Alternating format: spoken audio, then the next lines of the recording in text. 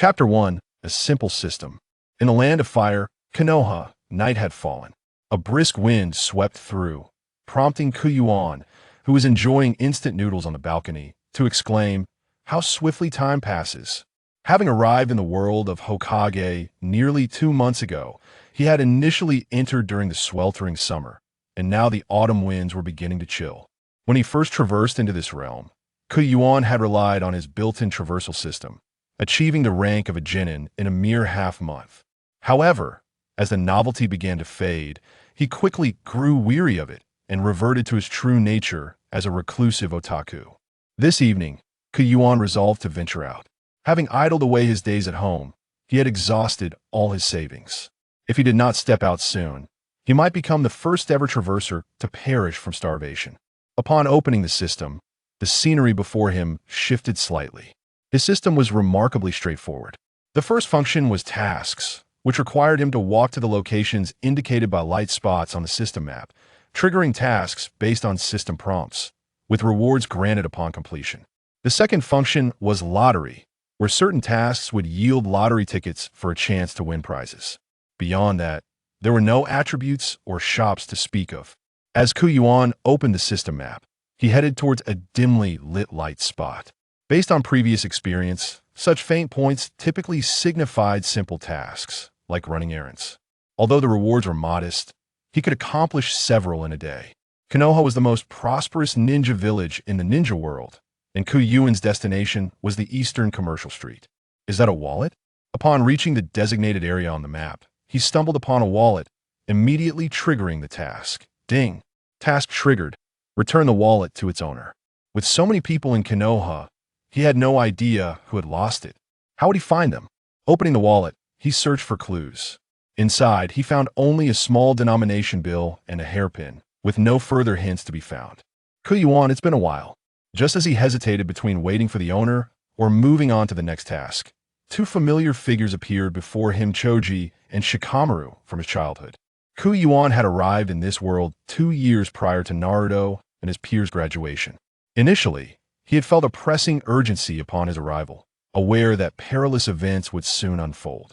Uncertain whether he could survive in this dangerous realm, he had busily accepted tasks, running around and helping others, which allowed him to meet many people. However, he soon discovered a glitch for evading danger. Whenever a dangerous event was imminent, he would promptly head to Ichiraka Ramen to enjoy a bowl of hand-pulled noodles. "If I don't step out soon, I might starve at home," he mused. Shikamaru and Choji exchanged glances, bemused they had never encountered someone as lazy as Yuan. "What about Ino? Isn't she with you?" Yuan inquired curiously. "She's over there." Another failed confession today. Turning his gaze, Yuan spotted Ino, staring blankly at the ground. "That's the 3rd time this month," Choji remarked, struggling to comprehend the female perspective. "Women are such troublesome creatures."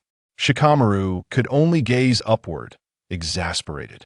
Ino and Sakura had been sulking over Sasuke for years. Is it really appropriate to discuss a girl like this? At that moment, Ino approached, gripping Yuan's shoulder with an irate expression. Though her demeanor appeared fierce, she exerted little actual force. Shikamaru looked skyward, resigned. Women, indeed, are troublesome. As expected, Shikamaru's aversion to complications seemed to be an inherent trait. Ouch! Ino clenched her fist, shouting at Shikamaru. "Say that again, ho's troublesome?" Observing Shikamaru crouched on the ground, Yuan felt a pang of sympathy and couldn't help but defend him. "Ino, you're a beautiful and graceful girl. How can you be troublesome?" "Yes, that's right," Shikamaru replied meekly. Ino was truly formidable. "Humph, at least you know how to behave." Ino felt a sense of satisfaction. Glancing at Yuan, she noticed the wallet in his hand. "Yuan, where did you find that wallet?" "It's mine." Realizing the familiar floral-patterned wallet and the hairpin inside, he handed it to Ino. "I found it right here. I was about to wait for the owner. Didn't expect it was yours." "Yes, there's a very important hairpin of mine inside." Ino beamed as she accepted it, flashing a sweet smile at Yuan. "Thank you, Yuan." "Not at all," Yuan replied with a grin. Ding! Task completed. Congratulations to the host for receiving a reward of 50,000 Ryo. Yuan's heart leaped with joy at the generous reward. After weighing his newfound funds, he proposed to his 3 companions. How about I treat you all to barbecue? Choji eagerly nodded. Barbecue. Sound great. Shikamaru also stood up, agreeing it's a perfect opportunity for us to gather. Ino, however, looked at Yuan with a hint of concern. If you treat us to barbecue, what about your living expenses? Don't worry, Yuan shrugged nonchalantly. I have hands and feet. I won't starve. 20 minutes later, the 4 were seated at a table, gathered around the barbecue grill, drooling in anticipation. Sizzle, sizzle. The meat emitted an enticing aroma, and Choji couldn't help but wipe away the drool. Yuan gazed at the sizzling meat, his mouth watering after nearly a month of living on instant noodles. He craved this feast. Seeing their eagerness, Ino initiated a conversation. Yuan, why don't you go to school? Upon hearing school, Shikamaru shook his head. What a hassle. I don't want to go either. Ino shot him a glare before addressing Yuan. You should take a page from Sasuke's book and strive a bit harder to win over the girls. Yuan, utterly preoccupied with the barbecue, had no interest in conversing. Spotting a piece of grilled meat that was perfectly cooked, he quickly grabbed it, mumbling, not going to school is too boring. Ah, how scheming, Choji exclaimed, and he and Shikamaru hurriedly picked up their chopsticks. Ino, incensed by Yuan's response, retorted, do you want to be a lazy fish for the rest of your life? This won't do. Hey, the barbecue is almost gone. Yuan mumbled through a mouthful of food. Yuan, did you hear? With your abilities, you could directly join our class. Ah, Choji, you're almost finished with the barbecue. Ino shrieked, hastily grabbing more meat. Having grown tired of his idle days at home, Yuan sought something to occupy his time. Hey, Paradise of Affection has released a new book. Shall we go buy it later? Hee, I bought it yesterday. As usual, it's delicious, hee. 2 inebriated men were discussing Jiraiya's novels in the barbecue shop. Yuan scoffed. Did such a dry novel truly warrant excitement? Was at the bar they said. Wait a moment. A novel? A bold idea suddenly struck Yuan. Why not write a novel himself? Having consumed countless web novels, he was undeniably well-read. He could potentially earn a fortune with his efforts. Why not seize the opportunity? Chapter 2. The Female Market. Ever since the notion of writing a novel had taken root in his mind, Yuan had lost all interest in the barbecue. Soon enough, the barbecue platter was piled high, and the 4 of them leaned back, satisfied, with a collective sigh. Yuan glanced at his depleted wallet. It had been a miscalculation. He had entirely overlooked Choji's voracious appetite. Ino, perceptive as ever, shot a glare at Choji, who had devoured the most, and remarked, Yuan, thank you for treating us to barbecue. But what about your living expenses? Noticing Ino's concern, Choji looked a bit sheepish and offered, next time, they'll treat you to chips, Yuan. Sure, just make sure to save me the last chip. Yuan joked. Ah, Choji's face contorted in distress. The last chip? That was too much pressure. After a round of laughter, Yuan stood up. Wait, Hero, go settle the bill. Approaching the checkout counter, the total came to 40,000 Ryo. At that moment, from behind a partition, a pair of eyes fixed intently on Yuan and the proprietor, only turning away once Yuan tucked his wallet away. After paying, Yuan returned to his friends and declared, All right, let's escort our lovely Ino home first. Under the warm glow of streetlights, the 4 walked and chatted amiably, soon arriving at Ino's residence. Ino mischievously winked at the trio, saying, well, we've arrived home. Thanks for the treat today, Yuan. Yuan waved his hand dismissively. Oh, we're friends. Now, get some rest. We 3 need to head home too. As the 3 prepared to leave, Yuan remained preoccupied with his budding novel career, bidding farewell to Shikamaru and Choji. Alone, he strolled through the bustling commercial street and entered a brightly lit shop, hoping to purchase some gifts to gather information. Having decided to write a novel, it was essential to first understand the market conditions of this world.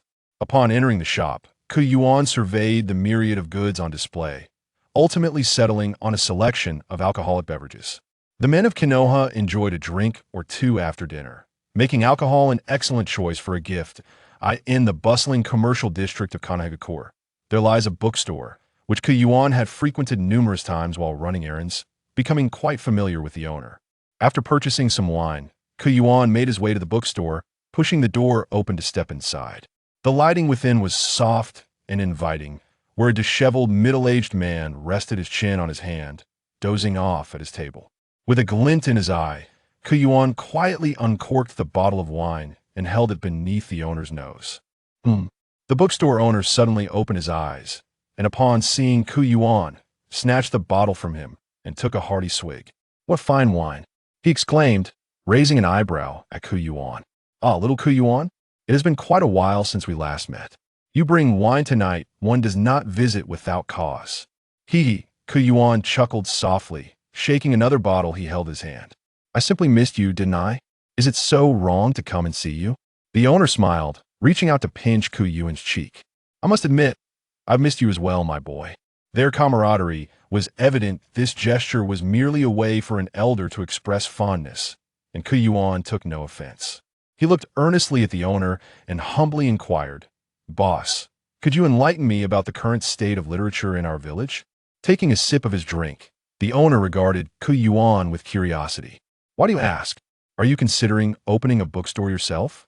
With a wry smile, Yuan replied, "Boss, I can barely cover my own basic needs. How could I afford to open a bookstore? I'm just curious. Please share with me." As the saying goes, one who receives assistance is often beholden.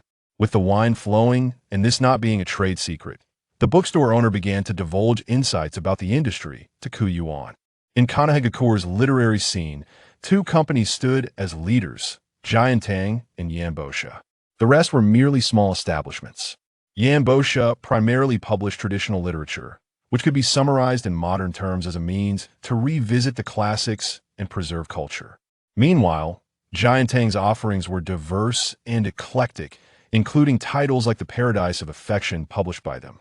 Upon the owner's conclusion, Yuan grasped the essence of the local literary market. After a moment's contemplation, he continued, "Boss, which books sell particularly well in your store?" Burp. The bookstore owner let out a belch. "You've come to the right person. The hottest title is undoubtedly The Paradise of Affection. It's a masterpiece that every man loves. Hee. I even have a private copy myself. Would you like me to give you a few?" "Boss, I'm still young," Yuan retorted with mock seriousness, though he truly held disdain for such content. Could The Paradise of Affection truly be considered a masterpiece? He had yet to experience the flutter of romantic feelings himself. After all, look at the poor memory of this old man. I mustn't lead astray the young. The owner took another sip and continued.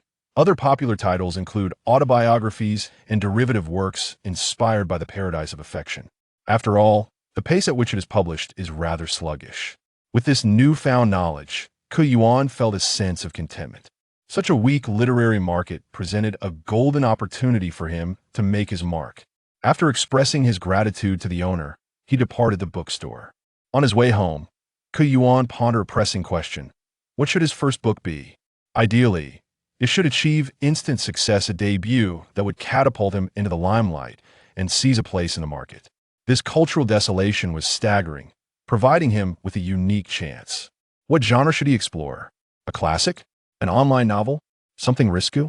Yuan found himself torn. Classics reflect reality, yet differing societal contexts would likely fail to resonate with readers.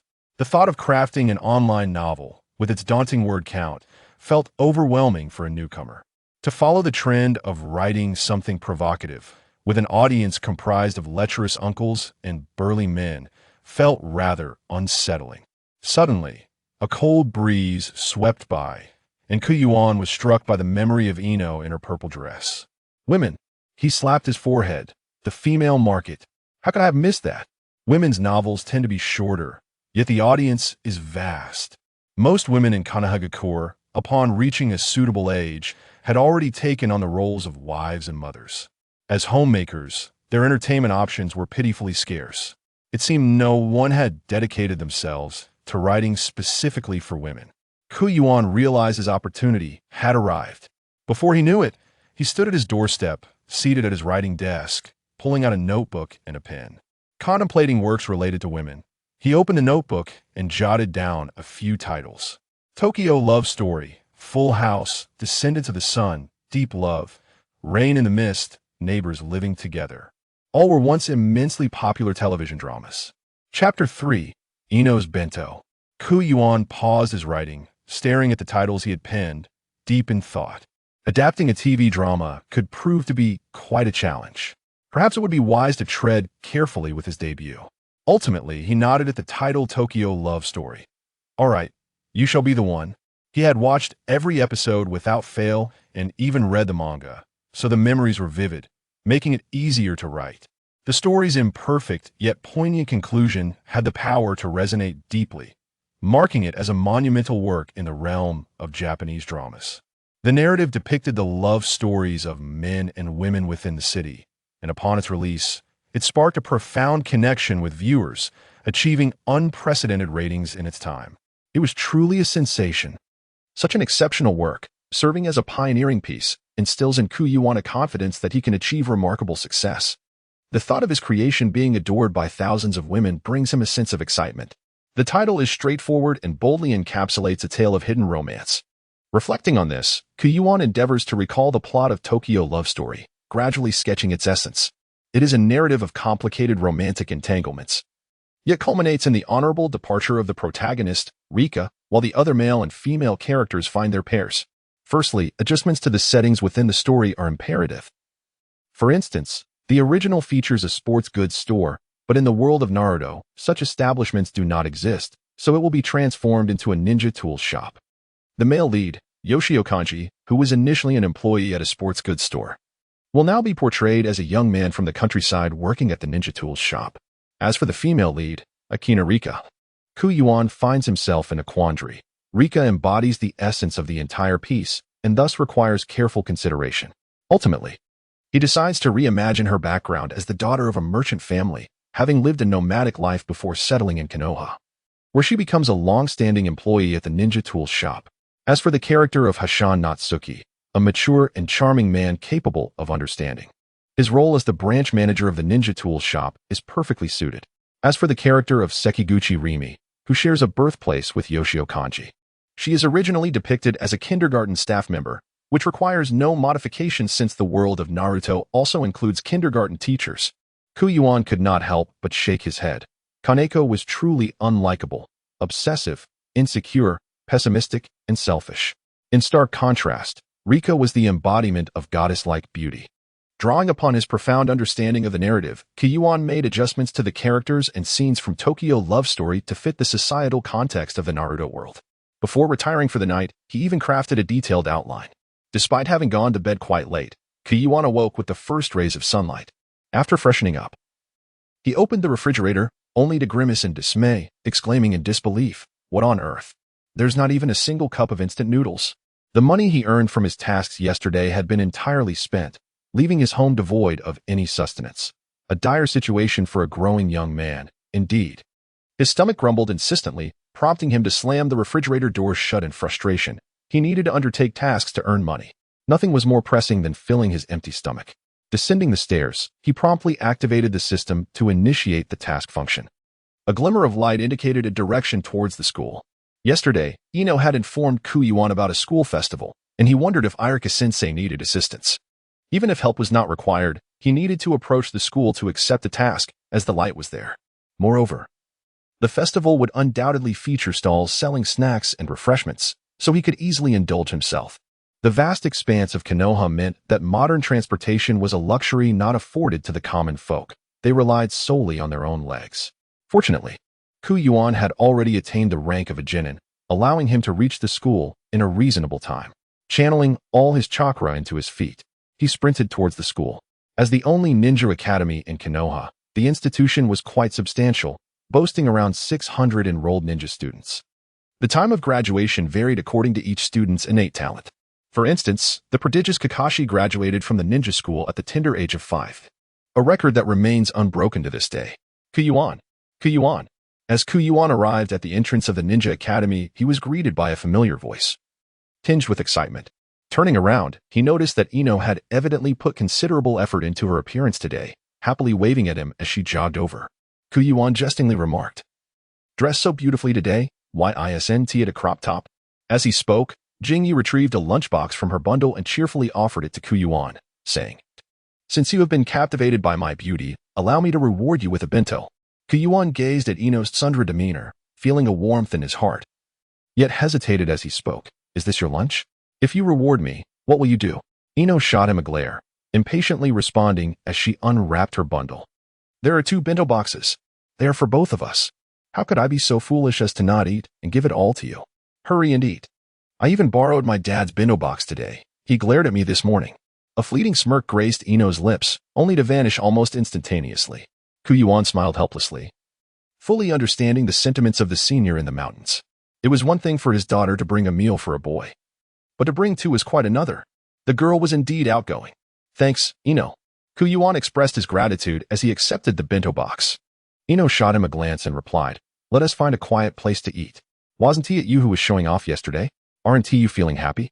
Kuyuan glanced at Ino's petite figure, clicked his tongue, and remarked, "Looks like you've put on a bit of weight."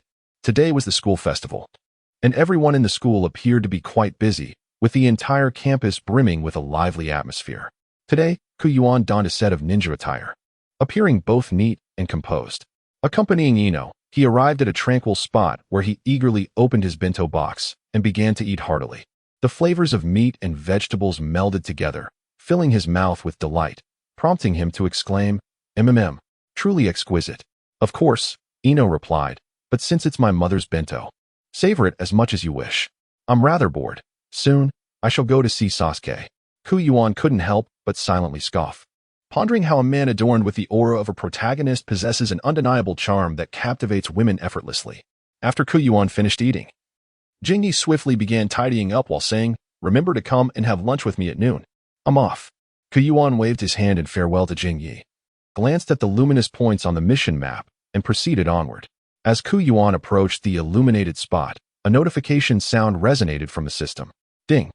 Mission activated. Assist Irika in inspecting campus safety. It turned out to be a patrol task, which Kuyuan was already familiar with. He knocked on Irika's office door and called out loudly, "Teacher Irika, it is Kuyuan.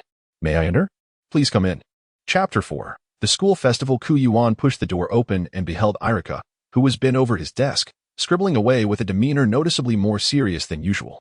Irika paused his writing, lifted his gaze towards Kuyuan, and inquired, "Have you come for the school festival as well?"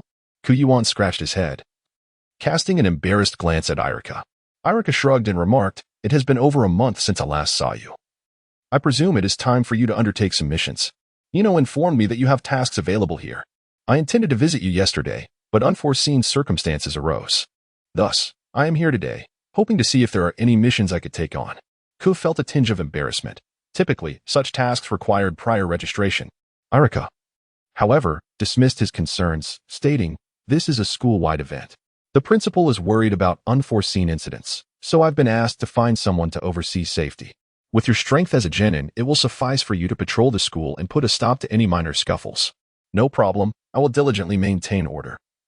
Ku nodded in agreement.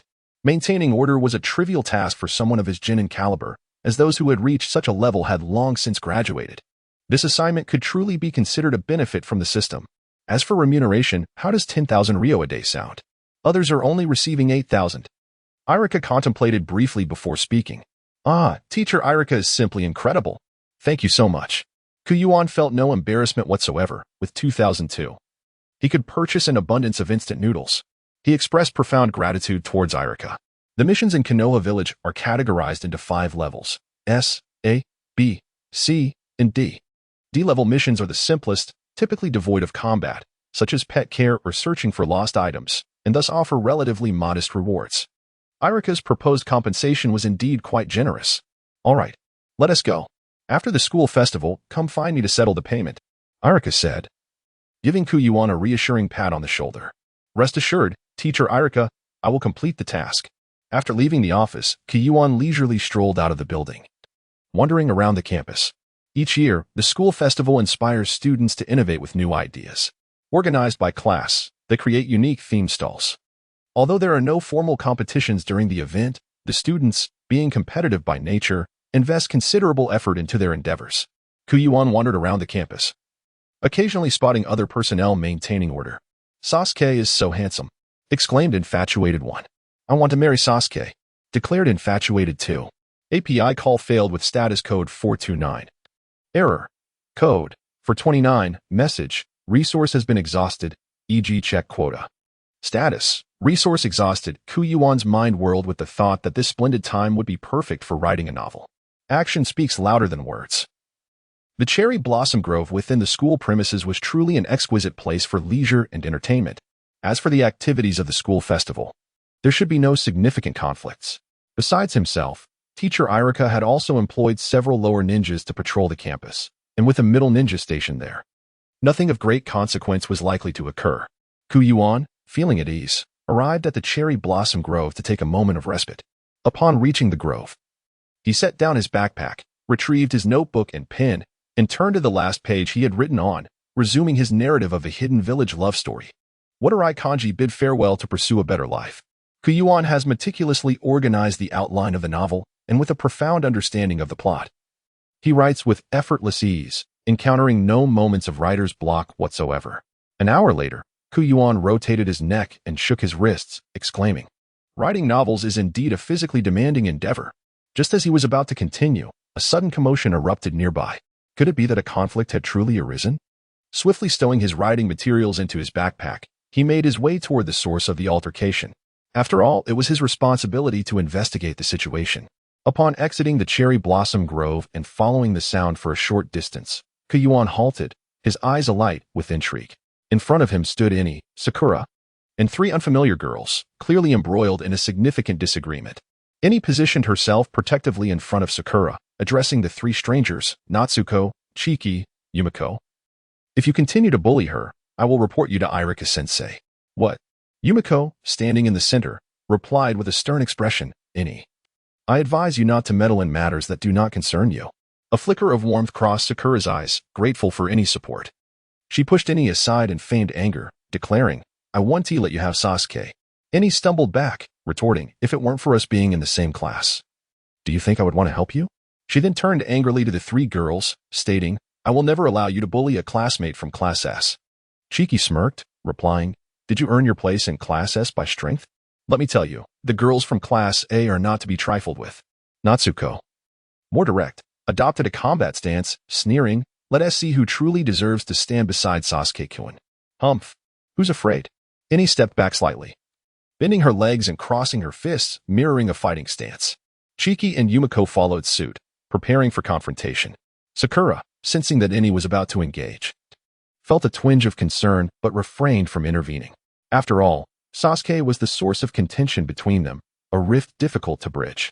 However, when it came to defending Sasuke and their class's honor, she would undoubtedly stand united with Ini. With 3 opponents before them, even with her inclusion, they were at a disadvantage. Just as tensions escalated, Sakura suddenly shouted, "Wait, Sakura, what's going on? Why are you yelling?" Ini halted her advance, startled by Sakura's outburst. The 3 girls also paused, with Chiki glaring at Sakura. "What? Do you think you can take us on?" Sakura replied disdainfully, "Isn't it embarrassing to fight 1 against 3? Ninja battles should be 1-on-1. Are you afraid?" Chiki, Yumiko, and Natsuko burst into laughter, as if they had heard the most ridiculous statement. Yumiko cast a scornful glance at Ini, saying, "Fine, 1-on-1 it is. Let us show you what you're truly made of." Sakura immediately responded, "All right, but don't back out." Ini observed Sakura's profile, feeling warmth in her heart, yet muttered, "What a meddlesome affair." Thus, the battle between the 2 women officially commenced. Ini and Natsuko immediately engaged in an intense fight. Yuan harbored no intention of intervening. To put it bluntly, this was simply a juvenile scenario fueled by a young girl's jealousy over a charming boy. The crux of the matter lies in the fact that the male protagonist, Sasuke, is consumed solely by thoughts of vengeance. In Chapter 5, the dramatic entrance, Yuan perceives the 2 individuals, who cannot even manifest chakra, as nothing more than children engaging in a petty squabble. Moreover, in a 1-on-1 confrontation, the students of Class A stand no chance against Ino. Class S, endowed with superior teaching staff and resources, is unparalleled, with their homeroom teacher, Irika, being a top-tier chunin. However, gaining admission to Class S is no simple feat. Firstly, it is reserved for the scions of prominent clans, such as the Hyuga and Yamanaka families, who have made significant contributions to the village. Secondly, it demands exceptional talent. Should enrollment be lacking, Class S will accept children of remarkable potential, like Rock Lee and Sakura Haruno. Thirdly, special exceptions are made, as in the case of Naruto. Within Class S, at least half of the students hail from ordinary families yet possess outstanding potential. Thus, Yumiko, Chiki, and Natsuko, by virtue of their inadequate aptitude, find themselves at a disadvantage. Although Koyuin had not attended school for quite some time, Irika was aware of his capabilities as a genin. Otherwise, he would not have been assigned this patrol duty. However, no one knew that Koyuin's true strength had already reached the level of a chunin. From a short distance, Koyuin could sense that the combined chakra of Yumiko, Natsuko, and Chiki was only slightly superior to Ino's. Hence, it was almost a one-sided battle. In a moment of distraction, Ino delivered a decisive kick, sending Yumiko sprawling to the ground. In disbelief, Yumiko exclaimed, "Impossible. I cannot lose to you." Ino, looking down at the fallen Yumiko, arrogantly replied, "You think you can compete with me for Sasuke?" With a scoff, Yumiko rose and beckoned to Natsuko and Chiki, signaling them to join forces. Understanding her cue, Natsuko and Chiki promptly encircled Ino. Seeing the unfavorable turn of events, Sakura rushed toward Ino, questioning, "What is this? Can't Class A handle defeat?" Chiki, with a soft laugh, fixated a condescending gaze on Sakura and said, "When did I ever agree to a one-on-one?" Ino muttered a curse under her breath and launched the first attack. Even in a 2-on-3 scenario, Ino and Sakura were confident of their victory. However, Yumiko instructed Chiki to distract Sakura while she and Natsuko took on Ino. Outnumbered, Ino found herself at a disadvantage after several exchanges, especially as the students from Class A fought with palpable resentment and ferocity. Yuan understood that if he continued to watch, something would inevitably go awry. He could no longer remain a mere spectator. If it were possible, he truly wished to avoid becoming embroiled in the disputes of young women.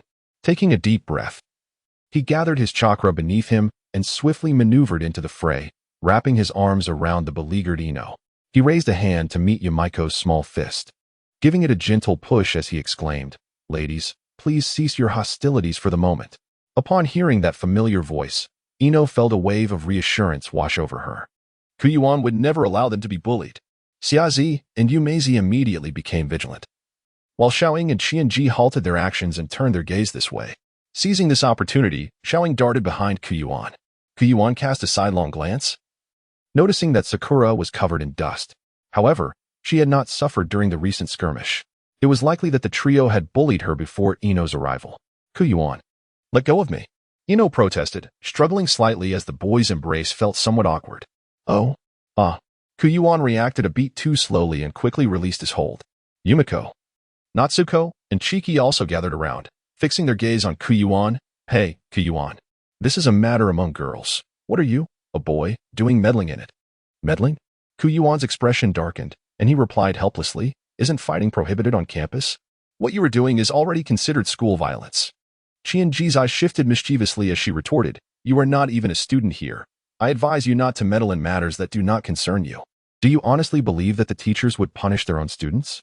Yuan cleared his throat and, with a serious demeanor, stated, "Teacher Irika has assigned me the duty of overseeing the order of the school festival, and the three of you have violated the rules." Upon hearing this, the three young women appeared somewhat flustered. However, they were not easily swayed. Chiki questioned, "Yuan, are you really lying to help them out of trouble? How could Teacher Irika entrust such a significant responsibility for maintaining order at the festival to you? You are not only an outsider, but also not a student of this school, and you are of the same age as us. Do you expect us to believe that?" Chiki's words seemed quite reasonable.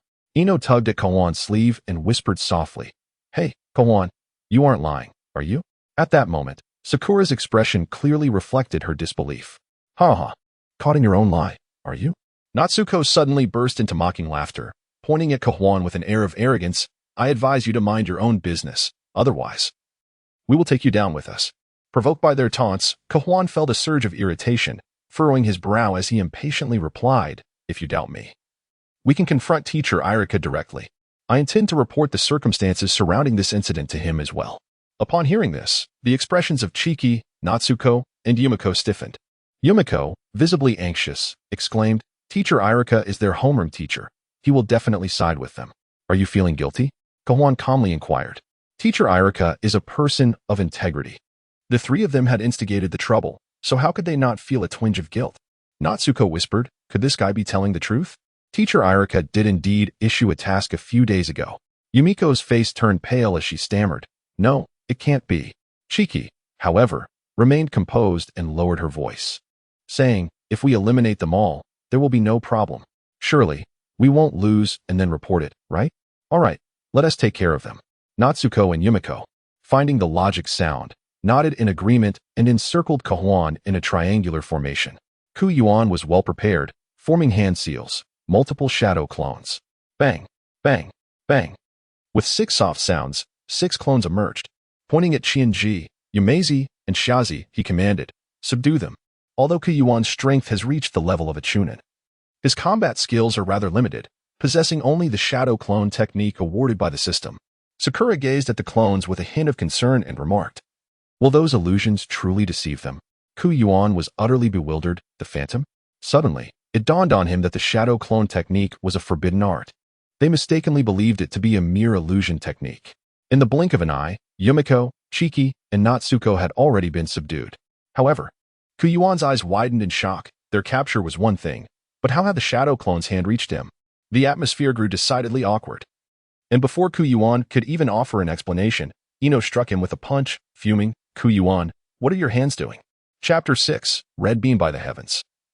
He had made no move whatsoever. How could he possibly be blamed? Yuan raised his hands in explanation. A clone is a clone, and I am I. How could they be confused? Jing Yi scoffed disdainfully and retorted, you claim your creations bear no relation to you? The heavens bear witness. Even if 3 10-year-old girls were presented to you, Yuan, you would not cast them a glance. At that moment, the 3 subdued girls fully regained their senses, instantly plunging into panic. Yumiko was the first to break down, crying out, a pervert. The atmosphere proved infectious as Natsuko joined in the fray, shouting in alarm, someone help, a pervert, woo-woo. Meanwhile, Chiki felt her eyes redden. Although she refrained from shouting, silent sobs escaped her lips. The 6 shadow clones stood in bewilderment, collectively turning their gaze toward Yuan. Yuan shivered slightly, intending to explain once more. You must listen to my explanation. At that moment, Sakura could no longer contain herself. She pointed at Yuan and exclaimed in a hushed voice, what more is there to explain? Release them at once. Or if someone sees this, how will you justify it? Just as Yuan was about to let go of the 3, he suddenly sensed a surge of chakra approaching rapidly.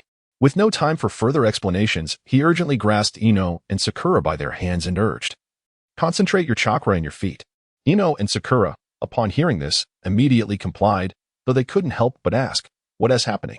Yuan pulled the 2 individuals along, exclaiming as they ran, of course we must flee. Someone is approaching.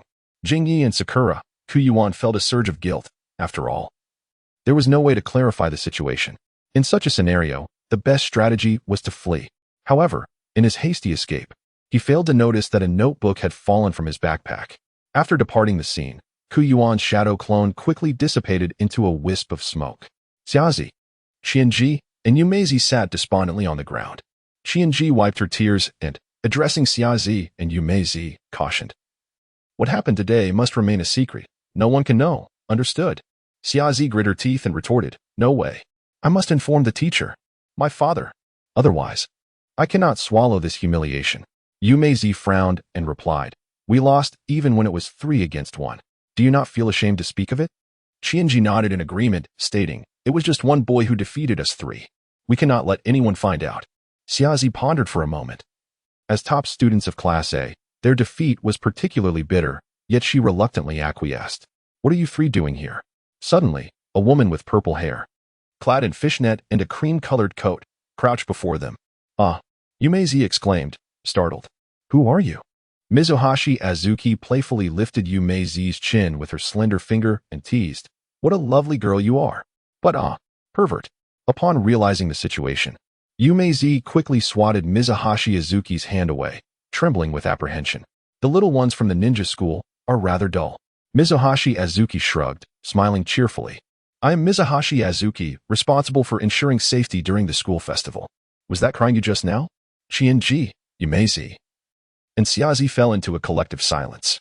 Another strange worker at the festival, and this one seemed even more eccentric than Yuan. The 3 exchanged glances and, in perfect unison, stood up and bowed to Mizuhashi Azuki. Yumeizi spoke first. Senpai, you must have misheard. We are leaving. Hey, I was just saying. Mizuhashi Azuki watched the three girls scurry away, feeling somewhat exasperated. As a J-need involved in maintaining safety at the festival, she had found the experience rather dull. Initially expecting engaging activities, she was instead met with monotony. While wandering, she had heard the cries and arrived only to be mistaken for a pervert. With a sigh, she stretched and decided to continue her aimless wandering. Whose notebook is this? She noticed a notebook on the ground, presumably dropped by the three girls. Picking it up, she leaped onto a maple tree and lazily flipped to the first page. A love story in the hidden village. Mizuhashi Azuki stroked her chin and muttered to herself. What on earth? A romance novel? Once captivated by such tales, she had grown weary of their predictable plots. The same old love stories became tiresome. Yet, she continued to turn to the second page. The evening air of summer had cooled considerably, yet the cicadas still buzzed incessantly. The sunset bathed the village of Konoha in a soft glow, as if draped in a delicate veil. Akina Rika gazed into the distance, her long hair dancing in the wind, blending seamlessly into this picturesque scene. As Mizuhashi Azuki read on, her interest peaked. The story took place in her own village, creating a sense of immersion. Rika, has the shop attendant you were waiting for arrived? Questioned Kaido, who leaned on his chin, unable to contain his curiosity. Not yet, Kaido-kun. Akina Rika seemed to complain to Kaido. The boss sent me to wait for someone named Nagao Kanji, but he hasn't shown up. And I have no idea what's taking so long. Kaido glanced at the sky, advising, I'm about to finish my shift. Perhaps you should come back next year to wait. The village gates will close soon. Mizuhashi Azuki found this scenario refreshing, devoid of the typical princess or noble lady cliches. I'll wait a bit longer. Akina Rika smiled gently, remaining steadfast. Finally, just as the village gates were about to close, a young man rushed to the entrance, panting. However, he seemed unaware of Akina Rika, heading straight to Kaido's table, apologetically stating, I'm sorry, I'm Nagao Kanji from Aika Village. Could you help me register? I wish to enter Konoha Village. Upon reading this, Mizuhashi Azuki couldn't help but exclaim, what a fool. Rika has waited for him all this time. And he doesn't even know. How could anyone be attracted to such a man? Kaido handed the registration form to Nagao Kanji, exasperatedly saying, Brother, your apologies should be directed to the lady, Akina, who has been waiting for you. Huh? Nagao Kanji looked bewildered, asking, what lady? Kaido, surprised, pointed at Akina Rika. Are you not the attendant at the Konoha Ninja Tool shop? She has been waiting for you for quite some time. And I can't believe you two don't know each other. Following Kaido's gesture, Nagao Kanji turned to see a woman in her 20s, with shoulder-length hair and a pink headband. Her round face adorned with a hint of blush, large expressive eyes, and an undeniable charm. Chapter 7. Where did the manuscript go? Rika approached and, noticing Nagao Kanji's dazed expression, couldn't help but chuckle softly, covering her mouth as she said, Hello, I am Akina Rika, the attendant at the Ninja Tool shop. The boss sent me to fetch you. Hello, Miss Akina. Nagao Kanji snapped back to reality, his face flushed with embarrassment. I am Nagao Kanji from Aika Village. I look forward to your guidance. Oh, from now on, may I call you Dumpling-kun? Rika winked playfully. Ah, Mizuhashi Azuki thought to herself, feeling a rush of excitement. This plot was progressing too quickly. They had just met, and she was already calling him Dumpling? As Rika leaned in closer, Nagao Kanji nodded, his innocent demeanor endearing. After completing the registration process, Akina Rika guided Nagao Kanji into the village just as the last rays of sunlight disappeared beyond the horizon, and the streetlights began to flicker on. With a bundle in hand, Nagao Kanji followed closely behind Akina Rika, appearing somewhat nervous. Rika slowed her pace, kindly explaining the customs and delicacies of the village. Mizuhashi Azuki shifted her position, continuing to read. She found the actions of the female protagonist to be incredibly soothing. Standing a head taller than Rika, the country boy Nagao Kanji walked alongside her, creating a surprisingly harmonious pairing, in a place where he was unfamiliar. Rika's cheerful personality eased his anxieties. As days turned into weeks, a feeling began to quietly blossom in Akina Rika's heart, revealing her affections in the course of their daily interactions.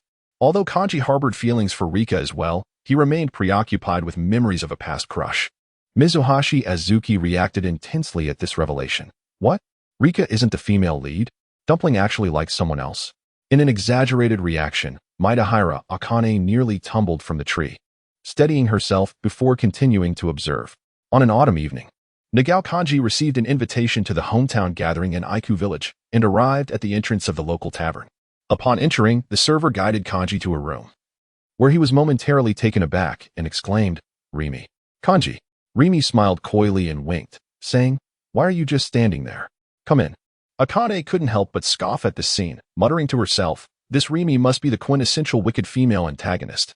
I can't believe Maru is attracted to such a woman. What a poor choice." After exchanging greetings with everyone in the room, Kanji was surprised to see Akane Rika among them. "Rika, what are you doing here?" he asked. Mikami Kenichi interjected, "Rika and Rimi are friends. They came together. Come on, let's drink." Kanji, Kenichi, and Rimi had been close friends during their school days. And after 5 long years, their reunion filled him with excitement. During the gathering, Rika quickly noticed Kanji's affection for Rimi.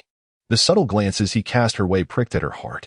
However, she reassured herself that Rimi seemed quite interested in Kenichi. As a woman, Rimi had already sensed Rika's hidden feelings. After a moment's thought, Rimi addressed Kanji. "Kanji, it's been 5 years since we last met. Do you have someone you like?" "Ah." Kanji sat up straight, stammering, "Not yet. But you." "Ah, how fortuitous." Rimi laughed cheerfully, grasping Rika's hand. "Miss Rika is also single. What do you say?" "No, thank you." Kanji reacted vehemently, drawing everyone's attention as he muttered, "I can manage on my own." His refusal thwarted any notions of matchmaking. The narrative abruptly concluded here, and Akane felt an overwhelming urge to scream. What happened next? It was truly maddening. With her curiosity piqued, Akane could barely contain her frustration. Finally, she sighed heavily, accepting the bitter reality with some reluctance. Closing the notebook, she gracefully leaped down from the treetop. "I must return this notebook to those 3 young girls," Akane murmured softly while gazing at it. At the school festival, students engaged joyfully in their stalls. Akane searched for the trio, quickly spotting their familiar figures near Class A's booth. At that moment, Yumiko, Chiki, and Natsuko sat by the stall, introducing their snacks to customers. Akane approached them, greeting, "Hello, my 3 red-eyed rabbits." The trio nearly panicked at the sight of Akane, with the specially acknowledged Yumiko stiffening and trembling as she stuttered, "Akane-senpai, what do you want?" Noticing their fear, Akane felt unperturbed and excitedly asked, "I just wanted to know, whose notebook is this?" Seeing the blue notebook in her hands, Yumiko shook her head, saying, "It's not mine." Chiki and Natsuko also denied ownership. Now, it was Akane's turn to feel exasperated. "Not yours? Then where can I find the continuation of the story?" Disappointment etched on her face, she inquired, "Do you know whose it might be?" The 3 girls shook their heads in unison. In truth, they suspected it belonged to Koen, but they could never reveal that. Reluctantly, Akane tucked the notebook away in disappointment. Meanwhile, Koen was pulling Inoue and Sakura along, sprinting until they finally halted at the ninjutsu supplies room. Yuan inquired, "Are you all right?" Jingyi, clad in wooden clogs, sprinted fervently before squatting down to soothe her chafed feet. Shaking her head, she lamented, "Alas, what a pity for my meticulously crafted attire today. However, I am truly grateful to you. Otherwise, I would have suffered a great loss." Yuan nonchalantly remarked, "Consider it a token of gratitude for your bento. After all, it is part of my duties." Sakura, observing Ino crouched on the ground, felt a stir of emotion and pondered for a long while before finally speaking. "Ino, next time, keep your distance in such matters and refrain from meddling." Ino snorted in response, remaining silent. Noticing the awkwardness between the 2 girls, Yuan, pressed for time, stated, "All right. I must continue my patrol. You 2 should hurry back." After giving his instructions, he turned to leave. Yuan-kun, wait a moment."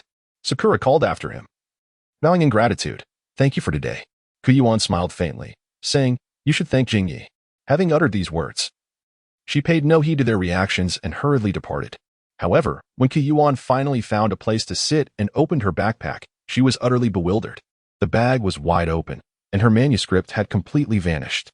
What on earth happened? Yuan's expression stiffened as she immediately dashed back to the scene of the earlier conflict. Chapter 8. Difficulties in cash flow. Yuan rushed to the location, breathless. Yet he could not find his notebook. He searched the vicinity back and forth several times, but to no avail. How could it possibly be lost? Although he could rewrite it, the meticulously crafted outline and the late-night effort he had poured into the introduction were all contained within it. He felt a twinge of reluctance to part with it. Suddenly, a melodious voice broke through. "Are you searching for this?" A blue notebook appeared before his eyes, the very one he had been desperately seeking. Yuan was taken aback. He had not sensed anyone nearby moments ago. This implied that the opponent's strength far surpassed his own. A bead of cold sweat trickled down his forehead, and as it reached his cheek, it was unexpectedly licked gently. The woman behind him remarked with a hint of schadenfreude, "Am I truly that frightening? Who are you? I don't believe I've encountered you before. Do you share with Sister Hongdo Hongdo?" In Kuyuan's mind, an image suddenly emerged of a strikingly beautiful girl with purple hair, the disciple of Orochimaru. Kuyuan gently touched his face, which had been licked, and reached out to seize the notebook, turning to scrutinize Azuki Midahashi with keen eyes. "Greetings, sister.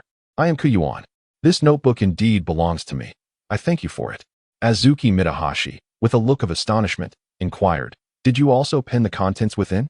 "Of course," Kuyuan replied, feeling a sense of ease upon realizing it was Azuki Midahashi. He glanced up at her and asked, "Have you perused the contents?" With palpable excitement, Azuki Midahashi nodded vigorously. "I did, every word. But why does Maruko have affections for someone other than Rika? Rika is clearly the heroine." Observing Azuki Midahashi's animated yet conflicted demeanor, Kuyuan cleared his throat and, feigning an air of mystery, remarked, "Ahem, the secrets of the universe must not be revealed prematurely. You shall discover everything once I complete my writing. Then you must write swiftly. I am quite anxious." Azuki Midahashi expressed her urgency with evident fervor. Kuyuan smiled softly and remarked, "I will find time to finish it as soon as possible." Upon hearing this, Yusho Washi Hongdo felt a sense of relief. Only to realize another question arose. "Kuyuan? I have never heard of you before. Are you not from the village?"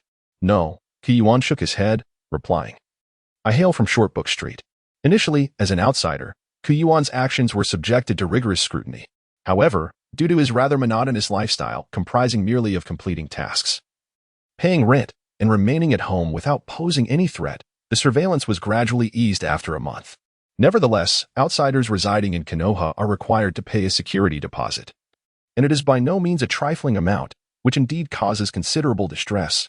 Contemplating the impending security deposit due next month, Kuyuan's expression darkened.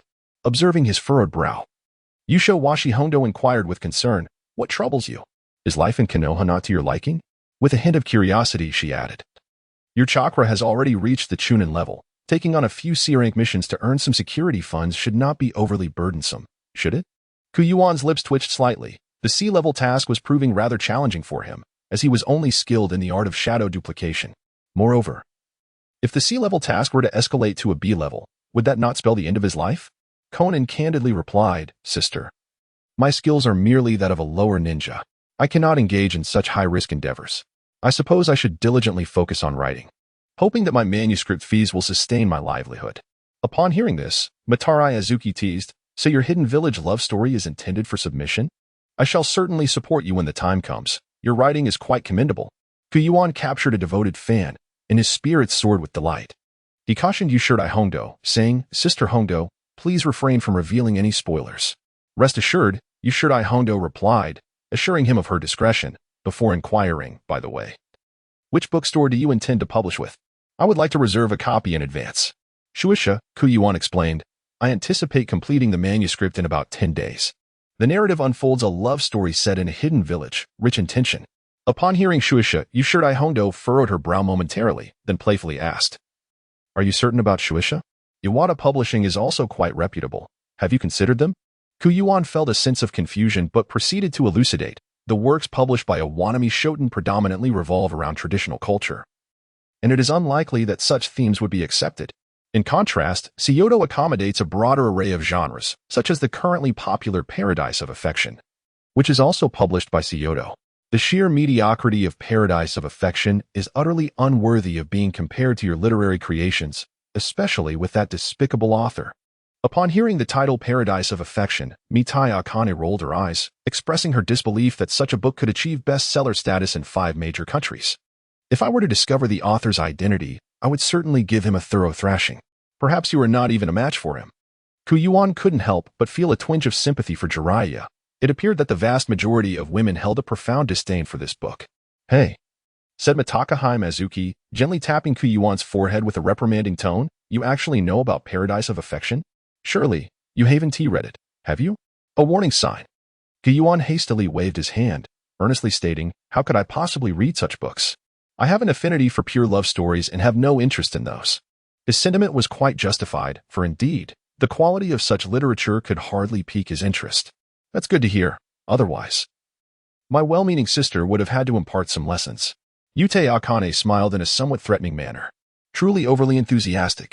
Yuan muttered inwardly, recalling the matter regarding Jiangtang, and continued to inquire, by the way, sister, why should I consider Iwanami Shoten? Well, it seems that Jiangtang is experiencing some financial difficulties, Yutei Akane explained. It turned out that although Jiangtang owned the best-selling Q-Hot Paradise across 5 major countries, the author, Jiraiya, was exceedingly slow in his writing, managing only 1 book per year. And Jiangtang had become overly reliant on this single title. Aside from Q-Hot Paradise, they had no other noteworthy publications.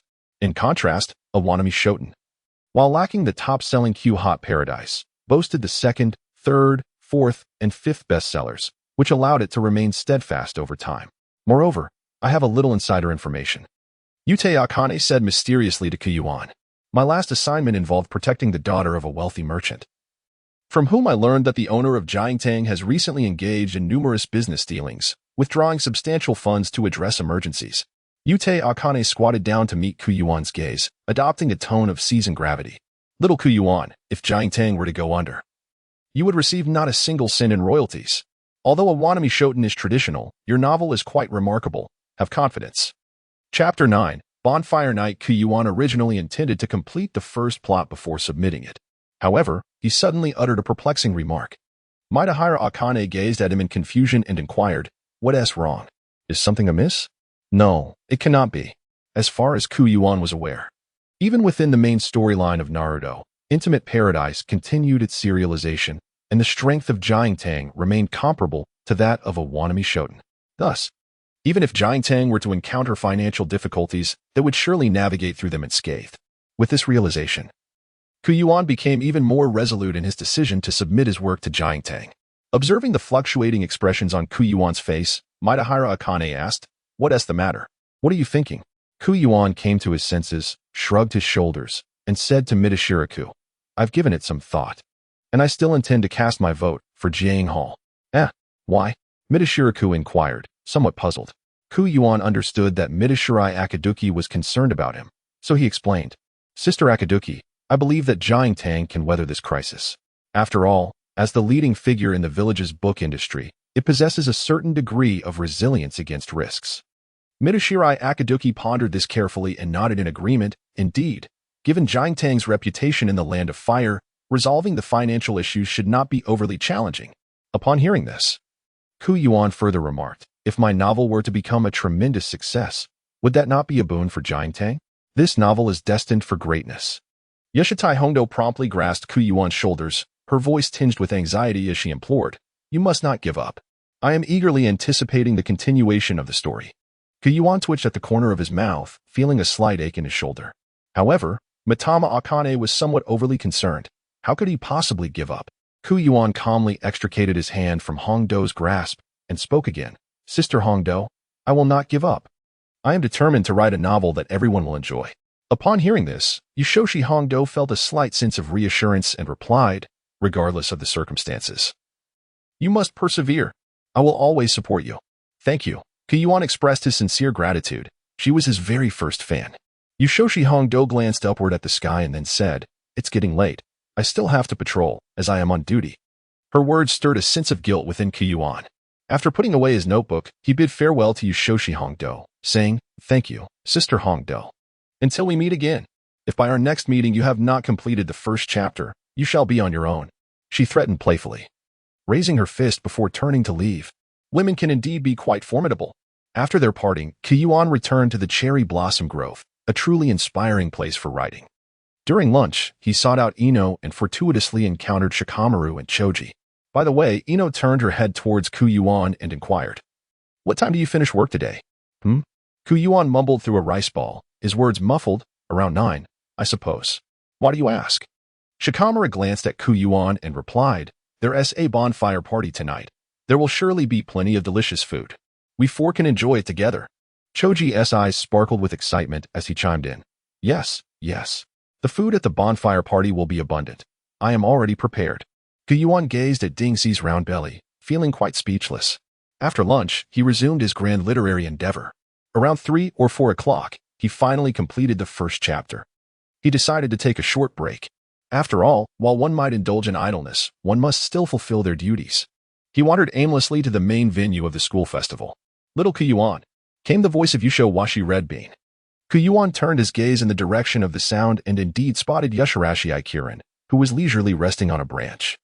Propping her chin up with her right hand, smiling warmly as she waved at him, Kuyuan waved his hand and called out, "Sister Hongdo, what are you doing up in the tree?" Yushuri Hongdo leapt down gracefully from the tree, landing steadily before Kuyuan. Stretching leisurely, she replied, "I simply adore basking in the sun atop the tree. How much have you written now?" At that moment, Hongdo was entirely consumed by a fervent desire to catch up on the latest developments. Kuyuan couldn't help but chuckle softly as he retrieved his notebook from his backpack and declared, "Look, the first chapter is complete. But please, don't admire me too much. I'm absolutely in awe." Akane Mitarai replied as she took the notebook, kissed it, and surprisingly lifted Kuyuan off the ground, spinning him around in midair. After Kuyuan was set down, his face flushed crimson. It was utterly humiliating to be lifted so high by a woman. He snatched back the notebook and exclaimed indignantly, "Yoshitai Hongdo, I am a man." Yoshitai Hongdo couldn't help but burst into laughter at Kuyuan's reaction, and seizing the moment, she swiftly snatched the notebook from him, triumphantly declaring, "You think you can compete with me, little brat?" She then eagerly opened the notebook without hesitation. Kuyuan tugged at Hongdo's clothing and remarked, "As a staff member of the school festival, isn't it rather inappropriate for you to stand in the middle of the path? Perhaps you could patrol while observing?" "You lead the way, and I shall follow." Without hesitation, Mitsuhashi Hongdo entrusted the task of leading to Kuyuan. The two individuals walking together certainly attract attention, during which they encountered Ino, CHG, and Shikamaru. However, Ino appeared somewhat displeased. This chapter lacked substantial content. After a brief stroll, Mitarashi Anko suddenly tapped Kuyuan's head with her notebook, exclaiming, "Mikami kissing Rimi? Why does Maruko feel as if her heart is being pierced by a knife? Shouldn't Maruko be with Miss Rika? This is illogical. What are you thinking? Ouch." Kuyuan turned to face the visibly upset Mitarashi Anko, rolling his eyes and replying, "Sister Anko, a proper fan must not disturb the author's creative process." "But what about Miss Rika?" Mitarashi Anko inquired anxiously. "Is there anyone in a book who isn't pitiable?" Kuyuan pressed his lips together, remaining silent. As he regarded Mitarashi Anko, a sudden thought struck him. "Sister Anko, could you lend me a hand? I am in dire need of your assistance." "What is it?" Mitarashi Anko handed over her notebook, her expression one of curiosity. Kuyuan shook his head and said, "Could you assist me in submitting my work to the Jiantang?" Yushomaki, even more perplexed, replied, "Me? You are the author. Why don't you submit it yourself?" Kuyuan elucidated, "As you hold the esteemed position of a special jonin, your status within the village is quite significant. Thus, your submissions would undoubtedly garner greater attention." Kuyuan did not beat around the bush. He sought to leverage the esteemed reputation of Hongdo. After all, he was an outsider from another village, and regardless of how splendidly he penned his novel, he could not escape the inevitable disdain. If he could find a person of stature and trustworthiness to assist him in submitting his work, it could yield substantial rewards with minimal effort. Observing the glimmer of hope in Kuyuan's eyes, Mitoshirai Hongdo teased, "Submitting your work is not an issue. But what about the remuneration?" Without hesitation, Kuyuan promised, "As long as Sister Hongdo is willing to lend a hand, everything else is secondary. In any case, I am currently devoid of resources. Should the novel achieve great success, sharing a portion of the fees would be entirely justified." Mitoshirai Hongdo chuckled mischievously, playfully flicking Kuyuan's forehead, and remarked, "What are you thinking? I was merely jesting, dear brother. You truly are quite naive to take it seriously." Chapter 10. The Bonfire Night. Kuyuan smiled sheepishly, feigning ignorance. In the waning light of the setting sun, the duo stood together, creating an inexplicable harmony. As twilight descended, the theme stalls of the campus festival came to a close, paving the way for the evening's bonfire celebration. Kuyuan leaned against a grand tree, while Murasaki Azuki sprawled atop the same tree, observing the students as they packed their belongings. "Kuyuan, Azuki," Irika called out from approximately 100 meters away. His voice resonating, "The bonfire party is about to commence at the training ground to the north of the school. Come join us." Kuyuan responded, "All right, teacher Irika. I shall come shortly." He added, "Hurry up, Hongdo." After Irika departed, Kuyuan stretched his limbs and said, "Sister Hongdo, I am off to the bonfire party." Silence ensued. Kuyuan felt a twitch at the corner of his mouth and looked up, only to find a droplet of saliva had landed on his forehead. To his astonishment, Yushoshin Hongdo had fallen asleep. Yuan took a deep breath, channeling his chakra into his right leg, gently lifting it before delivering a powerful kick to the tree trunk. Ah! Yudo Asaki, sprawled comfortably on the azalea tree, was jolted awake by the sudden tremor. Clutching the trunk in fright, as she let out a startled scream. Suppressing a chuckle, Yuan feigned indignation, exclaiming, "Hondo, your saliva is dripping onto my head." Startled by his voice, Mitarashi Anko, still embracing the tree trunk, stammered, "My saliva?" "Indeed," Yuan affirmed. "Smell it if you doubt me." Bewildered, Anko dabbed at the corner of her mouth before producing a handkerchief to wipe Yuan's head, apologizing profusely. "My apologies," she murmured. "I was dreaming of grilled meat." The handkerchief ruffled Yuan's hair as she wiped, leaving it disheveled. "Were you doing that on purpose, Anko?" Anko grinned sheepishly, conveying her unintentional clumsiness. The pair arrived at the school training grounds, where a roaring bonfire illuminated the area like daylight. Yuan, over here," Ino called out. Waving enthusiastically upon spotting Yuan, her face radiant with joy. Yuan heard a familiar voice and turned to look, just in time to see Jingyi, whose smile was as radiant as a blooming flower, enthusiastically waving at him. Yuan smiled at Ino and said, "I see. Be careful not to dislocate your arm. Shall we head over there?" He gestured towards Ino and her companions, seeking Yutaka's opinion. "Sure," Yutaka replied nonchalantly. Ino, upon noticing Yuan and Yutaka approaching together, felt an inexplicable annoyance, her fist clenched tightly. Shikamaru glanced at the unusually agitated Ino and couldn't help but remark, "Women truly are complex creatures," as Yuan approached. Before he could utter a greeting, Ino swiftly pulled him aside and whispered, "Yuan, who is that woman?"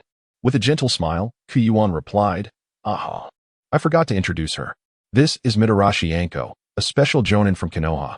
We are here to assist in maintaining order during the school festival." Upon hearing this, Ino subtly positioned herself behind Yuan, offering a smile to Anko as she said, "Hello, I am Yamanaka Ino, Yuan's closest friend. I look forward to your guidance." Anko chuckled inwardly, recognizing the young girl's attempt to assert herself. The phrase closest friend certainly carried an intriguing weight. With a playful gesture, Anko reached out to ruffle Ino's hair and said with a warm smile, "Ah, so you are the young lady of the Yamanaka clan. What a delightful coincidence. For I am Yuan's beloved older sister." Upon hearing the words best sister, Yuan nearly collapsed beside Lumaru. The tension between the two women was palpable. Yuan merely wished to partake in the festivities and effortlessly fulfill the task at hand. Must there be so much fuss? Shikamaru gently nudged Yuan with his elbow and whispered, "If you dawdle any longer, Ino will venture out to search for you." Yuan smiled awkwardly and said, "I suppose I must wait for my classmates to finish packing up before I can join you." Shikamaru scrutinized Yuan for a moment but chose not to pursue the previous topic. Understanding without voicing it, his intellect and emotional intelligence had no rivals among his peers. At that moment, the 25 members of Class S had gathered around the bonfire, and naturally, Shikamaru, Choji, and Ino had saved a spot for Yuan. Yet there was no place reserved for Mitarashi Anko. Anko, fully aware of Ino's intentions, decided to tease her a bit.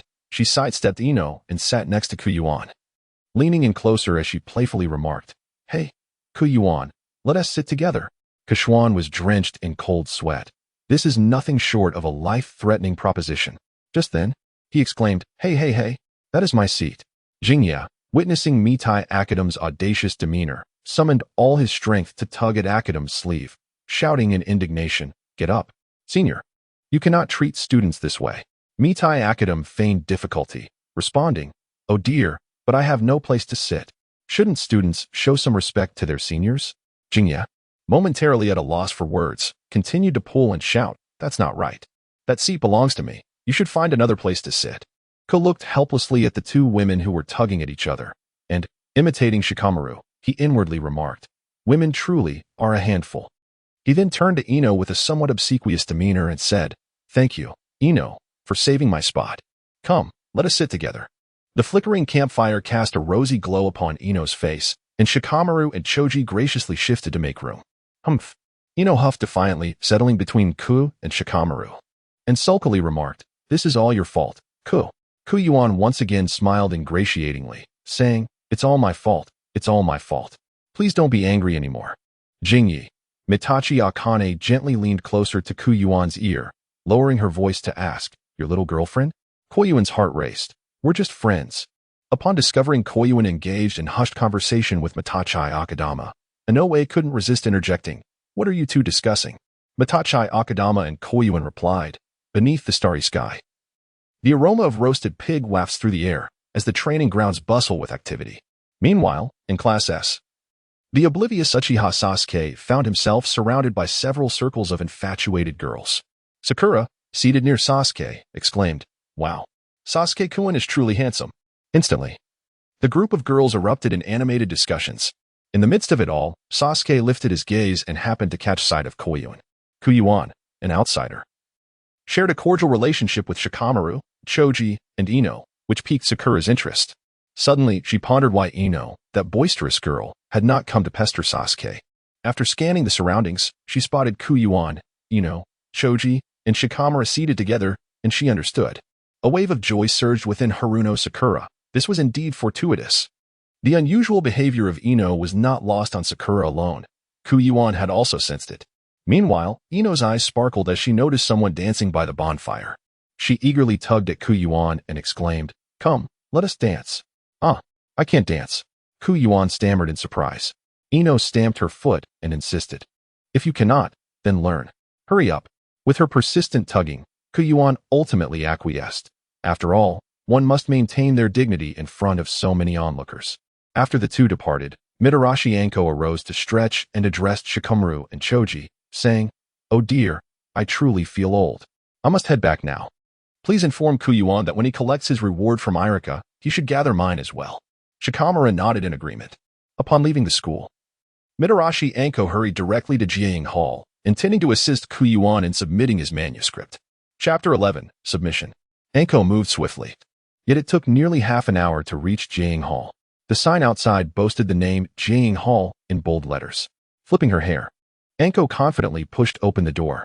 "Hello, welcome," greeted an employee as Anko entered. "I am Hiroshi Kitazawa from Jiang Hall.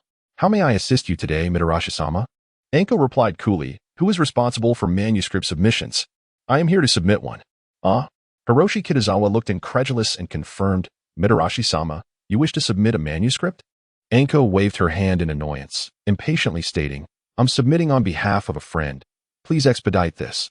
I am in a hurry." "Oh, my apologies. Please follow me," Hiroshi Kitazawa said, unable to suppress a shiver upon sensing Anko's impatience. In the office, Yoko Senbenzakura sat surrounded by a pile of financial reports, massaging her temples. As the general manager of Jiang Hall, she was acutely aware of the company's dire financial situation. Substantial funds had been siphoned away, and there had been no new manuscripts for 6 months. Faced with this predicament, Yoko resolved to seek alternative paths for Jiang Hall, determined not to let it collapse. Just as she felt utterly drained, a male voice called from outside, "Senbenzakura-senpai, Mitarashi-sama wishes to see you." "Mitarashi?" Yoko was taken aback, wondering if she had come to submit a manuscript, perhaps yet another tedious autobiography. Such outdated works ought to be directed to a wannabe shoten. However, knowing Mitarashi Anko's notorious reputation, she dared not offend her. Yoko tidied her desk and replied, "Please, come in." Anko, known for her straightforwardness, approached Yoko's desk and took out Koyuan's notebook. Handing it over, "This is written by a friend of mine. Could you take a look?" A hidden village love story?" Yoko's interest was piqued as she glanced at the title. "Please, have a seat while I review the content, if you don't mind." Upon opening the first page, Yoko was momentarily startled by the quality of the writing. The author demonstrated notable skill and attention to detail. However, a novel's true merit lies primarily in its plot. For only a compelling narrative can captivate readers. As she continued reading, her expression shifted gradually, becoming more engrossed in the unfolding story and the fate of the protagonist, Rika. Upon finishing the first chapter, Yoko sighed and absent-mindedly asked, "Will Rika find happiness?" Anko, startled by the sudden question, emphatically replied while striking the table, "Of course. A charming woman like Rika will surely find her happiness."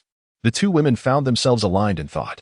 Yoko cleared her throat, aware that it might be improper to inquire further, yet unable to restrain herself. "Mitarashi-sama, do you know the subsequent plot? Does Rika end up with Mr. Kanji?" This question struck a chord with Anko, who retorted angrily, "The author has refused to disclose the later plot, insisting on respecting the creator's intent and refraining from interference." "I see." Yoko understood Koyuan's stance perfectly. She recognized that this hidden village love story would likely resonate with a broad female audience. What do you think of the book? Anko asked eagerly, brimming with anticipation for its publication. At that moment, Yoko was deeply conflicted. Although she found the hidden village love story intriguing, there had been no prior works of this genre, and its market viability remained uncertain. From her perspective, the book would undoubtedly appeal to women, possibly becoming Jiaying Hall's next hit. Yet, if it failed, Jiaying Hall would face dire consequences. For a moment, Yoko found herself wavering. Anko, perceptive to Yoko's hesitation, remarked, "If this poses a dilemma for you, simply return the manuscript to me, and I shall seek elsewhere." Not at all. Hearing Anko's intent to reclaim the manuscript made Yoko anxious. "Mitarashi-sama, this novel has the potential to be a bestseller, but I do have my reservations.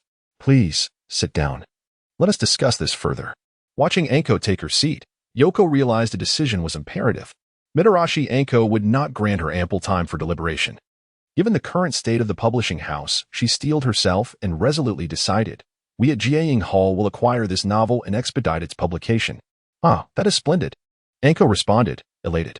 She feared that if it did not get published, Yuan might lose motivation to continue writing. With the decision made, a smile brightened Yoko's face. And the next step was to negotiate the price. Taking a deep breath and considering the dwindling funds at Jiaying Hall, she inquired, "Mitarashi-sama, do you know the author's expected value for this manuscript?" 10 million, Anko declared boldly, adding with a grin, "Is that too much?" Setting an exorbitant initial price allowed room for negotiation, increasing the likelihood of a satisfactory outcome. Yoko chuckled, "Mitarashi-sama, that sounds more like robbery." Anko blinked innocently and replied, "If I were robbing, it wouldn't stop at that." Yoko nearly choked at the audacity. 10 million represented Jiaying Hall's final resources. If they invested it all in purchasing the rights to the hidden village love story, the future operations of the publishing house would be in jeopardy.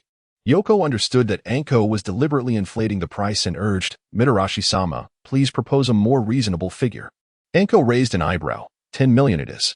The negotiation reached an impasse. Under current financial constraints, Jiaying Hall could neither afford to buy the rights at 10 million. Nor would Yoko consider such a sum even in favorable times. Sighing, Yoko deliberated before saying, "Mitarashi-sama, 10 million is utterly unrealistic for Jiaying Hall at this juncture. Could we possibly discuss a different figure?" Red Bean is well aware of the current financial situation of Jiaying Hall. Her true intention is not merely to secure a buyout but to negotiate a profit-sharing arrangement. Previously, Yuan had discussed this scenario with her. Red Bean carefully articulated Yuan's thoughts. "Shall we consider an alternative payment method?" "I am eager to hear your thoughts," she said, addressing Yuko Senbenzakura with a hint of urgency. "Is it possible to adopt a profit-sharing model? For instance, for every copy of the love story of Hidden Village sold, the author would receive 20% of the profits. What do you think?" After voicing her proposal, Red Bean fixed her gaze on Yuko, keen to gauge her reaction. After a moment of contemplation, Yuko Senbenzakura recognized that given Jiaying Hall's current financial constraints, such a profit-sharing approach could mitigate the risks for the publishing house. If the book performs well, it could help them navigate through this challenging period. Conversely, if sales are lackluster, they would not be obligated to pay exorbitant royalties. This method is feasible. Sharing the risk seems prudent, Yuko concluded thoughtfully. However, 20% seems rather steep, considering our overall costs. Would you be amenable to a 10% share instead? With a dismissive wave of her hand, Red Bean retorted impatiently, 10% or 20%. We cannot compromise on that point. Agreed. It is settled then. Yuko Senbenzakura replied with a sly smile, her excitement evident. So we have a deal at 20%. Yusho Washi Red Bean. Chapter 12, Meow Meow Fruit Yuan finally concluded the clumsy dance and, upon returning to his seat, noticed that Hong Do had vanished. Lumaru and Ding Ji were indulging in a sumptuous feast. "Well, roast suckling pig?" Ino released Yuan's hand and lunged towards the grilled delicacies. Beginning to eat with fervor, after all the commotion, she was quite famished. Yuan inquired of Shikamaru, "Where has Hongdo gone?" Shikamaru lazily turned his head and replied, "She has left. She mentioned that when you receive your reward, you should assist her in claiming hers as well." Yuan thought to himself that it was for the best to leave. Otherwise, he would be plagued by a headache. Sandwiched between Senior Hongdo and Jingye. He truly found himself in a difficult position. "Here, have some water." Jingye, happily enjoying grilled meat, handed his cup to Yuan and remarked, "Did you forget to bring water? Your lips are all chapped." Yuan took the cup, raised it high, and tilted his head back. pouring the water into his mouth from a distance. Jingyi chuckled softly and said in a playful tone, "There's no need for that. I don't mind." Yuan set down his cup and said with a faint smile, "I understand." In this crowded setting, if someone were to see him drinking from Jingyi's cup, it would undoubtedly invite unwarranted gossip. After the bonfire party had concluded, Yuan ventured alone to seek his reward from Irika. Upon arriving at Irika's door, he was greeted with a warm invitation. "Yuan, come in quickly." Irika beckoned him with a wave. Yuan entered and said, "Mr. Irika, I have come to collect the reward. Senior Hongdo asked me to assist her in claiming hers as well." "Ah, she has informed me," Irika replied, handing Yuan 2 envelopes. "Thank you for your efforts. This is your compensation. I truly do not understand why Senior Hongdo, as a special jonin, would take on such a task. Well, it is getting late. You should return home and rest soon." "Indeed," Yuan nodded. "Thank you, teacher." When Yuan returned home, it was already past 9 o'clock. He let out a long sigh of relief and collapsed onto his bed. Having gone without rest for over 12 hours, he was indeed feeling quite fatigued. Ding dong. Congratulations, host, on completing the task, Campus Patrol. Task reward, Devil Fruit, Nico Fruit. Huh? Yuan was taken aback as an oddly unattractive fruit appeared beside him. Yuan gazed at the fruit, astonished. A devil fruit? This is something from the world of One Piece. I never expected that the mission reward would include a devil fruit. However, he recalled that those who consume a devil fruit possess a singular vulnerability, the inability to swim. He pondered whether this world contained sea prism stone, to consume it or not. Just as he was caught in this dilemma, a sudden attribute appeared before him. Animal-type devil fruit, leopard classification. Upon consumption, the human body will transform into a leopard form, resembling a saber-toothed cat, with a massive physique, carnivorous nature, and heightened brutality, along with enhanced abilities. Weakness, none. Upon seeing the blank words, Yuan felt a surge of ecstasy. This was a devil fruit devoid of any side effects. How considerate of the system. Given this, what was there left to hesitate about? Yuan immediately began to devour the fruit voraciously, and soon the entire specimen was consumed. Before long, a warmth enveloped his body. His muscles swelled, and his garments burst apart. In the blink of an eye, he transformed into a leopard larger than a tiger, crawling on all fours. Yuan raised his furry paws, a surge of elation coursing through him. With a thought, he morphed into a towering, feline-like beast-man. Standing approximately 2.5 meters tall, he could sense an amplification of his abilities across the board, his senses heightened to a remarkable degree. With a casual flick of his fist, the resulting gust of wind stirred the lamps in the room. The confined space proved limiting, compelling Yuan to revert to his normal state, though a lingering sense of gratification remained. It then dawned on Yuan that the sight of his transformed state might raise questions. After a moment's contemplation, he reasoned that a cover story akin to the beast mimicry technique employed by the Inuzuka clan might suffice. Given the prevalence of such techniques in the Naruto universe, it was unlikely to arouse suspicion. Newly invigorated by the devil fruit, Yuan returned to his desk, his energy renewed, and resumed his literary endeavors. By nearly midnight, he had completed the second chapter of his novel. Stretching languidly, he resolved to bring the writing session to a close. After washing up, he slipped into his pajamas and succumbed to a deep slumber. The following day, as Yuan lay in bed, he stirred groggily, intending to turn over, only to find his hand encountering something unexpectedly warm. What? Yuan was taken aback, immediately rolling out of bed. Upon focusing his gaze, his eyes nearly popped out in disbelief. Lying on his bed was none other than his great-aunt, Yusho Washi Hongdo. What on earth was happening? Yuan lamented while covering his face. Hongdo lay on the other side of the bed, blissfully asleep, her mouth agape, a droplet of saliva trickling down. Her attire hung loosely, revealing a tantalizing glimpse of her shoulder. However, at that moment, Yuan's thoughts were occupied with the concern of whether he would have to clean up the drool on the bed. He truly did not wish to wash the sheets. Moreover, how had she gotten in? Yuan turned his head and beheld the shattered window. It appears that the renowned Maidashira Azuki has made her entrance through the broken pane. Furthermore, the floor lay in utter disarray, remnants of food scattered about, packaging strewn across the ground, and 2 bottles of wine lay abandoned on the floor, not to mention the notebook for writing novels that had also fallen to the ground. Upon witnessing the situation, Yuan cautiously approached and retrieved the notebook. Thankfully, it remained unscathed. After placing the notebook back on the desk, Yuan glared at the peacefully slumbering Hongdo, his teeth clenched in frustration. Drawing a deep breath, he bellowed, "Yushoshi Hongdo." Yet, Hongdo merely smacked her lips and drifted back into a deep sleep, displaying no inclination to awaken. Yuan let out a sigh, casting a complex glance at Hongdo before beginning to tidy up the scene himself. Though in disarray, it was not difficult to manage. He simply swept everything into the trash bin. However, the shards of glass posed a slight dilemma, as any oversight could lead to perilous consequences if one were to tread barefoot on the ground. Once everything was in order, Hongdo still showed no signs of awakening. Yuan let out a resigned sigh, sitting on the edge of the bed, staring vacantly at the drafty window. As noon approached, Hongdo emitted a couple of soft murmurs, finally stirring from her slumber. She blinked her eyes open, propped herself up, and stretched languidly before remaining in a daze on the bed. How blissful it felt to sleep. Yashuxi Hongdo rubbed her eyes and wondered aloud. Why is there a breeze? How can there be a breeze? Yuan is going crazy. Yuan rolled his eyes and said, You truly are a person of high status with a forgetful nature. After a night of revelry, is this how it concludes? Hongdo was momentarily taken aback, her memories flooding back like the tide.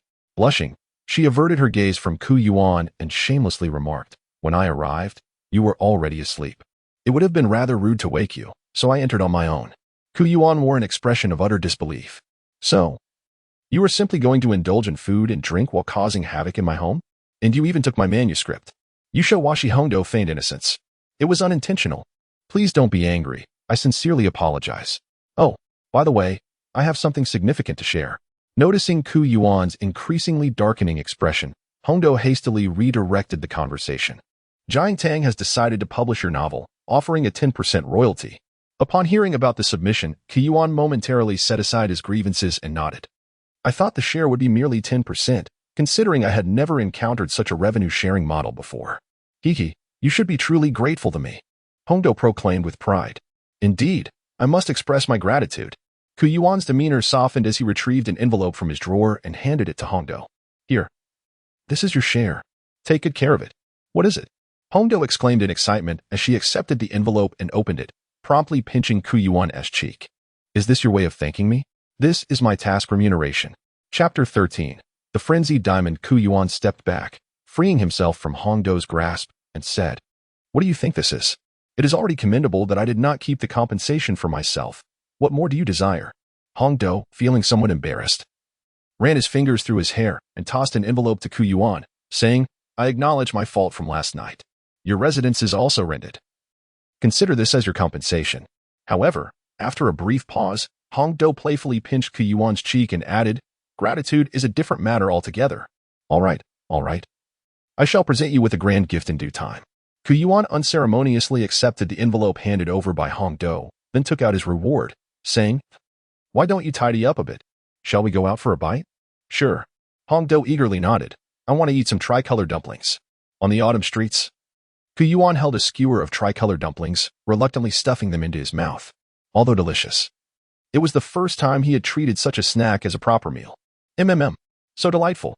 With a look of sheer contentment, Yuan Hongdo held a skewer of tricolor dumplings, her eyes crinkling with joy. Yuan could not help but cast a glance at the red bean beside him. This senior, when angered, resembled a perilous king cobra, exuding an aura of danger. In moments of joy, however, she transformed into an adorable cat, having indulged in a forbidden treat. Despite her seemingly carefree exterior, she possessed a remarkably delicate sensibility. Hey, Yuan, Red Bean inquired with curiosity, do you think I look beautiful? You've been staring at me for quite a while. Yuan came to his senses, rolling his eyes dismissively, and replied, Yes, you are the village beauty of Konoha, the most exquisite beauty among the 5 great nations. Hongdo was rendered speechless by Yuan's mindless flattery. You exaggerate. I hardly qualify as the foremost beauty among the 5 great nations. Your words are somewhat unrealistic. Is it possible that he actually took this seriously? Such shamelessness is indeed a rarity. Yuan quickly ate a meatball to calm his nerves. After finishing his own meatball, Hongdo watched eagerly at the one in Yuan's hand. With no other option, he generously offered the remainder to Hongdo. Yuan calculated the time he had spent in the village. In approximately 10 days, he would need to pay the deposit again. The revenue from the novel was still out of reach, leaving him with no choice but to take on tasks to earn money. Furthermore, his rent was nearing its due date. Yuan, where are you headed? Hongdo mumbled, as she popped the last meatball into her mouth. Yuan straightened his posture and said, I intend to head to the Hokage building to accept a few D-rank missions to earn some money. In about a week, I will need to pay the deposit again. Otherwise, I risk being expelled from the village. Deposit? Hongdo, slightly bewildered, raised her head and remarked. If you take on missions at the Hokage building, they typically take 50% of the earnings. That seems rather slow, doesn't it? Indeed, without a system in place, it is undeniably a sluggish process. Yuan shrugged and said, there's nothing I can do. I am not a ninja from Konoha, so this is the only way. Hongdo suddenly interjected, I haven't had much to do lately. How about I accompany you on your mission? Koyuan's eyes sparkled with excitement as he eagerly inquired. Is it possible? Of course it is, came the enthusiastic reply. However, you must hasten to complete the love story of the hidden village. With a snap of her fingers. Hondo added, moreover, if I take on a mission, there will be no restrictions on levels, and you won't have to forfeit any portion of the rewards. How does that sound? The prospect of not having to relinquish any rewards was enticing. With a stroke of good fortune, a single B-class task could yield more than enough in return. It seemed prudent to cling tightly to Hongdo's leg in the days to come. Yuan showed no hesitation and said, certainly, once I complete the task and submit the deposit, I shall treat you to a meal. 3 color dumplings. Red bean dumplings. Came the response. All right, whether it's 3 colors, 4, or even 5, I am agreeable, as long as they are available. The two struck a harmonious agreement. Just as Yuan was about to set off, Red Bean suddenly interjected. Hold on. There's one more matter. What is it? Yuan inquired, puzzled. Do you need to digest the 3 color dumplings we just had? Red Bean stretched his joints and replied, I must test your abilities, after all. Otherwise, I may find it challenging to manage during the task. Shall we find an open space? Although Yuan was capable of taking on security tasks for the school festival, at least at the level of a lower-ranked ninja, Red Bean still wished to gauge his skills for the sake of ensuring safety. Ku nodded slightly and opened the map, noticing a radiant point marking the location of the Red Bean. Soon after, the system's voice resonated, announcing, Ding. Task activated. Sparring. Task description, survival of the fittest. Determine your true strength through sparring. Task requirement. Endure for 5 minutes during the spar. Task reward.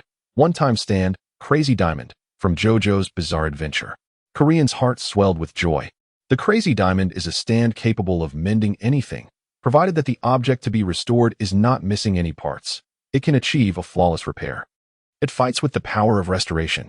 Although it is a one-time use, it serves as a formidable ally. In Yuan's eyes, a fierce determination blazed, resolutely declaring, Hold on for 5 minutes. The mission must be accomplished. Oh, young Yuan, your spirit is truly commendable. Follow me, and let us seek a training ground.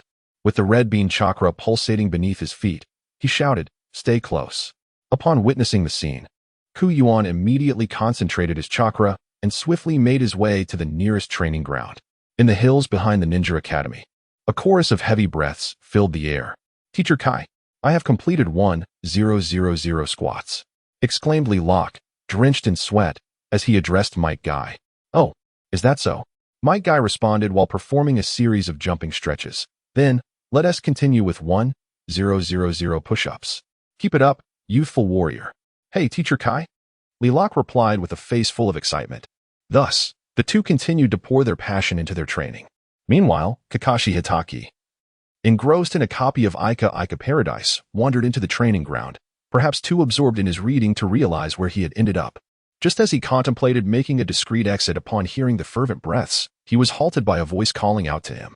Kakashi, let us engage in a contest of manliness. Mike Guy exclaimed, rushing over to intercept him.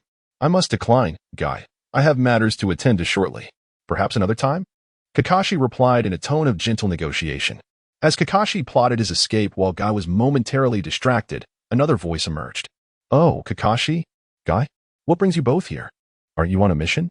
Hongdo said in surprise upon spotting familiar faces. Guy scratched his head and explained, I have been supervising the graduating class. So our missions have been put on hold. Kakashi casually tucked away his book, saying, I just completed an S-rank mission, so I'm taking a few days to rest. Why are you running so fast, Hongdo? Yuan, having summoned all his chakra, breathlessly caught up and inquired, Are we racing to see who is faster? Hongdo turned to see Yuan, whose forehead glistened with sweat, and quickly replied, No, certainly not. It's just that your speed is rather lacking. Yuan glanced at Kakashi and Guy, and after a brief pause, he remarked, Guy, it has been quite some time since we last met. Hey, have you finally decided to venture out of your home, you rascal? Might Guy chuckled softly before introducing Kakashi, saying, "This is Hatake Kakashi, my arch-rival." Koyuin greeted Kakashi. "Hello? Kakashi-senpai. My name is Koyuin, and I am currently residing in Konohagakure." Kakashi merely nodded in response, as he was not one to engage in casual conversation. And given that they had just met, warmth was not to be expected. Akane turned to Kakashi and Guy, saying, "I would like to spar with Koyuin. So please step aside." "Spar?" Guy inquired, a hint of confusion in his voice. "Are you planning to take Koyuin on a mission?" "Yes, indeed. Please make way." Akane replied with a cheerful smile. "I need to assess his capabilities to determine the appropriate level of mission we should undertake." Upon hearing this, Might Guy and Kakashi stepped back a few paces, creating space for Koyuin and Akane. Akane then positioned herself a short distance away from Koyuin and declared, "All right. You go first. Otherwise, I'm afraid you may not get the chance to strike." Koyuin, without a hint of doubt in his mind regarding Hongdo's prowess, swiftly performed a series of hand seals and exclaimed, "Multiple shadow clones." With 6 resounding thuds, 7 clones of Koyuin materialized before Hongdo. "Oh? Multiple shadow clones?" Both the stout Kakashi and Kai exchanged puzzled glances. It is well known that employing such a technique requires a substantial amount of chakra, thus categorizing it as a forbidden art. However, Hongdo was unperturbed by these considerations. A faint smirk graced his lips as he languidly remarked, "Multiple shadow clones. Yet still too feeble." Chapter 14. Transformation. It's merely a spar. Merely a spar. The 7 Koyuins assumed their combat stances, imploring, "Please, Sister Hongdo, show some mercy." No sooner had the words escaped his lips than the 7 figures surged forward towards Hongdo. Though his combat experience was limited, his chakra reserves rivaled those of a Chunin. As the 7 Koyuins approached Hongdo, 4 of them executed sweeping kicks aimed at her lower body, while the remaining 3 targeted her joints with coordinated strikes. Kakashi shook his head and observed, "Judging by his techniques, he appears to be merely a novice. Yet, I did not anticipate his ability to utilize multiple shadow clones." Kai, maintaining a neutral expression, calmly remarked, "Koyuin is a year younger than Shaoli. Such skill is commendable, and his strikes are executed with commendable precision." The two continued to watch the sparring match intently. Bang! A sudden wave of excruciating pain surged through the hands and feet of the 7 Koyuins. Amidst a cloud of white smoke, Koyuin realized that his attacks had merely struck a wooden log, a substitution technique. Koyuin felt a tightening in his heart as he swiftly searched for the whereabouts of Hongdo. "Hey, Koyuin, over here." Suddenly, Hongdo's voice descended from above. Koyuin looked up and saw Hongdo perched atop a tree, gazing down at him with an air of superiority, her hair billowing in the wind. A shadow remains merely a shadow. If this is all the strength one possesses, then our sparring shall conclude here. With an admonishing tone, Hongdo leaped from the tree. In midair, she formed intricate hand seals with such speed that it left one bewildered. A smirk graced her lips as she leaned slightly back. Fire style, great fireball technique. Oh no! As Koyuin beheld the colossal fireball hurtling toward him, he swiftly concentrated his chakra to shield himself. In an instant, 6 shadow clones erupted like balloons. The assassin made him acutely aware of the terrifying prowess of Janin. Even with all his chakra amassed for defense, he could still feel the searing heat. Kakashi observed the unfolding scenario with a tinge of regret, shaking his head and murmuring, "It seems it is nearing its end."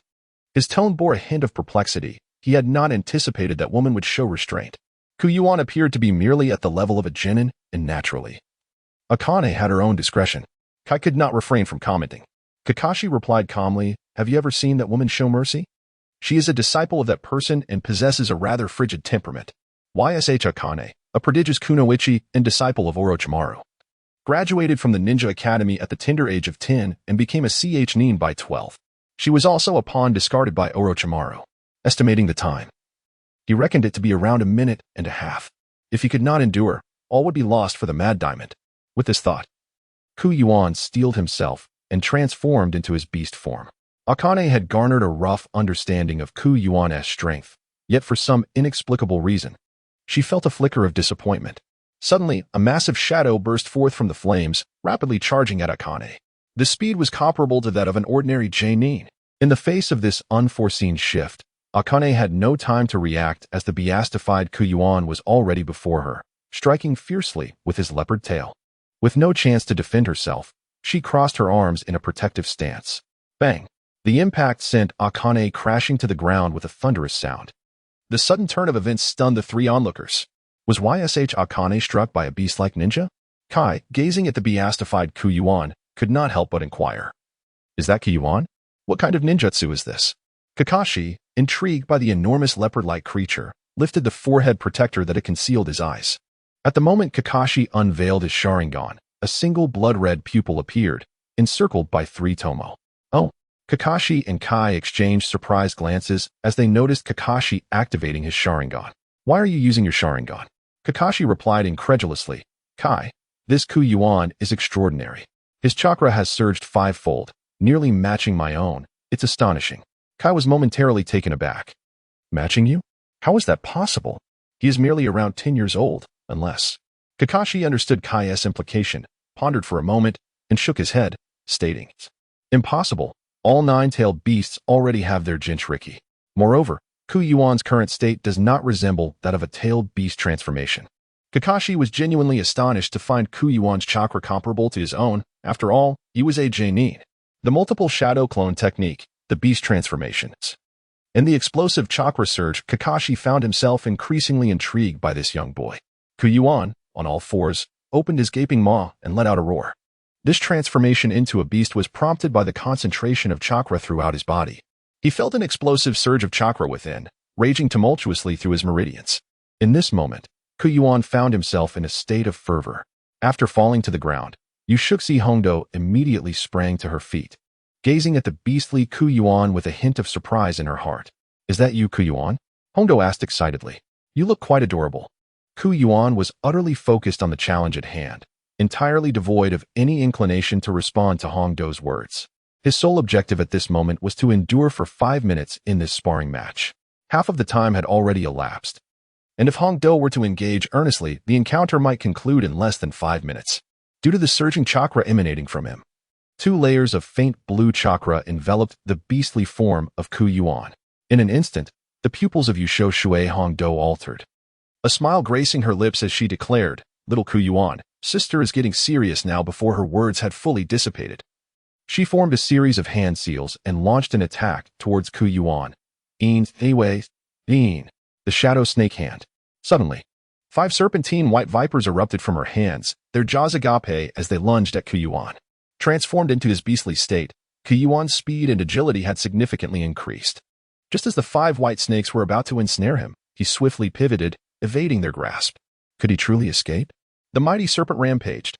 Yuan's eyes widened as he gazed at the red being standing not far in front of him. Turning his head, he discovered yet another red being.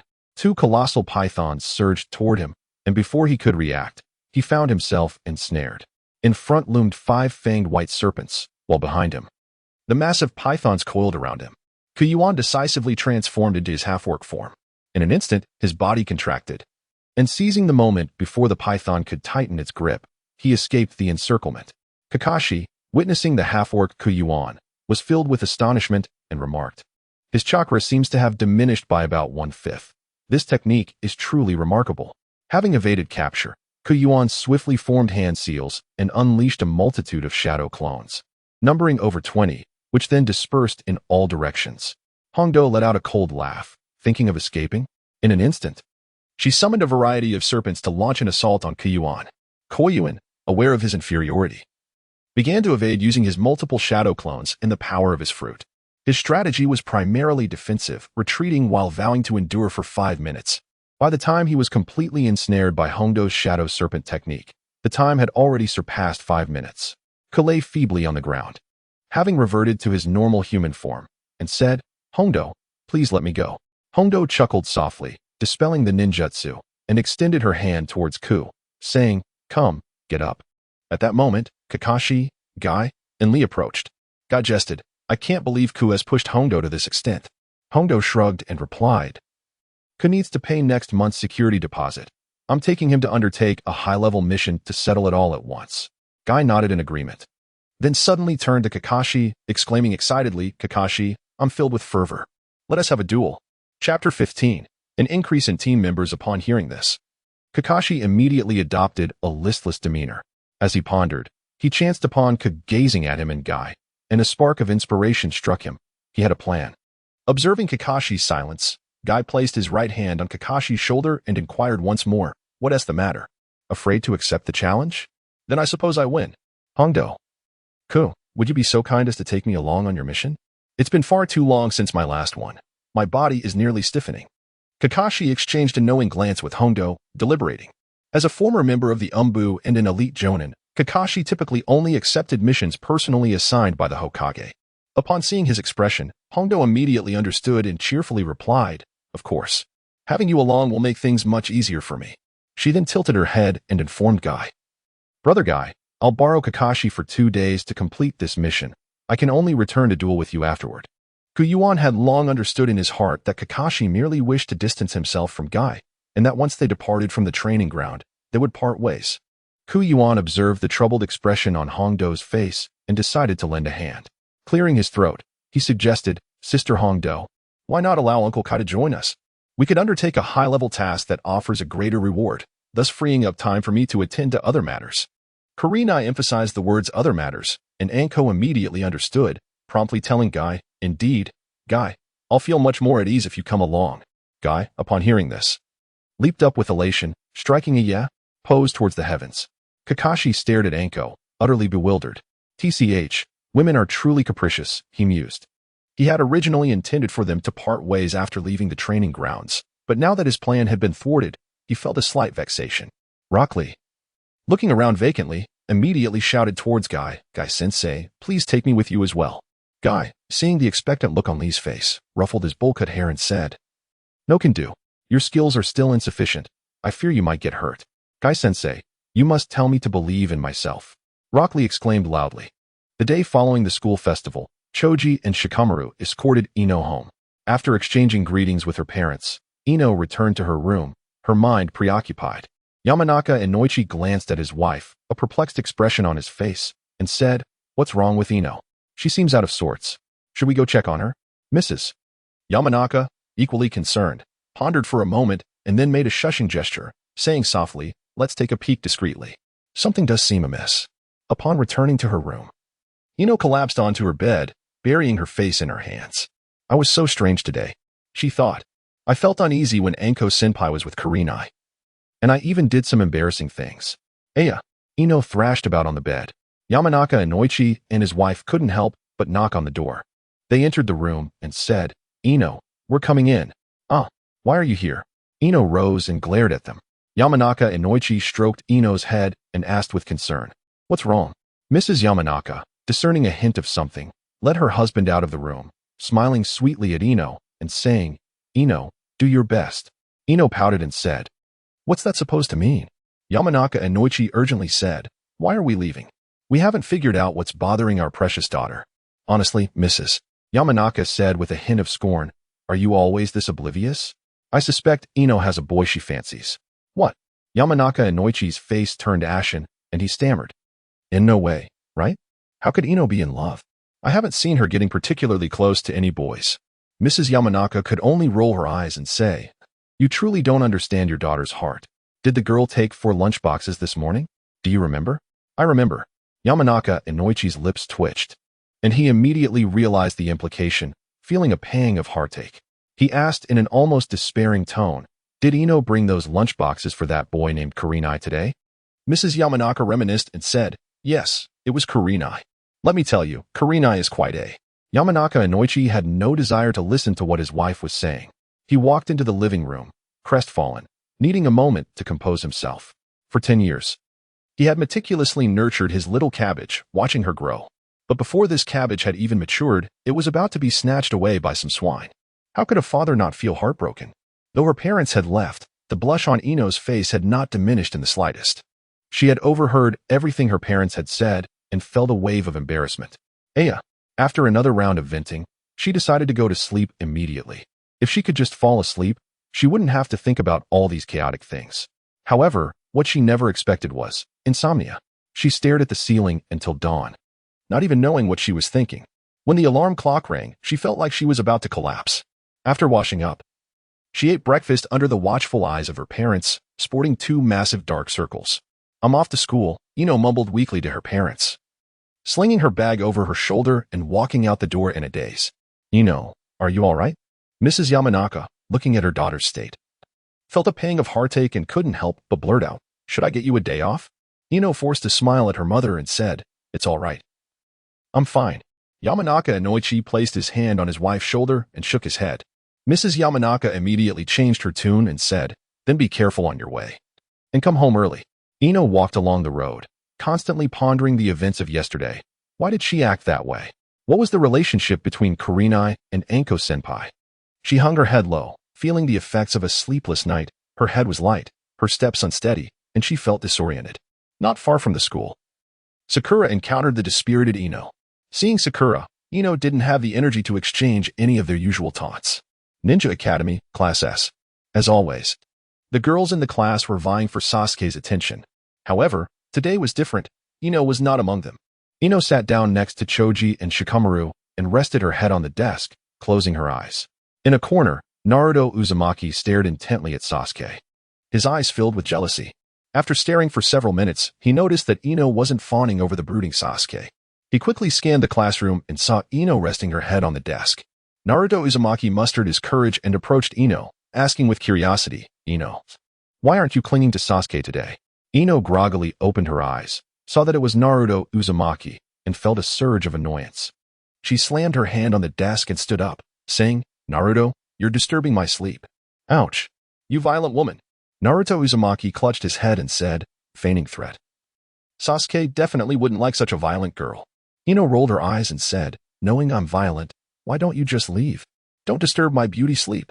Though he had been hit, Naruto was still happy to have spoken to Ino and returned to his seat, elated. Ino, of course, was oblivious to Naruto's thoughts. Her head grew heavy, and she slumped back down. After dozing off for another 10 minutes or so, Irika-sensei walked into the classroom, placed the lesson plan on the teacher's desk, and cleared his throat, saying, it's time for class. Please quiet down. A group of girls immediately scurried back to their seats. Shikamaru whispered to Ino, Irika-sensei is here, Ino. Ino raised her head, but her eyes remained droopy. Irika-sensei breathed a sigh of relief, stood on the podium. First praised the performance at yesterday's school festival, and then led all the students to the training grounds to prepare for practical combat class. Mission Hall in Hokage Building. Anko Mitarashi led Kurenai, Kakashi, Guy, and Lee to the B-rank mission posting. The staff on duty, Izumo and Kotetsu, were shocked by this lineup. Anko Mitarashi, Kakashi Ataki. Might Guy? They're here to accept a mission. This isn't a joke, is it? Just as the two were stunned, Anko grinned, took out a kunai, licked it, and slammed it on the table, threatening, hurry up and give us the mission with the highest reward. Yuan couldn't help but raise his hand to cover half of his face. It was utterly embarrassing. Taking on a mission felt akin to preparing for a brawl. Kakashi, observing Yuan's demeanor, let out a soft chuckle and remarked, this is precisely her style, hence, few dare to provoke her. Yuan pouted and remarked, I see it now, majestic and imposing. At that moment, both Chuyun and Zidi promptly laid out their tasks for the witch to scrutinize. Hondo had already discerned that if Yuan transformed into a peculiar leopard, his abilities would likely correspond to that of a mid-level ninja. Their current lineup undertaking a B-rank mission seemed like overkill, a case of utilizing a sledgehammer to crack a nut. However, with both Xiaoli and Yuan as their liabilities, they dared not accept a more advanced task. After perusing all the assignments, Hondo frowned and inquired, did you not present the better tasks? The commissions for these are exceedingly low. Are there no others? Lord Yusho, please spare us. Chuyun implored pitifully. How could we dare to deceive you? This is truly all we have. Hondo turned to face Kai and Kakashi, a clever thought crossing her mind. With two elite J-nin, they should be capable of tackling an A-rank mission, right? She then smiled and proposed. How about we seek out Lord Hokage for an A-rank task? With you two around, it should pose no problem. Kakashi shrugged, responding, sure. The rewards for A-rank missions are quite generous. Kai beamed widely, displaying his bright teeth, and concurred, no problem. But, Xiaoli, are you up for it? Xiaoli looked at Kai, excitement radiating from his face. Absolutely. I want to be afraid. Kai. Teacher Kai. The passionate embrace between the master and disciple was a sight that made one hesitant to gaze upon. They then proceeded towards the Hokage's office. The third Hokage was engrossed in reviewing documents when a knock at the door interrupted him. Frowning slightly, he called out, come in. Third Lord. Hondo exclaimed before even entering. Please grant us an A-rank mission, one with substantial commission. The more, the better. The third Hokage paused, his hand halting momentarily at the paperwork. Feeling a surge of irritation. Goodness, it's this little lady. He lifted his gaze to the exuberant Hongdo and inquired, "What's the matter? By your request. Are finances tight lately?" Yes. Hongdo nodded earnestly, gesturing to the four behind her, cheerfully stating, "Look at our team. An A-rank mission should be well within our capabilities. Right?" The third Hokage observed the four as a twitch formed at the corner of his mouth. Kakashi and Kai were both elite Jonin, routinely undertaking S-rank missions with ease. How could this team possibly seek an A-rank task? Clearing his throat, he meaningfully addressed Hongdo. "I must say, Hongdo, this may not be entirely suitable. Where's the unsuitability?" Hongdo asked, bewildered. "If you believe I am unfit to manage this team as accounts, then let Kai or Kakashi lead. I simply seek the remuneration. Is this a matter of who leads? It's an issue of talent allocation." The third Hokage composed himself and explained, "Kakashi and Kai are cornerstones of the village. You are a special Jonin as well. Although no tasks have been assigned to you recently, sending the three of you together on an A-rank mission seems a bit of a waste of your talents." Upon hearing this, Yuan immediately grasped the Hokage's meaning. Anko, Kakashi, and Guy, each capable of single-handedly facing 100 foes embarking on the same mission. Especially one of A-rank, would indeed be a squandering of talent. Kakashi, understanding the third Hokage's sentiment, stepped forward and inquired, "Lord Third, are there any suitable S-rank missions available for us?" Guy nodded in agreement. Even a super S-rank mission would be acceptable. Youth demands challenges. In such a setting, Yuan and Rock Lee naturally had no say. 5 pairs of eyes focused on the third Hokage, causing him a slight headache. To refuse would be detrimental to their enthusiasm. The third Hokage sighed, picked up a scroll from the table, and handed it to Kakashi, saying, "Anko is impetuous, so Kakashi, you lead the team. This is a recently received commission. Although it's S-rank, it's only of A-rank difficulty, but the reward is quite substantial." Understood. Kakashi accepted the scroll, glanced at it casually, and then asked, "What is the nature of the mission?" "It involves helping a wealthy merchant find his son," the third Hokage replied, shaking his head. "The situation is as follows. Watanabe Yuta, the son of Watanabe Junya, a wealthy merchant from the land of fire, is a ninjutsu fanatic. Watanabe Junya, wanting to fulfill his son's dreams, spent a considerable sum to learn a few ninjutsu techniques, intending to satisfy his curiosity before urging him to settle down. However, Watanabe Junya underestimated Yuta's fervor for ninjutsu. Unsatisfied with mere ordinary techniques, he constantly cried and threatened to hang himself. Typically, there are only 3 ways to learn proper ninjutsu. First, through family inheritance. Second, by becoming an apprentice. And third, by graduating from the ninja academy and honing skills within a team. Watanabe Junya, while doting on his son, wouldn't allow him to do as he pleased. And he certainly wouldn't offend the village for his son's ninja dreams. In a fit of pique, Watanabe Yuta returned home on his own, still unwilling to give up.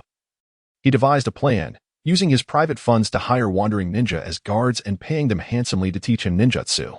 Watanabe Junya, believing his son should have some guards, didn't interfere much. Later, Watanabe Yuta hired a particularly strong wandering ninja who taught him some impressive ninjutsu techniques, earning Yuta's trust. Then, the incident occurred. One day, the wandering ninja told Watanabe Yuta that he had discovered a powerful summoning beast. Watanabe Yuta, unable to resist the temptation, immediately went to capture it, and that was the last anyone saw of him. Upon comprehending the circumstances, Yuan was rendered speechless. Is it truly an S-rank mission to send a team of this caliber in search of a mere child? Chapter 17, The Undying Duel.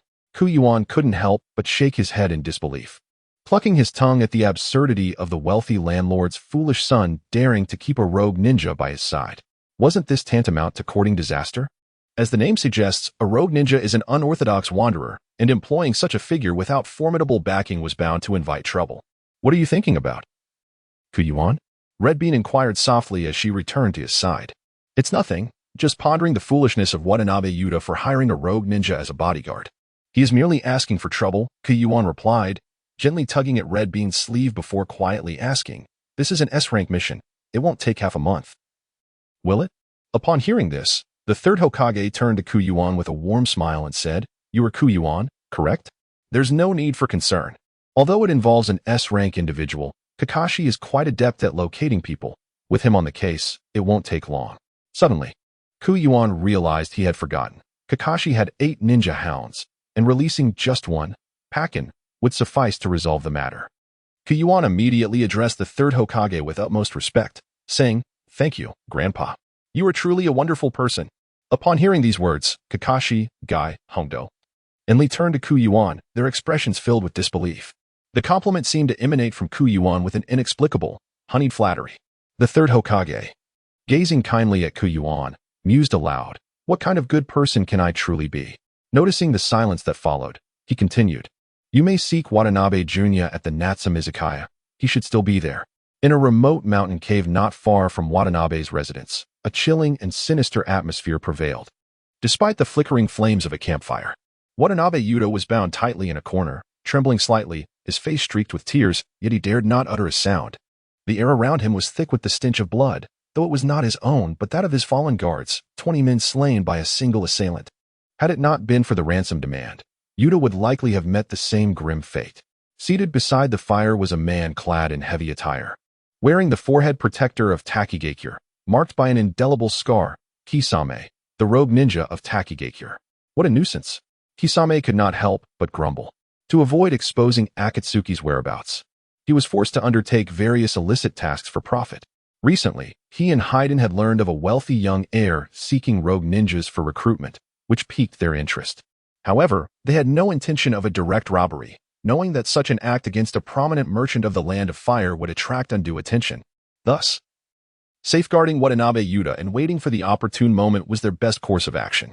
Unexpectedly, after Yuta's disappearance, Watanabe Jr. hastily arrived in Konohagakure to issue an S-rank mission. Kisame glanced at the trembling form of Watanabe Yuta on the ground and sneered, "What are you afraid of? Once the ransom is received, you will be set free. Your father has only you as his son.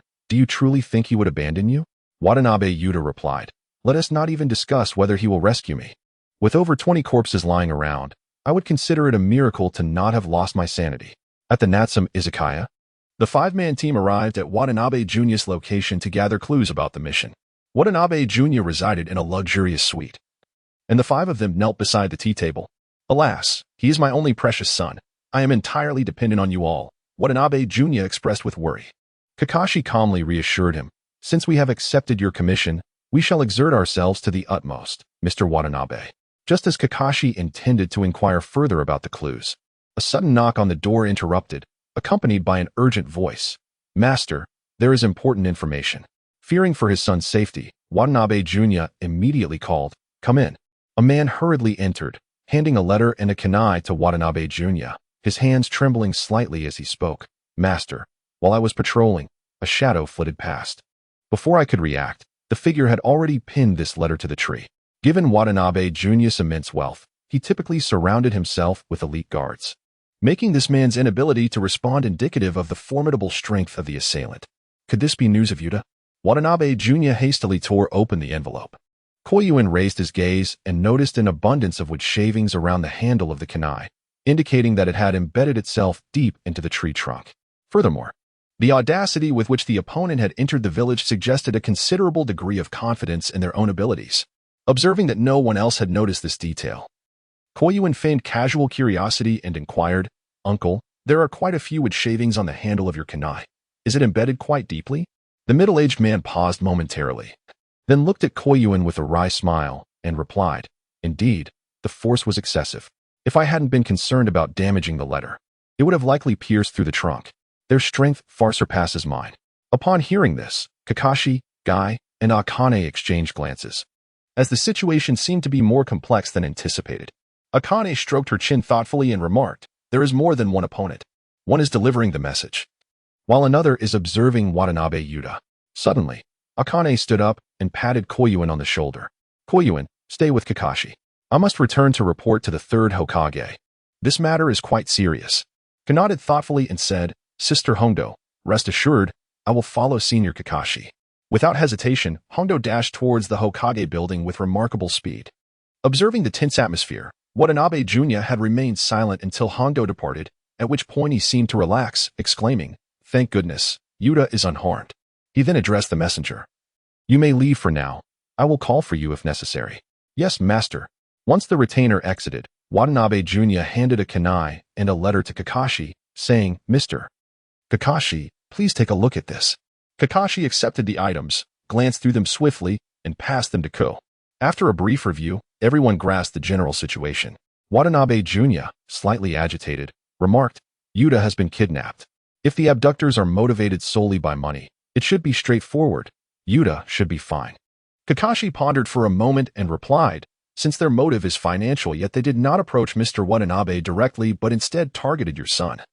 It indicates that their actions are somewhat constrained. Until the ransom is received, your son should be safe." "That is a relief," Watanabe Jr. sighed deeply.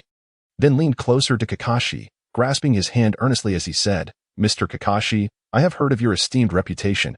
I entrust everything to you." "Kakashi, Guy, Koyuin, and Shaoli," Kakashi said helplessly, "Mr. Watanabe, let us converse amicably."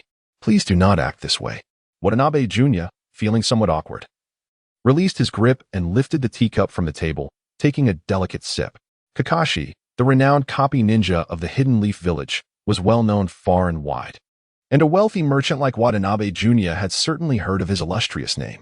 Suddenly, Watanabe Jr. pointed a finger and earnestly declared, "Mr. Kakashi, if you can successfully rescue my son, I shall offer you an additional commission. I am aware that the village takes a cut from the missions, and we shall not allow that old man to profit from the difference." Koyuin felt a twitch in his eyelid. That old man must be Sarutobi Hisashi. With an additional sum of remuneration, Watanabe Jr. truly possesses considerable wealth. Chapter 18. Pikachu. Upon hearing the mention of double the payment, Kakashi smiled and replied, "Certainly. We will do our utmost to rescue young Master Yuta." After a moment's contemplation, Watanabe Jr. added, "By the way, since the kidnappers are motivated by money, to prevent them from harming my son out of desperation, I intend to provide you with the ransom. If any danger arises, simply use the money to secure his release. After all, I can afford it." Yuan gazed at the affluent Watanabe Jr., contemplating that he was fully capable of rescuing the individuals himself, rendering the issuance of this mission entirely unnecessary. Indeed, it seems that in every realm, one's lineage plays a pivotal role, just as Yuan became lost in thought. The system notification announced the reward for the sparring mission, the Stand Crazy Diamond from the illustrious series JoJo's Bizarre Adventure. Yuan's heart brimmed with elation. This reward arrived at a most opportune moment. However, it was merely a one-time boon, to be utilized when truly necessary. Subsequently, Yuan opened the mission map to ascertain if there were any tasks available, as this rescue could indeed be classified as a significant endeavor. As anticipated, a luminous point hovered above Junya Watanabe's head, indicating that this task could be undertaken. At that moment, Kakashi fortuitously addressed Watanabe, assuring him, "Rest assured, Mr. Watanabe, we shall spare no effort in rescuing your esteemed son." Yuan promptly replied, "Indeed, Mr. Watanabe, you can rest assured that we will handle it." Junya Watanabe smiled and nodded at Yuan, saying, "Young brother, we truly appreciate your assistance." No sooner had Mr. Watanabe's words faded than the system's task notification chimed in. Ding dong. Task triggered. Rescue. Task description: save Yuta Watanabe and ensure his safety without a scratch. Task reward: a Pokemon, Pikachu. Upon hearing that the task reward was a Pokemon, Yuan was utterly bewildered. A few others looked at him with expressions of confusion. Watanabe Jr. inquired with curiosity, "Little brother, what is the matter with you?" Yuan immediately shook his head, calming his thoughts, and remarked, "It is nothing, merely a moment of distraction." The others did not pursue the matter further and began to discuss the rescue plan. To their astonishment, the reward for the mission was none other than a Pokemon Pikachu. Fortunately, this world possessed spirit beasts. The deliberation on the rescue strategy continued for a full hour. As Yuan and Kakashi emerged from the tavern, laden with a chest of money, Akatsuki returned hurriedly. "How did it go?" Kakashi inquired, noticing Akatsuki's slightly labored breathing. With a wave of her hand, Akatsuki replied earnestly, "I have reported to Lord Hokage, but the Umbu found no signs of external intrusion. The village's barrier has not reacted either." Kai couldn't help but interject, "The guard team has been exceedingly negligent. Should we leave one of us in the village?" Kakashi shook his head and stated, "There is no need. The adversary is not targeting the village. We should confront this individual who can traverse in and out of Konoha at will."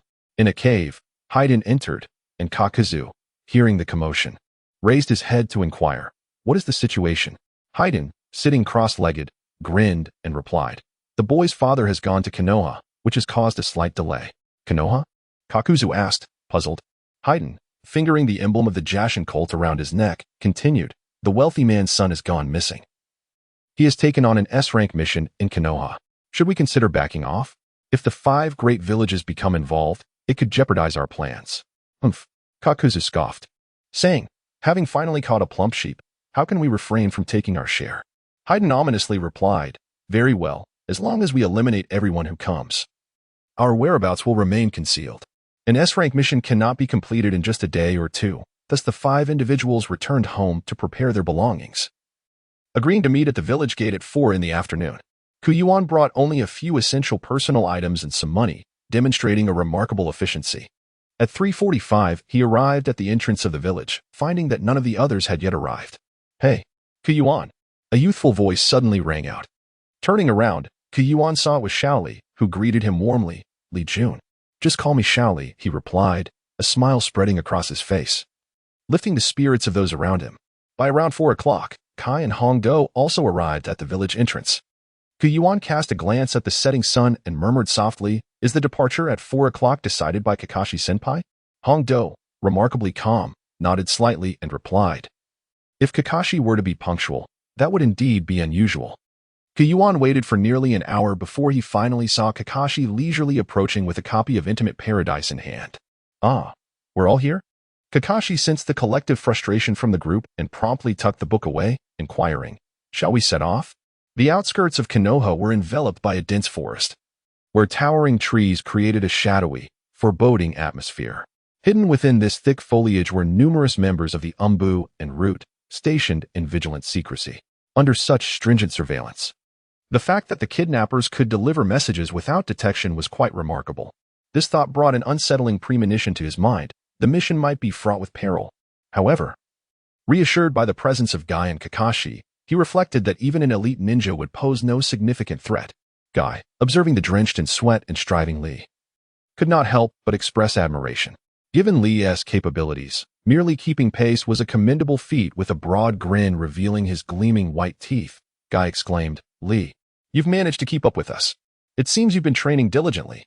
"All thanks to your guidance, Teacher Guy," Lee responded, exerting every ounce of effort to maintain pace. Guy humbly countered, "It is primarily your own hard work that has brought you this far." Unable to restrain herself, Anko turned back and called out, "Guy, don't fall behind.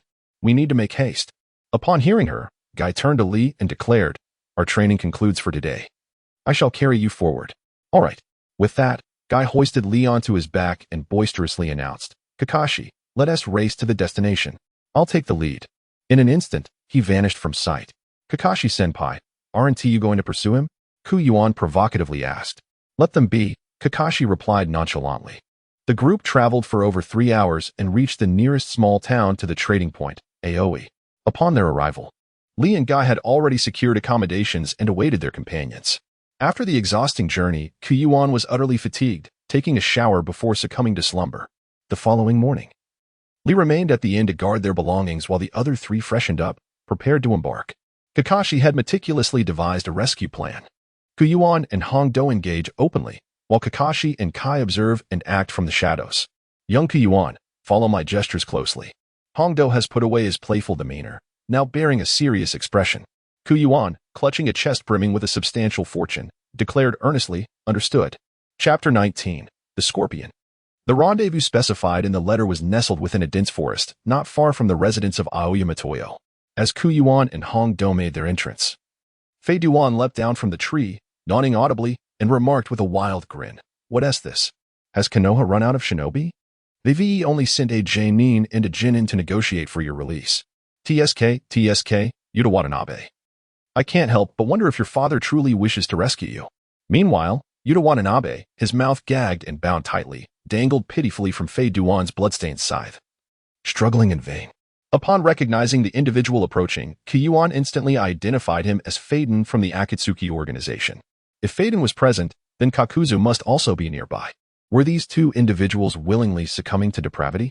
As members of the Akatsuki, how could they stoop to such acts of robbery? In just one glance, Mitarashi Anko had already discerned that the opponent's strength surpassed her own. Suppressing her anger, she remarked, "If it's merely a matter of ransom, 1 person will suffice. We have brought enough money to demonstrate our sincerity. However, I am curious about the sincerity on your end. Concealed in the shadows, Kakashi exchanged glances with Guy. Guy quietly inquired, Kakashi, what about the opponent's strength? Kakashi, unwavering in his gaze, replied, incomprehensible. It is not inferior to ours. Guy remained silent for a moment, continuing to observe the unfolding situation below. If what Anko suggested was true, this abduction was not the work of a single individual. It was likely that others were lurking in the shadows. 50 meters away, perched on a tree, Kakuzu watched the negotiation between Faden and the two individuals, unable to suppress a derisive chuckle. So weak, utterly unremarkable. Initially expecting a few formidable elite ninjas, it now appeared that Faden alone could handle the situation, rendering Kakuzu's intervention unnecessary. After hearing Anko's words, Faden turned his back to Yuan and Anko, allowing them to see Watanabe Yuta hanging from his blood scythe, and proclaimed, TSK, I have brought the person directly. What do you say? Is this enough sincerity? Anko responded, Yuan sighed, initially believing that a local tycoon had issued a simplified S-rank mission, allowing him to profit from the chaos. However, to his dismay, two intermediate bosses appeared unexpectedly. At this juncture, being able to exchange money for the hostages would be a fortuitous outcome.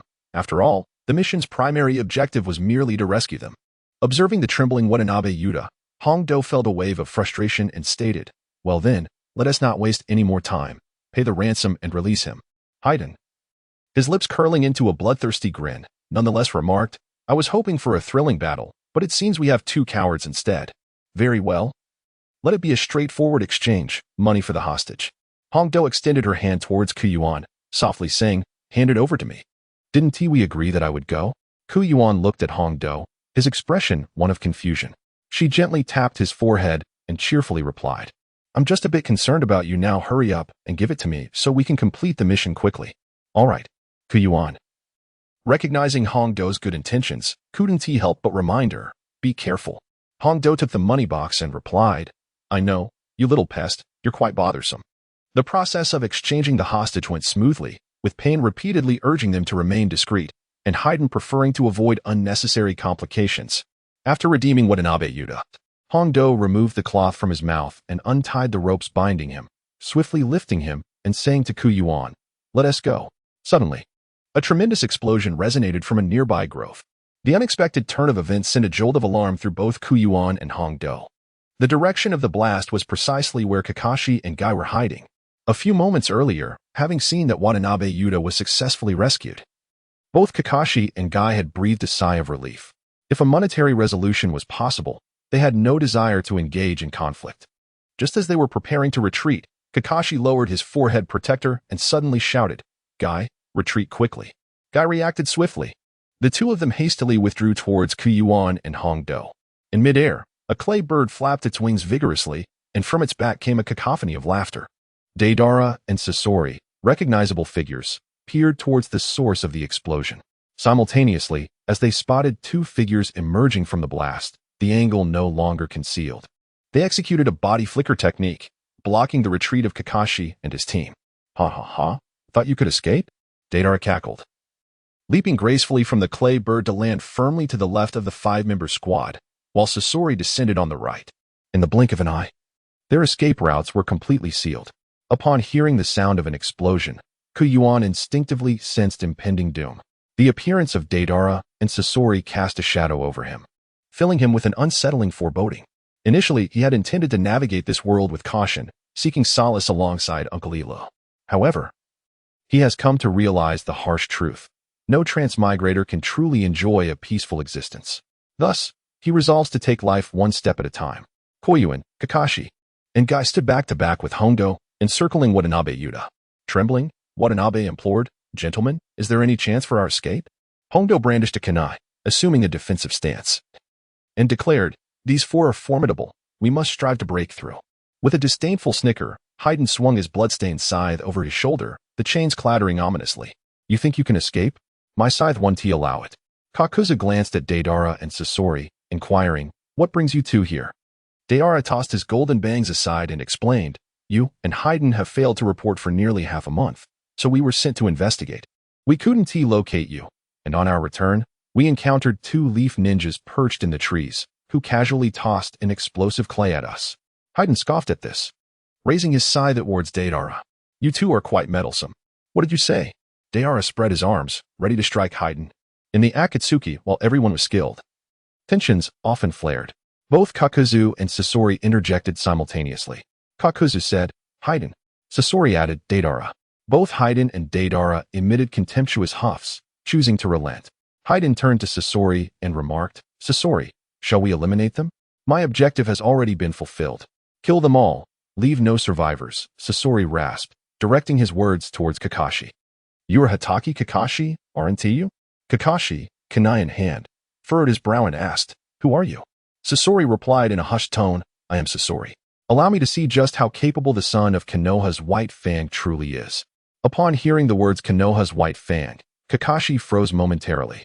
The moment Sasori appeared, Koyuin realized that their chances of leaving unscathed had vanished. Sasori's parents had been slain by Kakashi's father, Konoha's White Fang.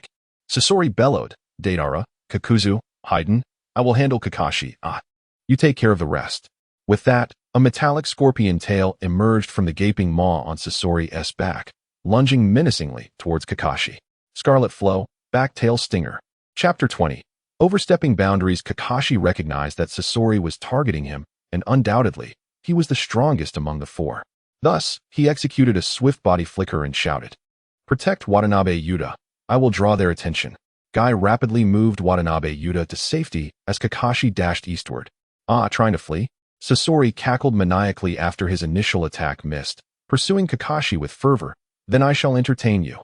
At that moment, tensions escalated between the two factions, ready to ignite into chaos at the slightest provocation. Deidara, eyeing the remaining four adversaries, excitedly proposed, Let us each dispatch one of these leaf scum. Then blow Watanabe Yuta to smithereens. Art is an explosion. Kakuzu shook his head, stating, Handle the three minor players yourselves. I'll observe from the sidelines. If the situation turns dire, I'll intervene. How could there be anything amiss? Haiden roared, swinging his blood-stained scythe as he charged forward, his face contorted with malice. Let me offer these fools as sacrifices to the Dark Lord. Haha. Guy set Watanabe Yuta down and charged at Haiden. Haiden, a master of taijutsu, prepared for the confrontation. Yuan firmly believed that in terms of physical prowess, no one surpassed Kai. However, his opponent also wielded sorcery. At that moment, both Deidara and Haiden launched their attacks. Yet Yuan found himself remarkably composed. Koyuin harbored no concerns regarding Kakashi. As the copy ninja, Kakashi was adept in an array of ninjutsu and had survived countless battles. Even against someone as formidable as Sasori, defeating Kakashi would not be an easy feat. Among Haiden, Kakuzu, and Deidara, Koyuin perceived the greatest threat to be Haiden's curse techniques. However, with a proper understanding of Haiden's abilities, even Akatsuki could potentially restrain him. The worst outcome of this confrontation would be the demise of their adversaries, coupled with Guy's sacrifice upon opening the 8th gate. Contemplating this, Koyuin felt an overwhelming sense of calm. No matter how he assessed the situation, his own life was secure. What was there to fret over? Yet, he could not bring himself to allow Guy to make such a sacrifice. An idea suddenly struck him. The objective of this mission was merely to earn a bit of pocket money. There was truly no need to risk their lives, nor to expend their very existence in this endeavor. Yuan accessed the system's control panel and claimed Mad Diamond. Deidara, however, completely disregarded Yuan, launching an immediate assault on Anko. Art is momentary beauty. Explode.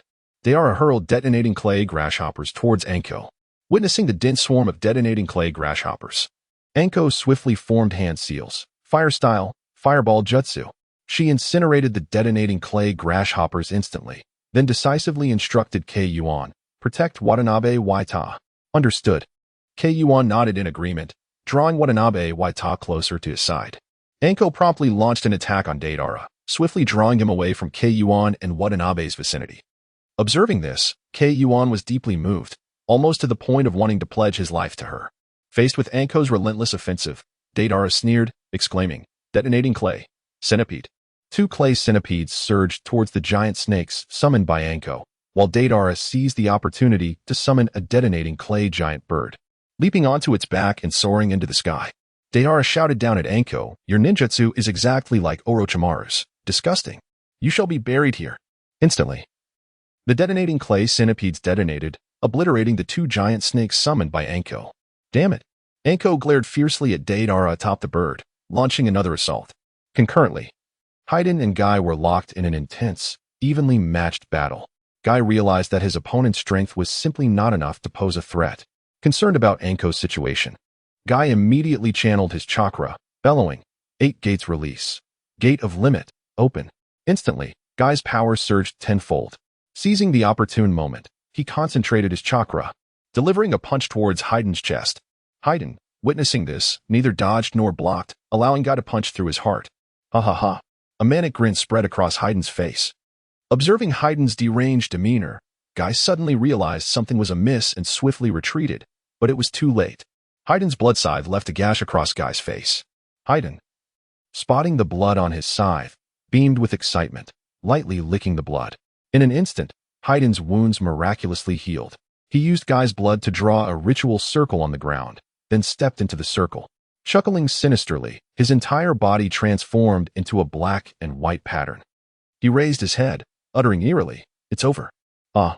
A scream of agony echoed from Guy's direction. Kakuzu, glancing towards Haydn and Guy, realized that Haydn's Jashin ritual was complete. Haydn plunged his jet-black spear into the region of his liver. Guy clutched his abdomen, collapsing to his knees in anguish, as if the spear had pierced him. Guy? Anko, hearing Guy's scream, was momentarily distracted. Deara, cackling in the sky, regurgitated a large mass of clay, then shouted, "C2 dragon." A clay dragon descended from the sky, detonating moments before impact. Haydn, being immortal, made no attempt to evade. Guy, his internal organs severely damaged, was unable to escape, suffering grievous injuries from the blast, while Anko had her arm blown off. Anko, kneeling on the ground, was overwhelmed by the pain of her severed arm, causing sweat to stream down her face like rain. Guy, Anko. Kakashi, engrossed in his battle with Sasori, hearing the two screams, knew something was wrong and attempted to return to assist. Sasori sneered, "Do you have time to worry about others? Your opponent is me." Hiriko, Simban arms. In the open space, Yuan remained as the sole member of the 5-man squad. "Watanabe, stay behind me," Yuan said, steadying his resolve. "It's not a big problem. The situation hasn't completely spiraled out of control." Koyuin turned around and discovered that Yuta Watanabe had stumbled away for dozens of meters. The tragic fate of Hongdo and Kai instilled in him an immense fear. Attempting to flee? Deidara chuckled softly and casually launched an explosive clay technique, Little Bird. However, as Little Bird approached Yuta Watanabe, a resounding explosion erupted, and Watanabe's body was instantly shattered into countless pieces. Kuyuan stood motionless, appearing as if he were in a daze. Hongdo, observing Kuyuan's expression, fought through the pain and shouted, "Kuyuan, run." Yet, Kuyuan remained unresponsive, rooted to the spot. "Ha ha ha, are you too frightened to move?" Fei Duan taunted as he approached Kuyuan, brandishing his bloody side with a menacing grin. Just as the blade was about to make contact with Kuyuan, a furious diamond emerged behind him, transforming into an energy decoy. Kuyuan raised his head, gazing at the black and white figure of Fei Duan, and sighed, "Why do you persist even after obtaining the ransom?" Upon noticing a towering humanoid entity, over 2 meters tall, floating behind Kuyuan, Fei Duan felt an ominous chill, yet, bolstered by his immortal nature, he remained unyielding, dismissing it as mere bravado.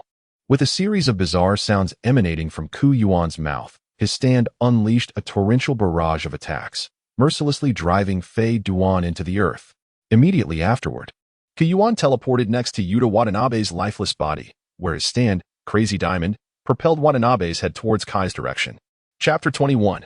Brazen Audacity. A surreal spectacle unfolded.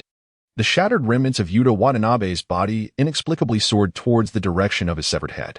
Suddenly, Kuyuan exerted his strength, swiftly arriving beside Kai.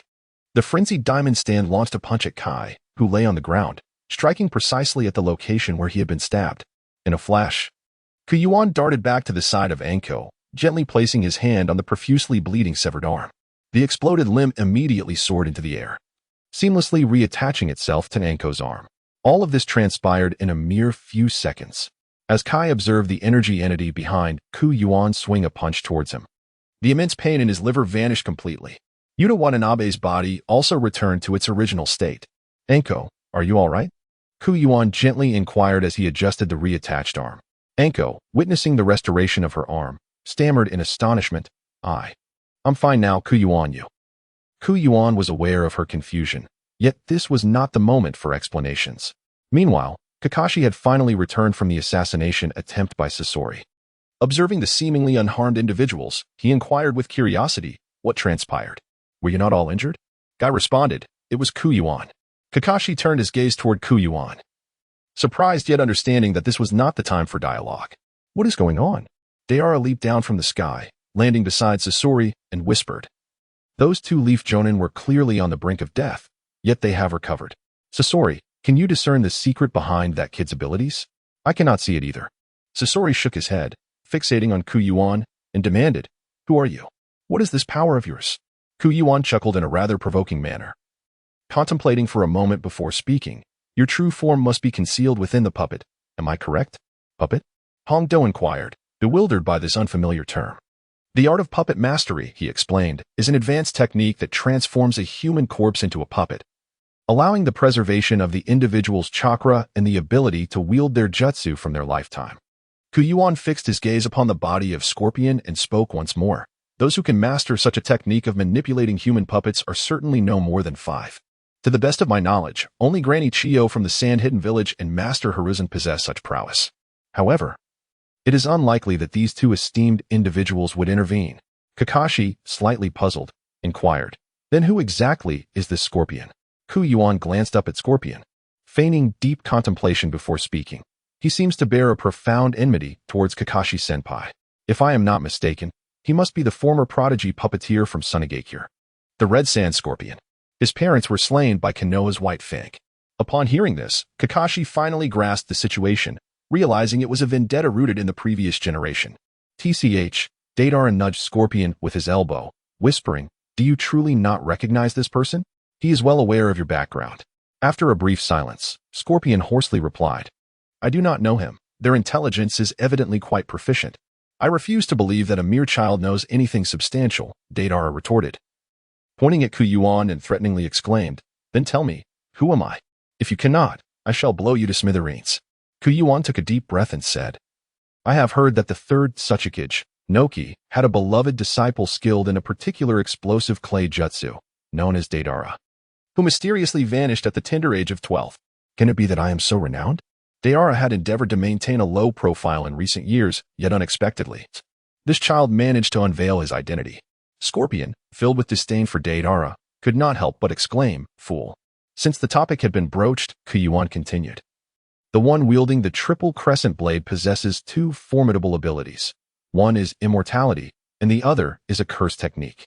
By consuming the blood of their opponent and inflicting harm upon themselves, the adversary will endure the same suffering.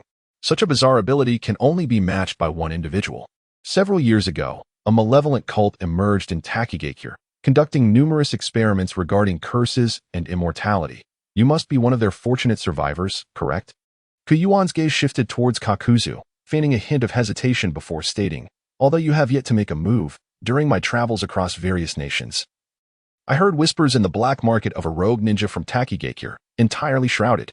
That would be you, Mr. Kakuzu, would it not?" Kakuzu silently acquiesced.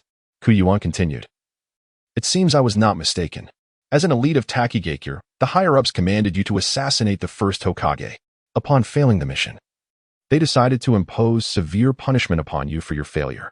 In a fit of rage, you then annihilated the entire leadership of Takigakure and absconded with the village's forbidden technique, the Dyuenyu." "Dyuenyu? I have never heard of it," Hongdo inquired. Her curiosity piqued.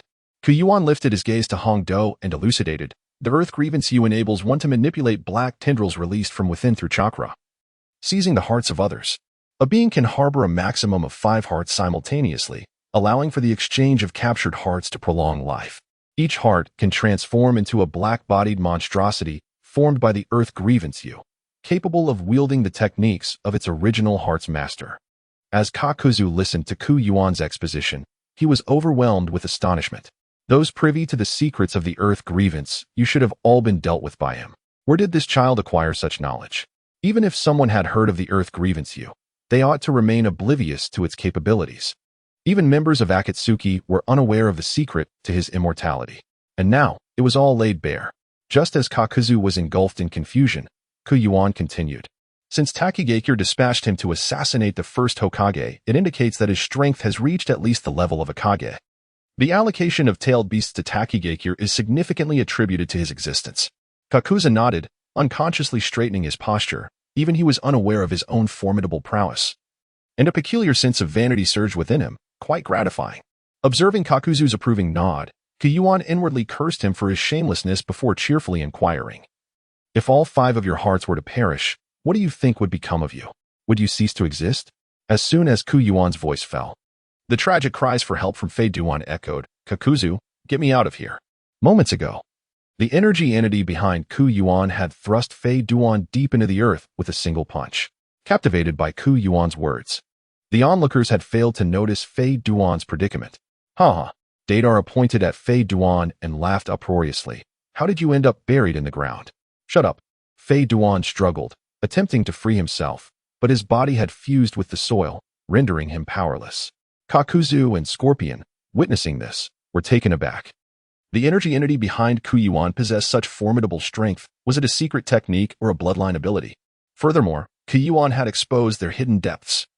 His exceptional information-gathering skills were undoubtedly on par with the Akatsuki. Chapter 22, Pocketbook. At this moment, no one regarded Yuan as an ordinary little ghost any longer. Deidara suddenly turned, glaring fiercely at Yuan. They must be eliminated. Otherwise, the consequences will be dire. Half buried in the earth, Yuan echoed. Exactly, eliminate them. Leave not a single one alive. However, it was rather awkward. Neither Kakuzu nor Scorpion made any move, seemingly unwilling to engage. At this juncture, Yuan shifted the conversation, stating, everyone came here merely for wealth. Why resort to violence? Kakuzu nodded in agreement. He and Yuan had initially come for money, intending to withdraw with their earnings without escalating the situation. Had it not been for Scorpion and Deidara's reckless actions, he would have long since found a place to count his riches. Moreover, an important reason weighed heavily. The energy entity behind Yuan had defeated Yuan with a single blow and exhibited the peculiar ability to revive and heal from severe injuries. Recklessly striking before fully grasping the opponent's capabilities was perilously unwise.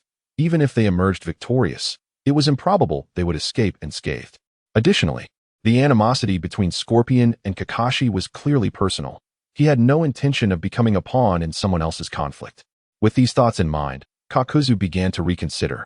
Casting a cryptic glance at Scorpion, Keihara glanced at Kakuzu, understanding dawning in his eyes. He then addressed Sasori, saying, Sasori-senpai. The previous generation was forged in an era of conflict, where life and death were commonplace on the battlefield. You truly needn't confine yourself to the grudges of the past. Deidara, ever impetuous, retorted, don't get too cocky, kid. I'll blast you to smithereens if you do. Keijin scoffed with a disdainful air, proclaiming, spare me your empty boasts. Were it not for the concern of jeopardizing the mission's objective, you would already be deceased. His insolent demeanor was supremely provoking. Deidara, with his volatile temperament, could scarcely endure such an affront. Recant those words. I dare you. Yuan provocatively declared, come on, I can handle you with just one hand. As he spoke, he tucked one hand behind his back. Simultaneously, he discreetly employed the shadow clone technique, creating 3 minuscule clones that circled around Kakashi, Guy, and Hondo. If Deidara truly makes a move, let us cast aside any notions of chivalry and simply overwhelm him. The 3 listened with expressions of disbelief, astonished at such unabashed audacity. Deidara, incensed by this humiliation, felt as if he were a fuse ignited, ready to charge forward. However, his shoulder was firmly restrained by Scorpion. We must leave. In Kanahagakure. At Jiangtang, Yuko sat alone in her office. After completing a day's work, she reclined in her chair, savoring a moment of relaxation. Moments later, she picked up the manuscript on her desk and read it meticulously, murmuring to herself, I wonder how the romance between Maruko and Miss Rika will unfold. Yuko held this novel in high regard. It had been ages since Jiangtang had received such a high-quality manuscript. Suddenly, a thought flickered through her mind, prompting her to leaf through the pages of the manuscript. With only 20,000 words, she realized it was insufficient. This paltry word count would yield an exceedingly thin book. Typically, a novel contains between 70 to 100,000 words. What Hondo had brought was merely the first chapter, consisting of a mere 20,000 words. How could this be published? Yuko set the manuscript down, lost in contemplation. The oversight lay with her. Upon receiving the manuscript, she had only glanced at the beginning and become captivated, thus neglecting such a crucial detail. Now, she had no choice but to seek the remaining chapters from Hondo. As night fell, Yuko pondered her next steps and resolved to approach Hongdo after work the following day. The next day, Yuko stood before the residence of the Yoshirashi family, gazing at the out on a mission sign hanging on the door, feeling utterly disheartened. Am I to wait for Hongdo to return and supplement the word count before publishing? She sighed, turning away in resignation. As she walked, she realized she was somewhat hungry and happened to arrive at the entrance of Barbecue Q.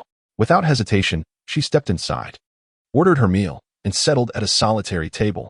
The dining table was adorned with newspapers and magazines to entertain waiting patrons. Yuko picked one up, intending to peruse it. But as she did, a small book fell out. Yuko curiously picked up the small tome. A pocketbook? Pocketbooks are palm-sized and can easily fit into one's pocket. Being a shrewd businesswoman, Yuko experienced a sudden flash of inspiration. What if the Hidden Village love stories were printed as pocketbooks, with a page size that could easily be held in one hand? 20,000 words would approximately translate into 200 pages. Moreover, this format would allow for sales beyond bookstores, enabling nearly any shop to carry them. Operating on a commission basis. Miss, your barbecue has arrived. The server's voice snapped Yuko back to reality, and she smiled gratefully in response. Her spirits lifted. She felt relieved that the publication issue for the Hidden Village love stories had finally found resolution. Yuko, known for her decisiveness, finished her meal and promptly returned to the bookstore to commence preparations for printing. Despite Daidar's profound reluctance, he was ultimately dragged away by Scorpion. Kakuza, buried in the earth, gathered chakra in his hands and struck the ground. With a resounding bang, Haiden, along with the earth, was propelled upward. He swiftly seized the bloody March scythe and departed alongside Kakuzu, leaving even the cash box behind. With the crisis averted, Yuan exhaled a sigh of relief, having not only rescued Watanabe Yuta but also retained the ransom, resulting in a joyous outcome for all. Yuan carried the money box while Kakashi hoisted the dazed Yuta Watanabe onto his back, and the group returned to the inn. By the time they arrived, it was already noon. They called Shally down, intending to have lunch before making further arrangements. Kakashi, what do you think the motives of those 4 individuals were? Kai inquired with a grave expression. Kakashi paused with his chopsticks, shook his head, and replied, I am uncertain, but with so many formidable individuals gathered, their schemes must be anything but ordinary. None of the trio, Hongdo, Kakashi, and Kai, dared to inquire about Yuan's abilities. Probing into another's secret techniques is considered a significant taboo in the ninja world. Yet, if they remained silent, Hongdo would feel restless. And even Kai and Kakashi's curiosity was piqued, occasionally glancing toward Yuan. Their hesitant demeanor amused Yuan, who briefly explained the capabilities of his mad diamond, concluding with a resigned tone, after using it this time, I have no idea when I will be able to employ it again. Oh, Hongdo exclaimed, as understanding dawned upon her. Once everyone had eaten their fill, Kakashi tapped the table and declared, all right, let us return to the village to report our mission. At that moment, Yuta Watanabe suddenly spoke up. Wait, may I first bury my fallen guards? They accompanied me out here, and I cannot bear the thought of leaving them to rest in this foreign land. I can issue a mission and pay for it. I implore you. Upon hearing this, Yuan opened the task map, and indeed, a radiant glow hovered above Watanabe Yuta's head. He then inquired of Watanabe Yuta, where are the bodies of those guards? In a cave. Without your assistance, I cannot retrieve them. I implore you, Watanabe Yuta replied earnestly. Ding. Task triggered. Burying the fallen. Task description. Inter the deceased attendants of Watanabe Yuta. Task reward. Unknown. Kakashi cast an approving glance at Watanabe Yuta. He had initially presumed him to be a reckless scion, yet was pleasantly surprised by his sense of loyalty. This endeavor should not consume much time, and it could also yield some profit. Thus, they readily agreed. Upon reaching the cave, Yuan couldn't help but frown at the sight of the scattered corpses. The task of burial consumed an entire day, and after resting another night at the inn, they finally set forth on their return journey.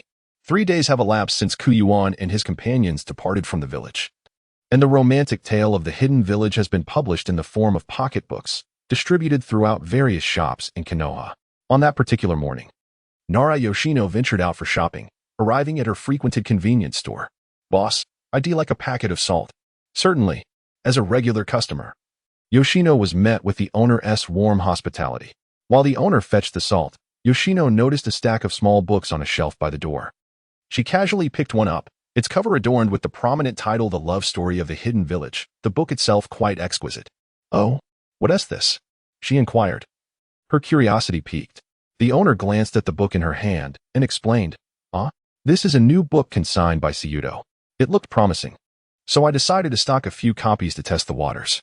After inspecting the cover, Yoshino thought it would be a pleasant distraction during her idle moments and asked, How much is it? Not expensive, just 98 ryo, the owner cheerfully replied.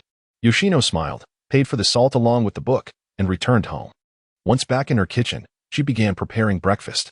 With everything ready, Yoshino decided to take a moment to peruse the book she had just purchased to alleviate her boredom. However, once she began reading, she found herself utterly captivated. Is there such a love in Konoha? Miss Rika is so beautiful, she exclaimed, completely engrossed in the narrative. Her heart fluttering with youthful exuberance. Time slipped away unnoticed as she lost herself in the enchanting story. Nara Riku, yawning, wandered into the living room, groggily taking his seat at the dining table, ready for breakfast. But to his bewilderment, the table was devoid of food or even utensils. Confused, he entered the kitchen. Really? Why is there so little? That lazy author should hurry up and write the next part. Yoshino cried out in frustration, having reached the last word of the book just as the tension peaked. Madam, where's breakfast? Riku asked cautiously. Yoshino snapped back to reality. I was so engrossed that I completely forgot to make breakfast. At the Ichiraka ramen shop, Ayam stepped inside to find several pocketbooks displayed at the entrance. She picked one up and casually flipped through it, asking her father, Dad, why are there so many books here? Seyudo asked us to sell them. And since we had some space in the shop, I agreed, her father replied. Quick, help out. We're about to open. Ayam, although responding, continued to peruse the pocketbook. At the blossoming age of yearning for love, she found herself unable to tear her eyes away. Miss Rika, Maruko belongs to you. Be strong. Tears welled up in her eyes as she empathized with Rika's silent struggles. What are you doing? Get in here and help. Her father scolded as he noticed her distraction. Ayam reluctantly placed the book back and muttered, I know, Dad. Why are you getting so worked up? Meanwhile, Yamanaka Ino's mother was also ensnared in the allure of a pocketbook. As the flower shop was about to close the previous day, a staff member from Seyudo had brought in some books for consignment. Now, Ino's mother was so engrossed in her reading that she didn't notice the arrival of her friend. Ino's mother, Kurenai called out as she stood before her. No response came, as Ino's mother remained fixated on her novel. Kurenai frowned and raised her voice. Ino's mother? Ino's mother jumped, quickly rising with an apologetic expression. Oh, Kurenai, I'm sorry, I was lost in this book. What can I do for you? Could you wrap a bouquet of carnations? I'd like to visit someone, Kurenai replied with a smile. Understanding who Kurenai referred to, Ino's mother hurriedly prepared a bouquet, adding a touch of water for freshness, showcasing her attention to detail. After handing the bouquet to Kurenai, she eagerly reopened her book. Kurenai observed this behavior with confusion. Ino's mother was usually not so inattentive. What book has captivated you so? She inquired out of curiosity. Ino's mother pointed to the shelf by the door, the love story of the hidden village. It's absolutely captivating. Only 98 ryo a copy. You should get one too. All right, Kurenai replied, placing 98 ryo on the counter, picking up a book from the shelf, and turning to say, Goodbye, Ino's mother. Goodbye. Neither anticipated that their parting would be so brief, nor that more would join them shortly thereafter. By the afternoon, Ino's mother closed her flower shop early, unable to wait any longer for the continuation of the love story of the hidden village. She intended to inquire at Seyudo about when the next chapter would be released. Upon arriving at the door of Seyudo, she found a crowd of about 30 people gathered outside, including Nara Yoshino, Ayam, and Kurenai. Izumi and Zeit were also among the throng, making quite the scene. Yuko stood at the entrance, observing the commotion with a mix of excitement and trepidation. The pocketbooks were selling like hotcakes. Yet she had yet to receive the second chapter. When will the second chapter of the love story of the hidden village be released? Speed it up. Otherwise, we'll just go find the author. Yuko wiped a bead of cold sweat from her brow and steadied herself before addressing the crowd. Please calm down for a moment and let me speak. She explained that the author was temporarily unavailable and that the second chapter's plot had not yet been provided. We will contact the author as soon as possible, and once we receive the manuscript, we will print it immediately. Yuko made it clear that Seyudo did not have the second chapter, and any impatience would be in vain. After some grumbling, the crowd dispersed. As a result of this uproar, the fame of the love story of the hidden village spread far and wide, piquing the curiosity of onlookers. Is it really that good? Chapter 24. A surprise through word of mouth. In just a single day, all 10,000 copies of the pocketbook sold out. The response was unprecedented. Upon hearing this news, Yuko threw her head back in despair. Mitarashi-sama, where are you? After a moment of composure, she decisively instructed her assistant. Notify the printing department to reprint 3,000 copies of the love story of the Hidden Village. Yes. The assistant nodded before hastily departing. Yuko was overwhelmed. The second chapter of the love story of the Hidden Village remained elusive, and the enthusiasm of readers was becoming increasingly difficult to manage, with new inquiries pouring in about the sequel's release. However, the book's popularity was undoubtedly a boon for Seiudo as a whole. The following day, Yuan emerged from his hotel room, a large sword slung across his back, a reward earned after completing a burial mission, the Zanpakuto of Kiba Village Eswajin. However, this sword could only be in its initial release form for now. After its release, it could enlarge parts of the body or objects being carried. When Akane stepped out of her room, the first thing she noticed was the sword on Yuan's back. Where did you get that sword? She asked, intrigued. Yuan had long since prepared his words and explained, I obtained this knife inadvertently in the past. It possesses certain unique functions, which is why it has remained sealed within the scroll. Upon hearing about its unique functions, Hongdo's curiosity grew even more intense. Yuan said with an air of mystery, I'll show you when we get back. With that, and eager to return to the village as soon as possible, Kakashi carried Watanabe Yuta on his back.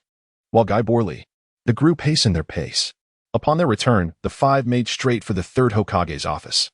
The third Hokage looked up and greeted them with a genial smile. Welcome back. You completed this S-rank mission rather expeditiously. Watanabe Junya, concerned for his son, had been waiting in the village. Watanabe Yuta was promptly collected upon entering the village. The five stood in a line as Kakashi began to report on the mission. Reciting the procedural details, Yuan was bored to the point of drowsiness. Ding! Congratulations on completing the mission. Rescue. Reward, Pikachu. As soon as the notification ended, a summoning scroll immediately materialized in Yuan's mind. Yuan pondered to himself that this system was quite user-friendly, rewarding him in the form of a spirit beast. Otherwise, he would have to carry around that yellow-skinned rodent at all times. Although it was adorable, it would still be quite awkward. Kakashi had not reported anything about Yuan. As per his request, after listening to the briefing, Saratobi Hiruzen nodded and said, You all should take some time to rest. Kakashi and Guy remained behind, wishing to discuss the encounter with the four rogue ninjas during their mission. A gathering of rogue ninjas necessitated caution. Lee headed to the training ground to commence his daily training. Yuan and Hongdo emerged from the Hokage building together. However, just as they stepped through the entrance, Yuko rushed over, panting heavily, and exclaimed, Lord Mitarashi, I have been waiting for you for a long time. Upon their return to the village, Yuko had received the news and hurriedly made her way to intercept them, fearing that Hongdo might flee once more, leaving her with nowhere to shed her tears. Yuan stared blankly at the breathless Yuko, tugging at Hongdo's sleeve, and inquired, Who is this sister? Hongdo rubbed her nose and introduced, This is Yuko Senbenzakura, the head of Jiang Hall. In that moment, Yuan comprehended Yuko Senbenzakura's identity, without revealing that he was the author of the Hidden Village romance. Ah, hello, Sister Yuko. Yuan quickly greeted, recognizing that she would be his future benefactor. Hello. Yuko smiled back at Yuan, then turned to Hongdo and said, Master Matarai, I've been waiting for you to the point of madness. Is the second chapter of the Hidden Village romance ready? Have you finished it? Confused, Hongdo looked at Yuko. She had been preoccupied with her tasks and hadn't yet delivered Yuan's manuscript to Jiang Hall. Yuko let out a bitter laugh and recounted the events leading up to this moment, concluding with a complaint, Master Matarai, such an important matter. Why didn't you mention it before you left? If there are no subsequent chapters, I might not be able to endure it any longer. After listening to the entire process, Yuan was internally astonished. He had not anticipated that within a mere 3 days, the love story of Een Village would sell so prolifically.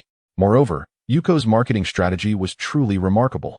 Ku originally believed that in order to publish his novel, he would need to write at least 70,000 words, as 20,000 seemed woefully insufficient, especially considering the challenges of printing. However, he was taken aback when Yuko ingeniously transformed the 2,000 words into a pocket-sized book, a stroke of genius. Hongdo cast a sympathetic glance at Yuko, retrieving the manuscript of the second chapter that Ku had given her from her backpack. This is the second chapter. As for the subsequent content, it can only be provided once the author has completed it. Yuko accepted the manuscript with both hands, her eyes brightening slightly. Yet, given the brevity of a single chapter, she remained apprehensive about the forthcoming sections, prompting her to inquire, "Miyata-sama, could you possibly divulge the name of the author? I understand you're exceedingly busy, making it difficult for me to reach you." This put Hongdo in a bit of a quandary. Yuan observed the troubled expression on Hongdo's face and directly spoke. "Sister Yuzi, the love story of Hidden Village was penned by me, but I kindly request that you keep this confidential." "You?" Yuzi gazed at Yuan in disbelief, astonished that a mere 10-year-old could compose such a book. Upon hearing Yuan reveal his identity, Hongdo chimed in. "Indeed, it's Yuan. He is the author." Although Yuzi was taken aback, she knew that as long as he could provide the manuscript, he would be treated with utmost respect, regardless of his age. Once Yuzi obtained the manuscript, she retrieved a thick envelope from her bag and handed it to Yuan, saying, "Now that I know you are the author, the payment will go directly to you. Each book is worth 98 taels, with the first batch selling 10,000 copies, and we have agreed on a 1-2 share, totaling 117,600 taels." "Thank you," Yuan replied, exhilarated as he accepted the substantial sum.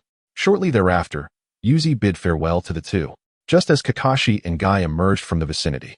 Kakashi, carrying a large bag, addressed them. "Fortunately, you two haven't left yet. This is the remuneration for our recent mission. Let us divide it now, to spare me the hassle of delivering it to each of you individually." With that, Kakashi set the bag down on the ground and squatted down, stating, "Come, let us divide the money." Distributing money in the street? That was rather audacious. Subsequently, Guy and Hongdo also squatted down, leaving Yuan feeling somewhat awkward standing alone, so he shamelessly joined them in squatting. The four of them huddled together, dividing the funds, evoking a sense of conspiratorial camaraderie. Mr. Watanabe Jr. had awarded a bounty of 1 million taels, with an additional 1 million to follow, while Watanabe Yuda's mission yielded a bounty of 100,000 taels, resulting in each of us receiving 440,000 taels. After calculating, Kakashi added, "Everyone, please place the money into your backpacks. Carrying so much wealth on the streets is too ostentatious." Yuan, indeed quite ostentatious. After the four had divided their share, a portion belonging to Shali remained in the bag. Kakashi tossed the bag to Kai, saying, "This is your disciple's share. You can give it to him yourself." "No problem. I need to head to the training ground anyway." Kai stood up, slung the bag over his shoulder, and remarked, "Shali is still waiting for me, so I must be off." After Kai departed, Yuan, Hongdo, and Kakashi also went their separate ways. Chapter 25, A Choice Between Two. Who originally went to pay the deposit, then leisurely purchased a piece of glass before strolling back home. After skillfully repairing the shattered window with red beans, Ku took out the spirit summoning scroll rewarded by the system, intending to summon Pikachu for a brief encounter. He spread the scroll upon his bed, gathered his chakra in his hands, pressed it against the seal on the scroll, and uttered the incantation, "Release." With a puff of white smoke, Pikachu materialized at the center of the scroll, blinking curiously at Ku, exuding an aura of immense cuteness. "Pika Pika." Sitting calmly at the heart of the sealed scroll, Pikachu called out to Ku a couple of times, appearing quite tranquil. It seemed to be an ordinary Pikachu, not the legendary Pikachu deity. Nevertheless, the mere acquisition of Pikachu filled him with joy. Yuan lifted Pikachu in his arms, and the skills it had mastered flashed through his mind. Thunderbolt, Volt Tackle, Iron Tail. Indeed, little one, quite impressive. Yuan tenderly patted Pikachu's head, pleasantly surprised to discover it possessed 3 skills right from its debut. After recalling Pikachu, he hastily rummaged through his backpack, emptying its contents and counting the money. After deducting his accommodation and food expenses from the past few days, he found himself with a surplus of 250,000 coins, a modest profit indeed. Once he organized his finances, a sudden recollection struck him. He had promised to treat Hongdo to a meal, and he could not go back on his word. Thus, he took a warm bath, changed his clothes, and as he stepped outside, he was confronted with a pressing dilemma. Where did Hongdo live? It seemed he would have to wait for another opportunity to extend the invitation. At that moment, a figure flashed through Yuan's mind, Jingyi. She had always looked out for him, and now that he had earned some money, it was high time he expressed his gratitude. With this thought in mind, he made his way to the mountain flower shop. As he passed a jewelry store, he took a moment to select a gift for Jingyi, a silk handkerchief elegantly adorned with white bellflower embroidery, nestled within a wooden box. The handkerchief instantly reminded him of the school festival when Jingyi had donned a bellflower crown. However, the price was somewhat steep, 5,000 coins. Upon arriving at the mountain flower shop, Yuan greeted both Jing Yi and Aunt Shanzhong with enthusiasm. Jing Yi, who had been idly resting her chin on the table, perked up immediately upon hearing his voice, exclaiming, Yuan, what brings you here? And Shanzhong looked at him with warmth, saying, Yuan, are you here to see Jing Yi? She held a favorable impression of him. Yes, Yuan nodded. Then added, the bento you made last time was delicious. Thank you, Auntie. And Shanzhong, delighted by the compliment, responded, I'm so glad you liked it. You must visit us again sometime. I would love to prepare a meal for you. Absolutely. I will make sure to visit your home when the opportunity arises. After Yuan had finished his charming demeanor, he approached Ino and presented her with a gift, saying, Here, a small token for you. I shall treat you to a delightful meal this evening. Yamanaka Kaichi, having overheard someone inviting his daughter to dinner from the storeroom, rushed out, immediately confronting Yuan with a barrage of questions. Who are you, young man? What are your intentions towards my daughter? The audacity of this boy to enter the shop and present gifts, coupled with an invitation for dinner, suggested he was not to be trusted. Sensing the protective nature of Yamanaka Kaichi, Yuan decided to playfully tease him, adopting a familiar tone. I am Yuan, a good friend of Ino's. You must be her father, right? Don't get too familiar. I am not your relative. Kaichi snapped back, clearly agitated. Meanwhile, Ino, who had been secretly pleased with her gift, became incensed at her father's reaction. Dad, why are you getting angry at Yuan? A critical blow. Kaichi, suppressing his inner turmoil, replied, This boy has ulterior motives. I am merely protecting you. Ulterior motives? What do you mean? Ino asked, puzzled by her father's sudden suspicion. At that moment, Kaichi was at a loss for an answer. The thought of losing his little girl to someone else gnawed at him. The more he pondered, the more frustrated he became. He shot a fierce glare at Yuan, gritting his teeth as he warned, You little rascal, keep your distance from my daughter. Suddenly, a sharp pain struck Kaichi's head, and he instinctively shielded it with his hands, shouting, Who did that? It's me. Who else could it be? Mrs. Yamanaka retorted furiously. What business do you have meddling in the affairs of children? Are you so idle that you cannot help with moving the flower pots? Yuan gazed upon the scene, feeling an inexplicable sense of delight. The lady of the mountain spoke again, saying, Inaino, go and play with Yuan. She then smiled gently at Yuan, advising, Yuan, do ensure Inaino's safety. Yuan immediately responded, Of course. I assure you I will complete the task. After exiting the flower shop, he and Ino made their way to a renowned restaurant in Konoha, both eager to indulge in a sumptuous feast. Once seated, Ino inquired with concern, I haven't seen you for several days. Have you been holed up at home again? Aren't you worried about becoming stale? Hey, what do you take me for? Yuan retorted as he picked up a slice of sashimi, explaining, I undertook a mission a few days ago and was away for 3 or 4 days. Upon hearing the word mission, Ino's interest piqued, and she excitedly asked, What kind of mission? You've been gone for such a long time. Do tell me all about it. Yuan passionately recounted the dramatic rescue of Watanabe Yuta, embellishing his narrative with self-praise and conveniently omitting the more perilous aspects of the endeavor. In awe, Ino listened intently, her gaze filled with envy as she regarded Yuan. With 2 more years before she could ascend to the rank of a genin and undertake missions outside the village, she found herself yearning for the extraordinary and enigmatic ninjutsu she had heard about. Alas, the academy only instructs us in fundamental techniques. How I long to witness the myriad forms of ninjutsu beyond our basic curriculum. Yuan pondered for a moment before retrieving the Pikachu scroll. With a resounding thud, he summoned Pikachu, which exclaimed, Pika Pika, kawaii. This delightful sight instantly enchanted Ino, who eagerly embraced Pikachu and rubbed its face against her own, exclaiming in astonishment, Oh my! How adorable! The scene evoked an inexplicable sense of harmony within Yuan, prompting him to inquire of Ino, This is my spirit beast. Would you like to learn the summoning technique? Yes, of course. Ino responded with enthusiasm. Pikachu was a reward bestowed upon Yuan by the system, and with his consent, Ino could also summon it. After inscribing Ino's name, he proceeded to teach her the hand seals required for summoning. Ino, being quite astute, quickly mastered the technique. After their meal, Yuan escorted Ino home, and following their farewell, he strolled leisurely back. Once home, he immediately commenced writing the 3rd chapter of the Hidden Village romance. In the subsequent days, Yuan maintained a steady writing pace, producing a chapter each day. Meanwhile, Yuko, benefiting from a wealth of material, published a new volume daily, rapidly surpassing the sales of Intimate Paradise. The Hidden Village romance gained immense popularity, with sales consistently reaching new heights.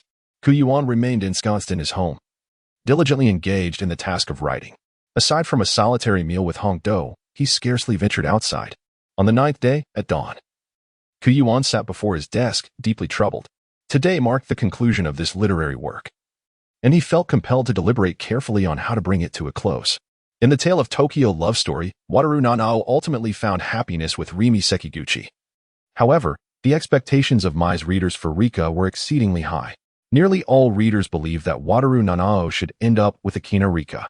The narrative crafted by Yuan predominantly draws inspiration from the television series, wherein the virtues of the character Li Xiang are magnified while her flaws are conveniently omitted.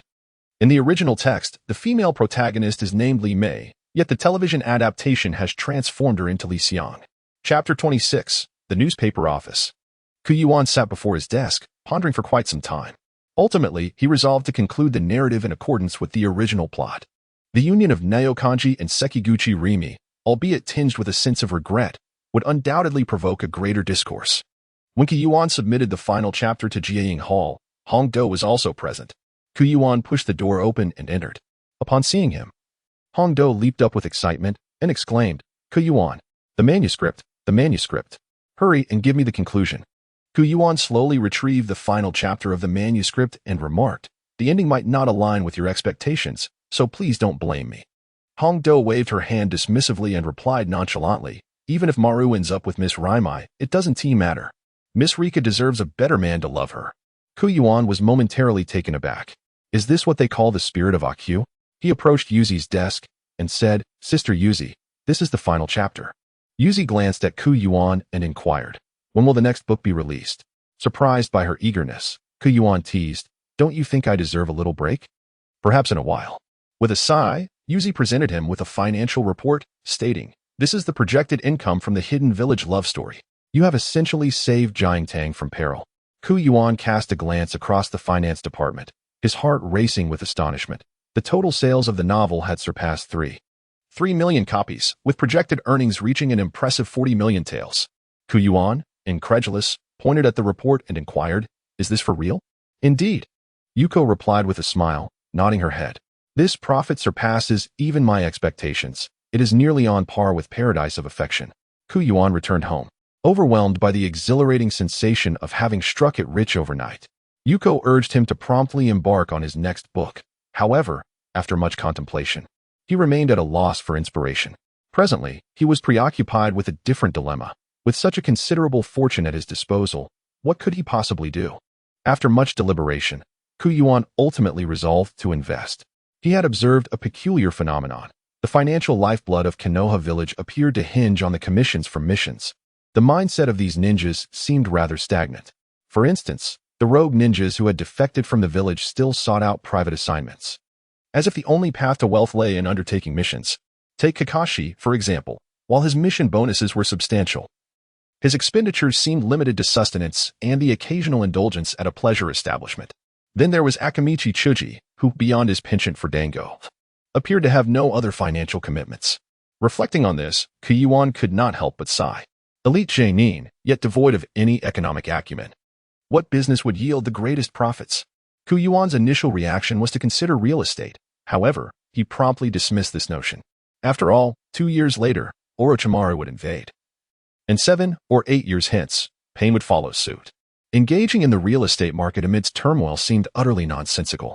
Lying in bed, deep in contemplation, he ultimately resolved to venture into the cultural industry. After all, he was already an author and had the acquaintance of Yuki Senbenzakura, from whom he could seek guidance. The following morning, Yuan set off for Jiaying Hall. When Yuan pushed open the door, Yuko, somewhat perplexed, remarked, "What brings you here? I thought you had already completed your manuscript."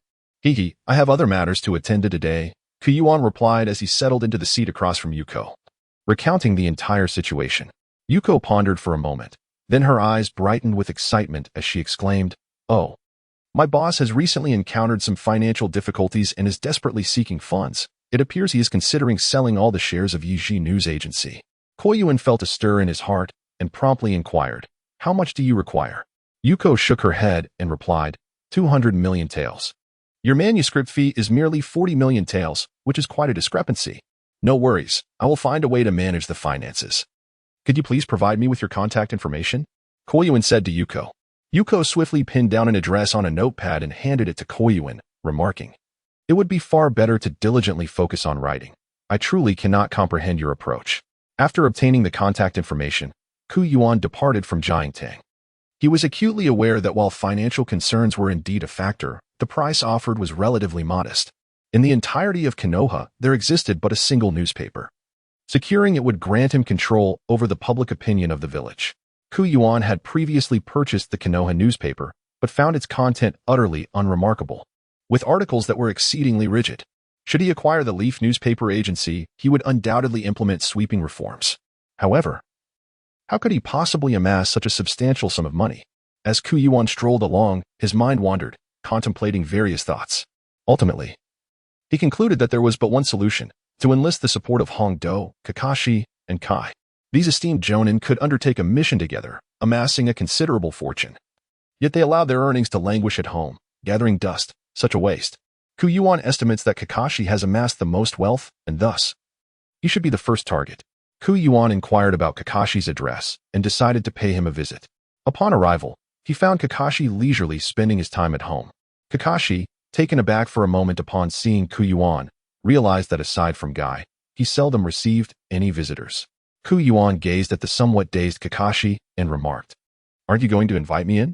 "Huh? Oh, please come in." Kakashi hurriedly ushered Yuan inside. In the living room, Kakashi went to brew some tea while Yuan surveyed the surroundings. After a brief moment, Kakashi returned with 2 cups of fragrant tea and took a seat opposite Yuan. Yuan lifted the teacup, inhaling its fragrant aroma before gently taking a sip. Seizing the opportunity, Kakashi casually inquired, "Is there something on your mind?" Yuan did not respond to Kakashi's question immediately. He first set down his teacup and retrieved a novel titled Love Stories of Hidden Villages from his pocket, inquiring, "Senior Kakashi, are you familiar with this book?" Due to its immense popularity, Kakashi had purchased a copy 3 days prior out of curiosity, only to find himself utterly captivated by its pages. It felt somewhat embarrassing for a grown man to indulge in a romance novel. However, Kakashi maintained his composure and replied nonchalantly, "I am aware of this book. It has gained quite a reputation lately." He revealed a mysterious smile and then divulged his identity. "I am the author of this book, and I just received a manuscript fee of 40 million taels yesterday." Kakashi, upon hearing this, was utterly astonished. To earn 40 million taels from a single book? It is worth noting that a Class S mission, undertaken at the risk of one's life, only rewards a mere million taels. Moreover, it was utterly unexpected that Ku, who appeared to be around 10 years old, could even write a book. Although Kakashi was taken aback, he refrained from speaking until he fully understood Ku's intentions. As Yuan observed Kakashi's expression, he understood that his objective had been achieved and began to gradually articulate his intentions. "Are you familiar with the Leaf newspaper?" "Yes," Kakashi replied. "I have received information that the proprietor of the newspaper intends to sell it for 200 million. I am quite interested. However, I currently possess only 40 million, so I am seeking a few partners to acquire it." Having explained everything in one breath, Yuan took a sip of tea to moisten his throat. At this moment, Kakashi comprehended the situation and inquired, "So, you are reaching out to me?" "Indeed," Yuan responded eagerly. "I possess some insights into newspaper management, and moreover, I am capable of writing novels." At this juncture, Kakashi realized that Yuan had previously presented the Hidden Village love story to bolster his credibility. When the time comes, the sales of the newspaper will undoubtedly soar, and you merely need to wait at home to reap the profits. What do you think? After Yuan finished speaking, he paused, knowing when to stop. Kakashi was momentarily taken aback by the unexpected turn of events. In Chapter 27, titled Shareholders, Kakashi scratched his head, surprised that Yuan sought him out for business, and for a project worth several billion. Although he acknowledged that the price was reasonable, 2 billion was still a substantial sum. As his thoughts settled, Kakashi became curious about why Yuan wanted him as a partner and asked, "What made you think of bringing me on board? You've already earned 40 million from writing a book. It shouldn't take long for you to reach 200 million. Furthermore, if Jiangtang distributes the love stories of hidden villages to the 5 great nations, it will surely exceed that amount. You could certainly afford to wait a bit longer." Indeed, Kakashi's words held merit. Yuan could easily bide his time. Just a few days prior, Yuzi had informed him that upon the conclusion of the love stories of hidden villages, Jiangtang would be distributing it to the 5 great nations. However, Yuan had his reasons. Smiling as he explained, it's advantageous to lean against a strong tree for shade. Being an outsider, having a few reputable individuals involved would alleviate many complications. Thus you, the copy ninja Kakashi, were my first choice. Upon hearing this, Kakashi found Yuan's reasoning quite sensible. Leaning back against the sofa, he replied, in that case, I shall invest 30 million. As an elite jonin, Kakashi had accumulated far more than 30 million in bounties over the years. But most of his earnings had been donated to orphanages. Currently, he had 50 million in savings, though he needed to retain some funds for emergencies. Thank you, esteemed Kakashi. Yuan was quite pleased with the 30 million, considering their limited acquaintance had stemmed from only one joint mission. Once the agreement was settled, Yuan promptly set off to find his second target, Kai. Yuan had no need to visit the Kai residence. He proceeded directly to the training ground. As anticipated, Kai was engaged in youthful push-ups alongside Shaoli. While performing his exercise, Kai listened attentively to Yuan's intentions and nodded. He turned to Yuan, who was squatting beside him, and inquired, did Kakashi invest 30 million ryo? Indeed, Yuan replied with a cheerful smile. So, are you considering investing as well, brother Kai? Absolutely, Kai exclaimed, lifting his head with fervor. Only by earning more can we assist more people. However, I must admit, this time I will undoubtedly be outdone by Kakashi. Most of my funds have been donated, leaving me with only 15 million ryo to contribute. After finalizing matters with Kai, Yuan made his way to Hongdo's residence. Hongdo was indulging in 3-colored dumplings, and before Yuan could finish his statement, she interrupted, declaring, Stop. It's merely money. I have over 50 million ryo. Just leave the change. I rarely spend money anyway. With a bold gesture, she declared, I'll contribute 50 million ryo. Yuan was taken aback. His mouth agape as he exclaimed, Sister Hongdo, I never imagined you possessed such wealth. Hongdo popped another dumpling into her mouth, and, with her words slightly muffled, explained, This is my dowry, which I have saved for many years. A dowry. Yuan suddenly felt a sense of pressure, if he did not achieve something remarkable. How could he possibly justify the dowry for Hongdo? Yuan calculated that his 40 million taels, Kakashi's 30 million taels, Guy's 15 million taels, and Hongdo's 50 million taels amounted to a total of 135 million taels, leaving a deficit of 65 million taels. After consuming the last dumpling, Hongdo wiped his hands and remarked, We are still short by 65 million taels. What are your plans? Yuan had already devised a solution and expressed his intent to consult Yuko before departing. Upon exiting the Hongdo residence, he made his way towards Yuko's abode. However, after walking a short distance, he abruptly halted. Considering Yuko's esteemed position, it was likely that a mere child like him would be rebuffed at the door. Realizing his previous oversight, Yuan stroked his chin thoughtfully and turned towards the direction of Jiangtang, contemplating enlisting Yuko's assistance. Upon arriving once more at Jiangtang, Yuko greeted Yuan with a gentle smile and inquired, What's the matter? Is there something else you need? Yuan spoke directly, I would like to request your assistance in facilitating a connection. Is it possible to arrange for an upfront payment of half the amount, with the remainder settled in monthly installments of 20 million taels? Indeed, Yuan aimed to acquire the newspaper through an installment plan. He currently possessed 130 million taels, yet he needed to reserve a portion of that for operational liquidity. Yuko gazed at Yuan in astonishment.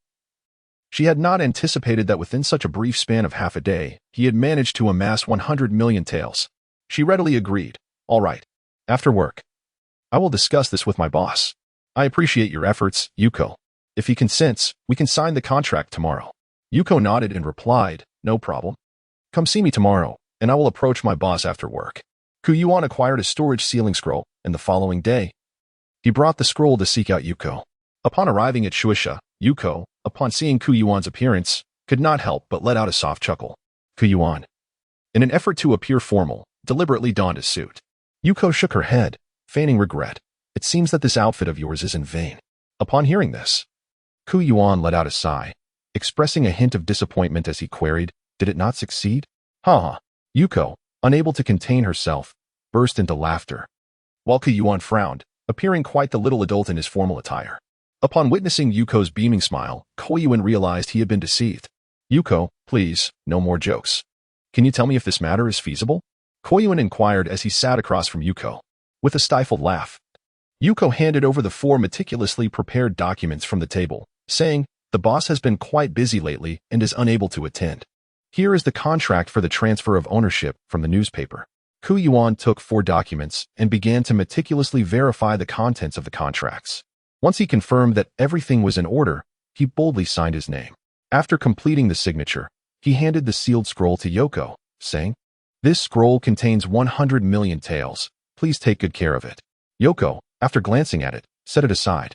The two exchanged polite remarks before Yuan rose to leave, intending to meet with 3 shareholders for a meal to discuss the distribution of dividends. At the fragrant tea pavilion, all 3 shareholders were present. Yuan spoke directly. "I just came from Yuzi, and the matters concerning the newspaper have been settled. I called you all here to discuss the profit-sharing arrangement. My suggestion is to distribute the dividends according to our investment proportions. What do you think?"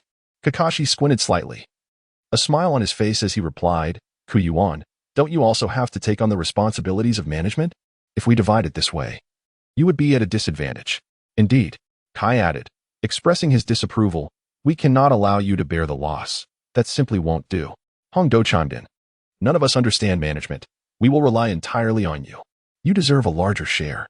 Yuan gazed into the sincere eyes of the 3 individuals and couldn't help but exclaim inwardly, "The ninja world truly embodies a spirit of genuine simplicity." Chapter 28, The Spirit of Simplicity. Yuan glanced at the 3 individuals before him and sincerely remarked, "Kakashi-senpai, Brother Kai, Sister Hongdo. Each of you is a person of distinction, and your reputations are indeed a form of intangible asset." After a brief pause, he continued with a hint of shyness, "I believe it is more fitting that you 3 should receive a greater share." In the face of Yuan's subtle flattery, the trio found it somewhat overwhelming. His words were genuinely pleasant, and they began to feel a sense of elation. As prominent figures, they naturally could not appear too stingy. Kakashi was the first to speak, saying, "Yuan, you are the one leading this endeavor. It is only right that you take a larger portion." "Absolutely," Kai exclaimed, slamming his hand on the table. His fist clenched in enthusiasm as he urged Yuan, "You should take more. Trust Brother Kai on this." Hongdo chimed in supportively. "Oh no, no," Yuan exclaimed, looking astonished. "You 3 are all my seniors. It is only right that you take a larger share." For a moment, the group engaged in a polite exchange of refusals, each trying to persuade the other. Growing weary of the back and forth, Hongdo abruptly slammed her hand on the table and decisively declared, "Are we going to eat or not? Let us go with Yuan's first suggestion. We're nearly starving. It's time to eat." The 3 men immediately agreed, realizing that continuing the stalemate served no purpose. After a satisfying meal, they decided to visit the newspaper office, considering it a post-meal stroll. The 4 of them walked along the street towards the newspaper office. Leading the way, Kai stopped at an intersection half an hour later and announced, "Here we are. That is the Yiji newspaper office." Yuan looked up and beheld a 2-story building, with a sign of the Yiji newspaper hanging at the entrance. Kimura Aikichi, the chief editor of the newspaper, was holding a notice issued from above, his face etched with worry. The ownership of the Yiji newspaper had changed hands, and the new proprietor was none other than Yuan. To be frank, despite his many years in the journalism industry, he had never heard of this individual. Just as Kimura Aikichi was lost in his troubled thoughts, a sudden knock echoed through the room. "Editor-in-chief, Lord Kiki, Lord Might, Lord Mitashira, Yuan seeks an audience." The assistant's voice rang out from outside. Upon hearing the name Yuan, Kimura Aikichi hurried to the door, exclaiming, "Esteemed guests, please come in." The assistant was taken aback by the editor's sudden enthusiasm, yet, adhering to professional decorum, refrained from uttering a word and quietly stepped away. As Yuan, Kakashi, Hongdo, and Kai entered the office in succession, Kimura Eiji hurriedly closed the door behind them. He recognized Kakashi, Kai, and Hongdo. Thus he understood that the new owner was the child among the 4. With an expression of awkwardness, Kimura Eiji spoke, "Hello. May I ask if you're Lord Yuan?" "Yes," Yuan nodded, presenting the contract he had brought with him to Kimura Eiji, stating, "The Leaf newspaper has been transferred to us." Trembling, Kimura Eiji accepted the 2 documents, quickly scanned through them, and promptly returned the files to Yuan with a bow, saying, "Greetings, esteemed lords. I am Kimura Eiji, the chief editor of the newspaper." The notification he had received clearly stated, "President Yuan." Although the other 3 were renowned figures in the village, they were merely shareholders reaping the profits. Yuan was the true proprietor. Kimura Eiji could not fathom how a mere child could bring together 3 prominent individuals. In just a few minutes, Kimura Eiji became so anxious that he broke into a cold sweat. He pressed his lips together and inquired, "President, are you here for an inspection today?" "We're just here to have a look around. Kimura, could you please provide us with an introduction?" Yuan replied with a cheerful smile. Today, he aimed to understand the newspaper's situation to contemplate future plans upon his return. "Of course, esteemed lords, please follow me." Kimura promptly opened the door and led the way. Explaining the layout, the Leaf newspaper spanned 5 floors. The first floor housed an exhibition hall displaying the history of the newspaper. The second floor was the core of the newspaper, where the main departments for news operations were located. The third floor comprised the logistics, finance, advertising, and planning departments. The fourth floor contained meeting rooms and executive offices, including the president's office. The fifth floor was currently vacant. As Kimura Eiji walked alongside Yuan, he provided an overview of the newspaper's fundamental operations. Upon hearing that the fifth floor was empty, Yuan's eyes sparkled with an idea. The group arrived at the reporters department, where Kimura Eiji introduced, "This is the reporters department, responsible for gathering news and writing articles. It is the newspaper's primary sector, currently employing 30 individuals." Suddenly, Kimura Eiji clapped his hands and announced loudly, "Everyone, please pause your work for a moment. I would like to introduce our new president, Lord Yuan." As soon as the reporters heard the news of the new president, they all stood up quickly, bowed, and exclaimed, "Greetings, President." Yuan leisurely surveyed his surroundings. The decor was quite pleasing, and the news facilities were comprehensive, yet only half of the workstations were occupied. "Hello, everyone," Yuan greeted with a smile. Hongdo couldn't help but inquire, "Editor Kimura, didn't you say there would be 30 people? Why are there less than half?" Editor Kimura lowered his head and explained, "Half of them are out gathering news, so they are not in the office." Subsequently, Kimura Eiji introduced Kakashi, Hongdo, and Kai to everyone once more. The group explored the newspaper office thoroughly, and after exiting, Yuan addressed the three, "Could I ask a favor of you?" Hongdo squinted, her curiosity piqued. "What is it?" "I wish to settle in Konoha. Could you vouch for me?" Yuan replied. This matter had weighed on Yuan's mind for quite some time. After traversing into the world of Naruto, he had felt a lack of belonging. However, now that he had the Leaf newspaper and had made numerous friends, he yearned to establish roots, as it would facilitate future endeavors. Yet, for outsiders to settle in Konoha, there was an extensive probationary period, during which one had to pay 30,000 ryo monthly. Kakashi, Kai, and Hongdo were individuals of status if they could vouch for Yuan. The process would be considerably simpler. Hongdo placed her hands on her hips and remarked, "I thought it was something significant. Let's head to the Hokage Tower with you." Kakashi nodded in agreement. A mere vouching is no trouble. In contrast, Kai appeared particularly exhilarated, jumping up with glee. "Yuan, are you joining Konoha?" "Yes," Yuan responded, noticing Kai's enthusiasm surpassing his own. "Having acquired the Leaf newspaper, where else could I possibly go?" "Woohoo! That's fantastic!" Kai exclaimed, triumphantly raising his fist. "This is the spirit of Konoha." Yuan, Chapter 29 Moving. Within the Hokage Tower, upon hearing Yuan's intentions, the third Hokage retrieved 2 blank files and handed them to Yuan, kindly remarking, "Since these 3 have vouched for you, the probation period is waived. Please fill out the files, and then proceed to the first floor to pay your residency fee. Given that you were able to accompany them on a mission, you must possess the strength of a chunin, correct?" Yuan took the 2 profile cards and replied, "Yes, I am currently at the rank of a genin." The trio had never disclosed anything about Yuan's abilities. The third Hokage patted Yuan on the shoulder and said, "Very well. Shortly they will take you to register as a genin. I hope you can swiftly pass the chunin exam. I look forward to witnessing your growth." The third Hokage glanced at Kakashi, Hongdo, and Guy, and cautioned, "Since you 3 are vouching for Yuan, should he encounter any difficulties in the village, it is imperative that you lend him your assistance." Hongdo, known for her impulsive nature, slammed her hand on the table and exclaimed, "We understand, we understand. If there are no further matters, shall we take our leave?" After they exited, the trio guided Yuan to complete all the necessary formalities. Ultimately, they obtained the Konoha residence permit, a genin headband, and a ninja tool pouch. Yuan held 3 items in his hands, inwardly lamenting how utterly absurd. "A settlement fee of 1 million taels, and all I have are these few items." Below the Hokage building, the 4 individuals each returned to their respective homes. Upon returning home, Yuan employed multiple shadow clones and instructed them promptly, "Hurry and pack up.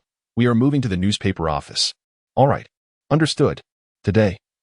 He had heard from Kimura Aikachi that the fifth floor was vacant, and he had already entertained this notion, since he had resolved to settle in Konoha. It was imperative that he no longer relied on renting. He needed a place to call his own.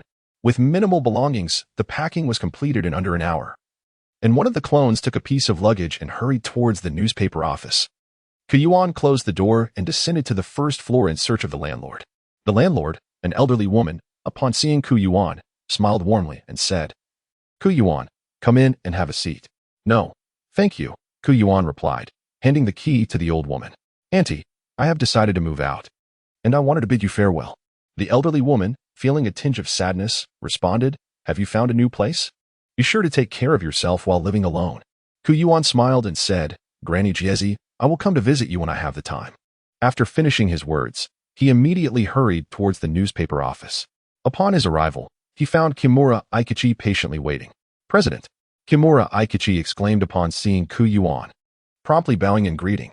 Yuan nodded and approached Kimura Aikachi, inquiring, "Has my luggage been moved?" "Yes, it has. Shall I show you upstairs?" Kimura Aikachi replied. "All right." Yuan's room was the second one on the fifth floor, adorned with entirely new furnishings that exuded cleanliness and order, unmistakably indicative of a considerable expense. Kimura Aikachi lowered his head, observing Yuan's expression, and inquired softly, "Is there anything else the president requires?" "This is sufficient," Yuan replied with satisfaction, then requested, "Please take me to examine the financial statements of the newspaper." In the president's office, after Kimura Aikachi delivered the financial reports, Yuan posed a few straightforward questions. Noticing the time, he decided to allow him to leave for the day. The daily circulation of the Konoha newspaper was approximately 60,000 copies. After deducting costs, the daily profit amounted to roughly 120,000, leading to a monthly profit of around 3 to 4 million, implying that, under the current circumstances, the investment could be recouped within 4 to 5 years at most. Yuan, after reviewing the financial statements from the past year, has gained a comprehensive understanding of the newspaper's overall situation. The next step is to contemplate how to expand and strengthen the organization. In Yuan's office, there lay a collection of past newspapers. He gathered this month's editions and began to peruse them atop his desk. The newspapers were published daily, each issue comprising 2 pages, divided into 4 sections. The first section primarily featured local news from the Hidden Leaf Village, serving as the most substantial source of information. In the absence of significant events, trivial matters would be reported to fill the pages.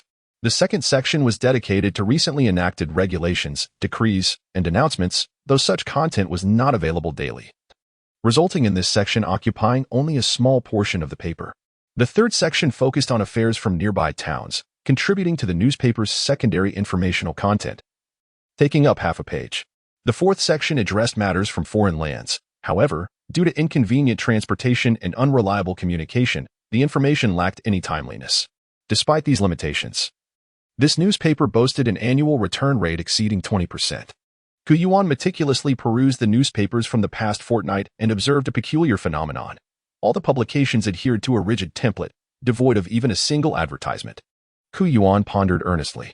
If a newspaper is operated effectively, the revenue from advertisements alone could be substantial. As the exclusive newspaper of Konohagakure, if the advertising spaces were utilized judiciously, profits could swiftly double. However, Yuan did not intend to implement this plan immediately.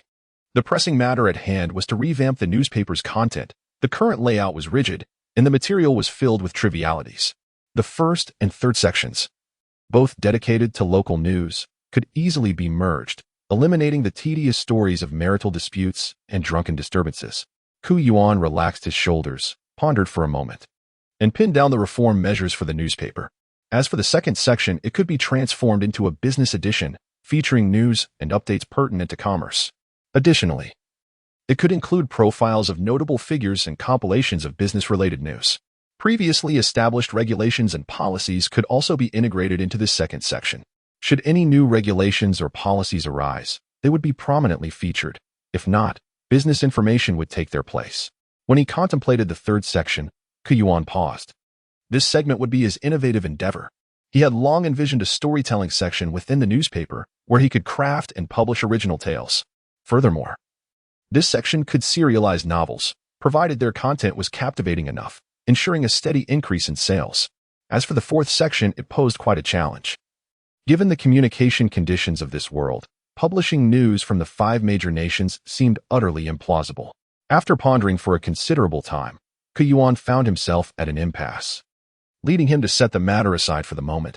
It is vital that one does not act in haste. Moreover, this undertaking represents a complete overhaul of the newspaper, necessitating a methodical approach. Otherwise, no matter how well conceived the plan may be, its ineffective execution would render it futile. Glancing up at the clock adorning the wall, he realized that there was still ample time before bedtime, prompting him to delve into the content of the story section. Ultimately, the essence of writing lies in the spark of inspiration. After pondering for a considerable time, Yuan suddenly experienced a moment of inspiration and picked up his pen to inscribe 7 prominent characters. This assassin is not too cold. Upon completing these words, Yuan felt a slight sense of relaxation, only to realize that he had yet to have his dinner. After some contemplation, he resolved to step out for a bite to eat. As he exited his office and descended to the 2nd floor, Yuan spotted Chief Editor Kimura and a few others still present at the newspaper office. Yuan cast a puzzled glance at them and inquired, "Why have you not yet finished your work?" Chapter 30. Turmoil. Upon recognizing Yuan, several individuals promptly stood up, bowed, and respectfully addressed him as president. Mikamura then explained to Yuan, "We still have some unfinished tasks, hence we are working overtime. President, is there something you wish to discuss at this late hour?" Yuan waved his hand and said, "This afternoon I am moving, and I haven't had the chance to eat yet, so I plan to go out for a bite. Would you like to join me?" A flicker of delight passed over the faces of several individuals, and they nodded eagerly. For the opportunity to dine with the president was indeed a coveted one. Yuan, let us be on our way. The group, filled with laughter and joviality, ventured out to seek a barbecue restaurant still in operation. After indulging in a hearty meal and quenching their thirst, they returned to their respective duties. Following a refreshing wash, Yuan retired for the night. The following day dawned. Yuan began his writing early in the morning. Renaming his work The Killer is Quite Warm from its original title The Killer is Not Too Cold, he needed to hastily complete the first chapter. The Konoha Daily is a morning newspaper, requiring all submissions to undergo review and layout processes by 4 p.m. each day, which typically takes until around 6 p.m. Following this, printing commences, and it can be completed by approximately 2 a.m. Subsequently, around 5 a.m., the papers are distributed to all newsstands for sale. KUNNT NDTF or TDRFT THT or GMNT. Elon. THPRFNLTLLTHTLFLN. RTFDN. WHNDVRTNTL. RUMTHLD. UNGRLWHNT. RFMLHBN MERD. RD. FFT NBL MBTW ND NTCHND. LNLHLFTV MTHLDBRNNTDRCAN. THRB RNG LGHD. FDWTHDVRT. TRM NNVRTU. LNNT NLV MTHLD but LHVHWN RDMTN. NNTR GUING LL INGNT. NNVNT NL RM NBTW NNLD RM NND UNGRL.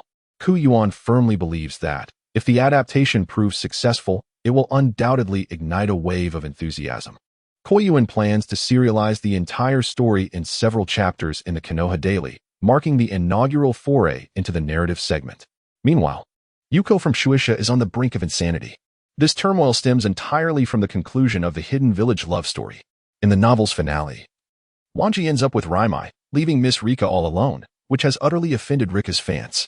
The solitary fate of Miss Rika is something her supporters cannot fathom. Just yesterday, some of her fans penned a letter of complaint to Shueisha, voicing their dissatisfaction. Today, Rika S fans have gathered at Shueisha S entrance, demanding answers.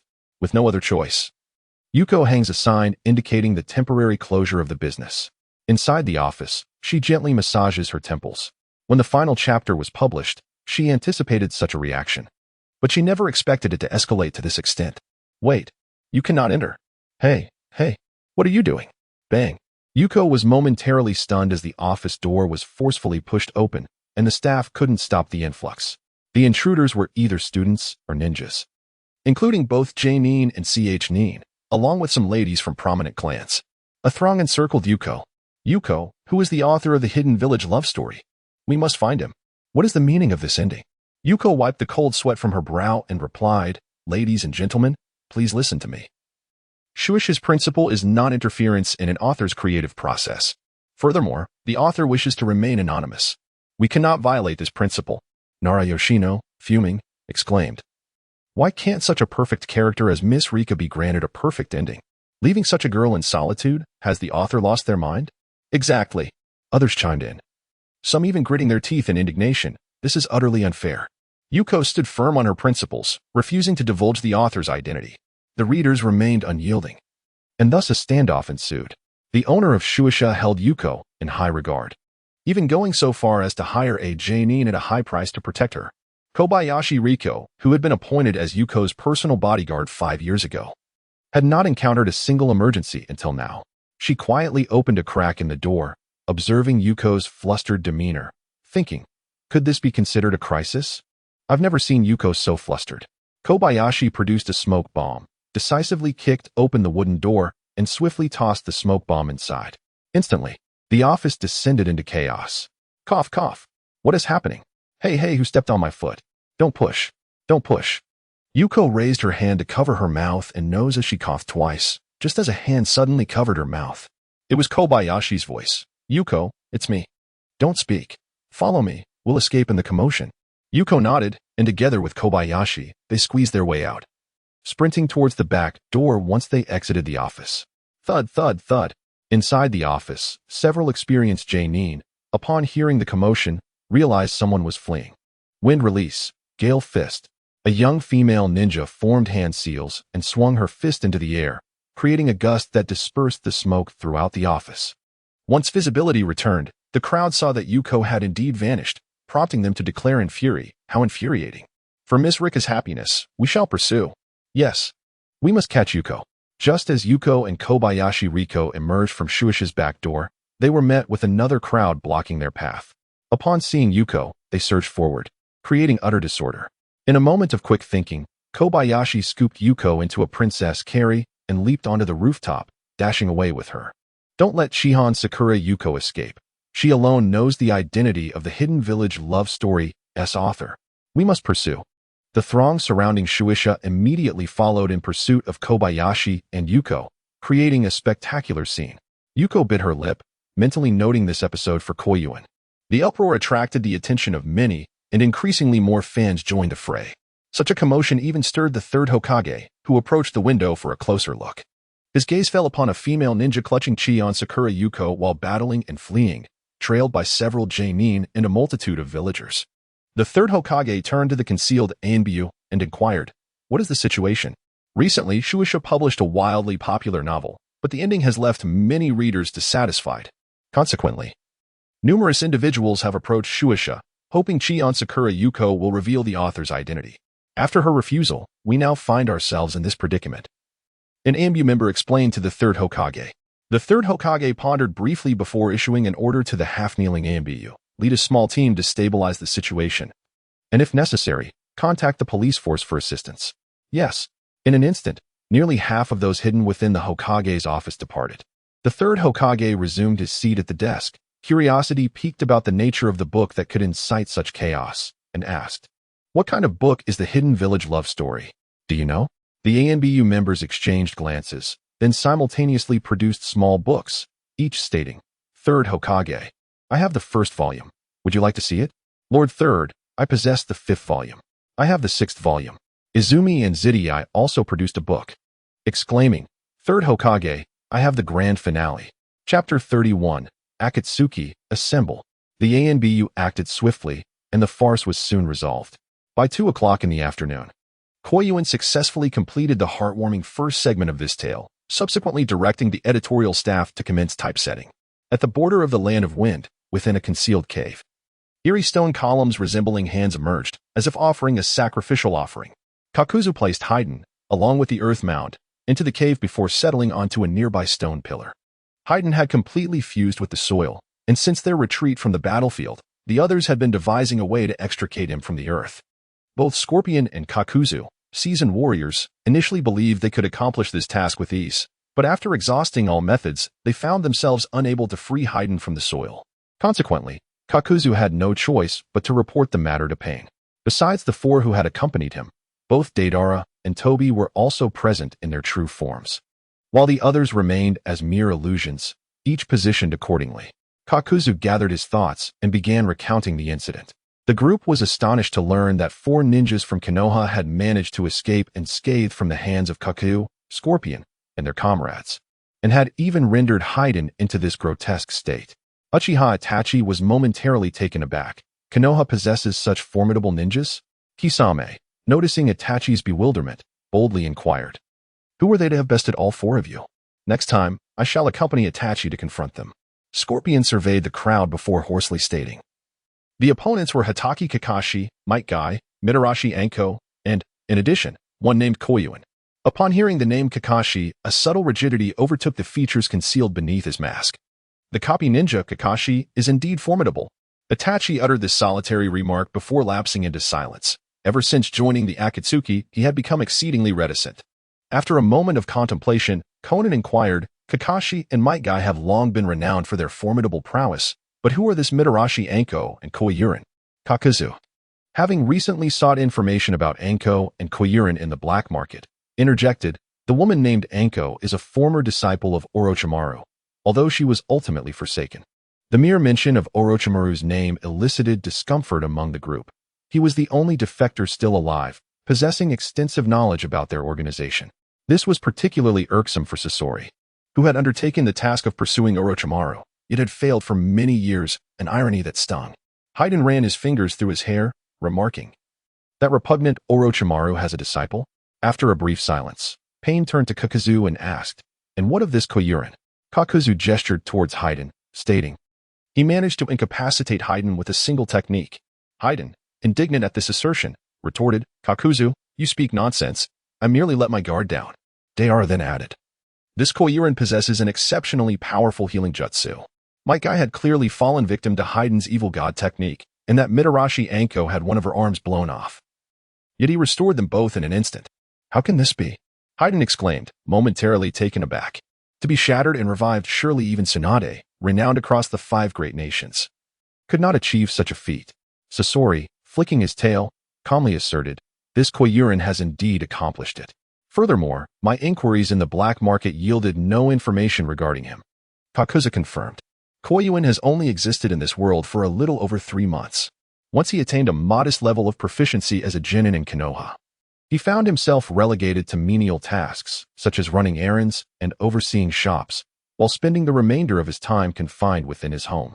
His most notable achievement, the publication of a love story from the hidden village, was penned under his pseudonym, thus rendering him an inconspicuous figure whose details were unlikely to pique the interest of the black market.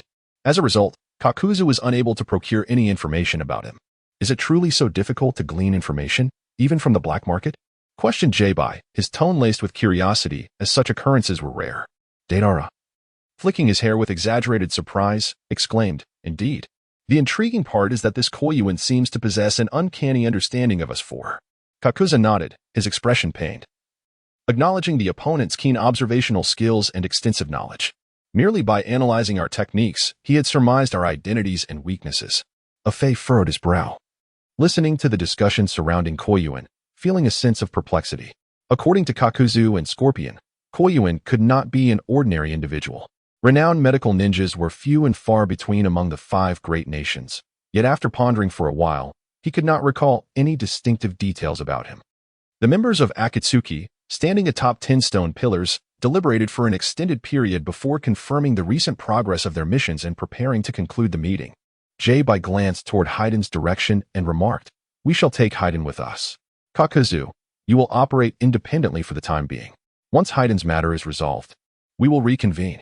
Haiden's situation was ultimately delegated to J-Bai for resolution. Kakuzu tilted his neck from side to side, rubbing his wrist as he stated, I am quite capable of earning money on my own. Nagato, controlling pain, surveyed the surroundings before speaking up, we must thoroughly investigate this Koyuin. As a ninja from Konoha, if he is truly as formidable as you suggest, he could pose a significant obstacle for us. However, the question of whom to dispatch remained a conundrum, as Scorpion and Deidara had their own tasks, with objectives outside of the Land of Fire. Itachi was well versed in Konoha, yet Konoha was equally familiar with Itachi. A reckless return could potentially expose his identity. Afei, along with J-Bai, was tasked with escorting Haydn back. Conan, after a moment of silence, deemed it more fitting for her to undertake the journey to Konoha personally, thus stating, "Nagato, I shall visit Konoha." Afterward, she turned to Kakuzu, saying, "Set aside your monetary pursuits for now. Accompany me to Konoha." Kakuzu nodded in agreement. However, Nagato cast a glance at Conan, seemingly on the verge of saying something, yet ultimately refrained, recognizing this as the most prudent arrangement. Unbeknownst to Koyuan, he had drawn the attention of the Akatsuki organization. Back in Konoha, after work, Yuko did not return home but instead decided to visit the Leaf News Agency to converse with Koyuan. Since Seidi and the Leaf News Agency were previously under the same ownership, their collaboration was not uncommon. After explaining her purpose, Yuko was promptly escorted to Koyuan's office. Gently pushing the door open, she peeked in and spotted Koyuan diligently engrossed in his work, unable to suppress a smile. "President Koyuan, you are truly busy. Why have you not yet finished for the day?" Yuan was deep in thought, contemplating how to initiate reforms at the newspaper. He was somewhat distracted until a familiar voice drew his attention to the door, where Yuko entered, clad in wooden clogs and radiating warmth. He quickly rose to his feet and exclaimed, "Sister Yuko, what brings you here? Please, have a seat." Yuko, unreserved, placed her bag on the table and took a seat directly opposite Yuan. She began to survey her surroundings and teased, "Your office is quite nicely arranged. Are your subordinates satisfied with the setup?" "Yes, it's manageable," Yuan replied as he poured a cup of hot water for Yuko and set it before her. Returning to his own seat, he inquired, "Sister Yuko, what brings you here today? You seem rather fatigued." He noticed that Yuko's kimono appeared soiled, as if she had engaged in some vigorous activity. Yuko cast a reproachful glance at Yuan and began, "It's all because of the ending you wrote. The union of Wanji and Raimai has incited considerable discontent among the Rika fans. Since yesterday, they've been sending us letters with suggestions. And today they escalated to confronting us in person." Yuan anticipated such a reaction and, feeling somewhat sheepish, winked at Yuko. "Sister Yuko, didn't you encounter a similar situation last time? I trust you managed it quite well. Can the previous situation be compared to this one?" Yuko sighed, rolling her eyes in exasperation. "Today, about a dozen upper ninjas surrounded my office, and even Lady Nara showed up. If it weren't for my personal bodyguard carrying me away, I might have been coerced into a confession. Fortunately, some members of the Umbu arrived to calm things down. Otherwise, who knows how it would have ended." Such an exaggeration? Yuan was taken aback, not having anticipated that the matter had escalated to the Umbu, which implied that the third Hokage was also aware of it. Yuko nodded, "Indeed. It was unexpected. I estimate that there are hundreds pursuing me and Li Xiu." After listening, Yuan's expression turned serious. Fortunately, he had chosen not to use his real name at that time. Otherwise, he would have been the one being pursued today. However, this also indirectly indicates that the love stories from the Hidden Village have gained considerable popularity. Starting tomorrow, I plan to begin supplying the collected editions of the Hidden Village love stories to the bookstores outside. Although today's events were terrifying, they have also instilled confidence in me, since it has become so popular in Konoha Village, captivating readers in such a fervent manner. The sales in other countries' markets are bound to be substantial. Yuko, resting her chin on her hand, suddenly began discussing serious matters with Yuan. Her eyes sparkling with enthusiasm as she remarked, "The markets outside are even larger than that of Konoha Village. We should be able to make a significant profit." Yuan's eyes sparkled with excitement upon hearing the news. It was indeed a delightful revelation, especially considering the burden of his monthly debts. Unable to restrain himself, he inquired, "Sister Yuko, what sales figures do you anticipate?" "The sales remain uncertain," Yuko replied, "but they will undoubtedly surpass what one can earn in the village. So you need not worry." She then beckoned to Yuan and asked, "By the way, are you planning to publish a new book?" "A new book?" Yuan was momentarily taken aback, but after a moment's contemplation, he nodded and said, "I have considered it, intending to adopt the same format as before, with daily updates. However, I'll require 2 days to prepare, as I have recently taken over the Yi newspaper, and there are numerous matters to attend to." Chapter 32. The tale of the uncle and the young girl this morning in Konoha Village was remarkably ordinary, serene, and tranquil. Occasionally, flocks of birds soared through the sky, chirping cheerfully to greet the dawn, marking the beginning of a new day. On the bustling streets, early risers included pedestrians, street cleaners, patrolling members of the Konoha police, ninjas exercising, and shopkeepers preparing for the day, creating a vibrant tapestry of life. Asuma, a man of routine, strolled down the street, purchasing a copy of the Konoha Daily while heading to his usual breakfast spot, a quintessential single man's morning. The Konoha Daily, the only newspaper in the village, was published by the Yi newspaper and went on sale at 5 o'clock every morning. Arriving at the newsstand, Asuma called out to the sleepy vendor, "Boss, one Konoha Daily. Please, just leave the money where it is. Take the newspaper yourself," the vendor mumbled, lazily lifting his eyelids to recognize Asuma before closing them again.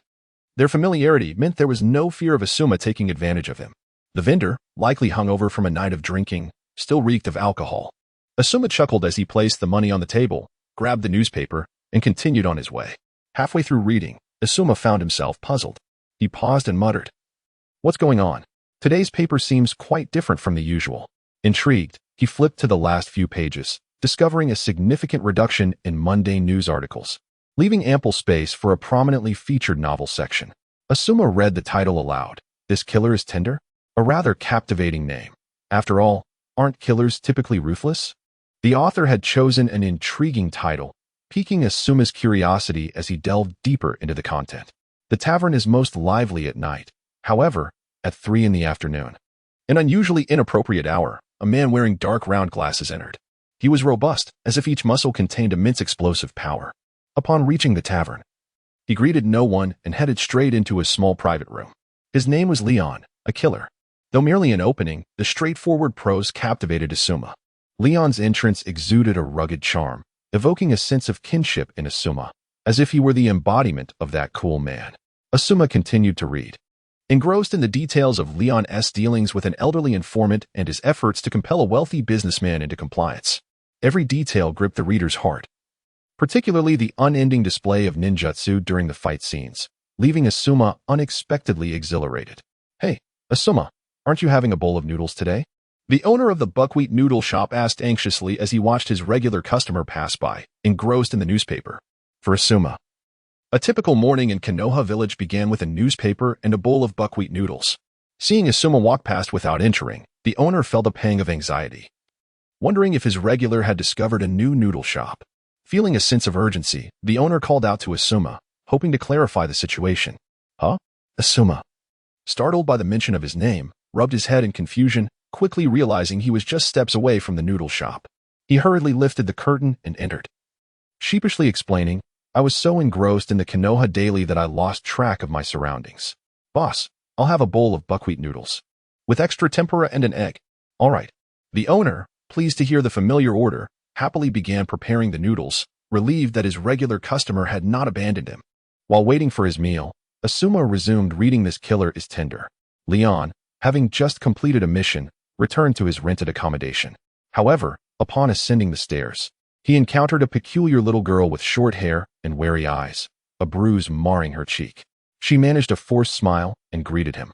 Their conversation bore an awkwardness, and Leon soon retreated to his room. The girl, Matilda, was merely his neighbor, unfamiliar to him. Yet, none could foresee that this neighbor girl would become the protagonist of the entire novel, her rebellious demeanor tinged with a hint of endearment. "Hey, buddy, your noodles." The owner placed a lavish bowl of noodles before Asuma, exasperatedly remarking, "I truly don't understand your obsession with the Konoha Daily. Is something significant happening today? You usually can't resist the aroma of noodles." Asuma looked up, smiling at the older man, and replied, "Almost done, just a bit more. Today's Konoha Daily is quite intriguing." Matilda had just been scolded and beaten by her older sister and her stepmother, who often took out their frustrations on her. Her gambling father, in a moment of irritation, tossed her some money to buy ingredients, leaving only her younger brother to affectionately call her sister. Standing in the corridor, Matilda, her nose bloodied, encountered Leon once more. He hesitated but offered her a handkerchief. Surprised, she accepted it, dabbed at her bloodied nose, and looked up to ask calmly, "Is life always this painful? Or is it just during childhood?" "Always so," Leon replied quietly. This was not the conclusion. Asuma continued to read, marveling at the author's insights into life through the character of Leon, quite profound. Chapter 33. A familiar taste. Matilda looked up at the somewhat dazed older man, her face breaking into a wide grin that revealed her pearly white teeth. With a light-hearted demeanor, she inquired whether Leon would like some milk, as she could bring it for him. Leon stood in stunned silence for a moment, unsure how to respond. Matilda, undeterred, asked again, "Would you like some?" Gazing upon that radiant smile, Elon, almost as if under a spell, nodded in agreement. The little girl then excitedly dashed down the stairs to procure milk and ingredients from a nearby shop. ASM stroked the stubble on his chin, disapproving of Elon's actions. A killer, he thought, should remain devoid of emotions and desires. Such indulgence could lead to ruin. At this juncture, many others, like ASM, were engrossed in their newspapers. Yet none could have anticipated that a mere box of milk would entangle the two individuals so deeply in the future. Hey, ASM, aren't you eating? It was only 6:30 in the morning, and the number of patrons visiting the shop for noodles was still sparse. During a lull, the owner couldn't resist reminding him again. Buckwheat noodles must be enjoyed hot to savor their flavor. All right, I'm coming. ASM replied dismissively, though his eyes remained fixated on the newspaper, engrossed in the unfolding narrative. Gamblers often believe themselves to be favored by fate, which only exacerbates their debts until they are confronted at their doorstep. A group of ninjas leaped into the tenement building, the leader casually chewing on a piece of grass, who then kicked open the door to Matilda's home. "Who are you?" she exclaimed. "Daddy, there are intruders." The cacophony of sounds from the neighboring unit captured Elon's attention. Years of being a killer had conditioned him to react swiftly. He rushed to the door and peered through a small peephole. Apart from a ninja standing guard at the girl's door, the others had already infiltrated her home. The sounds of muffled cries, shurikens embedding themselves, and the piercing screams of women created a chaotic symphony. Suddenly, Matilda, carrying 2 large buckets of milk, ascended the stairs. Upon noticing the tall man stationed at her doorstep, she sensed an imminent danger, her heart racing uncontrollably. She could not afford to stop. Pausing would mean peril. Despite her trembling legs, Matilda maintained her composure as she passed her door, stealing a glance inside. There she saw blood and her gambling father. With her back turned to the man, Matilda's expression slightly unraveled. Tears streamed down her cheeks in fright. She approached Elon's door, raised her hand, and softly knocked, whispering, "Please, let me in." Elon stood behind the door, catching a glimpse of Matilda's tear-streaked face through the peephole. Her tears had reached her chin, and she appeared utterly distressed. He paced restlessly, his hand hovering over the doorknob, only to retract repeatedly. ASM set down his newspaper with a long sigh. The words to be continued burned into his vision, a bright irritation. He smirked slightly, feeling a twinge of annoyance. The author had skillfully paused the tale at a critical juncture. Yet, Elon likely would not open the door, would he? For a girl he had only met twice, a fleeting presence in his life, it hardly seemed worth incurring the wrath of ninjas hired by the gambling den. However, that was merely ASM's perspective. He was more intrigued about the author's intentions, with a resolution expected by the morrow. He suppressed the urge to discover what would happen next. Setting aside the Konoha daily and beginning to eat the now-cold buckwheat noodles. Once ASM finished his meal, he paid the owner and departed with the newspaper in hand. As the owner began clearing the dishes, he noticed that ASM's bowl was completely empty, as usual, and exclaimed in surprise, "How can you savor cold buckwheat noodles so heartily? What's going on with today's Konoha daily? Perhaps I should take a look myself." By 7 o'clock, the neighborhood began to bustle. A young woman named Minako, appearing to be in her 20s, stepped out to buy her daily groceries and casually picked up a Konoha daily to pass the time. Just days prior, she had finished reading the Konoha love stories, and now, with nothing else to occupy her, she resorted to the newspaper as usual. With her husband at work, Minako tidied up the room, brewed herself a cup of hot tea, and settled in the living room with the newspaper. Unlike ASM, she did not notice any changes in the Konoha daily until she methodically reached the novel section, where she raised her slightly drowsy eyelids in surprise. A novel. Initially excited, she frowned upon reading the title, The Tender Killer, and mused aloud, "It must be another autobiography of a ninja. My preference lies in romantic tales." However, with time to spare, Minako decided to continue reading. Upon encountering the protagonist's name, she paused, murmuring in confusion, "Elon? What a peculiar name. It sounds like something from the Land of Lightning." As she read further, her excitement grew exponentially, and she couldn't help but exclaim, "Goodness, the author's writing is phenomenal. The fight scenes are depicted so vividly. Elon is incredibly handsome, a taciturn killer with a muscular build and an endearing demeanor." Particularly upon Matilda's entrance, Minako began to squeal. Losing her composure as she reclined, using the newspaper to cover half her face, unable to contain her laughter. "It's a story about a killer and a young girl. How thrilling." Her cheeks flushed, she turned over and lay on the floor, continuing to read, her face aglow. When she saw Matilda crying at Elon's doorstep, her heart shattered in sympathy. Wiping a tear for the unfortunate Matilda, Minako was about to read on when she flipped the page and realized it was the last page of the Konoha Daily. She sat up abruptly, exclaiming, "This is a serialized novel? No way. Am I going to have to chase after it like with the Hidden Village love stories?" Suddenly, Minako felt something amiss. Re-examining the newspaper, she realized that she had been so captivated by the storyline that she hadn't noticed the writing style was oddly familiar. Chapter 34. Revelation. This was unmistakably the style of the author of the Hidden Village love stories. Minako immediately leaped up, clutching the newspaper, rushing back to her room. She retrieved the latest volume of the Hidden Village love stories and meticulously compared it with the Tinder Killer. She slapped her forehead in regret. How did I not see this sooner? I'm such a fool. Though the Tinder Killer and the Hidden Village love stories were entirely different genres, Koyan's writing was distinct. Having lived in the modern world, Koyan's style bore numerous differences from that of the Naruto universe, often unintentionally adopting a contemporary flair in his prose and expressions, an influence stemming from decades of exposure. When Minako realized that both novels she was following were penned by the same author, she felt an unsettling sensation, for she was a devoted fan of Rika. Yesterday, Rika participated in the fervent interception event of the Shingen leader, marking her first time recklessly sprinting through the streets, disregarding her image. She hoped to ascertain the identity of the author from the lips of Senbenzakura Yuko. Alas, the outcome was a disheartening failure, leaving Minako deeply regretful. Sighing, Minako rested her chin on the bookshelf, her mind troubled by the fear that the author might mar the tender conclusion of the assassin's tale. It was almost inconceivable to her that Leon and Matilda would part ways in the end. Today marked the first day after the transformation of the Konoha Daily. The newspaper's sales saw a slight increase, albeit not an explosive one, which was anticipated by Koyan. After all, the demographic of newspaper buyers is typically quite fixed. If someone lacks the habit of reading the paper, they are unlikely to suddenly develop an urge to purchase it. Nevertheless, as long as the sales figures indicate a rise compared to previous editions, it signifies a positive trend. The Konoha Daily is not a one-time publication. It aims for longevity. Thus, there is no need for haste. At a newsstand in the western district of Konoha, the proprietor, after his midday meal, counted the profits from the morning. To his astonishment, the sales today exceeded the usual numbers. Such occurrences are rare, and he was well aware of the types of individuals who typically buy newspapers. First, the ninjas frequently on missions who read to stay informed about recent happenings in the village. Second, the high-ranking individuals concerned with the village's development, keenly interested in regulations issued by the village or the Land of Fire. Third, the idle housewives who, after completing their household chores, use newspapers to alleviate boredom. There are other buyers as well, such as shop owners and aimless middle-aged men, but they represent a minority.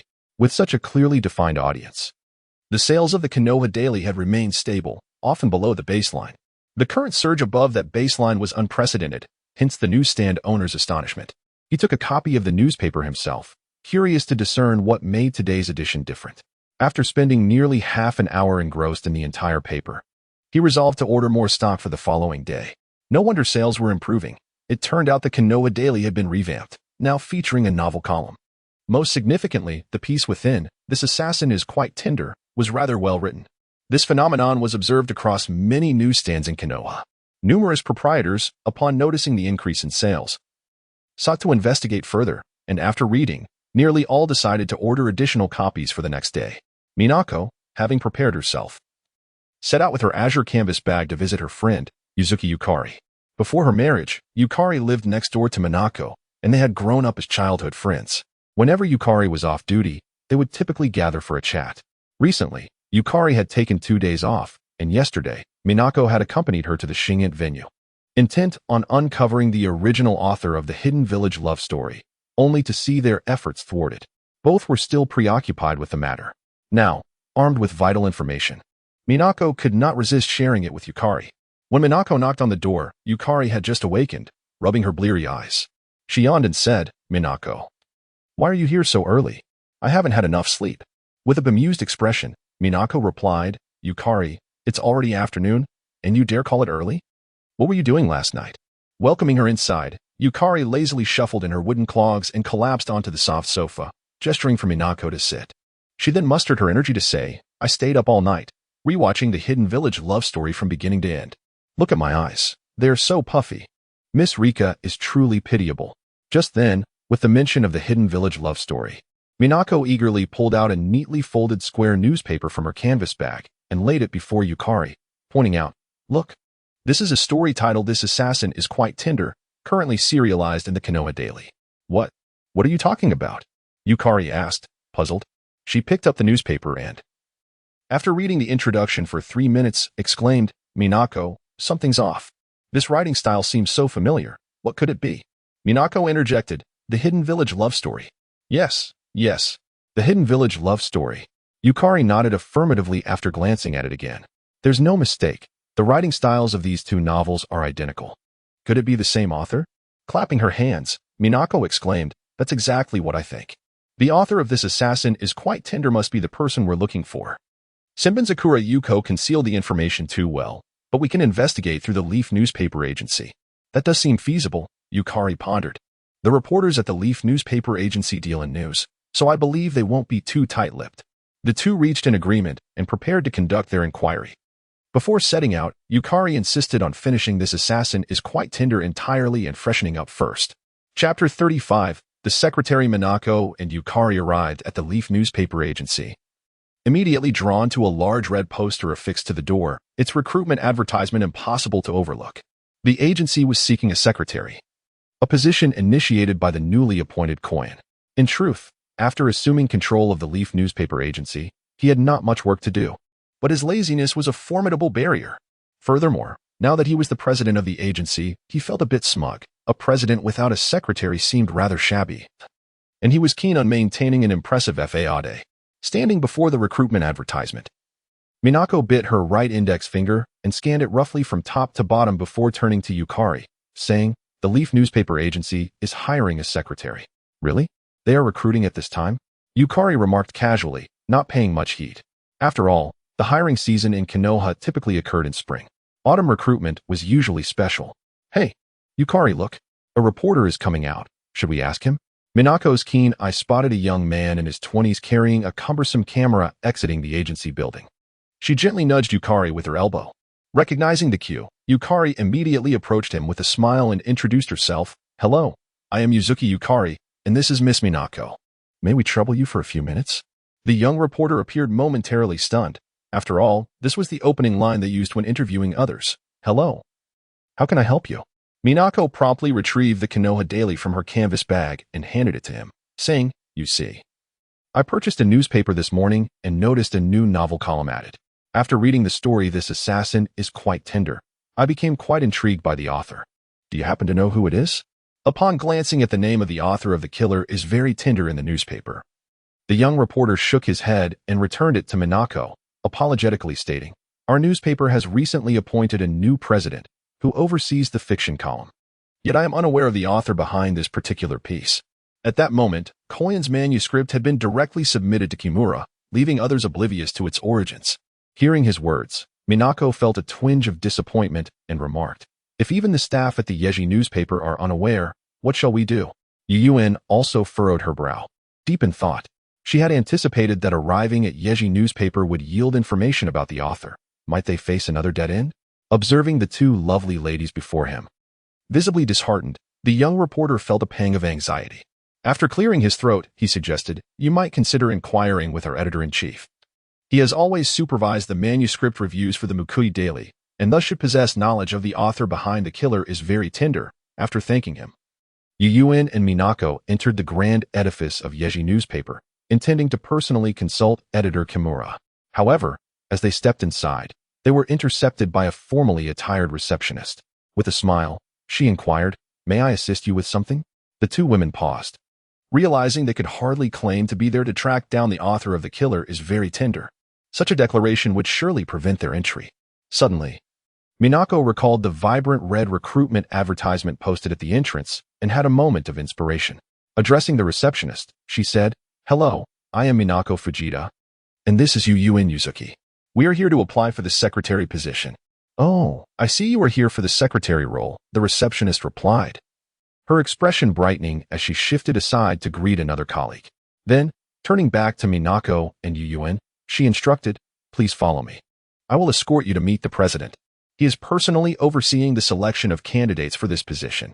Upon reaching the 4th floor, The receptionist noticed two individuals standing at the end of the hallway near the conference room, suddenly recalling that the president had mentioned a high-level meeting scheduled for this afternoon. She felt a pang of regret as she turned to Minako and Yuan. I apologize, but the president is currently in a meeting. Would you mind waiting a moment? Both Minako and Yuan nodded in agreement, reassured that as long as they could capture the author's attention, they were not in a hurry. The meeting room was not overly crowded. Apart from President Koyan and editor Kimura, it was filled with department heads from Yeji newspaper, all attentively listening to Koyan's directives. The primary objective of this meeting convened by Yuan was centered around the press department. After addressing some minor issues concerning other departments, he took a sip of water to compose himself and then turned his gaze toward the first person on his left, Minister Saito, washer of the press department. Minister Saito. The press department has always been the backbone of Yeji News Agency. Moving forward, I hope you will pay heed to the following 3 points while gathering and editing news. The reform of Konoha Daily must naturally commence with the press department. Yuan's requirements were straightforward. Streamline the news, prioritize significant events and matters of importance in your reporting, and place greater emphasis on commercial news coverage. He intends to establish a dedicated section for commercial news in the coming days. As the door to the conference room swung open, the ministers of various departments emerged one after another, with little time to linger, eager to implement the discussions from the meeting. Sato's expression was grave. The weight of responsibility upon him was indeed substantial. Koyuan and editor Kimura were the last to emerge, engaged in light-hearted conversation, the nature of which remained a mystery. The receptionist immediately exchanged a glance with Minako and Yuan, guiding the two forward. With a respectful bow directed at Koyuan and Kimura, she announced, "Honorable President, Editor Kimura. The two young ladies behind me are here for the position of secretary." Upon realizing that the new president was merely a child, both Yuan and Minako were taken aback. They had envisioned the new head of the Leaf Gazette as a successful middle-aged man, never anticipating such a diminutive figure. Even more astonishing was Yuan's reaction. She gazed incredulously at Koyuan, recalling that she had been the one assigned to monitor this child when he first arrived in Konohagakure. When Koyuan first arrived in Konoha village, he was merely a penniless lad, desperately completing low-level tasks to afford meals and rent. In just a few months, how had he transformed into the new president of the Leaf newspaper agency? As he gazed at Shiin, Koyuan felt a twinge of confusion. Was the treatment in the Umbu truly so dismal that members were now seeking positions as secretaries? Setting aside his doubts, Koyuan signaled to the receptionist that she could leave, then exchanged greetings with Kimura before escorting Shiin and Minako to his office. Chapter 36. A sense of being watched as soon as the office door closed. Koyuan had barely settled into his chair when Minako, unable to contain her impatience, reached into her canvas bag to retrieve a newspaper for questioning. Shiin, quick on the uptake, swiftly grasped Minako's arm, squeezing it gently while smiling at Koyuan. "President, could you kindly direct us to the restroom? I'm feeling a bit anxious." To be honest, asking to use the restroom during an interview was rather impolite, but Koyuan didn't mind. He had no urgent matters to attend to that afternoon. "Just head out. Take a left, and it's at the end of the corridor," he replied warmly. "Thank you, President. We will return shortly." After learning the location, Shiin expressed her gratitude before promptly pulling Minako away, finding her bluntness rather exasperating. Once they reached the restroom, Minako looked puzzled and inquired, "Shiin, why did you stop me earlier? Although he is young, he is the president. Surely he knows who the compassionate author of that killer piece is." Unable to suppress her annoyance, Shiin lightly flicked Minako's forehead, reproaching, "Fool. We lied about coming for an interview, and the first thing you do is inquire about the author? Do you think the president would speak candidly? He might very well throw us out." Realizing the gravity of the situation, Minako patted her chest, nervously admitting, "I was thoughtless just now. Thankfully, you stopped me. Otherwise, I would have ruined everything. What should we do now?" Shiin furrowed her brow in contemplation for a moment before suddenly having a brilliant idea. Her eyes brightened as she said, "What if we apply for the position of the president's secretary? That way, we could easily uncover information about the author, and perhaps even encounter them when they come to submit their work. Once we know who they are, we can concoct some excuse to resign later." While this plan seemed promising, the dilemma arose. Who would take on the role? "I can't do it. You know my husband well. And I doubt you would be suitable either," Minako replied, nodding in agreement but troubled by the question of who would apply. Shiin also frowned, muttering, "That is indeed a problem." Minako, being a housewife, would need to discuss working outside the home with her husband, while Shiin, as a member of the Umbu, would find it inconvenient to take on a new mission. Oh well, let us not dwell on it. Minako tapped her head and declared, "We'll both go in for the interview, and whoever the president decides to keep will remain." Meanwhile, as Shien and Minako pondered their strategy, Yuan sat in his office, deep in thought. Initially, he hadn't considered the implications, but upon reflection, he realized that their intentions might not be entirely benign. It was peculiar for a member of the Umbu to seek a position as his secretary. The salary in the Umbu was undoubtedly substantial. Given their status as an elite force under the Hokage, and Hiruzen Tsurutobi was known for being astute in matters of personnel, thus, the Umbu's compensation could not be lacking, making it unlikely for Shien to seek a new position. As he furrowed his brow, Yuan's thoughts wandered. What if an Umbu member were to remove their mask and apply for a position? It could very well indicate an undercover mission. Was Shien perhaps sent by the third Hokage to keep tabs on him? Yuan increasingly pondered the plausibility of this notion. Although he had formally integrated into Konoha and established himself as a legitimate resident, a closer reflection revealed that upon his arrival, he had swiftly cultivated strong ties with Shikamaru, Choji, and Ino, heirs of the Nara, Akimichi, and Yamanaka clans, respectively. Furthermore, in recent times, he had actively formed alliances with Anko, Kakashi, and Guy, collaborating with them to invest in and acquire a significant stake in the Konoha Daily, a considerable enterprise. It was indeed conceivable that such rapid ascension and the ensuing attention could render him a target. The more Yuan pondered, the more he felt that Shien was sent by the third generation, although he appeared to be a remarkably amiable old man, rarely displaying a serious demeanor when interacting with the children of Konohagakure. A closer examination of his past deeds revealed unsettling depths. He was far from an ordinary individual. Just as Yuan was lost in thought, 3 sharp knocks echoed through the room. Coming back to his senses, Yuan called out, "Enter." Minako and Shien pushed the door open and stepped inside, standing before Yuan as they simultaneously addressed him, "President."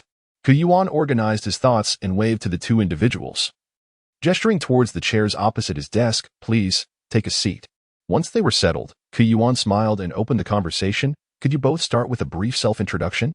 Shien spoke first. "I am Mitsuki Shien, 20 years old, and I am a ninja." Minako followed. "I am Fujita Minako, also 20, and currently a housewife." "Oh?" Yuan looked at Minako with surprise, curiosity tinging his voice. "Is it the monotony of being a housewife that led you to seek employment?" Minako cleared her throat, her expression earnest as she explained, "No, I am here because I have a passion for the secretarial profession, and I enjoy reading the Konoha Daily. Joining the Leaf News Agency is my aspiration, and I hope you can grant me this opportunity." The overly formal response elicited a slight twitch at the corner of Yuan's mouth. After a moment of contemplation, he replied, somewhat hesitantly, "Well, the role of my secretary is quite demanding, and I require a professional." If you lack prior experience at his words, Minako's demeanor visibly fell. Now, she could only rely on Shien. Otherwise, she would be unable to unearth the author's identity. "Ahem, and what about you? Why do you wish to become a secretary?" Yuan cleared his throat, redirecting his attention to Shien. After weighing her words, Shien responded, "Being a ninja entails constant battles, which can be exhausting. I seek a more tranquil occupation."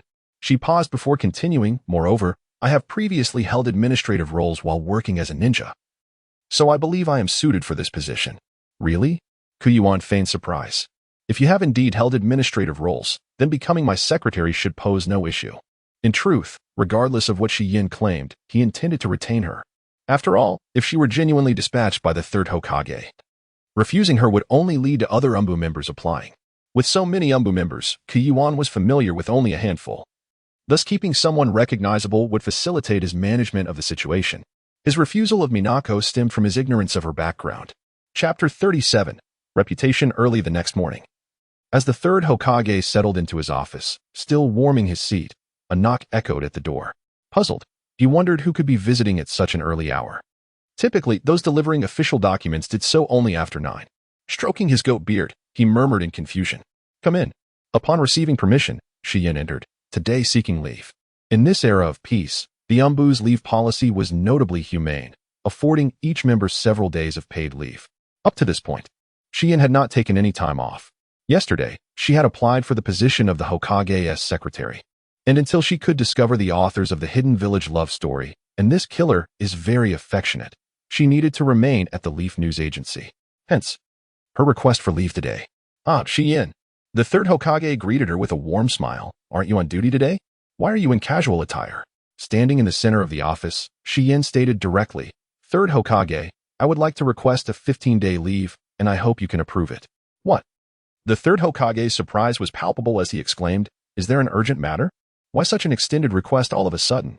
The other Umbu members, concealed in the shadows, shared the Hokage's bewilderment, exchanging glances, all shaking their heads in confusion over Shi-Yan's intentions. The corners of Shi-Yan's mouth twitched. She couldn't possibly admit she was going to the Leaf News Agency to become a secretary, could she? Such honesty would likely lead to her rejection. After a brief moment of contemplation, she replied, I simply wish to take a few days off. I feel rather fatigued lately. The third Hokage promptly retrieved a leave form. Swiftly signing his name before handing it to Shi-Yan, I'll grant you a few extra days. Your health is paramount. Mitsuki, Shi-Yan had consistently demonstrated diligence in the Umbu, and there was no reason to deny her leave. Returning to the Leaf News Agency, the previous day, when Yuan delivered the second segment of This Killer is Very Affectionate to editor Kimura, he casually advised that today's print run should be slightly increased, not excessively, just by an additional 20 to 30,000 copies. At that time, editor Kimura had been perplexed. However, by noon, when the head of the distribution department presented the sales reports for the previous and current days, he was left astounded. What is going on? Today, the kiosks received nearly 120,000 copies of the newspaper from Jingguan. Editor Kimura inquired with evident surprise. The distribution department head nodded, equally thrilled. I never anticipated this. Yesterday's papers sold nearly 100,000 copies. The kiosk owners noticed the addition of a novel column and reported an influx of readers, prompting them to order more stock today. Editor, who authored This Killer is Very Affectionate. I've read the past few issues, and it's truly remarkable. A novel column. This Killer is Very Affectionate. When Yuan submitted the manuscript to Kimura, he had been the first to read it and had found it commendable. However, he had never imagined it would lead to such a surge in sales. After completing the third segment of This Killer is Very Affectionate, Yuan rested his chin in contemplation, reflecting on the previous day's events. Shi-Yan had almost been labeled as his watcher, and upon her return to work the next day, he would indeed need to handle her presence with care. Once the third Hokage had taken notice of him, he expected other actions would follow. Therefore, Yuan felt compelled to devise a comprehensive strategy. If the old man were to suddenly act against him, he would find himself in a precarious position. In the world of Naruto, dealing with an ordinary individual in the vast Konoha village posed little challenge for the Hokage, the highest authority. After much deliberation, Yuan concluded that enhancing his reputation would be an excellent remedy, targeting a person of considerable standing. Even the Hokage would need to exercise caution due to subsequent repercussions. After all, such individuals often attracted public scrutiny. Of course, if confronted with someone like Danzo, improving his reputation would be futile. However, with the third Hokage, the effects could be unexpectedly beneficial, regardless of whether it was genuine or feigned. The third Hokage had consistently maintained the persona of a benevolent leader, widely regarded as a kind-hearted Hokage across the village. Thus, he would be mindful of his public image and his actions. Yuan resolved to bolster his reputation, ensuring the third Hokage would remain wary. In this manner, even with Shi-Yan monitoring his every move, he could find solace in his endeavors. If tarnishing an individual's reputation was best achieved through media, then elevating someone's status could also be accomplished swiftly through the same means. Thus, utilizing media to shape his image became the most prudent choice. Yuan removed his hand from his chin and relaxed his stiff neck. Now, he was the owner of Yiji newspaper, a genuine media tycoon, and it was quite effortless for him to shape his own image. Ma rose to his feet, intending to find something to occupy his time. The one thing that was never in short supply at Yiji newspaper was news, and the department brimming with the most news was, without a doubt, the reporting department. 2 minutes later, he had dashed up to the second floor, standing at the entrance of the reporting department, and he pushed the door open without hesitation. Greetings, President. Greetings, President. In an instant, nearly everyone present in the reporting department stood up, bowing respectfully to Yuan. Saito, hearing the commotion, promptly stood from his workstation and quickly approached Yuan's side, bowing and greeting, President. Yuan nodded at Saito. Once he straightened up, Saito hesitated for a moment before asking, President, do you have any instructions for us? Oh, I merely came to take a casual look around. Yuan rubbed his nose and continued, Saito, please show me the drafts that have been sent to you for a second review. I wish to understand them. Certainly. Please follow me. Saito gestured for Yuan to follow him. The two arrived near Sato's workstation, where Saito handed over more than 10 prepared drafts to Yuan. As he perused them one by one, Yuan's interest waned. He found the second review drafts presented by Saito to be rather dull. The content of the news was not only commonplace, but also expressed in a formulaic manner. It seemed necessary to teach them the art of crafting catchy headlines and spinning the ordinary into something captivating. It was not until he reached the seventh draft that his interest was suddenly piqued. Chapter 38. The interview. Although the title of this news article was rather uninspired, Yuan discovered an underlying explosive point. With keen interest, he read the entire article from beginning to end, his mind racing. This article recounted the unfortunate death of a chunin during a mission several years ago, leaving behind a mother and daughter struggling to make ends meet. Recently, the deceased's former teammates had come to their aid. In truth, this news might appear quite ordinary to others, as such families were quite common in Konoha. Even in times of peace, the likelihood of a ninja meeting their end during missions remained high, for being a ninja is a perilous profession. The phrase highest salary for the most dangerous work aptly describes the life of a ninja. When a sacrifice occurs during a mission, other ninjas, driven by morality or compassion, often choose to support the family of the fallen. In Konoha, such instances were not rare. For example, Might Guy, as an elite jonin, should logically have more savings than Anko. Yet, the reality was quite the opposite, largely because Guy devoted his income to helping others. Of course, Guy's willingness to share his wealth stemmed not only from his generous nature, but also from the fact that he was a bachelor. One hungry belly means no hungry family. And aside from training, he had little else to occupy his time. Saito, how many articles of this nature are there in a month? Yuan suddenly produced the seventh draft and handed it to Saito, who was waiting nearby. Saito took the draft and, upon a quick glance, grasped the gist of it. Unsure of Yuan's intent, he pondered for a moment before responding. President, such news is quite common. There were 4 articles published last month. However, you mentioned yesterday that a layout revision was in order, so we plan to report on this one article this month. Are there any aspects of this draft that require revision? Ka nodded thoughtfully, and then took the manuscript from Sato's hands. Raising an eyebrow, he inquired, "Have you ever considered delving into the stories behind the news?" "What stories behind?" Saito replied, looking at Ku with a puzzled expression. "Isn't it just a typical news piece about a good deed? It seems I shall have to provide you with some training." Yuan interrupted Sato's words, tapping a rolled-up manuscript against his palm, a wave of exasperation washing over him. Perhaps they were unaware of the concept of elevating a theme, as they had scarcely touched upon the substance behind the news. After all, despite being reported numerous times, the coverage remained stagnant, suggesting a rigid mindset had taken hold. Furrowing his brow, Yuan contemplated convening a meeting with the staff of the journalism department to impart the essentials of composing a news article. As the backbone of the Yes Daily, if the journalism department lacked clarity on how to craft even a single news piece, then even if Yuan reformed the layout of the Konoha Daily, the quality of the articles would falter. Consequently, the newspaper's sales, after reaching a minor peak, would inevitably plateau, reverting to a baseline. Yuan deemed it imperative to delve deeper into this news story. Given that the status of ninjas across the 5 great countries was relatively significant, with their earnings being quite substantial. In Konoha Village, an ordinary resident might earn approximately 30,000 ryo monthly. Of course, those with specialized skills or engaged in strenuous labor could see their income rise. A ninja, even a low-ranking one, could conservatively earn over 100,000 ryo each month, not to mention a chunin. Logically, the savings accumulated by a chunin over several years of missions should suffice to support a mother and daughter for an extended period. In favorable circumstances, one could live without working for a lifetime. How then could they be living worse than ordinary residents, even reduced to relying on the charity of others? Was it that this mother and daughter were excessively extravagant in their spending, or did the deceased chunin leave behind scant wealth? If it were the former, then their plight would be self-inflicted. However, if it were the latter, then the fate of the chunin's finances warranted investigation. Was this an isolated incident or a widespread issue? Moreover, Yuan had stumbled upon a rather intriguing phenomenon. Glancing down at the newspaper once more, he noted that although it was merely a draft, it was now in its second review and included illustrations. To his surprise, a somewhat familiar girl appeared in the photograph. Her delicate smile and princess-cut long hair unmistakably belonging to Chiki, the girl he had once crossed paths with during the school festival. Yuan had indeed grown increasingly intrigued by the news. "Minister Saito, I must delve deeper into this report." Kindly jot down the address for me and prepare a suitable outfit for a journalist, he instructed, gesturing towards the manuscript in his hand. Certainly.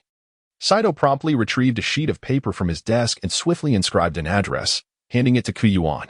However, with a hint of concern, he added, President, are you certain you can manage alone?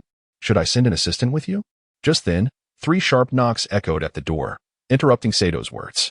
The door swung open to reveal Yuzuki Saika, her eyes lighting up upon seeing Yuan.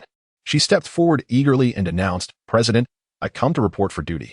Although Saika was originally scheduled to commence work the following day, after reflecting on her absence, she decided to return today. After all, as a member of the clandestine division, her holidays were limited, and uncovering the identity of the warm-hearted author behind the hidden village love story was of utmost importance. Ah, look, an assistant has arrived. Yuan exclaimed with a cheerful smile, addressing Saika. You will accompany me to visit a household. I require your assistance. Saika nodded and replied, Understood. Saito then prepared a set of cameras, 2 press credentials for the Leaf News Agency, along with 2 notebooks and pens for both of them. With that, the pair set off. Due to the cumbersome nature of the cameras, Saika, in her role as secretary, took on the responsibility of carrying the equipment. Following the address inscribed on the note, they arrived at the residential area on the eastern side of the village. Yuan looked up at the residence before him, where the characters Matsumoto were inscribed above the entrance. This was an ordinary dwelling, while it could not compare to the grand estates of Konoha. It was certainly of a respectable standard within the village. President, shall I knock on the door? Shiyin inquired, resting the camera against the wall and turning back to Yuan.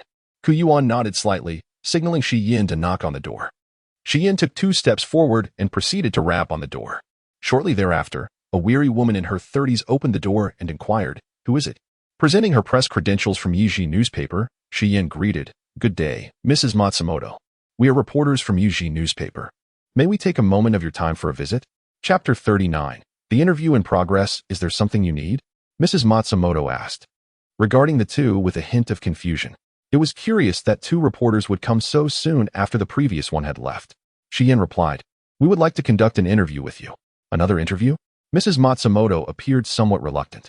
Having just completed an interview in the morning, she found herself pressed for time, burdened with her own affairs. Yet, after a moment's contemplation, she reluctantly stepped aside and said, I have some tasks to attend to, so I cannot spare too much time. That is perfectly fine. Just a little while will suffice, Shiyin reassured her. Despite her evident hesitation, Mrs. Matsumoto acquiesced to the interview. Yuan promptly took the lead, guiding Shiyin as they entered the living room of the Matsumoto residence. Throughout this time, Yuan attentively observed their surroundings. Mrs. Matsumoto was dressed neatly, though her attire was clearly worn and inexpensive. The house was tidy, with simple furnishings and decor, indicative of a family that was not lavish in their expenditures. Upon entering, they noticed a bowl of untouched white rice on the table, accompanied by only a small dish of pickled plums, a telling sign of their precarious financial situation.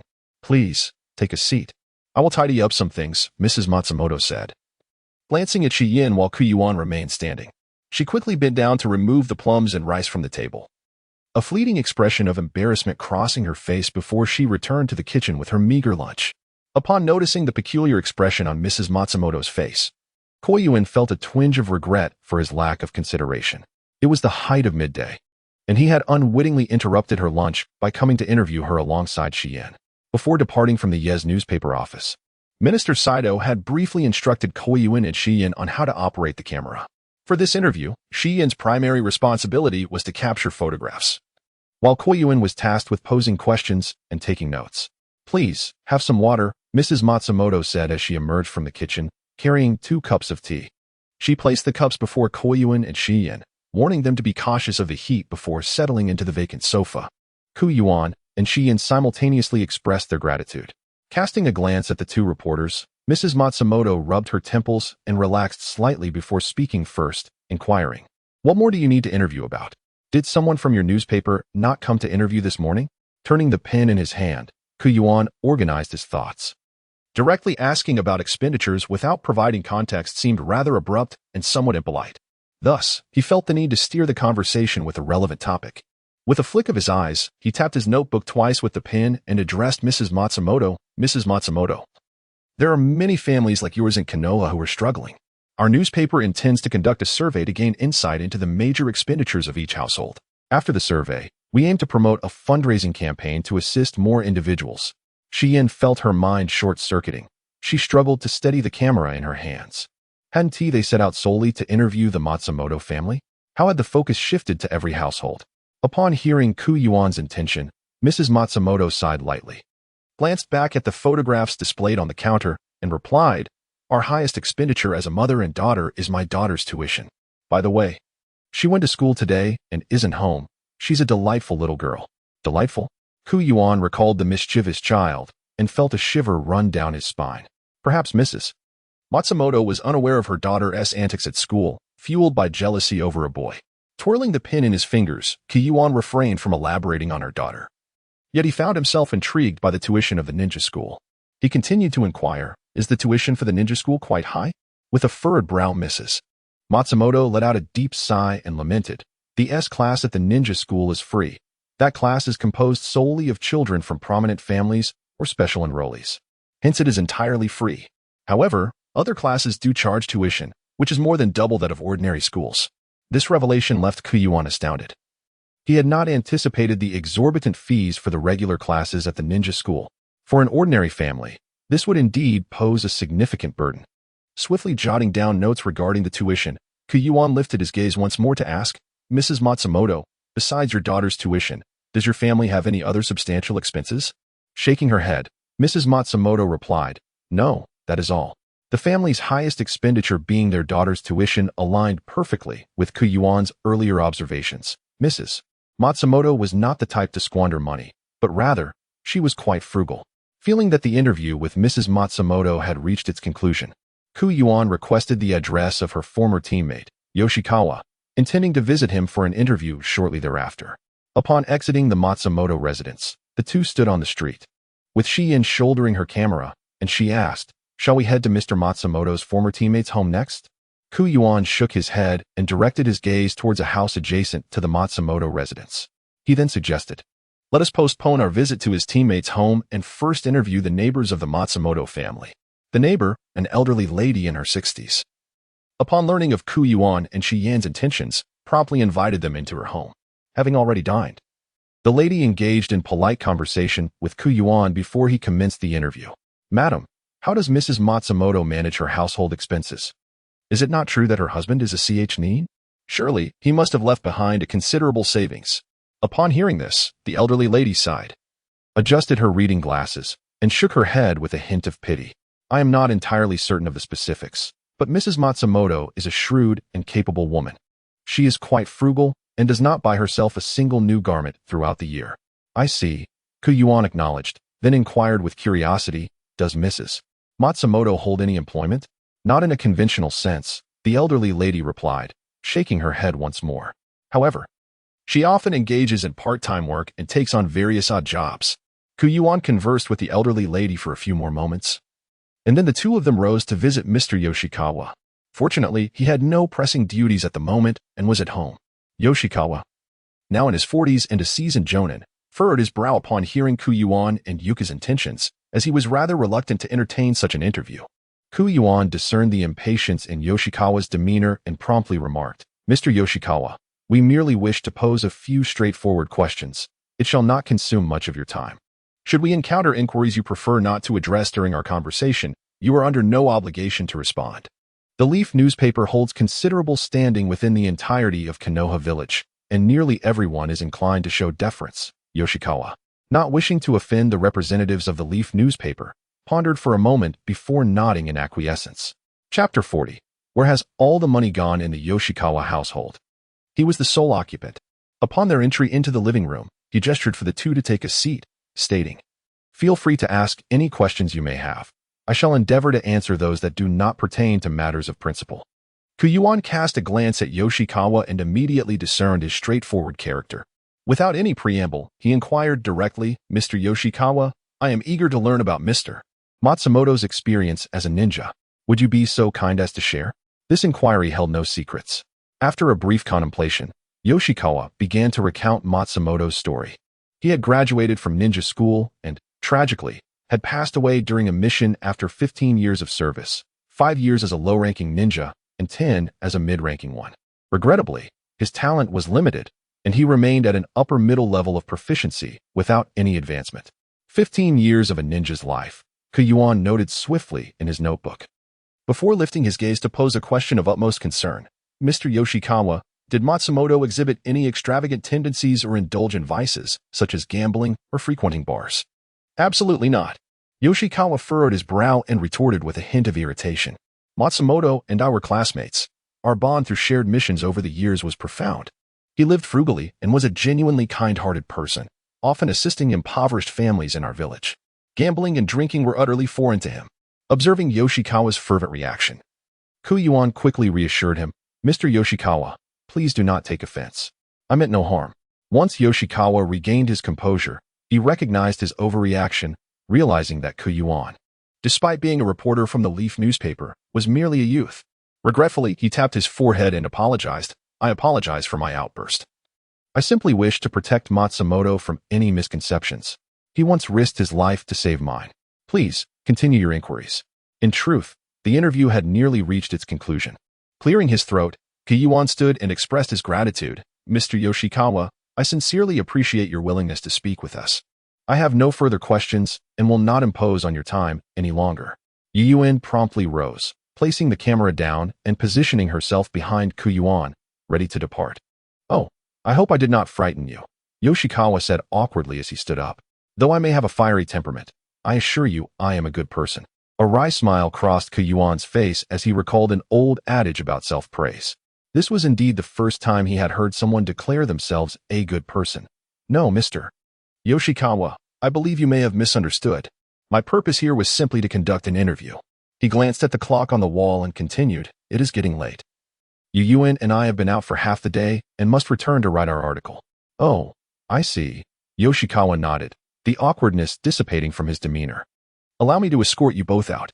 After concluding their interviews with Mrs. Matsumoto, the elderly lady, and Mr. Yoshikawa, Yuan and Yuan made their way back to the Leaf newspaper office, entering together. Seated at his desk, Yuan opened his notebook and began calculating aloud. 5 years as a low-ranking ninja, 10 years as a mid-ranking ninja. He twirled his pen, gazing at the numbers in his notes with confusion. The income for a low-ranking ninja was roughly 100,000 ryo per month, while a mid-ranking ninja earned a more standard 300,000 ryo monthly. Over 15 years, this amounted to a staggering 42 million ryo. Yoshikawa had mentioned that Matsumoto was quite frugal and often donated to others. A man with a family would naturally need to set aside funds for household expenses. Even the kindest soul would find it reasonable to retain half. By this calculation, Matsumoto's household should have had at least 21 million ryo, if not more. A typical salary for an ordinary person would be around 30,000 ryo per month, sufficient for a modest family's daily expenses, totaling only 5 to 6 million ryo over 15 years. So where did Yoshikawa's family's money disappear? Furrowing his brow, Yuan found himself perplexed. Money simply could not vanish into thin air. Meanwhile, Yuan, fiddling with her camera, mirrored his frown. Initially, she had merely accompanied Yuan. Yet now she found herself intrigued by the matter.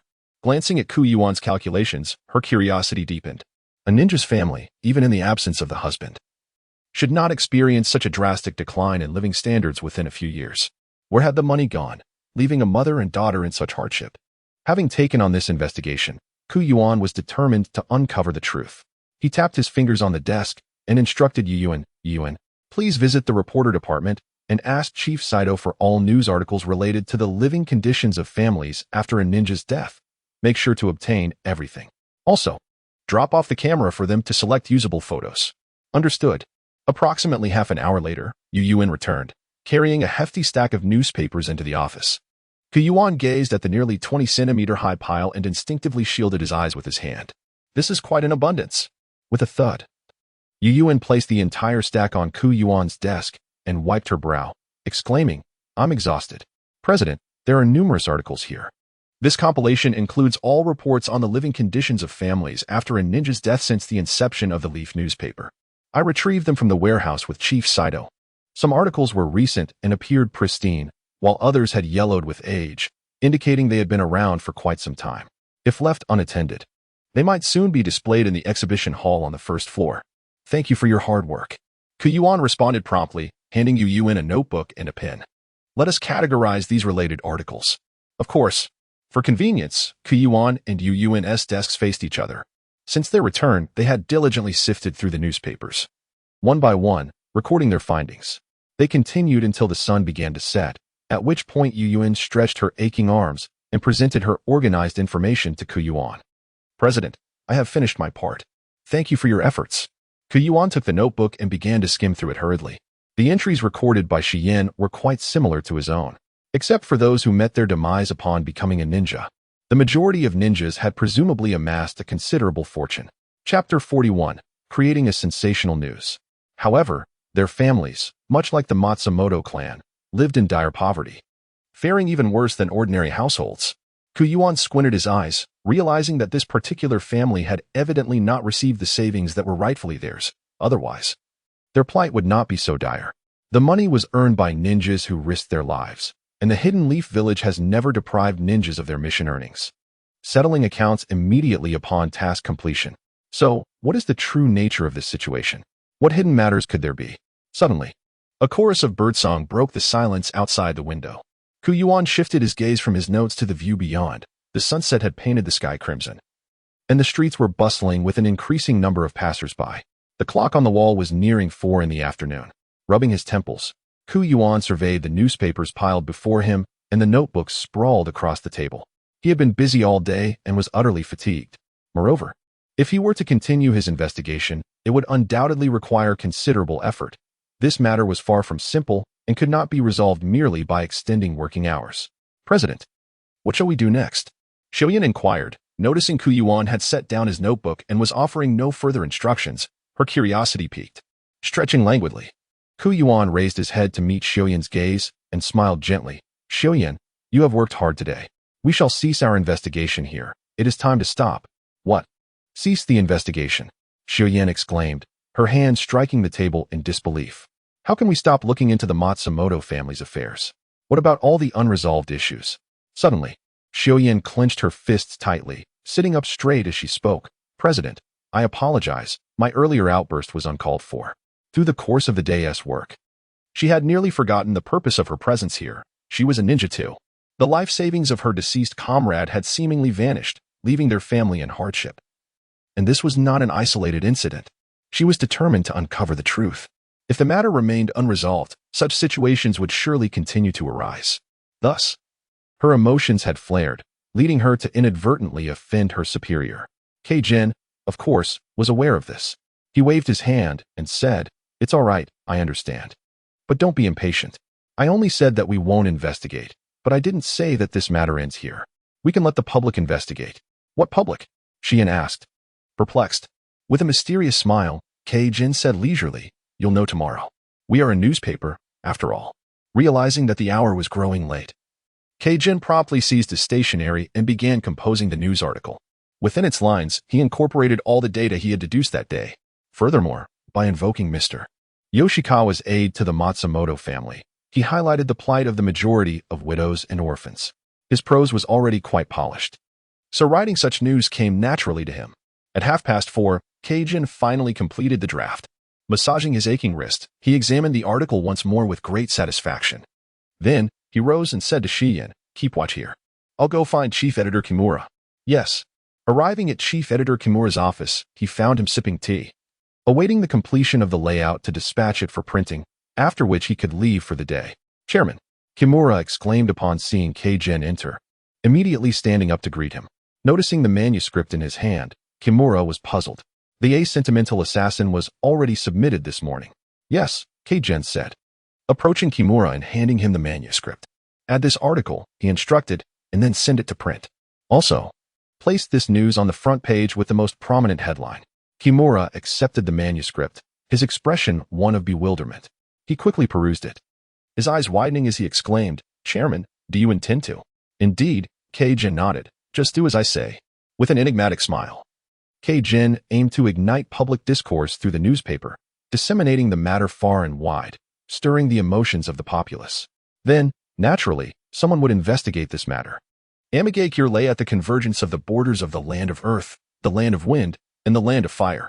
After deciding to personally investigate Jin and Kanahagakure, Conan set off immediately. Kakuzu arrived early at the border of the land of fire, awaiting Conan. The two converged and promptly hastened their pace toward Kanahigakure. Their speed was remarkable. Meeting at midday, they reached Kanahigakure by evening. After registering, the two found lodging in the heart of Kanahigakure. Conan sat at the desk in the inn, her chin resting on her hand, her light orange-yellow eyes curiously observing the throngs of people below. It was the hour when people were getting off work, and the outside was bustling. A gentle breeze wafted through the window, scattering the blue-violet strands of hair from Conan's forehead. The pale purple paper flowers rustled softly, creating a wondrous sensation. She had been in Amigakure for years, never stepping out of that perpetually rainy place. She seemed to have become somewhat detached from society. Slightly lifting her head to gaze at the sunset, Conan was overcome with emotion. How long had it been since she had seen such a beautiful sight? However, Conan was aware of her mission here. Composing herself, she removed her hand from her chin and turned to look at the magazines, books, and newspapers from the past 2 days piled on the desk, provided by the inn for guests to read in their leisure. Conan picked up the newspapers from the past 2 days, wanting to know if anything significant had happened in Kanahigakure. First, she took yesterday's newspaper, because she had ample time. Conan read it meticulously, learning almost everything that had happened in Konoha yesterday. She pouted, somewhat bored, and couldn't help but think, Kanahigakure is indeed a rather peaceful village. The reports are mostly trivial matters. Turning to the last page, Conan's eyes lit up. It was a novel column, filling the entire page with a sentimental assassin. She leisurely read to the end, but suddenly saw to be continued. Frowning, Conan happened to see the part where Elon was hesitating. She was eager to know what happened next. Immediately, she took today's Konoha Daily News and continued reading. Before long, Conan was engrossed. She had guessed correctly. Elon had indeed opened the door, and he had saved the little girl. Seeing this, she couldn't help but smile, feeling very pleased. That's wonderful, she thought. At Matilda's most dangerous moment, someone stepped in to save her and let her live. Chapter 42. Approaching danger. Matilda entered Elon's house, and the instant the door closed. Her heart was still pounding, as if about to burst out of her chest. After putting the milk in the kitchen refrigerator, Matilda returned to the living room and sat down, tears streaming down her face like broken beads, her whole body curled into a small ball.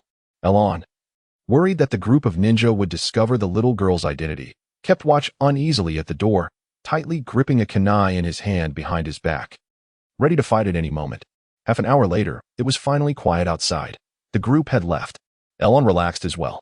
He walked into the living room, looked at Matilda, who was still crying uncontrollably, sat down, and said sullenly, "You hate your parents. Why are you crying?" "Yes. Their life and death have nothing to do with me. But those damned people killed my brother. He was the only one who was good to me. And he was so young," Matilda said, choking with sobs, her eyes filled with intense hatred. Reading this, Conan was slightly touched and momentarily lost in thought. No one is born deserving to die, but the weak are always at a disadvantage, an immutable truth. Pursing her lips, a fleeting sadness flashed in Conan's eyes. If they had been strong enough back then, would the outcome have been different? Elon remained silent, then walked into the kitchen and, a few minutes later, brought out a simple meal, placed it on the table in the living room, poured 2 glasses of milk, placed one in front of Matilda, and said sullenly, "Eat quickly. And once you're full, you can leave here." Spreading her hands, Matilda said, "I have nowhere to go. You can't drive me away." Elon took a sip of milk, lowered his head, and said, "Don't you have any other relatives? I mean, you have to leave. Letting me leave now is sending me to my death." "You didn't save me at all," Matilda said. The two argued heatedly for a long time, and finally Elon gave in. He agreed to let the little girl stay here. The room was left for Matilda, and Elon slept on the sofa. After Matilda fell asleep, Elon suddenly stood up. He took a short knife from his ninja toolbox, gently pushed open the bedroom door. The blade of the knife gleaming coldly in the moonlight, and gently placed it on the little girl's fair neck. "What does Elon want to do?" Conan exclaimed, unable to help herself after reading this. She frowned and said, "He shouldn't kill Matilda, right?" The truth was as Conan thought. Elon ultimately couldn't bring himself to do it. He dejectedly returned to the sofa and harshly ruffled his hair. He was an assassin. How could he keep a stranger? This would disrupt his life. But the next morning, Elon pulled open the curtains as usual, placed his favorite plants on the balcony, and then went to prepare breakfast. Half an hour later, the two sat together and began their breakfast. After finishing the meal, Matilda rested her chin on her hand and said with a serious expression, "Elon, teach me how to kill. I want revenge." Lifting his gaze to Matilda, Elon fell into a moment of silence before shaking his head and declaring, "No, you cannot. I must personally eliminate those individuals. They are responsible for my brother's death." Matilda leaned forward, her urgency palpable as she exclaimed, "In exchange, I can wash your clothes, prepare your meals, and clean your space. I can do anything." Once again shaking his head, Elon firmly declined her offer. Matilda fixed her gaze upon him, and in a sudden motion, retrieved a gun from Elon's case. She sprang to her feet and dashed to the window, unleashing a barrage of gunfire into the street. Bang, bang, bang. Thus concluded the second chapter. Xiaonan stared, somewhat entranced, at the words to be continued, unable to suppress her thoughts. What is a gun? She flipped back to reread the author's description of the weapon, nodding in comprehension. A gun resembles a crossbow, yet it does not rely on projectile force. Instead, it employs the explosive power of gunpowder to propel its projectile, essentially. A bullet devoid of the arrow shaft. In the world of Naruto, fireworks exist. They are essentially a bundle of gunpowder shaped into a sphere. Upon detonation, the sphere is thrust into the sky, subsequently exploding into a display of fireworks. This principle is fundamentally similar. With this association to fireworks, Xiaonan suddenly grasped the concept. She held a profound admiration for the story The Kind-Hearted Assassin and was eager to discover the intriguing developments that awaited in the third chapter. Seizing a stack of books, she began searching for the Konoha Daily, but after perusing through them all, she found no trace of the latest issue. Furrowing her brows, she retrieved the newspaper she had just read, noting the date. It was indeed today. Thus, the paper in her hands was the latest edition of the Konoha Daily. And if she wished to continue reading, she would have to wait until tomorrow. Gently tapping her fingers on the desk, Xiaonan pondered for a moment. Given her and Kakuzu's capabilities, locating an individual in the Hidden Leaf Village should not take too long. If they departed early, she would need someone to fetch the newspaper. The narrative of the kind-hearted assassin clearly had many chapters yet unwritten, and having finally found a book that piqued her interest, she certainly did not wish to interrupt her reading. Knock, knock, knock. Just as Xiaonan was contemplating how to find someone to deliver the newspaper, a series of 3 knocks echoed at her door. She immediately snapped back to reality and rose to answer it. At this moment, it was likely Kakuzu who was knocking on her door. After completing his check-in, Kakuzu had not returned to his room immediately. Instead, he ventured out to a rather clandestine casino in the Hidden Leaf Village. The black market, having expanded over the years, had established a formidable presence. With a covert branch operating within the village, albeit less brazen than in other locales, primarily engaging in intelligence gathering. Upon arriving at the black market, Kakuzu approached the person in charge, offering a sum of money to inquire about an individual named Yuan. The manager counted the bills in his hand, nodded in satisfaction, and then sent Kakuzu on his way. Yuan is not a renowned ninja. He previously undertook menial tasks, and amidst the vast population of Konoha, which numbers in the millions, he hardly attracted the attention of the black market. Although finding someone named Yuan among a million individuals presents a challenge, just moments ago, Kaku provided a significant lead. Not long ago, this Yuan had teamed up with Kakashi, Might Guy, and Akatsuki to undertake a mission aimed at rescuing the son of the wealthy merchant, He Tian Rong Yi Lang. By pursuing this lead, locating Yuan would become considerably easier. Chapter 43. Unveiling the truth upon opening the door. Indeed, Kaku stood outside. Xiaonan gazed at him and softly inquired, "What news do you bring?" "I just visited the black market division hidden within Konoha, offering them a substantial sum and some information to assist in locating our target. As both of us are somewhat limited in our movements," Kaku replied, particularly stressing the phrase "a substantial sum." "Is there anything else?" Xiaonan asked, nodding. Kaku began. "That money was..." But before he could finish, with a loud bang, Xiaonan slammed the door shut, leaving Kaku staring blankly at the door. "It came from my own pocket." The following morning, Xian rose early, her mind still occupied with yesterday's events. She sought to understand the implications of the crowd's investigation. However, when she pushed open the door to Yuan's office, her expression shifted to one of confusion. The room was empty, and Yuan was nowhere to be found. With a slight twitch of her lips, Xian realized she had arrived too early, likely interrupting the leader's slumber. Somewhat dejected, she made her way to her own workstation, uncertain of how to occupy her time without Yuan's presence. The streets of Konoha in the morning were bustling with pedestrians. Asuma, as usual, headed to the newsstand to purchase the day's Konoha Daily, hoping to continue following the storyline of this killer is quite affectionate. Asuma found himself somewhat bewildered by the previous day's plot. particularly because he believed that the cold-hearted killer, Leon, would never open the door for Mathilde, even if there had been a slight camaraderie over a shared milk purchase. To his astonishment, not only did Leon save Mathilde's life, but he also took her in, refraining from killing her that night. After placing his payment in the designated spot, Asuma sighed deeply, finally grasping why the novel was titled This Killer is Quite Affectionate. While waiting for his soba noodles to be prepared, he finished reading the third chapter of the novel. His perception of Mathilde shifted. He had initially viewed her as a nuisance, only to realize that her presence made Leon's life more interesting. As the soba noodles were still being prepared, Asuma, in a moment of boredom, flipped to the front page of the newspaper, intending to pass the time by catching up on trivial village news. However, upon reaching the first headline, he paused in surprise. The lives of ninja who sacrificed themselves for the village. What becomes of their families? Rubbing his chin in contemplation, Asuma wondered why such news, typically relegated to the second or third position, had become the lead story today. As Asuma was generally attentive to news concerning ninjas, he began to read, only to find his frown deepening with each line. By the end, he could no longer contain his frustration and slammed his fist onto the table. This was precisely the news that Yuan had reported yesterday, highlighting the plight of the families of deceased ninjas. The article starkly contrasted with previous narratives of mutual support and sorrow, instead laying bare the financial discrepancies in an unabashed manner. Asuma couldn't help but recalculate the figures Yuan had provided, discovering, as the article suggested, that some families indeed had discrepancies in their accounts. Hey, Asuma, your noodles. The soba shop owner placed the dish before him, then curiously added, did Leon pull off another outrageous stunt? I haven't had a chance to buy today's paper yet. Shaking his head with a grim expression, Asuma replied, no. But you should take a look at the first headline. Huh. The owner took the newspaper with a puzzled expression, quickly reading through it. By the end, he lifted his gaze, astonished, and said, This almost certainly must be true.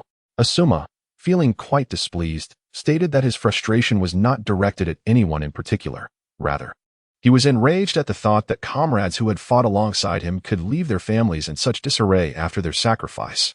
Furrowing his brow, Asuma grabbed his chopsticks and began to eat his noodles, resolving that this matter must be thoroughly investigated. Simultaneously, many early risers among the ninja community, eager for breakfast and the latest news, encountered this headline as well. Upon learning of the issues involved, they too erupted with indignation.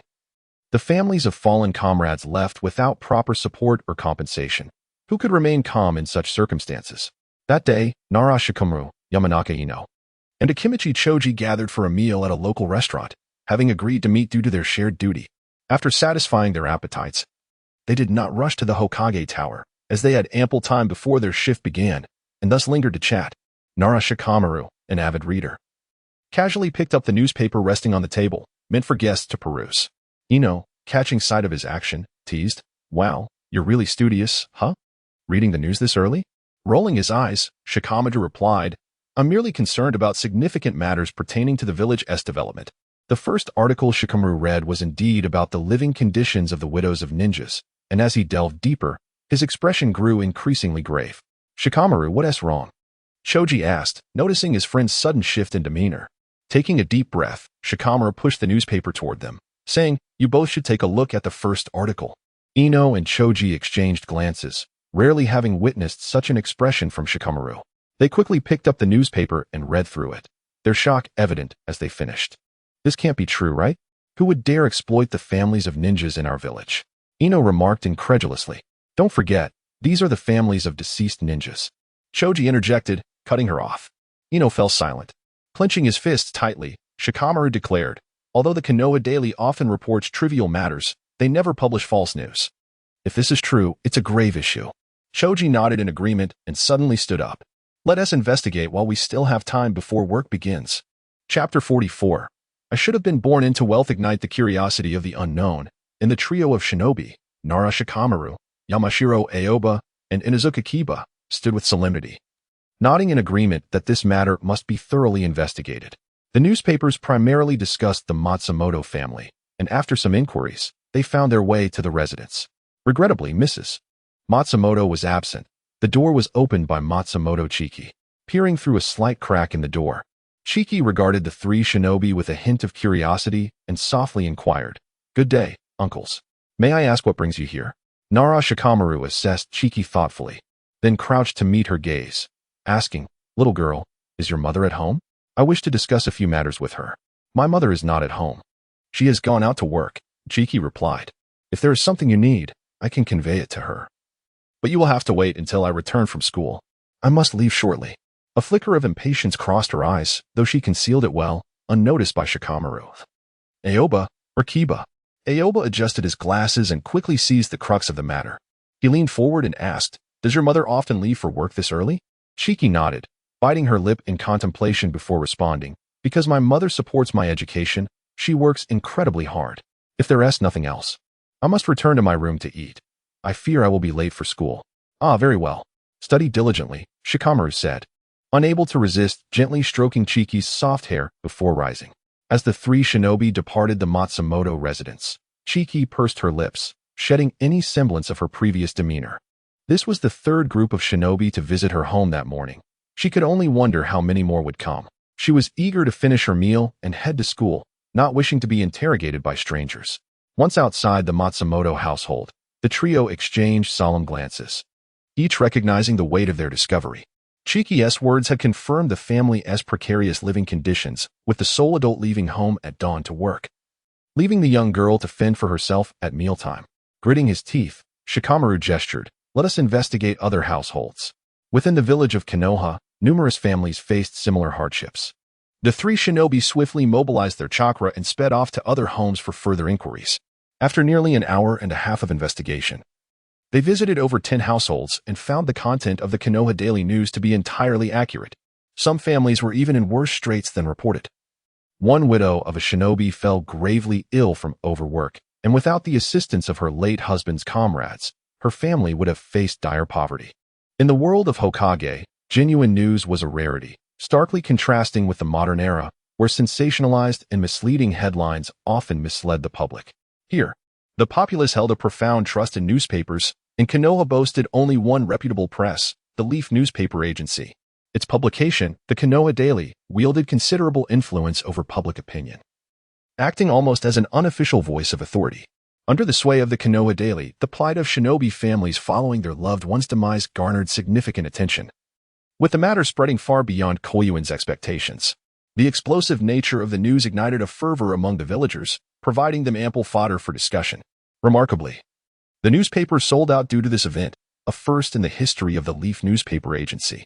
Mr. Takagi, the proprietor of a local inn, arrived at his office that day to find his employee, Miyazaki, unusually absorbed in reading a newspaper, failing to greet him. With curiosity, Takagi approached Miyazaki, inquiring, "Miyazaki, what has captured your attention so?" Startled, Miyazaki turned to see Takagi and quickly stood, bowing apologetically, "My sincerest apologies, sir.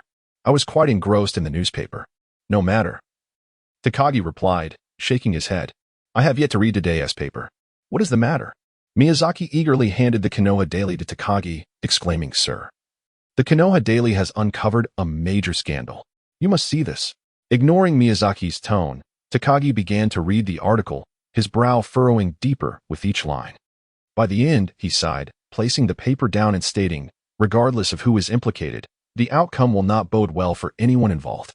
Miyazaki nodded in agreement.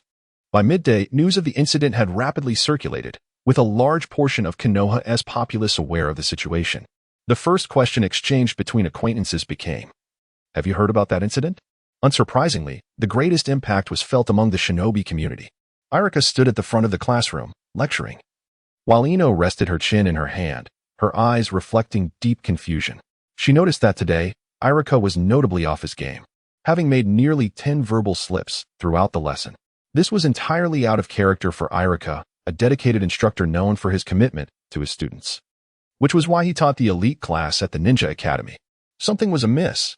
Irika stumbled over another word, pausing to apologize to his students, fully aware that his behavior was inappropriate.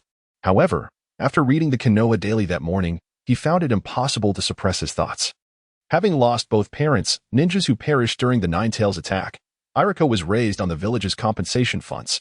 He held immense gratitude toward Konoha, believing that without their support, he would have perished long ago, never dreaming of becoming a teacher at the Ninja Academy.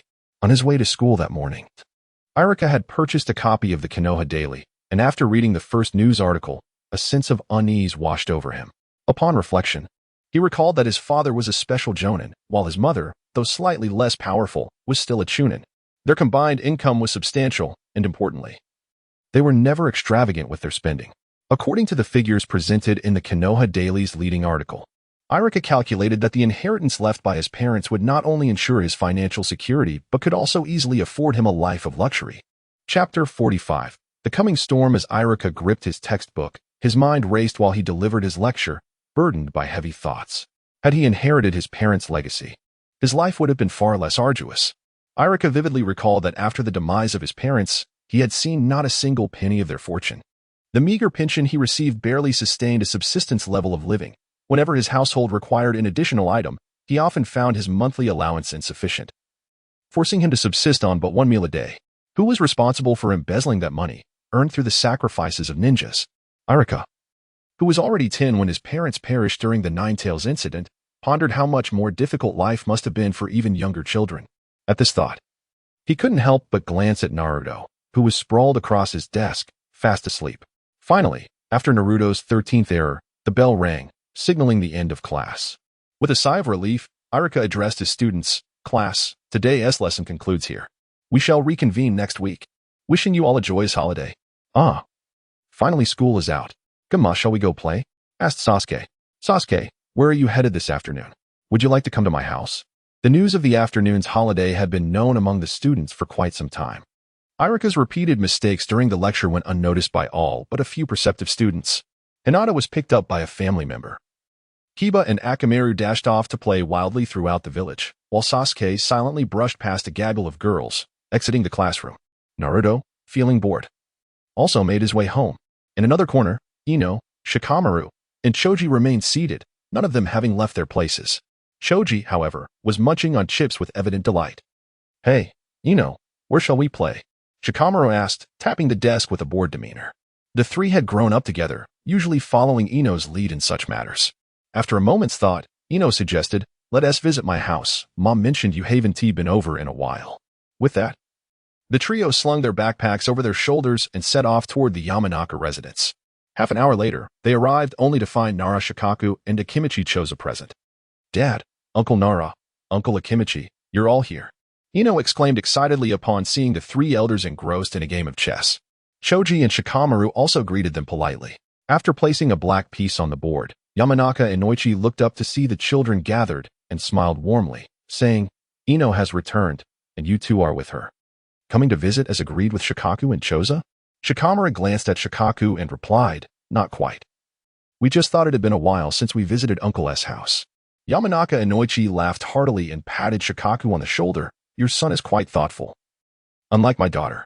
Dad, what are you saying? Ino retorted, her cheeks puffed with indignation as she shot a glare at her father. Nara Shikaku, observing Shikamaru's disinterested demeanor, smirked knowingly. He was well aware of his son's reluctance to visit. In contrast, Choji appeared quite harmonious with Choza, immediately rushing over to his father, grabbing some snacks, and indulging with great satisfaction. Choza affectionately ruffled Choji's hair with a gentle smile. Oh my, Choji, Shikamaru is also visiting. Yamanaka Yoshino happened by, carrying a fresh pot of tea and catching sight of the three children. Shikamaru nodded and greeted Aunt Yamanaka. Choji hastily swallowed his mouthful of snacks and chimed in, hello. Aunt Yamanaka. Yoshino placed the teapot beside Inoichi and turned to Shikamaru and Choji, saying with a light laugh, it's been so long since I last saw you two. I've missed you both. Come inside. I'll fetch some snacks for you. Ino, disinterested in tea or chess, quickly led Shikamaru and Choji into the living room, where the three children played on the tatami. Moments later, Yoshino returned with an array of treats, including a large bag of chips, and set them on the table, instructing them to enjoy themselves before heading back to the kitchen to prepare a meal. Most of the snacks were clearly intended for Choji, who was relishing them with unabashed joy. Ino, glancing at Choji, then turned to Shikamaru and asked, did you notice that Irika-sensei seemed a bit distracted today? I can't shake the feeling that something is amiss. Shikamaru nodded, absent-mindedly eating a treat. Irika-sensei was indeed odd today. He has taught us for 4 or 5 years. And even when ill, he has never made so many mistakes. He seems to carry a burden. What? Did Irika-sensei make mistakes today? Choji interjected, blinking in confusion. I didn't notice any. Ino sighed in exasperation. Of course, you wouldn't notice with all your attention focused on eating. You should cut back a bit, Choji. Choza, who had been munching alongside Choji, couldn't help but facepalm and mutter, "Yes, truly my son." The open door allowed the conversation within to be heard clearly by the three adults outside. Yamanaka and Noichi sighed. I didn't expect Irika's family to be in such a predicament. Nara Shikaku, holding a white piece without placing it, furrowed his brow at Inoichi's comment. It seems this matter is quite serious. What do you mean? Ino asked, tilting her head in curiosity. Dad, Uncle Nara, do you know why Irika-sensei seems troubled? Could you share it with us? Inoichi shook his head. This is not something for children to concern themselves with. You three should focus on your games. Ino was about to protest, but Shikamaru pulled her arm, shaking his head in silence, signaling her to drop the subject. The three adults fell into a contemplative silence. The implications of this situation weighed heavily upon all ninjas. Despite being from esteemed clans, they too felt a chill upon hearing the news. They were, in fact, privy to some of the underlying circumstances. Chapter 46. The Art of Summoning for Reasons Unknown. Nearly all ninjas seem to lack prowess in economic development. The financial reins of the various ninja villages are firmly held by the daimyo. The issue of finances forces many ninjas to bow their heads in submission. Even the most formidable Hokage must sometimes acquiesce to the daimyo's commands, treating them with utmost reverence. If one fails to cultivate a favorable relationship with the daimyo, dire repercussions may follow. For instance, the relationship between Tsunegakure and the daimyo of the Land of Wind has soured significantly, leading to an exceedingly awkward predicament. Tsunegakure is in dire need of funds. However, the feudal lord has ceased funding, resulting in a lack of resources even for reinforcing the ceiling of a tail beast. And now the sand-hidden village has nearly become the weakest among the 5 great ninja villages. Although the Kazekage has been striving to balance the village's income and expenditure, the enormous annual deficit remains a source of distress. The relationship between Konoha village and the feudal lord of the Land of Fire is relatively stable. Yet the lord has imposed numerous restrictions on Konoha, preventing the village from becoming too weak or overly powerful. What the feudal lord desires is a compliant ninja, a sharp blade, and an obedient army that can protect him at any moment.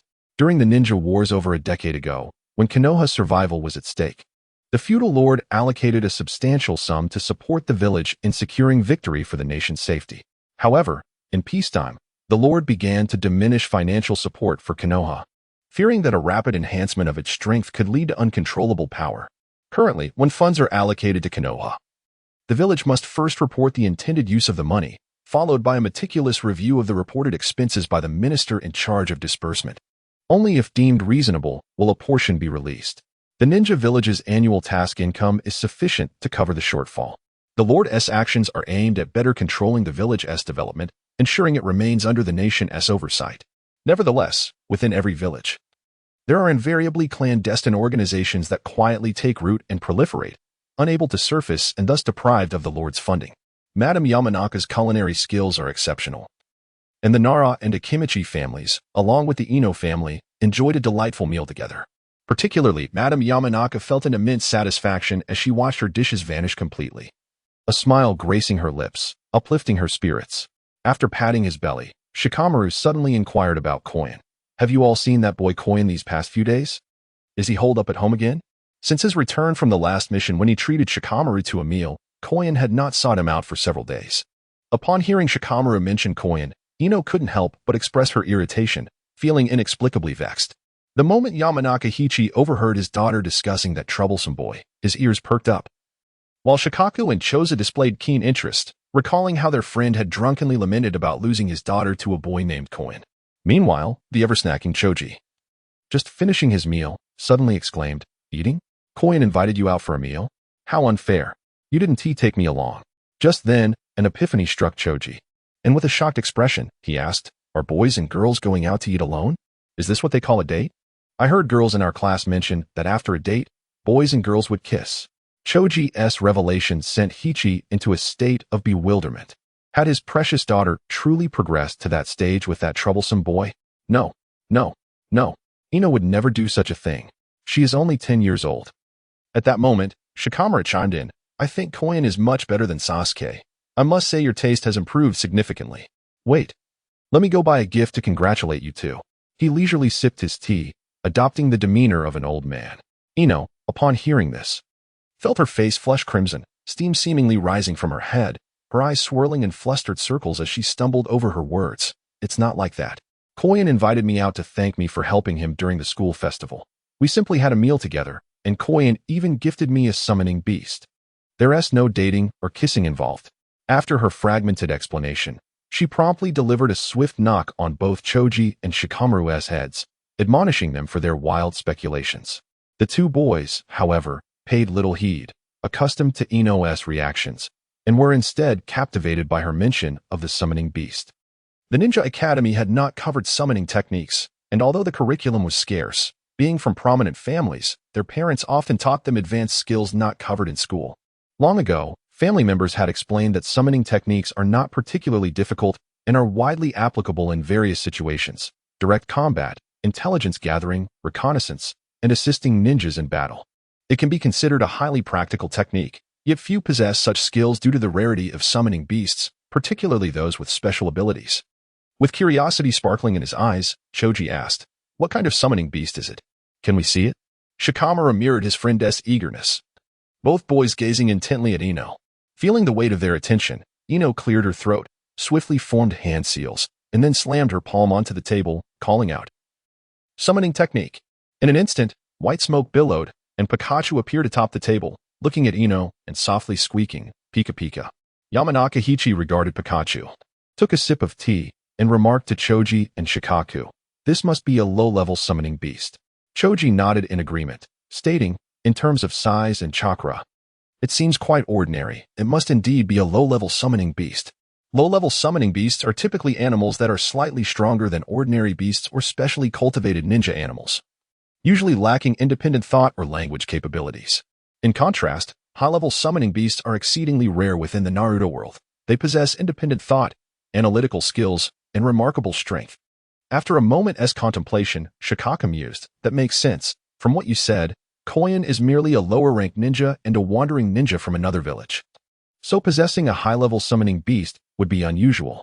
Although they viewed Pikachu as a low-level summoning beast, its adorable, fluffy appearance made it an ideal gift for girls, as nearly all girls find themselves enchanted by such cuddly creatures. Yamanaka Hichi shot a glance at Pikachu and then at his daughter's enamored expression, snorting lightly before saying with a hint of jealousy that Koyan knows how to pander to girls. He is clearly a seasoned charmer. "Oh, Hichi, why are you being so petty?" Madame Yamanaka exclaimed, her eyes glued to Pikachu as she scooped it up, her heart soaring as she excitedly exclaimed, "Oh my. It's so soft and utterly adorable." Pikachu, suddenly enveloped in her embrace, squirmed uncomfortably, and, in an attempt to escape, the red electric pouches on its cheeks sparked with energy, culminating in a powerful thunderbolt. Madame Yamanaka was the first to be struck, as the electricity coursed through her. She was instantly paralyzed, her hair exploding into a wild frizz, and her complexion turned ashen. The others, caught in proximity, experienced a similar fate. In the ensuing chaos, Pikachu seized the opportunity to escape from Madame Yamanaka's embrace, leaping onto the table and burying itself against Ino's chest, grasping tightly, as if unwilling to let go. Fortunately, Pikachu had not unleashed its full electrical potential, resulting in mere immobilization rather than severe harm. As the adults regained their composure, they stared in astonishment at Pikachu, realizing it was a summoning beast capable of ninjutsu. Shikamaru, looking bewildered, ran a hand through his hair, his lips twitching as he remarked, "My goodness, Ino, your summoning beast is remarkably formidable." Choji echoed, there was not a hint of caution at all. Ino wiped the soot from her face, astonished to witness Pikachu employing ninjutsu for the first time. Nara Shikaku, stroking his singed mustache, inquired with curiosity, "This little creature seems quite impressive. Shall we test its abilities?" Choji nodded in agreement, gazing at Pikachu nestled in Ino's arms, saying, "This little one might become a significant asset for Ino in the future." Yamanaka Hayashi stood up, eager to engage, exclaiming, "Let me give it a try. I am eager to see just how powerful this little yellow creature is." "No." Ino's expression shifted as she instinctively clutched Pikachu closer, shaking her head at her father. "Pikachu is far too cute. You might hurt it." Yamanaka Hayashi, feeling a pang of frustration, quickly reassured her, "Ino, trust me. I will not harm it." "No, I refuse." Ino turned her head away defiantly, refusing to meet her father's gaze.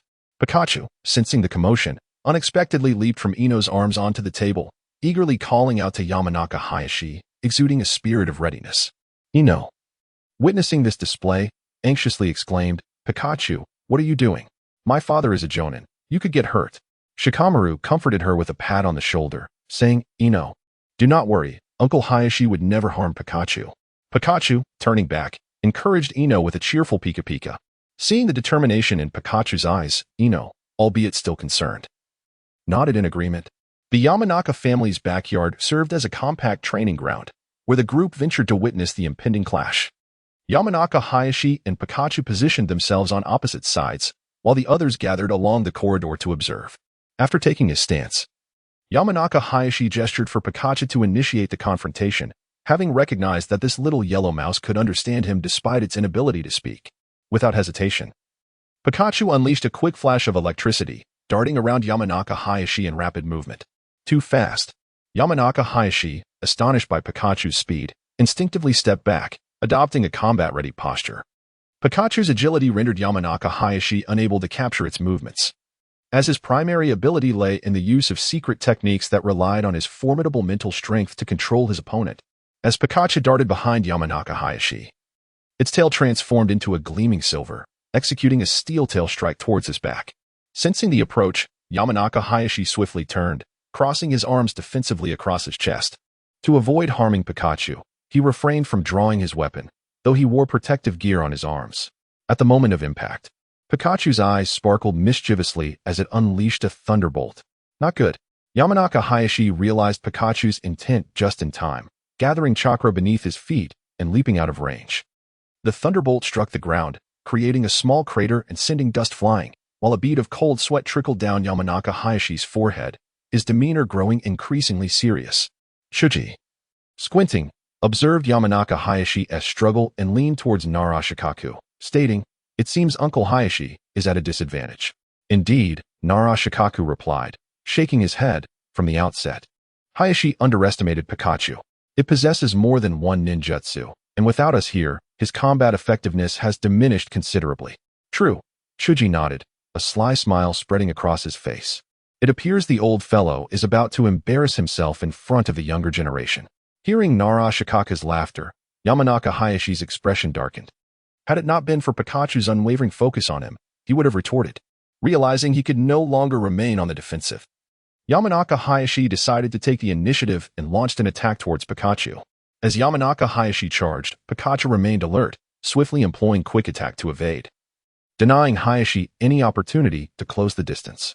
Initially, Ino watched with worry as her father and Pikachu engaged, but soon her apprehension transformed into exhilaration as she clapped and cheered. "Yay! Pikachu is amazing! Go for it!" Shikamaru, stroking his chin, found himself intrigued by the unfolding battle. Given the current situation, Uncle Hayashi clearly finds himself at a disadvantage. Pikachu is a small target, making it difficult for Hayashi to execute his secret techniques without the right moment or proximity, and Pikachu's speed and agility prevent him from catching up. Does that mean Uncle Hayashi is going to lose to this little creature? Shuji asked in confusion. Yamanaka Hayashi, engrossed in the fight, was oblivious to the spectators' conversation. He recognized the need for a swift resolution, otherwise, his pride would take a hit. With his chakra surging, Yamanaka Hayashi attempted to capture Pikachu, but Pikachu, ever clever, opted to play a game of hide-and-seek instead.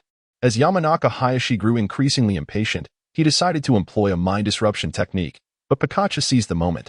Before the technique could be activated, Pikachu leaped into the air, charging its electric pouches to unleash a thunderbolt directed at the stationary Yamanaka Hayashi. "Wow! Is Pikachu about to win?" Ino exclaimed, clenching her fists in excitement as she watched the thunderbolt strike her father. Shikamaru nodded, saying, "Unless something unexpected occurs. It appears Uncle Hayashi is about to lose." In a state of disbelief, Akimichi Choji widened his eyes and exclaimed, "Is this it? This Pikachu is so formidable?" Just as the three children believed the outcome of the battle had been determined, Narashikaku shook his head, chuckling as he ruffled Shikamaru's hair, saying, "Do you truly think that Yamanaka Ino possesses such limited strength? Even if he were to be outmatched by Pikachu, it shouldn't conclude so swiftly."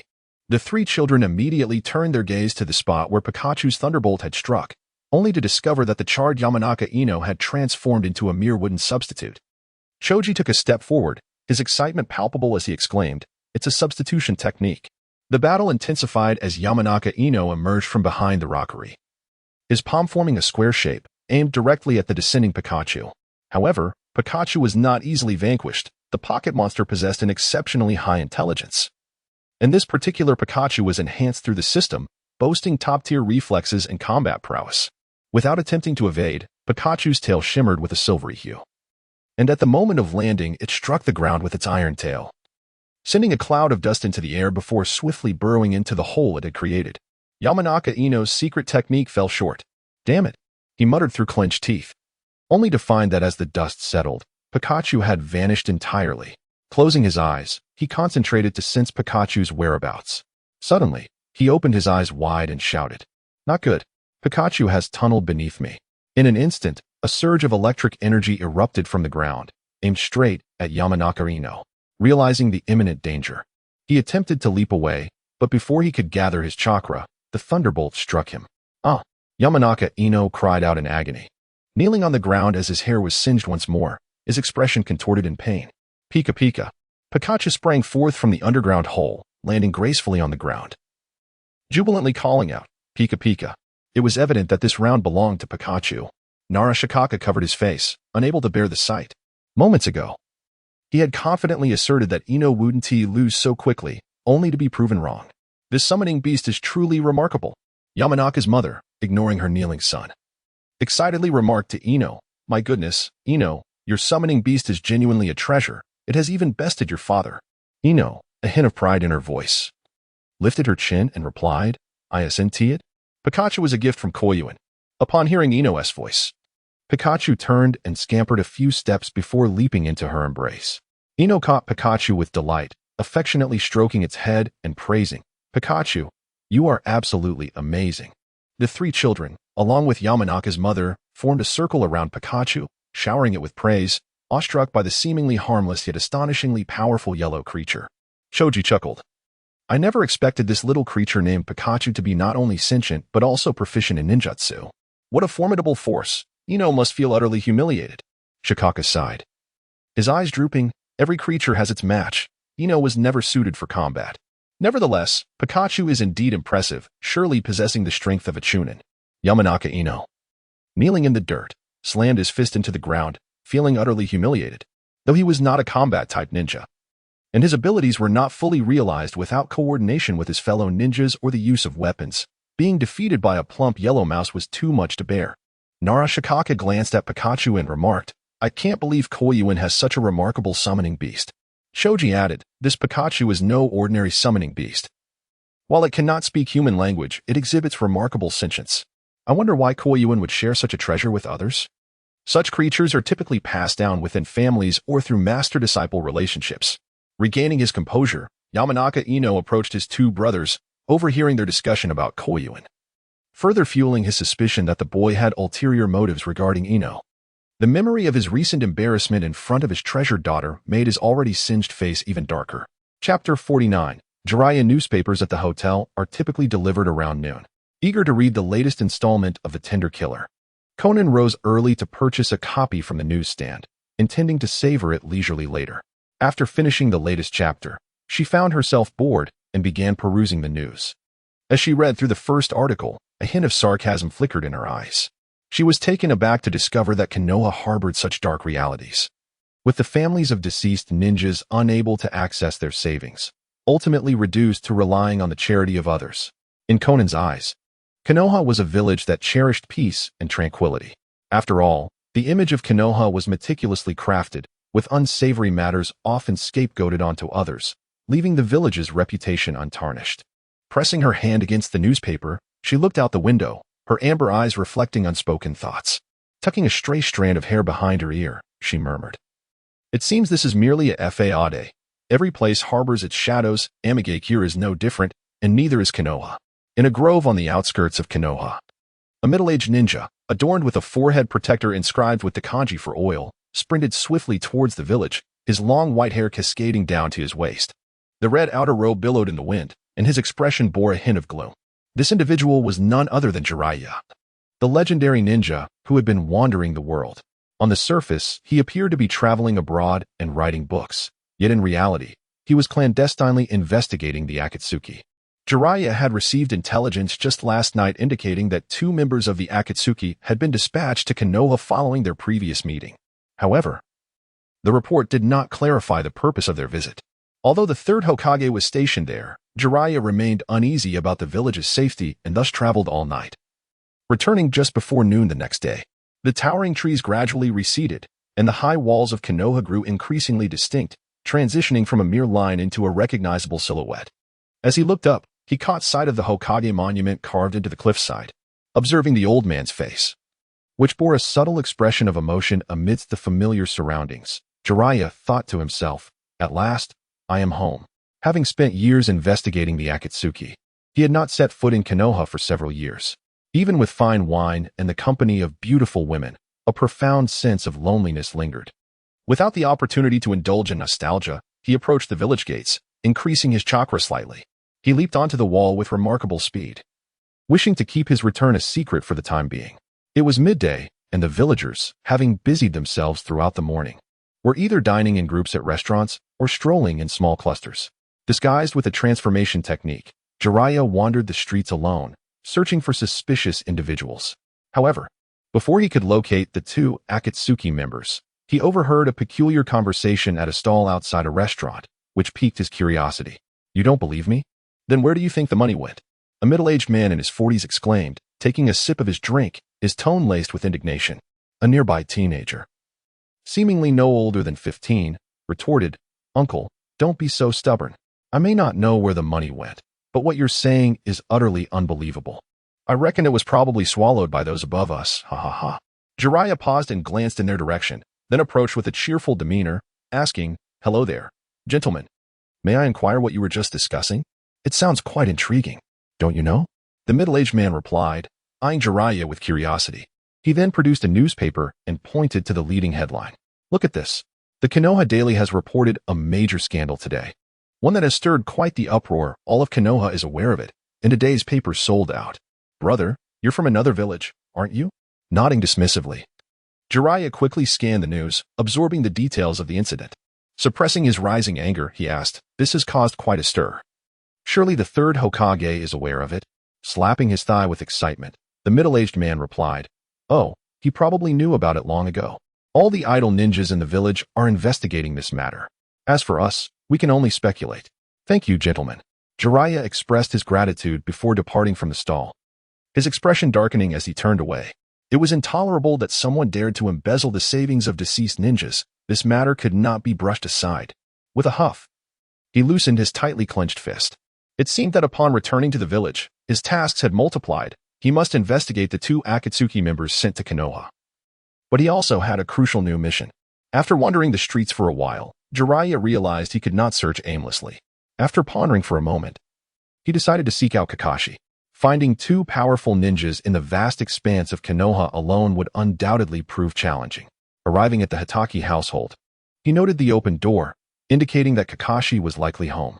He entered unannounced and knocked 3 times on the door. Coming. Kakashi yawned as he opened the door. Upon seeing Jiraiya, he regarded him with a puzzled expression, then asked, "Who are you?" "It's me."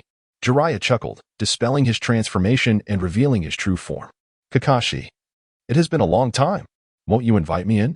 "Lord Jiraiya," Kakashi exclaimed in surprise, stepping aside to let him enter. After they sat down, he inquired, "What brings you back?" Jiraiya rested his hands on his knees and replied, "A perilous organization has sent 2 individuals to the village, and I could not shake my unease. So I returned to investigate. This is the same organization that Orochimaru joined after his defection." "What?" Kakashi gasped, his mouth agape. "We must promptly report this to the 3rd Hokage and have the Umbu investigate." Shaking his head, Jiraiya countered, "I prefer that the 3rd remain unaware of my return for the time being, which is why I have come to enlist your assistance." Chapter 50. Upon Jiraiya's departure from Konoha had 2 primary reasons: the defection of Orochimaru and his aversion to getting involved in the village's internal affairs. Being a man of simple desires, he was averse to complications. Should the higher-ups discover he had returned, they would undoubtedly seek to engage him in discussions, and he wished to avoid meeting with figures like Danzo and Tsunade. Contemplating Danzo, Jiraiya's expression darkened.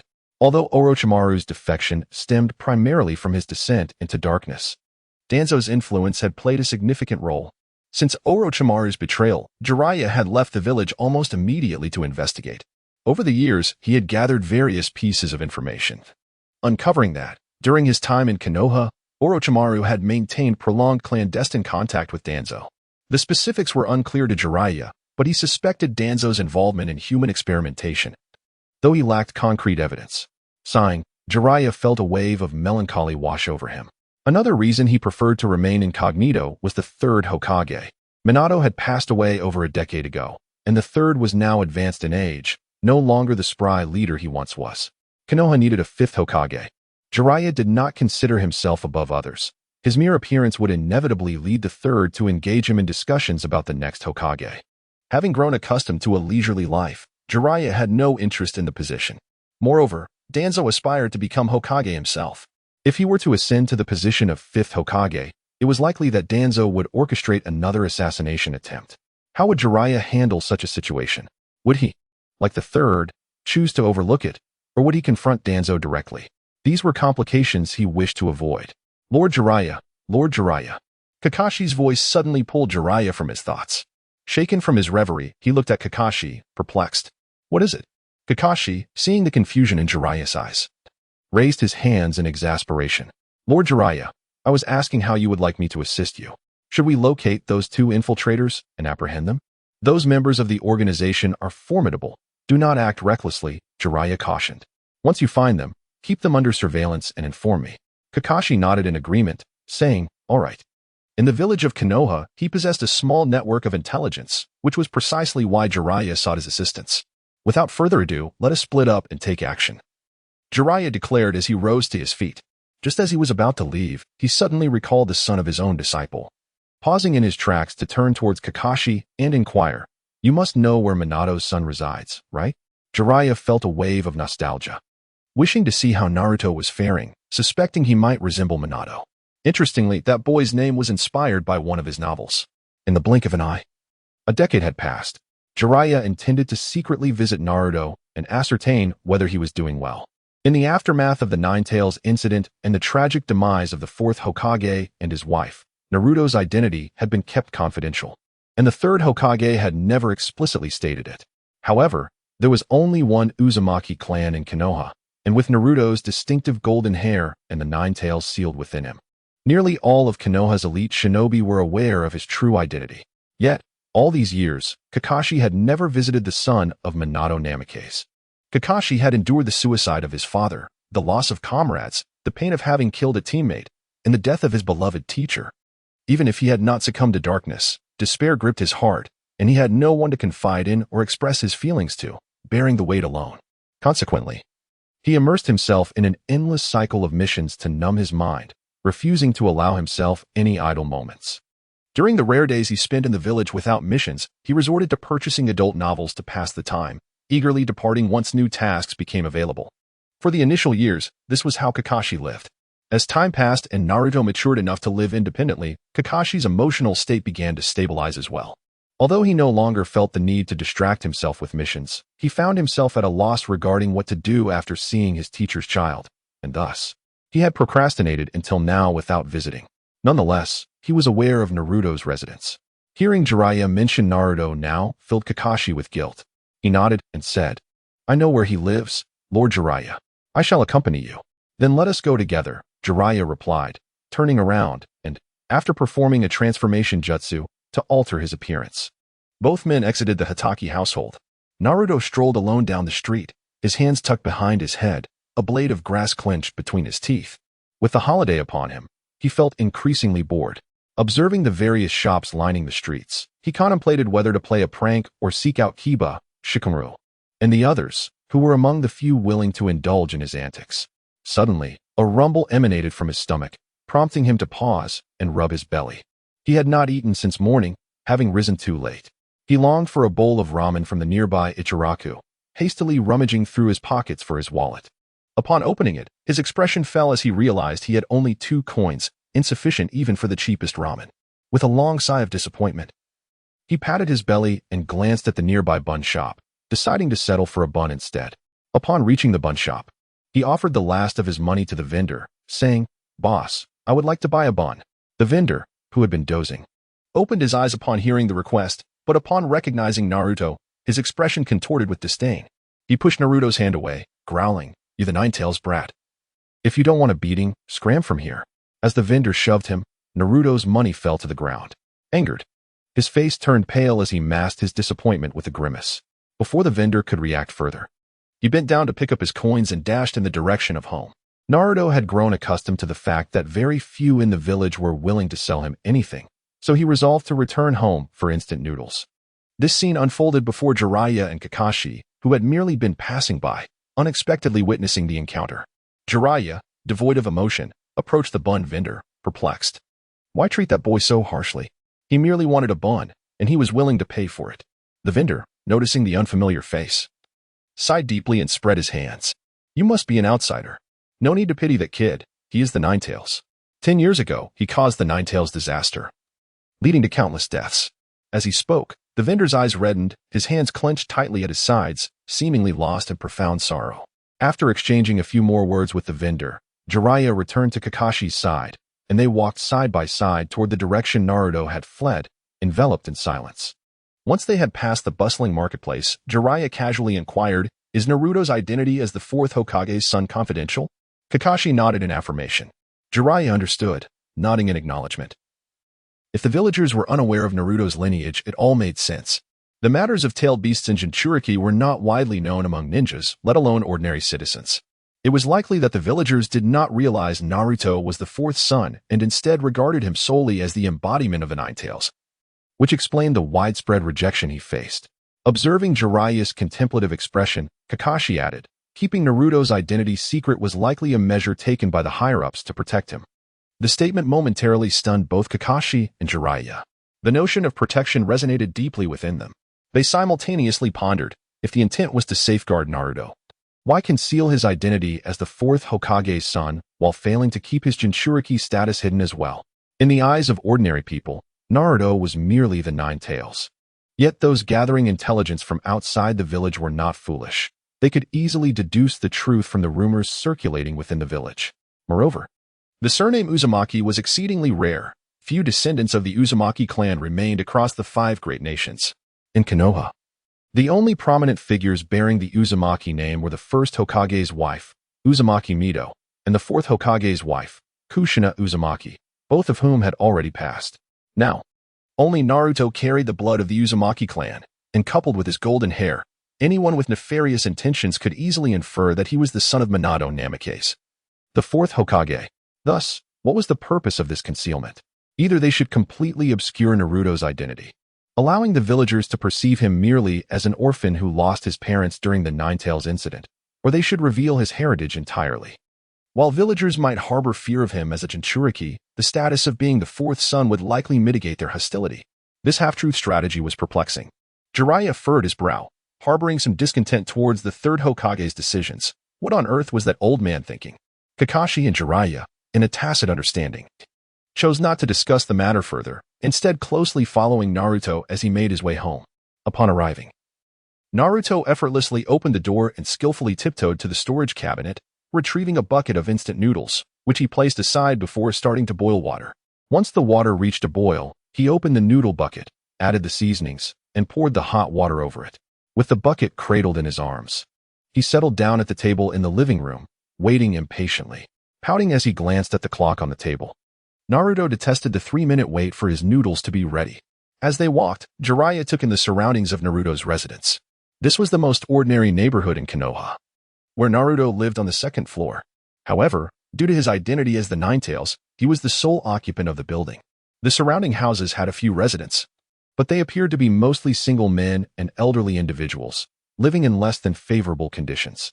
Those with better living standards had long since vacated the area, unwilling to reside near the embodiment of the Nine-Tails. Kakashi and Jiraiya stealthily perched on the eaves of Naruto's home, discreetly observing the state of his living space.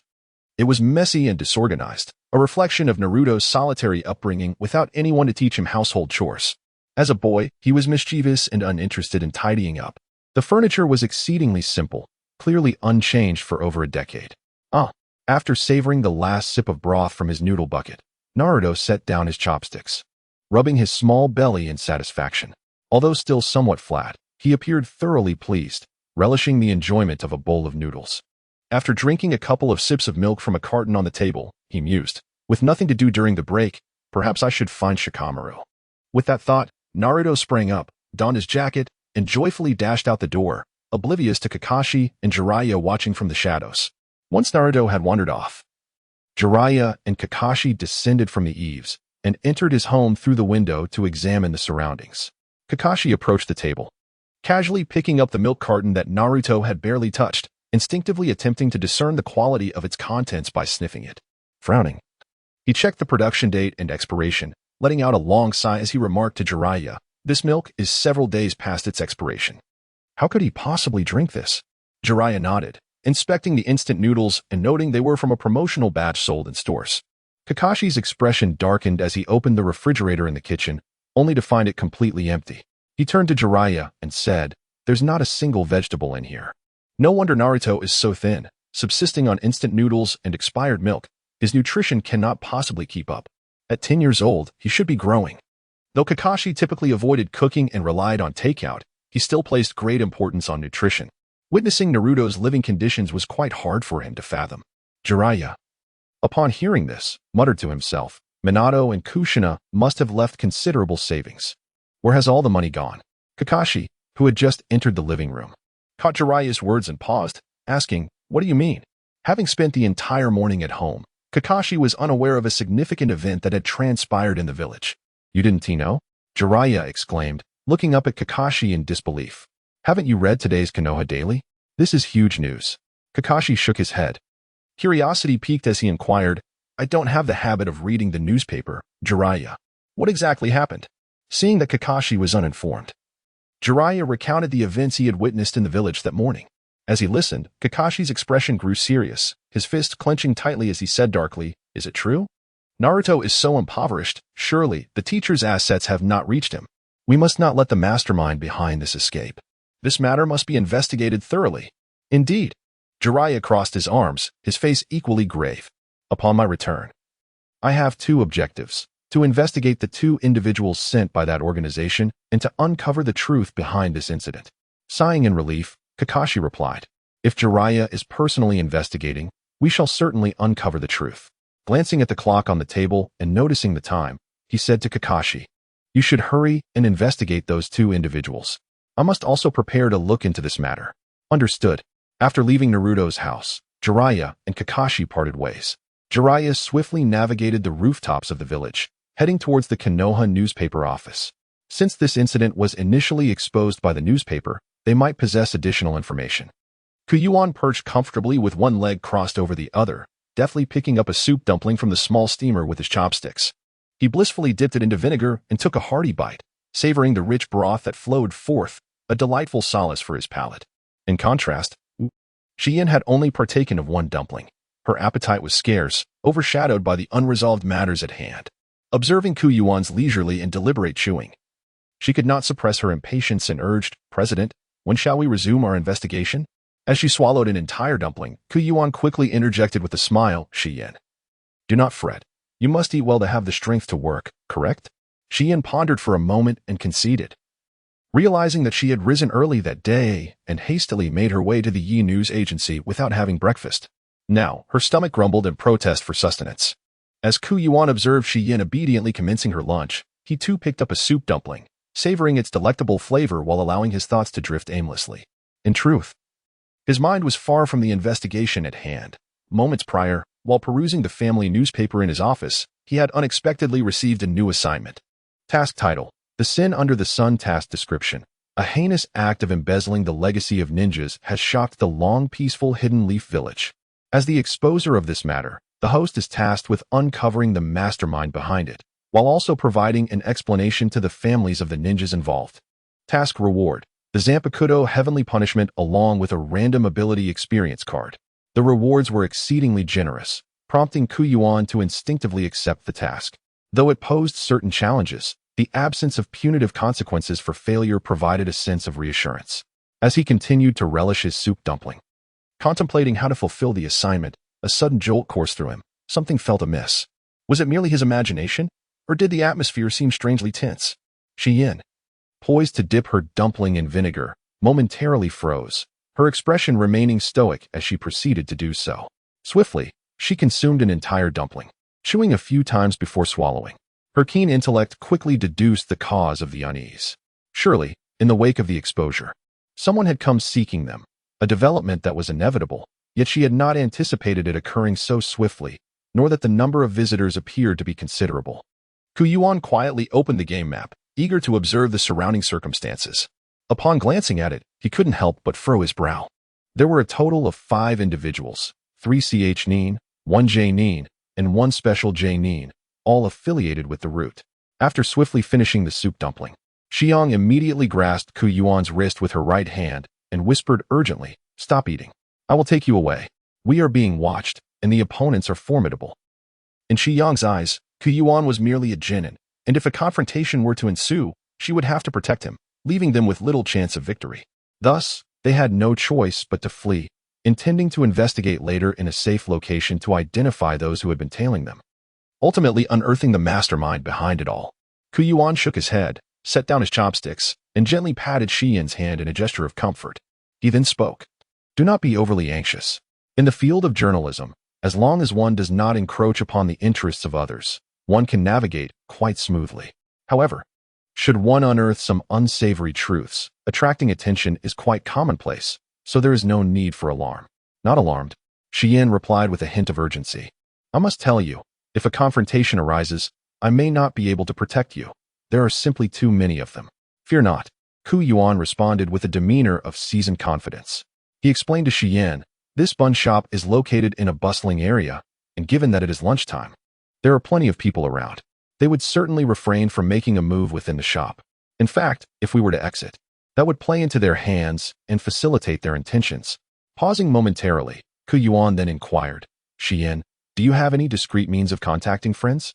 Or do you know any ninjas nearby who could lend a hand?" Upon hearing this, Xian hesitated for a moment. While she did possess methods to secretly reach out to other ninjas, those channels were reserved for calling upon her Umbu teammates. Such resources were only to be utilized during mission-related matters, and her situation with Yuan was of a personal nature, thus technically inappropriate to invoke. Moreover, the adversaries had yet to make their move. Seeing Xian's reaction, Yuan assumed that she had no teammates nearby. He waved his hand dismissively and said, "It's nothing. You need not worry. I have a solution. Boss, please bring me another steamer of soup dumplings." "Thank you." Yuan suddenly waved to the owner of the nearby steamed bun shop, signaling for a plate of soup dumplings. "Ah, here they come." Observing Yuan leisurely indulging in his meal, Xian felt a sense of uncertainty, her body tense and alert. Torn between her thoughts, she contemplated whether to use a secret signal. It truly was a challenge for the two of them to make their escape. Chapter 53. Under surveillance. After Yuan gradually finished his soup dumplings, he took out a piece of paper to wipe the grease from the corner of his mouth. He then stood up and walked directly to the proprietor of the bun shop, handing him the money with a smile, saying, "Boss, I'm ready to settle the bill." "Certainly," replied the owner, accepting the money and swiftly turning to open the drawer for change. He placed the coins into Yuan's hand with a grin, adding, "Do come by often?" "Yes, I will," Yuan responded before making his way towards the exit. Meanwhile, several individuals discreetly observing from the shadows of the bun shop noticed Yuan suddenly rise to pay and head towards the door. Assuming he had finished his meal and was about to leave, they exchanged knowing glances, promptly standing up to settle their bills and follow him. Xiang, still bewildered, watched as Yuan paid and departed, feeling entirely overlooked, as if he was attempting to distance himself from her to confront danger alone. Quickly rising to her feet, Xiang hurried after Yuan, inquiring, "What are you doing? Didn't you say they wouldn't dare act inside the bun shop? Why are you coming out?" A faint smile graced the corners of Yuan's mouth as he lifted his gaze toward Xian, explaining, "I am merely calling a few individuals." "What?" Xian stood there, utterly bewildered, unable to grasp the meaning behind his words. What did he mean by individuals? As far as she knew, Yuan was merely a wandering ninja who had recently settled in Konoha village for a little over 3 months. And his acquaintances were limited to the younger generations of the Nara, Akimichi, and Uchiha clans, with whom he had only distant connections. So, whom was he calling? Before Xian could fully comprehend, Yuan's chakra subtly coursed through his body, and with a powerful leap, he ascended to the rooftop. Surveying his surroundings, he noticed the street bustling with life. nearly half of it occupied by restaurants, and coincidentally, it was mealtime, resulting in a lively throng of people. Yuan stroked his chin, nodding with profound satisfaction. This was precisely the scene he desired. Suddenly, he retrieved a shuriken from his pocket, adorned with an explosive tag. Weighing it thoughtfully in his hand, a smile crept across his lips. Without hesitation, he ignited the explosive tag and hurled the shuriken into the sky with all his might. Bang! The explosive tag detonated instantaneously, producing a resounding blast, and the shuriken vanished without a trace amidst the chaos. The street was bustling with pedestrians, and the sound of the explosion immediately drew the attention of the nearby ninjas, who instinctively halted to gaze in Yuan's direction, their faces etched with confusion. Unless in a designated area, the use of explosive tags was strictly prohibited within the village, especially in its most vibrant quarters. Yet, he appeared to be no harbinger of destruction. Could he simply be a mischievous child? Ordinary citizens were thrown into a state of panic, glancing around in fear. Searching for the source of the explosion, their ability to protect themselves in a combat scenario woefully inadequate. Yuan looked up at Yuan, instinctively shielding half her face with her hand, muttering, "Goodness, what is this little troublemaker up to? This will surely attract the attention of the Umbu." Wait a moment. The Umbu members. A sudden realization struck her, and she felt she finally understood Yuan's intentions. Meanwhile, the 5 members of the root organization were utterly bewildered, having just exited the bun shop after settling their bill. They hadn't even had the chance to act before the one named Yuan had scaled the rooftop and thrown an explosive tag. Yuan gazed with satisfaction at the throng of people surging towards him, realizing that his objective had been achieved. He cleared his throat, preparing to deliver his speech. Yuan tidied up his clothes, then straightened his posture, clasped his hands, and spoke in a resounding voice. "Esteemed elders and fellow townsfolk, I am the president of Yuji News Agency. The news from this morning was personally investigated and reported by me, and I hope you will lend me your ear." At this point, the pedestrians on the street had already begun to murmur, for the morning's news had become widely known. Consequently, upon revealing himself as the reporter of the incident, the crowd's reaction was considerable. Observing the commotion below, Yuan cleared his throat once more and continued, "Currently, I find myself in a perilous situation due to my reporting, as someone has set their sights on me. I wonder if there are any valiant heroes willing to extend their assistance?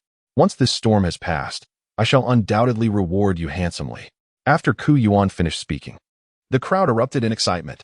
It seemed that the news was undoubtedly true. The mastermind behind it all had already made an appearance, likely intent on silencing witnesses. Suddenly, a man with striking white eyes leaped onto the scene, standing beside Yuan. With a sweeping gesture, he declared solemnly, "I am Hyuga Takashi, responsible for the security of this street. Let me see who dares to cause trouble under my watch." In the aftermath of the Uchiha clan's extermination, the police force of Konoha had become a mere shadow of its former self. No one was willing to take on such a colossal mess. Yet, given the size of the village, maintaining law and order was of utmost importance, necessitating oversight. Thus, the various clans of Konoha banded together to ensure the village's security. At times, when there were insufficient officers, the third Hokage would issue tasks exclusively for Konoha's internal personnel, aimed at performing police duties and maintaining order. This particular street fell under the jurisdiction of the Hyuga clan. Since Hyuga Takashi's wife became pregnant, he had refrained from taking on missions, prioritizing her care. Consequently, he voluntarily stepped forward to assume responsibilities within the police force. For a ninja, this was a demanding and thankless job with modest pay, but it offered safety and the comfort of returning home each day. Takashi had also seen today's news and had been seething with anger at the report of the author being pursued by the hidden orchestrator. He could no longer contain himself and jumped into the fray. "And I too." Suddenly, Yamashiro Aoi burst forth from the crowd, lightly tapping against the wall before landing to the left of Yuan. With arms akimbo, he cast a cold, sweeping glance over the crowd and remarked, "I am curious to see who is the scoundrel that has embezzled so much wealth from our fallen comrades." Yamashiro Aoi had just exited the Konoha news agency, initially sharing Jiraiya's intention to investigate.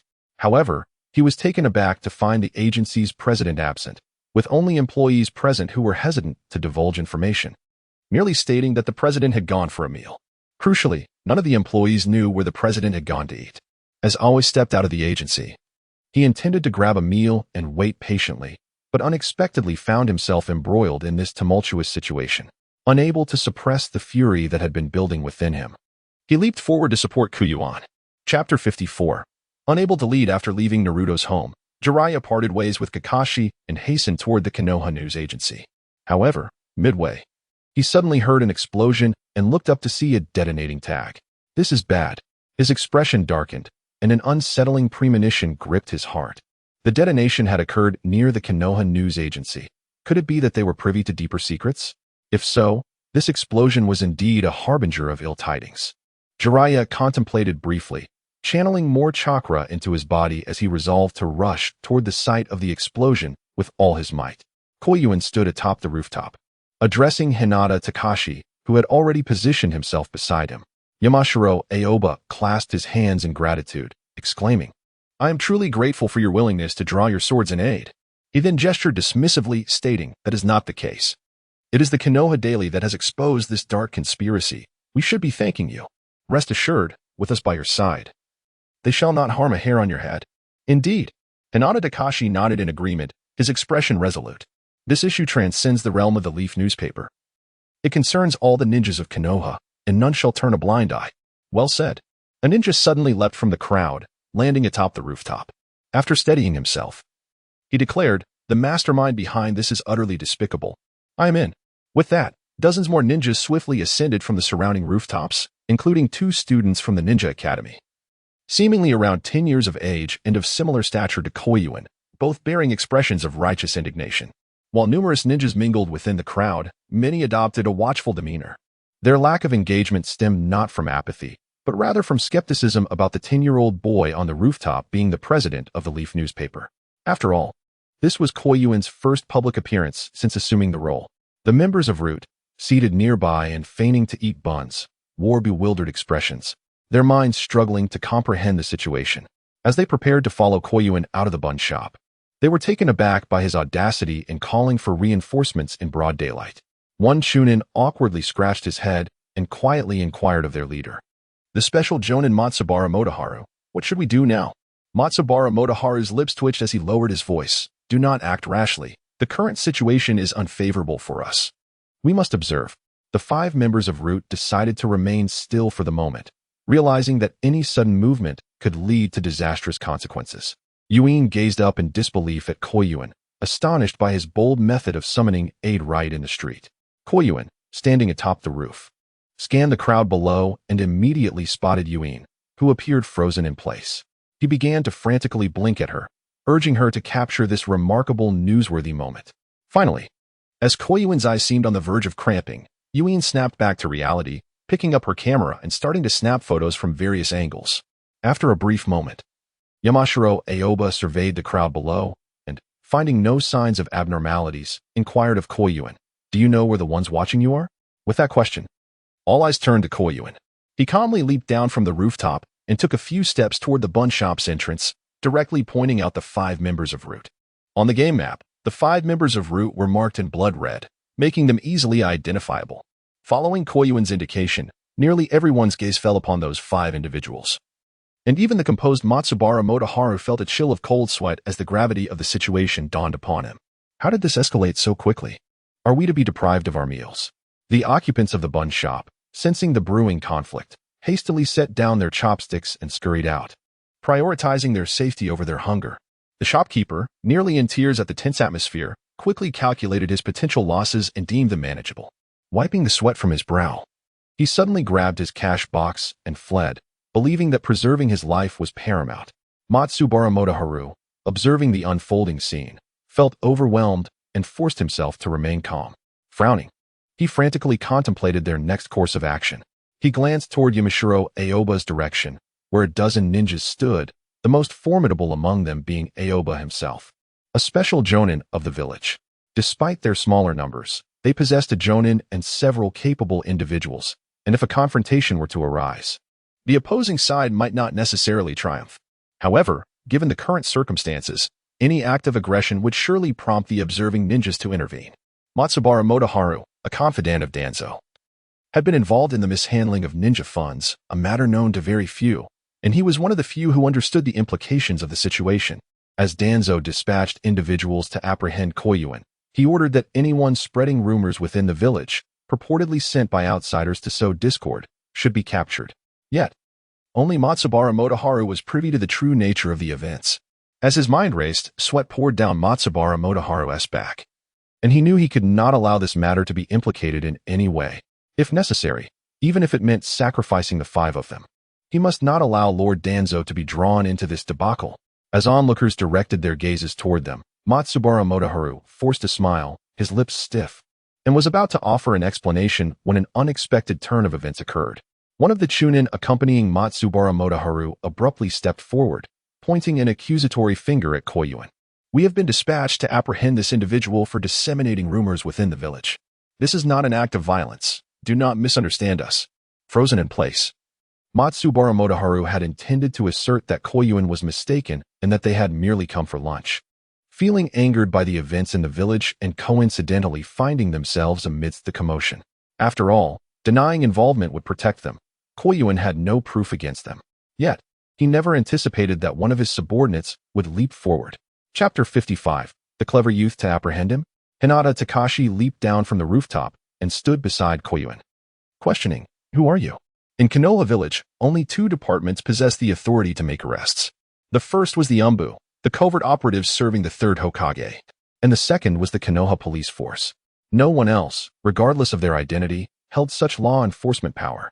The Umbu were well known to the villagers, always concealing their identities behind masks, while the five individuals before them bore no masks or Umbu uniforms, thus ruling them out as members of the Umbu.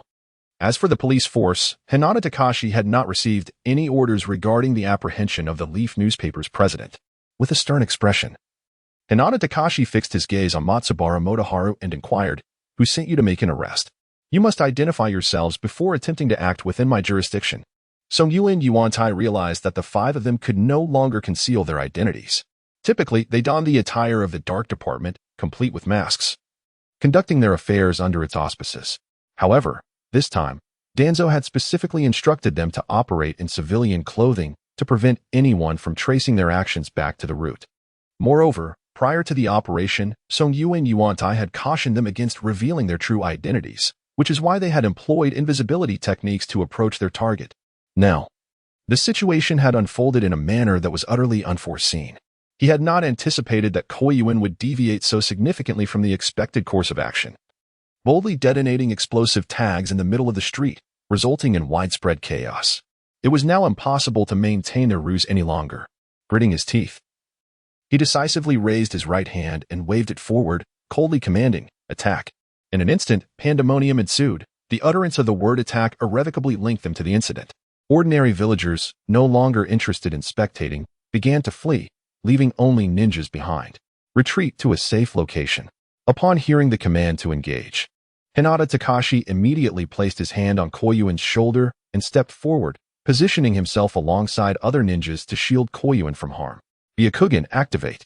Simultaneously, dozens of other ninjas surged forward, joining Hinata Takashi in their assault on the five individuals within the bun shop. Two students from the Ninja Academy, eager to join the fray, were swiftly apprehended and tossed aside by the quick-witted Yamashiro Aoi. The scene erupted into a cacophony of clashing kunai and ninjutsu, and before long, the bun shop was reduced to ruins. Shion had already been called upon by Koyuin to ensure her protection. This foolish girl had just moments ago contemplated joining the fray, neglecting to consider her own safety as the leader.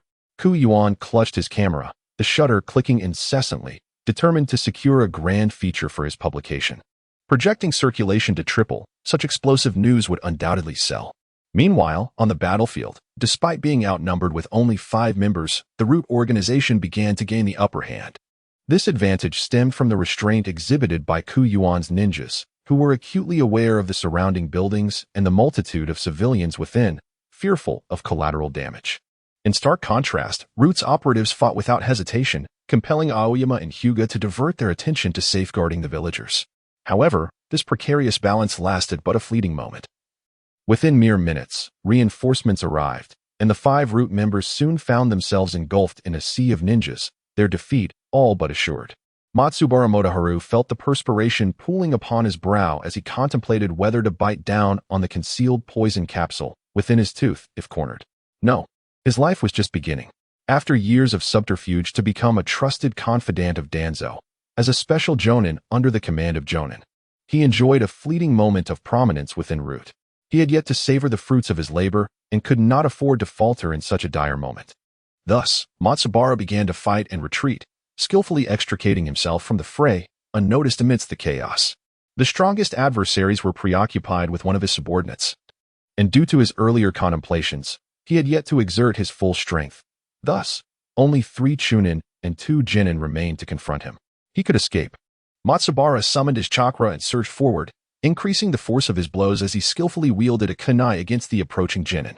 Kahara Yubao, witnessing the descending kunai, hastily raised his short blade for defense, perplexed by the sudden acceleration of his opponent. Matsubara swiftly transitioned to a spinning kick aimed at Yubao's torso, who, feeling a rush of blood to his throat, was sent flying back, crashing onto a rooftop and stirring a cloud of dust. In that moment, a gap emerged in the encirclement around Matsubara. Seizing this ephemeral opportunity, he produced 2 smoke bombs and hurled them to the ground. Alarmed, the remaining ninjas realized his intent to abandon his comrades and escape. They lunged forward, but soon sensed a shift in the atmosphere as hundreds of kunai erupted from the smoke, forcing them to halt and defend themselves. Wind-style, great breakthrough. A chunin swiftly performed a hand sign, unleashing a jutsu that dispersed the kunai aimed at him and continued to clear the smoke. However, Matsubara had already vanished from sight. Where had he gone? The other directions were guarded, leaving only the recently opened gap for his escape. Following this logic, they began searching in Kahara Yubao's direction. Yet they found nothing.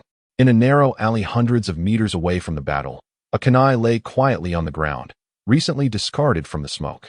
Suddenly, with a resounding pop, it exploded into a cloud of smoke, revealing a silhouette within. Indeed, it was Matsubara, who had cleverly transformed himself into a kunai and used a shadow clone to blend in among the real kunai, just as Matsubara sighed in relief. Preparing to report back to Danzo, darkness suddenly enveloped him. He took a step back, stiffly lifting his head to survey the imposing figure before him, a middle-aged man with a large stature, his forehead protector adorned with the kanji for oil, draped in a striking red coat, and most notably, a colossal scroll strapped to his back. Chapter 56. Escape from Root. Jiraiya had arrived at the scene during the commotion but chose to remain concealed, observing discreetly. Unlike the other ninjas, he had sensed Matsubara's intentions from the outset. Trembling, Matsubara pointed a finger, disbelief etched on his face. "You are Lord Jiraiya? I thought you were away on your travels?" Jiraiya regarded Matsubara's pallid complexion with a hint of mockery. "I just happened to return to take care of some matters and stumbled upon this scene." Standing before him was one of the legendary 3 of Konoha, the Toad Sage, Jiraiya. Matsubara, fully aware of his inability to match Jiraiya, felt a flicker of desperation. Even with the odds stacked against him, he had to attempt an escape. He hurled another smoke bomb, hoping to obscure his flight. But Jiraiya's extensive battle experience would not allow him to succeed. Toad mouth binding technique. Jiraiya rapidly performed hand seals, summoning the stomach of a giant toad from Mount Myaboku, ensnaring Matsubara just as he released the smoke bomb. Still hoping to flee? Jiraiya scoffed, advancing towards Matsubara's side. He executed a swift kick, propelling Matsubara towards the toad's stomach wall. As Matsubara's body made contact, he was firmly embedded within, rendered immobile. Matsubara summoned all his chakra in a desperate bid to break free, yet failed as the toad's stomach undulated around him, leaving him utterly still. Jiraiya leisurely approached, extending his left hand to forcefully pry open Matsubara's mouth, dislodging his poisonous fang. Matsubara emitted a muffled groan, his expression contorted in agony. Jiraiya, keeping his mouth ajar, extracted the fallen fang and the poison capsule, inspecting Matsubara's tongue. "The tongue curse mark, so you are indeed one of Danzo's men." Jiraiya's expression turned grave as he observed the distinct patterns on Matsubara's tongue. The tongue curse mark was a specialized sealing technique employed by Root, wherein Danzo would inscribe a mark upon the tongues of his operatives. Should they divulge any information regarding him, they would be rendered paralyzed, unable to speak or move. The chaos of battle intensified. Though the remaining 4 members of Root fought fiercely, they were ultimately outmatched. As more ninjas joined the fray, their defenses began to falter. With chakra dwindling, just as they were about to be captured, 1 jonin and 1 chunin bit down on concealed poison capsules hidden behind their teeth. With 2 sickening thuds, both fell, leaving all present in stunned silence as they processed this shocking turn of events. Hyuga Takashi crouched, placing his hand beneath the fallen jonin's nose, feeling no breath. Just moments ago, these 2 had been embroiled in a fierce battle, now reduced to lifeless bodies. The surrounding ninjas erupted in disbelief. Are they suicide fighters? Captured and choosing to take poison? My heavens, what on earth is happening? TZ dispatched a total of 5 individuals on this occasion, and now, aside from Matsubara Motohiro, who was apprehended by Jiraiya, only 2 nin remained standing. One of the nin cast a glance at the grim fate of his companions, hesitating momentarily. Ultimately, he refrained from biting through the poison pouch concealed within his teeth. Upon reflection, he recalled that he had initially joined the route with the intention of entering the Umbu, only to be half brainwashed and coerced into remaining by TZ. Was this not the perfect opportunity to escape from the route? Damn it! After enduring prolonged indoctrination, he had truly entertained thoughts of loyalty to TZ. The other standing nin, the one who had just declared his intent to capture Keijin, wore an expression of disbelief. He staggered back a couple of steps and, overwhelmed by the shock, cried out, "Ta! Who? Why are you both doing this?" Yuan had been silently observing the 2 nin who had not taken their own lives. From the outset, he noted their distinct demeanor compared to the 2 who had just succumbed. They were in a state of fierce determination, yet their actions were measured and precise. The nin who had boldly proclaimed his intent to apprehend him appeared genuinely incensed, seemingly convinced that the villagers had been misled. Wasn't it said that the roots were devoid of emotions? Yuan pondered thoughtfully. Although 2 ninjas had perished, 2 others remained unaccounted for. They, too, were cornered and soon captured after a brief struggle. After a while, 6 members of the Umbu arrived, with the leader standing before Hinata Takashi, asking in a grave tone, "What transpired here?" Hinata Takashi elucidated. These 4 individuals are connected to the article published in today's Konoha Daily regarding the embezzlement of deceased ninjas' assets. They intended to assassinate the president of the Leaf News Agency. Assassinate the president of the Leaf News Agency? The leader inquired, gesturing towards Yuan. This young man here is involved. Furthermore, 1 individual managed to escape. With a wave of his hand, 2 Umbu members received the signal, nodding in unison before swiftly departing in pursuit of the fugitive mentioned by Hinata Takashi. The remaining Umbu members involuntarily directed their gaze toward the indicated direction, only to be taken aback upon seeing a mere 10-year-old child standing as the president of the Leaf News Agency. Beside this so-called president stood their colleague, Yuzuki Yuan, leaving the Umbu members perplexed as to her presence in this situation. The 4 Umbu exchanged glances but did not approach Yuan. After all, outside of work, she was simply an ordinary ninja of the village. "Now, allow us to take care of these individuals and await the 3rd Hokage's decision," the leader gestured, prompting 2 members to lift the lifeless bodies from the ground. The remaining 2 captured nin from the roots were also handed over to the Umbu. As the group prepared to retreat, Yamashiro always stepped forward, declaring, "Wait." The Umbu members halted, signaling for Yamashiro Aoi to continue. He relaxed his tightly clenched fists and inquired, "Might I ask if the 3rd Hokage has seen today's Konoha Daily?" "Indeed," a middle-aged ninja with a bushy beard interjected, raising his voice. "How will the 3rd Hokage address this matter? It is utterly despicable that someone would pilfer the savings left for the families of deceased ninjas."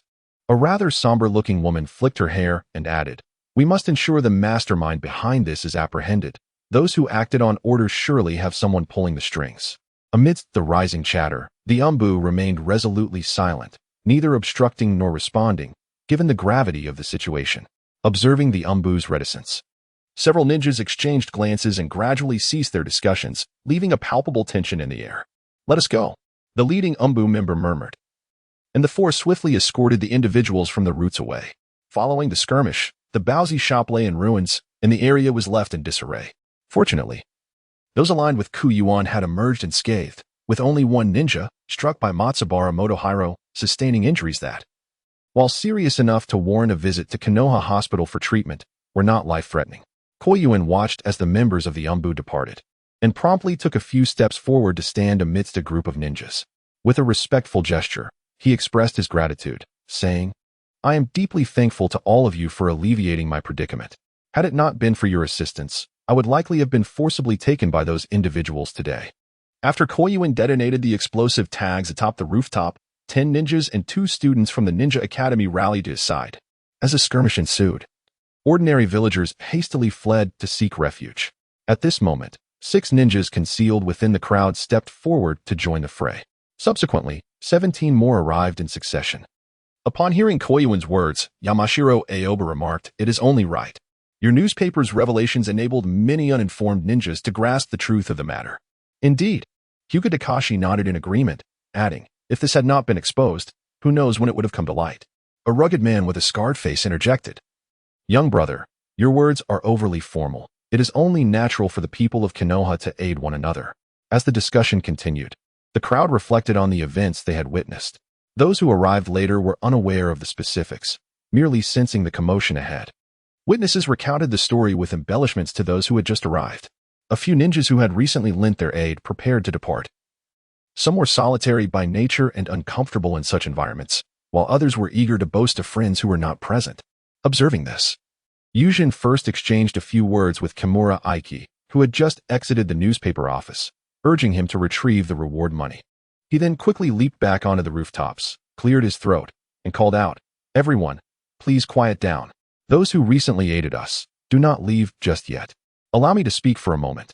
Upon recognizing the speaker as the protagonist in this event, the crowd fell silent, eager to hear Koyuin's words.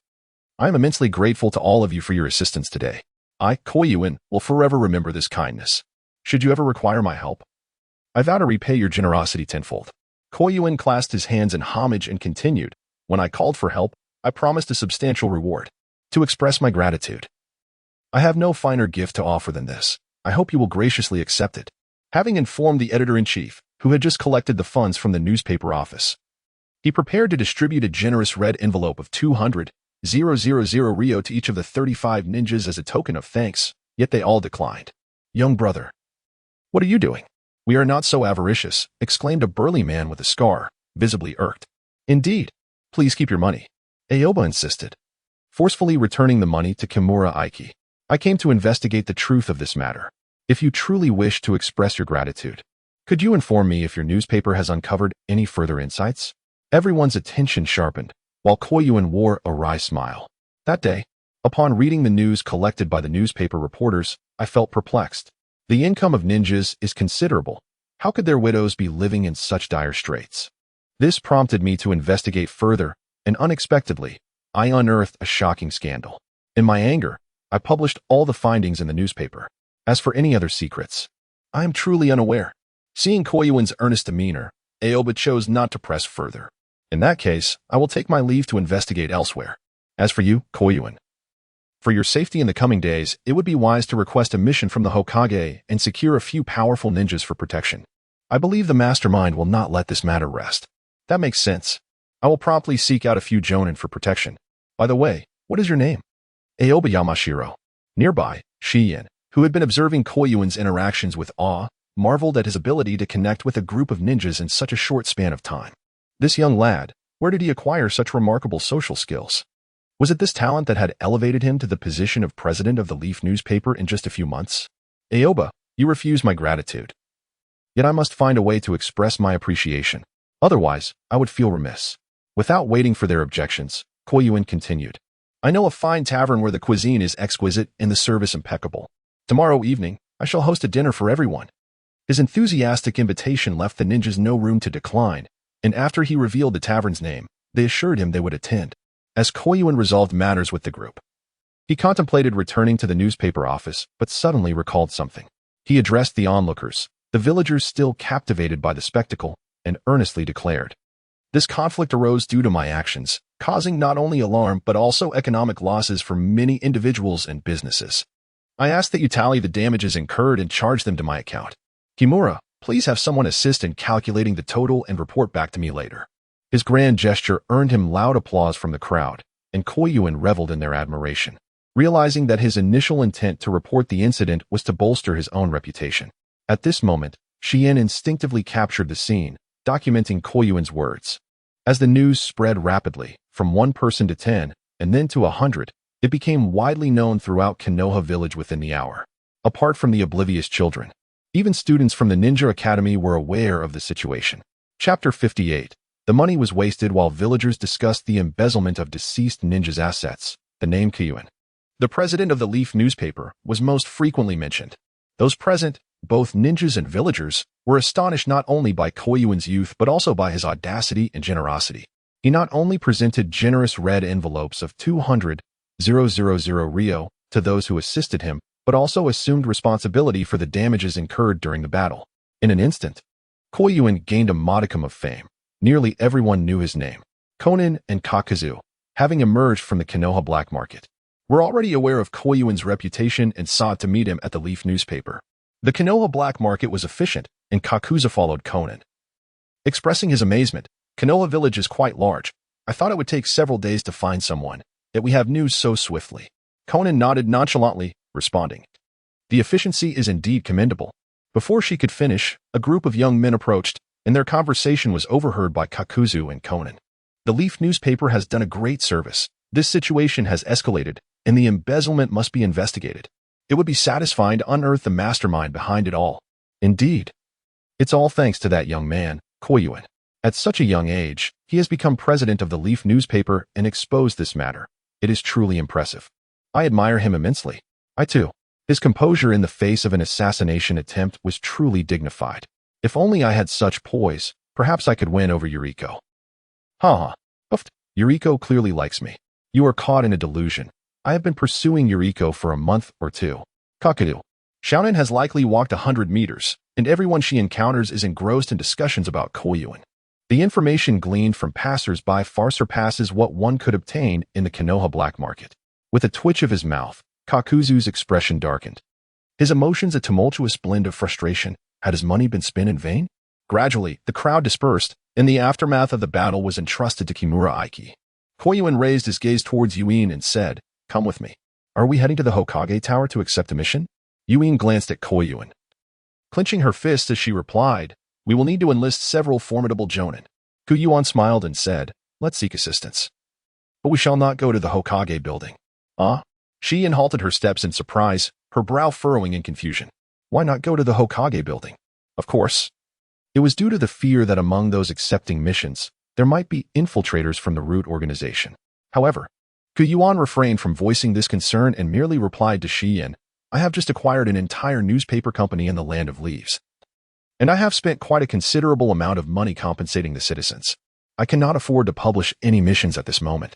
Moreover, I fear that if we were to issue a mission at the Hokage building, there might be hidden masterminds sending assassins to infiltrate." Shion paused for a moment and replied, "How could that be?" Koyuin elucidated that an individual capable of embezzling the wealth of ninjas must possess considerable influence within the entire Hidden Leaf village. If he were to send someone to infiltrate and protect me, the consequences would be dire. Although Yuan wished to counter this assertion, she soon reconsidered and acknowledged the validity of Koyuin's words. The ability to silently abscond with such a substantial sum of deceased ninja savings, coupled with a multitude of loyal subordinates, undoubtedly indicates a formidable power not to be underestimated. As Koyuin observed that Shion had fallen silent, he understood that she had come to a resolution. He gestured for her to follow him. Channeling the chakra within his body, Koyuin resolved to sprint with utmost speed towards the residence of Hongdo, the closest location to the Yi newspaper office. Prior to the conclusion of the recent battle, Koyuin was acutely aware of his precarious situation, which could be deemed exceedingly perilous. Thus, he required someone to safeguard him. It was implausible to expect a constant presence of assistance on the streets. Even if he were to go to the Hokage Tower to issue a mission, he feared that Danzo might assign individuals to infiltrate the task. And the need for remuneration only compounded his concerns. It would be far more prudent for him to seek out Kakashi, Hongdo, and Kai directly. If his deductions were accurate, the mastermind behind the recent events was likely Danzo himself. Those who had come to apprehend him were members of the Root organization. And the foremost issue remained the lack of evidence regarding his corruption. Contemplating this, Koyuin's mind drifted to the two middle-ranked ninjas from Root who had not resorted to suicide by poison. Were not the members of Root supposed to be devoid of emotions? How could they exhibit such a profound fear of death? Particularly striking was the middle-ranking ninja who had boldly accused him, displaying a demeanor markedly different from the typical Root operative. Upon reflection, Koyuin recalled the intricate composition of the Root organization as depicted in the original Naruto series, where many members fundamentally disagreed with Danzo's ideologies. Similarly, Danzo himself harbored little trust for his subordinates, which was why he devised the Kenjutsu of the Tongue's Calamity, a means to ensure absolute loyalty. In fact, some individuals were coerced into remaining within Root against their will. For instance, the former head of the medical unit in Konoha, an elite of the intelligence division within Root, ultimately met his demise at Danzo's hands due to his dissent against Danzo's ruthless methods. Yamado had once been a member of Root but ultimately betrayed Danzo. Sai, haunted by his brother's fate, later defied Danzo's orders. Orochimaru had previously maintained close ties with Danzo and had even joined Root, though his intentions were to negotiate with Danzo, revealing the ulterior motives that pervaded the organization.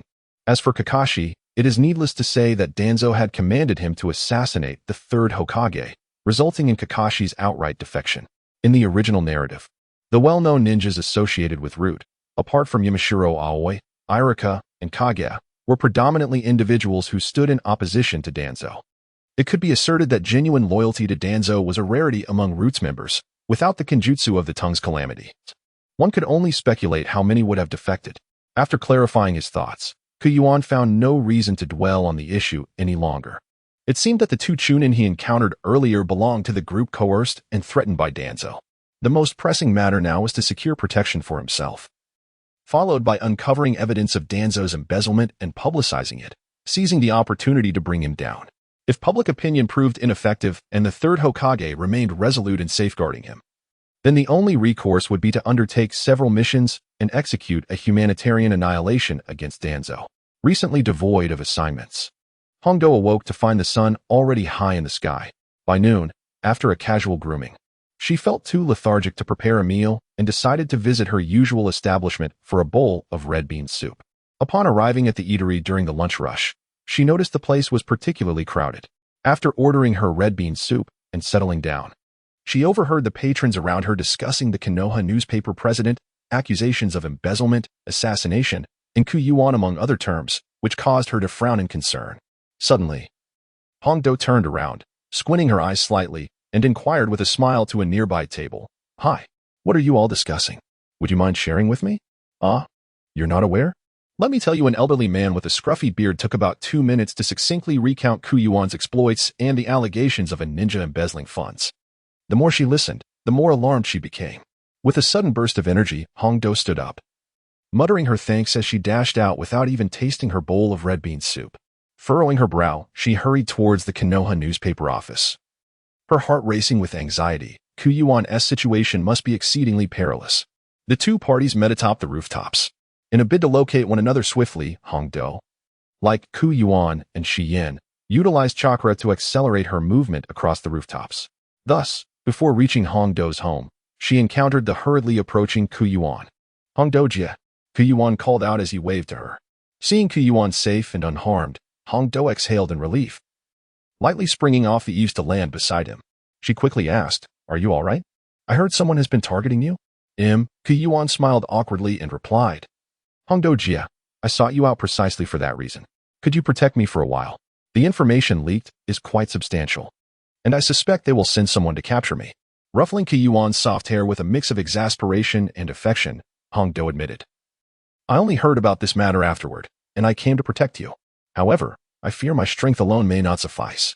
Yuan raised his hand to smooth his disheveled hairstyle and then addressed Hongdo, saying, "And my secretary, Yin, who was once a ninja as well. Next, let us seek out Kakashi-senpai and Brother Kai." "Sure, but you've certainly become quite indulgent after acquiring wealth, even hiring a secretary," Hongdo jested, casting a smile towards Yin, who stood behind Yuan. "Yin, what prompted you to become this fellow's secretary?"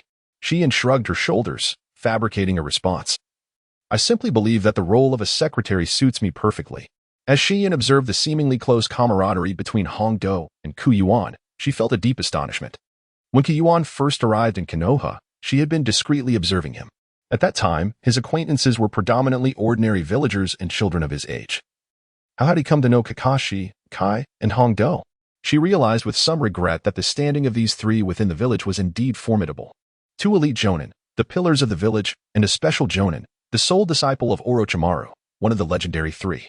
However, Yin had no time for further contemplation, as they needed to locate Kakashi and Kai. Compared to the Hitaki residence, the training grounds where Kai usually practiced were relatively closer. After a brief discussion, Yuan and Yin decided to seek out Kai first. At the training grounds, Kai and Li were engaged in basic physical training.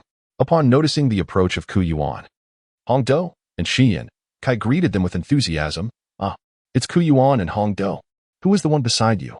"Kai, this is my secretary, Yin." Yuan introduced as they reached Kai. While continuing his squats, Kai lifted his head and greeted Shiyin. Hello, Yu. Hello, Shiyin replied with a gentle smile.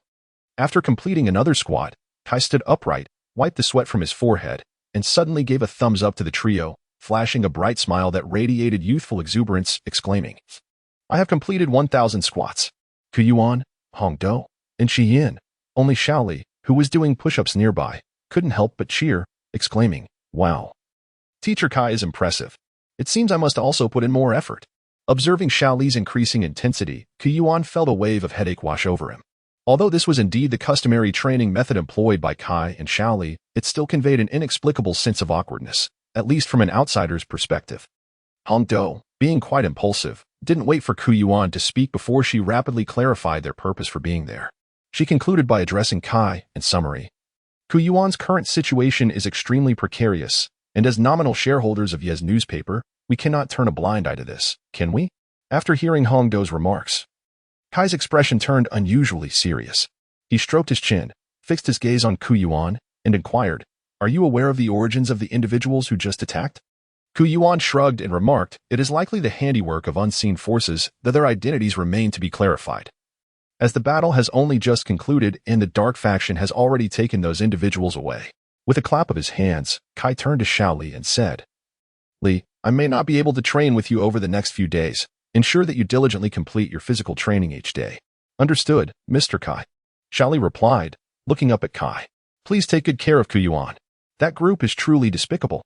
With Kai joining them, the task of protecting Yuan now fell upon 3 individuals. Their subsequent target was naturally Kakashi.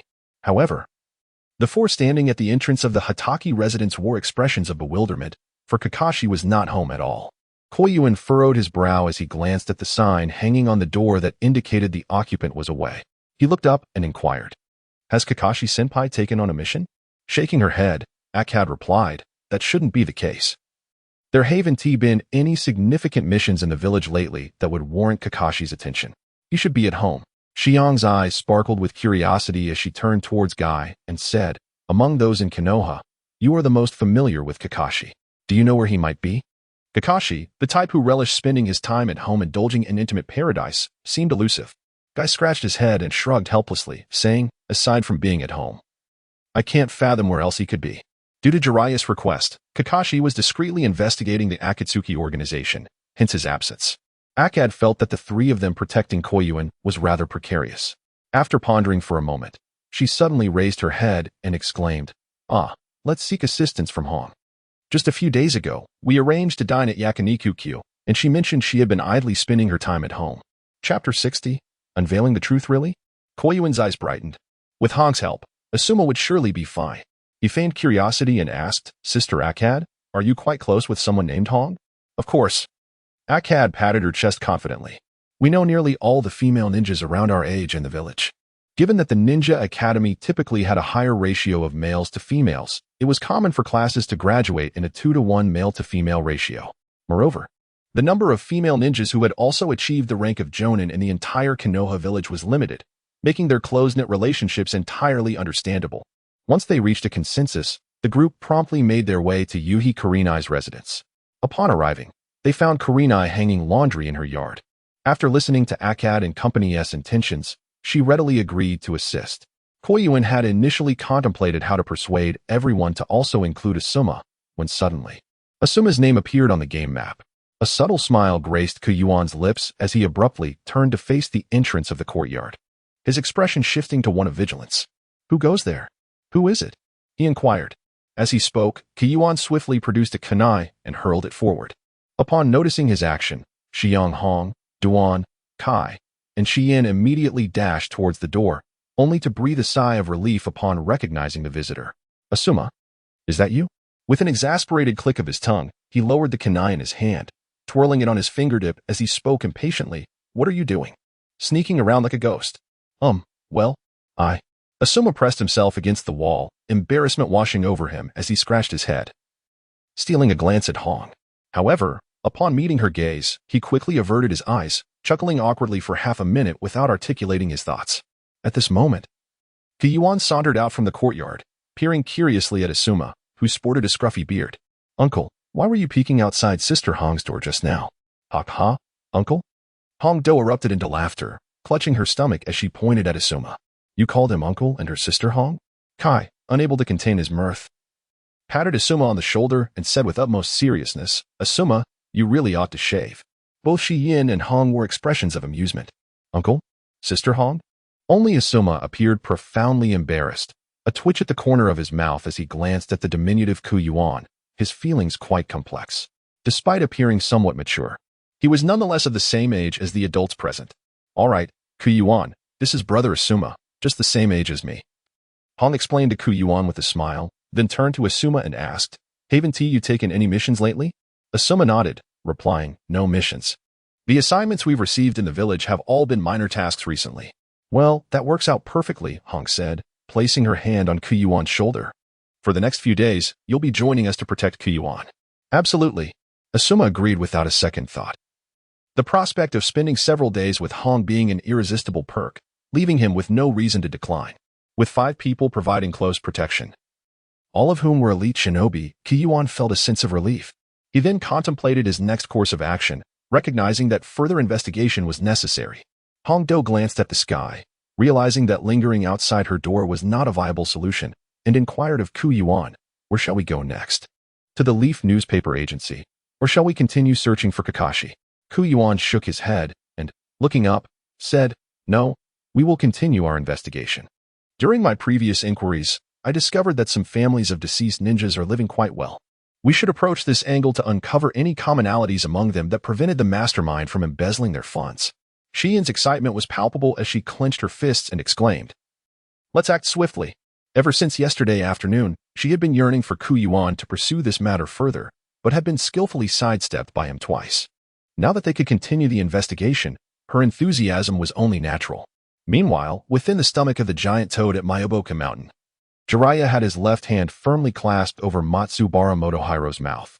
He concentrated his chakra in his right hand, pressing his index and middle fingers gently upon his tongue to place an additional seal over Danzo's tongue erasure seal. This particular seal, established by the second Hokage, was not easily undone.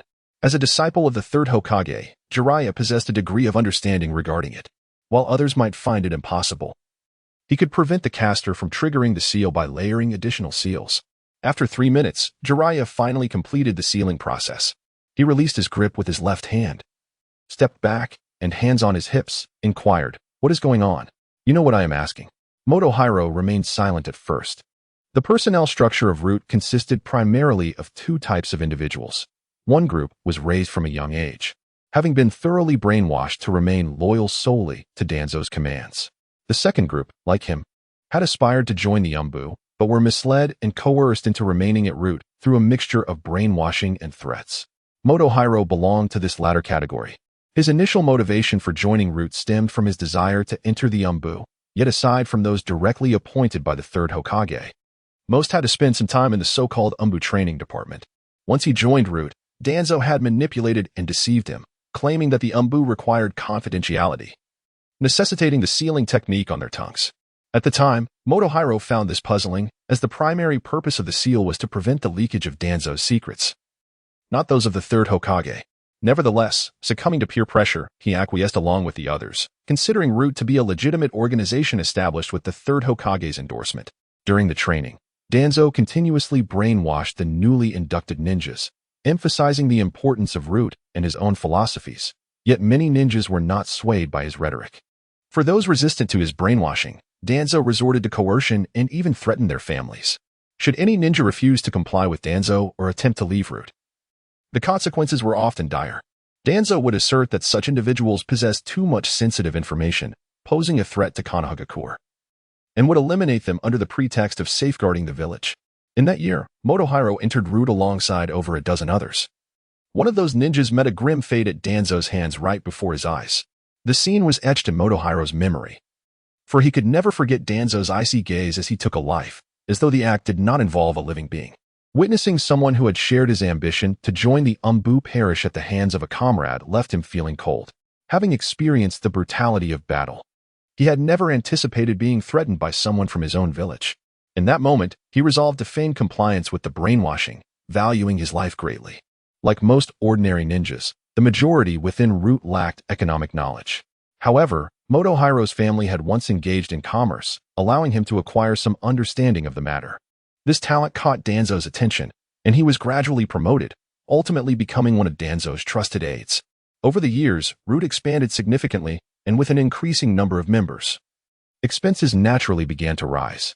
Although the daimyo of the Land of Water did not allocate funds to Root, the third Hokage had previously discreetly provided a portion for their use. However, once the third Hokage publicly announced the dissolution of Root, he ceased funding. Yet Root continued to operate openly. As Root's activities grew more pronounced and its expenditures increased, the methods of accumulating wealth became ever more aggressive. Noticing Motohiro's silence, Jiraiya furrowed his brow and, with a tone of patience, pressed on, "Tell me, is the money being embezzled by Root? How is it being misappropriated?" Motohiro understood that resisting was futile. After all, he was in the presence of Jiraiya. If he did not speak the truth, his life could very well be forfeit. Moreover, Jiraiya had just sealed the tongue erasure seal, alleviating his concerns. Gathering his thoughts, he began, "The funds are indeed being embezzled by Root. The remuneration ninjas receive for their missions is substantial, and distributing cash each time is cumbersome. Thus, advisors Tsunade and Mito proposed the establishment of bank books." Jiraiya, aware of the financial department's control under Tsunade and Mito, listened intently. The financial department would issue bank books for all ninjas, depositing their earnings into these accounts after each mission. The funds within these bank books could only be accessed by the ninjas themselves. Even family members were barred from withdrawal. If a ninja were to die without fully withdrawing their funds, all the money would be seized by Danzo. Jiraiya was familiar with the financial department's handling of bank books, having one himself, though he rarely utilized it. Had it not been for the intervention of Tsunade and Mito, such a scheme would have been difficult to implement. After absorbing the details of the embezzlement process, Jiraiya was enraged, unable to fathom that the two advisors were complicit in this scheme. Clenching his fists, Jiraiya glared and continued to interrogate. Was the third Hokage aware of this? Motohiro hesitated, his gaze evasive as he stammered, He recognized that the third Hokage was Jiraiya's mentor and was uncertain how to respond given Jiraiya's temperament. Jiraiya struck the side of Motohiro's head, demanding, "Speak." Motohiro, feeling the pressure, blurted out, "From my observations, although the third Hokage pretends not to know, he is fully aware, and it appears he has intentionally turned a blind eye." Stepping back slightly, Jiraiya's expression shifted between disbelief and anger, for the third Hokage was his mentor, making it difficult for him to accept the accusation. He pointed at Motohiro, exclaiming, "Are you slandering my teacher?" Motohiro, now incensed, retorted, "I am not lying. Jiraiya-sama, do you know that your disciple, the fourth Hokage, Namikaze Minato, received not a single coin after his sacrifice during the Ninetales incident? All of the fourth Hokage's funds were embezzled by Danzo, and I was the one who handled it back then."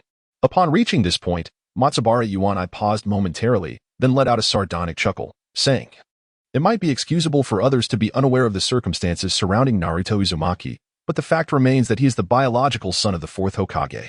He lives off a meager pension each month. Can the third Hokage truly be oblivious to this? That boy, Naruto, was originally in line to inherit an estate worth over 300 million ryo." Observing the wavering expression on Jiraiya's face, Matsubara Yuan shook his head and continued, "Moreover, for reasons unknown, the third Hokage has deliberately concealed Naruto's identity as the son of the fourth Hokage.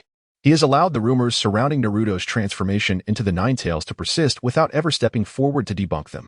That child had a truly miserable childhood. If you don't believe me, feel free to investigate for yourself." Jiraiya was momentarily speechless by Matsubara Yuantai's words, lowering his finger that had been pointed at him. Just that morning, he had visited Naruto's home and confirmed that his living conditions were indeed dire. Without special provisions, it was likely that the boy would not even be able to attend the ninja academy. Once the floodgates of conversation were opened, Matsubara Yuantai continued to elaborate, stating, "In the years following the annihilation of the Uchiha clan, the third Hokage publicly claimed to have disbanded Root, yet in reality, Root remains intact. They continue to recruit ninjas under the guise of the Umbu Training Department. Among the subordinates I have brought with me today, 2 were freshly recruited. Do you truly believe the third Hokage is unaware of this? The Umbu must have reported this to him. Root operates openly within the village." At this point, Matsubara Yuan sighed deeply, casting a wistful glance at Jiraiya as he lamented, "If I hadn't found those who had been assimilated by Root and had become as robotic as machines, I would not have sought out 2 newcomers to converse with. The situation would not have escalated to this point. Furthermore, There are numerous matters that the third Hokage has suppressed, each time resolved internally among those 4 individuals. Matsubara Yuan scoffed. Ultimately, they received nothing more than a trivial reprimand. From my observations, the third Hokage is far from the affable persona he projects. I suspect that Danzo. The third Hokage, Tsunade, and Midogate have long been consumed by power and lost their way. Chapter 62. A Divine Assembly. Although Matsubara Yuan was physically restrained, his mouth unleashed a torrent of words, completely disregarding Jiraiya's increasingly grim demeanor. He continued, "You must be aware of the Hyuga clan's situation, correct? The official narrative was that in order to prevent another war, the village required an explanation from the Hyuga clan. Hinata Hayashi sacrificed himself to protect his brother. How noble it sounds. Yet, I suspect this was merely a tactic to undermine the Hyuga clan after the Uchihas massacre, to consolidate their power and eliminate dissent. Enough." Jiraiya could no longer endure the tirade and interjected loudly, but internally, turmoil raged within him. Instinctively, he was reluctant to accept Matsubara Yuantai's words. After all, the third Hokage had been his mentor and had greatly aided his journey as a ninja. However, Matsubara Yuantai's assertions were well-founded, and some of the information he shared resonated with things Jiraiya already knew, certainly not mere fabrications. These revelations planted a seed of doubt in Jiraiya's heart, slowly taking root. Could it be that the third Hokage had truly lost his way? Shaking his head vigorously, Jiraiya attempted to clear his thoughts. He understood that he could not jump to conclusions or harbor suspicions about the third Hokage before verifying the facts. After parting ways with Jiraiya, Kakashi utilized his own network of informants to gather information but found nothing of value. After instructing them to expedite their inquiries, Kakashi made his way to the black market in Konoha. Upon infiltrating the village, outsiders seeking information would find the black market to be the quickest avenue for intelligence, and he intended to capitalize on this. The persistence of the black market within the village was largely due to the deliberate actions of the higher-ups. If anyone were to investigate internal affairs within Konoha at the black market, the upper echelons would dispatch ninjas to scrutinize the situation. The market operated without principles. Focusing solely on profit, they would not hesitate to sell client information to Konoha immediately after inquiries were made. Furthermore, Konoha sometimes employed the black market to disseminate false information to mislead and confuse. The reason Akatsuki's investigation into Koyan's whereabouts did not get reported was that it did not pertain to internal matters, and at that time, Koyan was not considered a priority target, so the black market treated it as a routine occurrence. Upon arriving at the black market, Kakashi was guided by a doorman directly into the manager's office. The door closed softly with a creak, and the room was dimly lit. A warm yellow light hanging from the ceiling. Kakashi glanced at the languid figure of Tuka Aoi reclining in her chair before moving to pull out a stool and sitting down. "Ah, Kakashi," Tuka Aoi lifted her eyelids, a smile gracing her lips upon seeing him. She straightened up, leaning forward with her chin resting on her hand. "What brings you here today?" Kakashi felt a twitch at the corner of his mouth, instinctively leaning back slightly as he replied, "I need your assistance in uncovering some information." "Oh." Tuka Aoi twirled a lock of hair around her delicate fingers, feigning indifference as she asked, "I believe you have your own network of informants in the village. What news could you possibly lack?" "No." Kakashi shook his head and said, "I am looking to locate 2 individuals as swiftly as possible." "Have any peculiar characters arrived in the village recently?" "Indeed." Tuka Aoi nodded immediately upon hearing peculiar characters, spreading her hands on the table. "Speak after payment." After a brief silence, Kakashi rummaged through his pocket and produced a bankbook, handing it to Tuka Aoi. "Shall we proceed with the discussion now? You truly are a money-minded individual." With a cheerful smile, Tuka Aoi accepted the bankbook and threw a flirtatious glance at Kakashi, giggling as she said, "It's merely business. I happen to know about those 2 individuals you mentioned. They just left moments ago." As she stowed Kakashi's bankbook into a drawer, Tuka Aoi kindly stood up to prepare a cup of flower tea for him before sitting down again. "1 male and 1 female. What information do you wish to gather about them?" Gazing at the steaming cup of tea on the table, Kakashi absent-mindedly took a sip, then remarked, "It's quite rare to enjoy a cup of flower tea brewed by the esteemed owner, Aoi. Do you know their identities? Also, what is their purpose for visiting Konoha?" Pointing lightly at the table, Tuka Aoi replied, "The identities of these 2 are not currently recorded in the black market. I only know that the male frequently takes on high-level missions at black markets across the 5 great nations, while I am unfamiliar with the female. By the way, they came to spend a considerable sum to gather information on someone named Koyan, the current president of the Yimu news agency." "Koyuan?" Kakashi was momentarily taken aback upon hearing that these 2 individuals were searching for Koyuan, pondering their intentions. Lifting his cup, he indulged in another sip of floral tea before abruptly rising and addressing Dong Yunkue. Boss Kue, we shall continue our conversation another time. Do visit often. I could use more generous patrons like yourself. Dong Yunkue, observing Kakashi's eagerness to depart, playfully teased, such a rarity to encounter someone as generous as you, Kakashi. Once the door was firmly shut, she languidly reclined against the chair's back, awaiting her next worthy visitor. Shielding himself from the blinding sunlight, Kakashi exited the black market, planning to seek out Koyuan at the Leaf News Agency. Since the two individuals sent by the organization were inquiring about Koyuan, it was only a matter of time before they would appear near him. After a brief jaunt, Kakashi arrived near the Leaf News Agency and, pulling a copy of Intimate Paradise from his pocket, pretended to be a passing ninja while discreetly observing. As he cast a glance toward the Leaf News Agency, Kakashi nearly stumbled. What divine assembly surrounded Koyuan? It was a gathering of familiar faces, 3 elite J-nin, 2 special J-nin, and Koyuan himself. Surely, such a cadre was unnecessary for an S-rank mission. To his astonishment, their equipment appeared quite complete, equipped with notebooks, pens, and cameras, resembling a team ready to gather news. A flicker of realization struck Kakashi as he recalled his own pressing matters. He swiftly activated his chakra to sense his surroundings, scanning for any potential leads near Koyuan. Suddenly, his eyes narrowed as he glanced upward, spotting a man and a woman atop the Leaf News Agency's roof. One of them was none other than Kaku, with whom he had crossed paths not long ago. Chapter 63. An opportunity to strike. Standing beside Kakuzu was a man with short, pale blue-violet hair adorned with a delicate lavender paper flower. His expression was devoid of emotion as he gazed down at Koyuan, seemingly engaged in consultation with Kaku. Kakashi ambled forward. The initial thought that crossed his mind was that they were seeking vengeance. During their previous mission to rescue the wealthy heir, they had encountered formidable rogue ninjas, reminiscent of the organization Jiraiya had described. As he took a couple more steps, Kakashi intended to contact Jiraiya. However, he suddenly sensed an anomaly. There were others nearby. Discreetly discarding Intimate Paradise to feign an accidental drop, he crouched down, subtly shifting to peek behind him, discovering that it was a member of Root. Though the attire and equipment of the Umbu and Root were identical, Kakashi, having spent time with Root, could easily discern the differences between the two groups. A thought flashed through his mind. Why would Root operatives be here? Were they tracking the same individuals? Yet, as soon as this notion surfaced, Kakashi dismissed it, for he followed the gaze of the Root ninjas and realized they were fixated on Koyuan, who was encircled by Guy and his companions. Since Jiraiya had found him earlier that afternoon, Kakashi had been on the move without pause, unaware of the events that had transpired at noon. After contemplating the connection between Koyuan and Root, Kakashi rose, continuing to hold Intimate Paradise as he walked forward, when suddenly, inspiration struck. Of course, Koyuan was the president of the Leaf News Agency, and this morning, Jiraiya had mentioned that the Konoha Daily reported on the corruption case. Could it be that Root was investigating Koyuan due to this matter? If the investigation was indeed related to corruption, it would implicate Danzo as the mastermind. After arriving at this conclusion, Kakashi furrowed his brow. It seemed undeniable, for apart from Danzo, he could not fathom anyone else capable of such deeds. No wonder so many skilled individuals surrounded Koyuan. They likely feared retribution. A gust of wind rustled fallen leaves, deepening the autumn chill.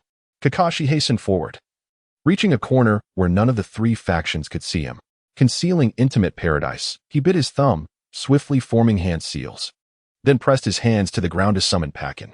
"Hey, Kakashi!" Pakin exclaimed, surveying his surroundings before sniffing the air and addressing Kakashi. "What brings me to the village?"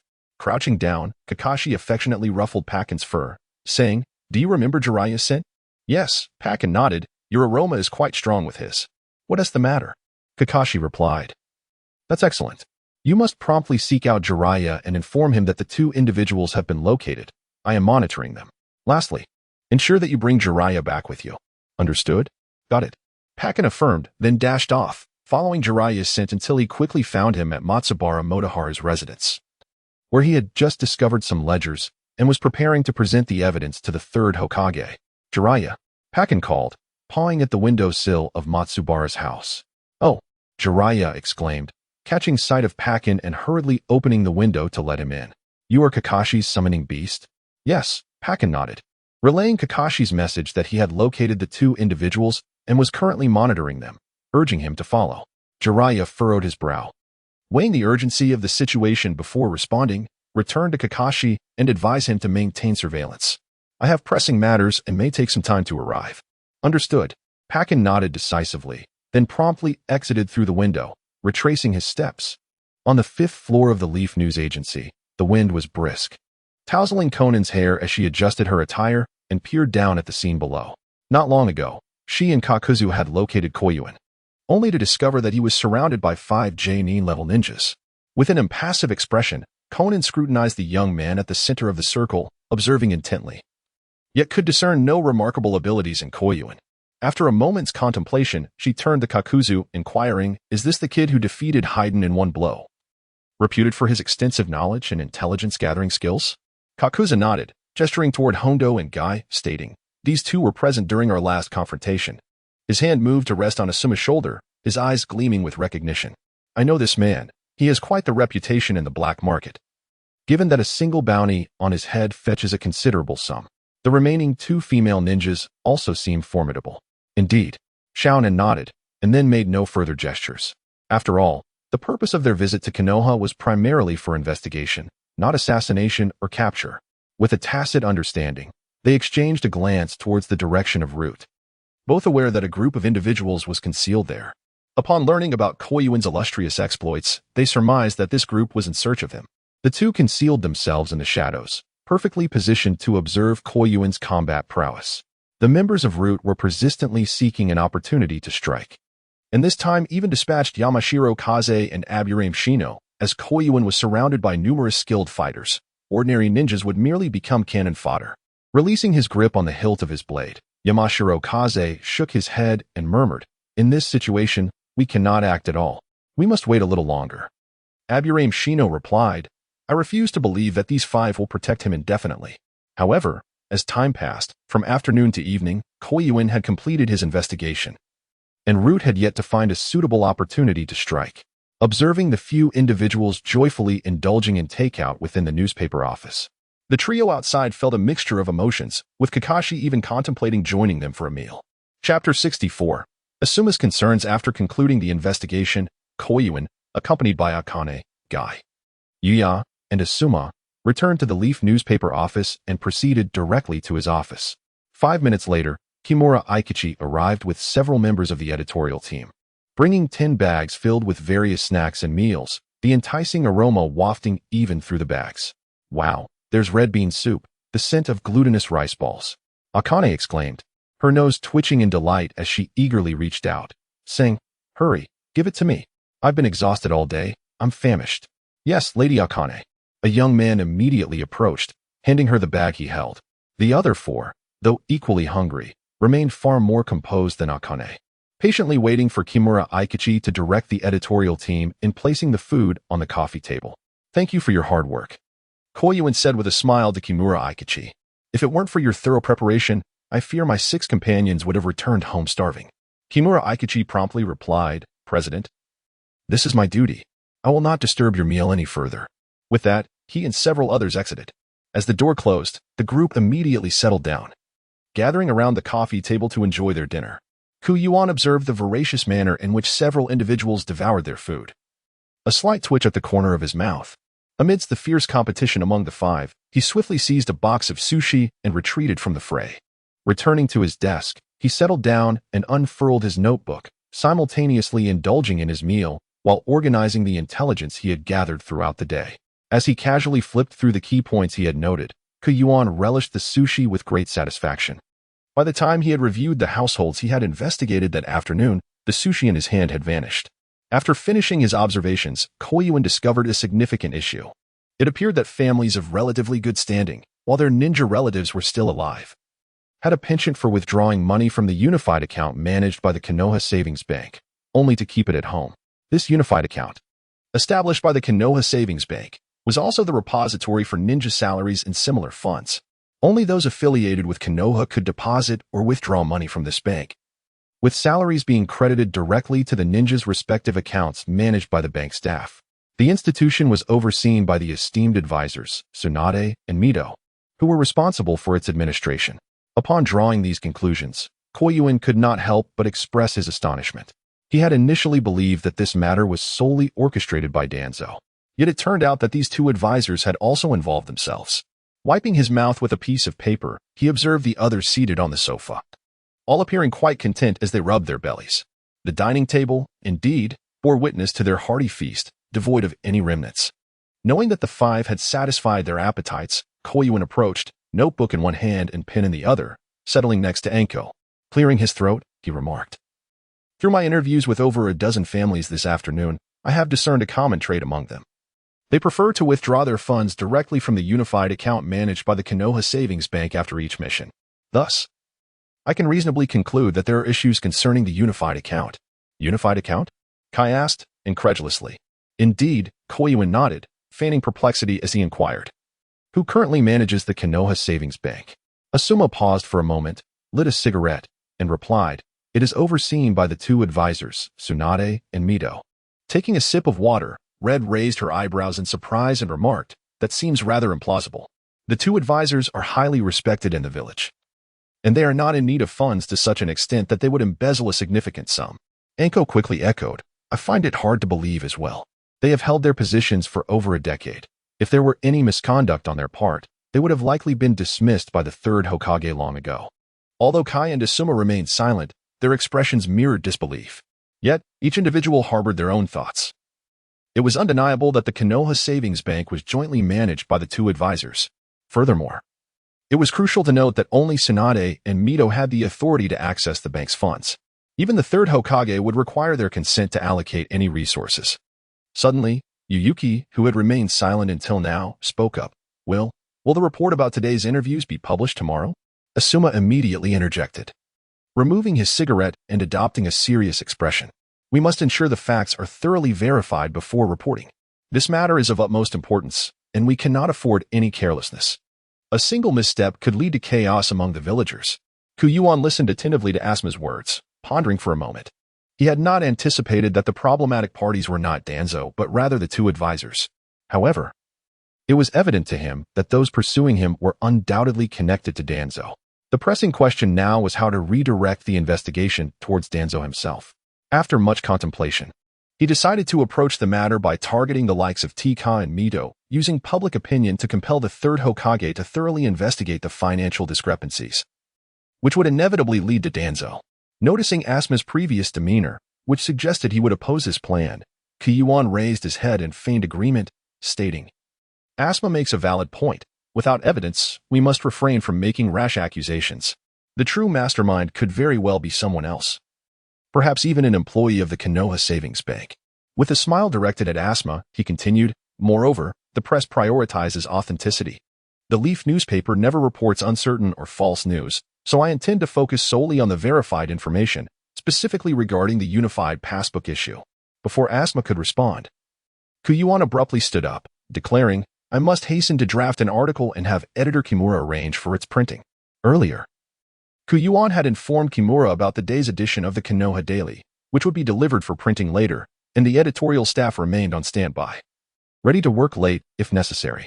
Thus, once seated again, Yuan dedicated himself earnestly to writing, aware that he needed to expedite the completion of his article to avoid delaying the newspaper's release the following day. As Asuma observed Yuan fervently scribbling away, a sense of unease lingered within him. After all, directing attention towards the Konoha Savings Bank was not significantly different from implicating the two advisors. Yet, he found no valid reason to intervene. He had been present during the afternoon's interview, and the content Yuan was reporting was indeed factual. To obstruct him now would seem akin to shielding a criminal. Chapter 65. Did the third Hokage truly not know? Matsubara Motohiro laid out all his family accounts on the desk in his living room, a scattered collection that had accumulated over the years, resembling two small mountains of ledgers. Wiping the sweat from his brow, he turned to the kitchen to pour himself a glass of warm water, leisurely making his way back to Jiraiya, saying, "Lord Jiraiya, these are all my family's accounts." "Ah, much appreciated," Jiraiya replied casually, his hands continuing to flip through the accounts, each page revealing more alarming revelations. The extent of Danzo's corruption over the years could only be described as astronomical. Frustrated, Jiraiya slammed his fist on the table, causing it to tremble with rage. No wonder so many ninja families had been forced to survive on aid during these years. Matsubara observed Jiraiya's reaction to the accounts, shuddering involuntarily and shrinking into the background. Though he was not the primary culprit, he was still an accomplice. The thought that if Jiraiya were to become irate, his own fate could be sealed filled him with dread. After a few deep breaths, Jiraiya gradually composed himself, and once his breathing steadied, he suddenly looked at Matsubara, pointing at the pile of accounts on the desk. "We shall divide this equally and take it to the Hokage Tower." Matsubara's hand nearly slipped, almost dropping the cup as he trembled, pleading, "Lord Jiraiya, please, have mercy. If I encounter Lord Danzo at the Hokage Tower, I might not survive." Jiraiya regarded Matsubara coldly, stating, "If you do not accompany me, your life will be forfeit. Join me, and perhaps you will have a chance to live." This blatant threat compelled Matsubara to comply. He placed the cup aside and stepped forward, resolutely lifting a stack of accounts, forcing a smile as he said, "Lord Jiraiya, we mustn't delay, let us proceed." For the sake of his life, Matsubara proved to be both pliable and adaptable. Together, Jiraiya and Matsubara hurried to the Hokage Tower, their untransformed selves drawing attention. Many wandering ninjas recognized the legendary Jiraiya, reminiscing about how long it had been since he last visited Konoha. A few familiar faces contemplated greeting him, but upon seeing Jiraiya's less-than-pleasant expression, they hesitated. Meanwhile, Ebisu happened to witness this scene, adjusting his black glasses in confusion. Why has Lord Jiraiya returned? He wondered. Not only him, but also Ibiki and Shino, who had just come from the direction of the Hokage Tower, recognized Jiraiya. "Isn't that Lord Jiraiya?" Ibiki exclaimed, astonished, as it had been over a decade since such a prominent figure had appeared in Konoha. Shino stroked his chin and remarked to Ibiki, perhaps he was summoned by the third Hokage. Could it be related to the corruption issue? The third Hokage, fond of gazing out the window to observe the village when taking a break from paperwork, stood up to stretch his aging body, a cigarette in hand. Suddenly, a familiar figure caught his eye, Jiraiya, who had not returned to the village in years. Curiously, he noted the accounts Jiraiya was carrying and the individual accompanying him, prompting a flicker of confusion. Why had Jiraiya returned so quietly after all this time, and what important matter was afoot? Despite his questions, the third Hokage's mood remained buoyant. His beloved disciple had returned, and it would be wonderful if he could assist with village affairs, perhaps even take over the Hokage position someday. With that thought, he smiled, returning to his desk in anticipation of Jiraiya's entrance. Bang! The door swung open, and the third Hokage immediately looked up, greeted by the familiar sight of Jiraiya, who smiled warmly at him. "Ah, you actually decided to come back, Jiraiya." Jiraiya, standing merely 10 steps away, felt a rush of nostalgia as he beheld the third Hokage's familiar expression, despite his now white hair. Shaking his head vigorously, Jiraiya exchanged a glance with Matsubara, and together they approached the third Hokage, piling the accounts onto the desk. The third Hokage gazed at Jiraiya in astonishment, inquiring, "Jiraiya, what brings you here? Have you seen today's Konoha Daily?" Jiraiya interjected, cutting straight to the point. "Are you aware of the embezzlement regarding the deceased ninja's assets?" Taking a drag from his cigarette, the third Hokage paused before responding. "I have read today's edition. The Umbu apprehended several suspects near the Leaf newspaper, and they have been marked with the cursed seal of tongue binding, indicating they are associated with Danzo. His actions have gone too far. I have dispatched Umbu to summon him." It wasn't just Danzo. Jiraiya directly slid a stack of ledgers across the desk towards the third Hokage, stating, "The two advisors were also involved in this matter, besides Danzo." The third Hokage abruptly rose to his feet, examining the accounts before him. He randomly picked up a few, his astonishment growing with each page. Nearly every entry represented the entirety of a deceased ninja's assets, and with hundreds of these records, the total sum was astronomical. These embezzled funds were all transferred from the Leaf Village savings, making it impossible to believe the two advisors were uninvolved. "Jiraiya, where did you obtain these records?" The third Hokage suddenly turned his gaze towards Matsubara Motoyasu, realizing, "Are you one of Root's members?" After all, Danzo was a meticulous individual, and only those closest to him could access such information. Matsubara Motoyasu glanced awkwardly at Jiraiya before nodding, offering no further explanation. Observing the third Hokage's reaction, seemingly genuine in his ignorance, Jiraiya hesitated before asking, "Sensei, are you also unaware that Naruto never received Minato's inheritance, let alone other family situations?" Jiraiya was skeptical. It was understandable if the third Hokage was unaware of other circumstances, given his responsibilities as Hokage. However, Naruto, as the fourth child, should have been an exception. Chapter 66, They kept it from me. The third Hokage paused at Jiraiya's question. It was evident that Jiraiya suspected him, But in this situation, anyone in his position would likely feel the same, considering Naruto's impoverished state as the fourth Hokage's son was illogical. This matter required a proper explanation to Jiraiya to prevent any rift between them. Feigning ignorance of Jiraiya's suspicions and accusations, the third Hokage took a puff of his pipe. Minato and Kushina's funds are safely stored in the Leaf Village savings. I instructed Koharu and Hamura to safeguard them. As for his belongings, they are all in my possession, waiting until he is old enough to receive them. Although the third Hokage was now aware of Danzo's collusion with Koharu Udatane and Hamura Midokado in embezzling deceased ninjas' funds, he subconsciously believed they would not touch the fourth Hokage's assets. However, events took an unforeseen turn. Observing his teacher's somewhat aged countenance, Jiraiya paused momentarily, wondering if the third Hokage was genuinely unaware of the situation. But why conceal Naruto's identity as the fourth son, allowing rumors of him being the nine-tailed fox's reincarnation to spread? Jiraiya decided against directly questioning this, choosing instead to observe how the third Hokage would handle Danzo and the two advisors after the revelation, hoping it wouldn't be a lenient punishment as Matsubara Motoyasu had suggested. Sensei, you may have miscalculated. To my knowledge, Minato's money is no longer in the Leaf Village savings. It has been embezzled by Danzo and the two advisors. Impossible. The third Hokage cast a dubious glance at Jiraiya before tapping the table and stating earnestly, Minato was the fourth Hokage. He and his wife died protecting the village. Even if Danzo, Koharu, and Hamura were driven by greed, they would never commit such an act. Jiraiya glanced at Matsubara Motoyasu, signaling him to proceed. Matsubara Motoyasu, who had been minimizing his presence, twitched at Jiraiya's signal. He stepped forward and rummaged through the stack of accounts before producing a slim ledger. Recalling the page detailing Minato Namikaze's funds, Matsubara Motoyasu handed it to the third Hokage, gritting his teeth as he said under pressure, Third Hokage. This is the fourth Hokage's financial record. This matter was significant, and Danzo-sama instructed me to handle it personally. Snatching the ledger, the third Hokage swiftly examined it, confirming the truth. Both witness and evidence were present. The third Hokage was utterly enraged in addition to his shock. He slammed his palm on the desk, exclaiming incredulously, "This is actually true." Danzo, Koharu, and Hamura even dared to lay their hands on Minato's assets. Jiraiya, saddened by his teacher's demeanor, stated, "The facts are undeniable, Sensei. There can be no mistake." Beckoning to the hidden shadow Umbu, the third Hokage, with a somber expression and seething resentment, commanded, "Immediately summon Koharu Udatane and Hamura Midokado.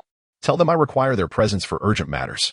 Two Umbu ninjas swiftly departed the Hokage Tower to summon the two advisors. The third Hokage slumped back into his chair, gently massaging his temples, overwhelmed by the severity of the situation. As the four pillars of the Leaf Village's authority, they should have supported each other. Instead, Koharu, Hamura, and Danzo had secretly committed such heinous acts. It was disheartening. The third Hokage also bore some responsibility for Danzo's growing influence, having consistently protected Danzo after his transgressions.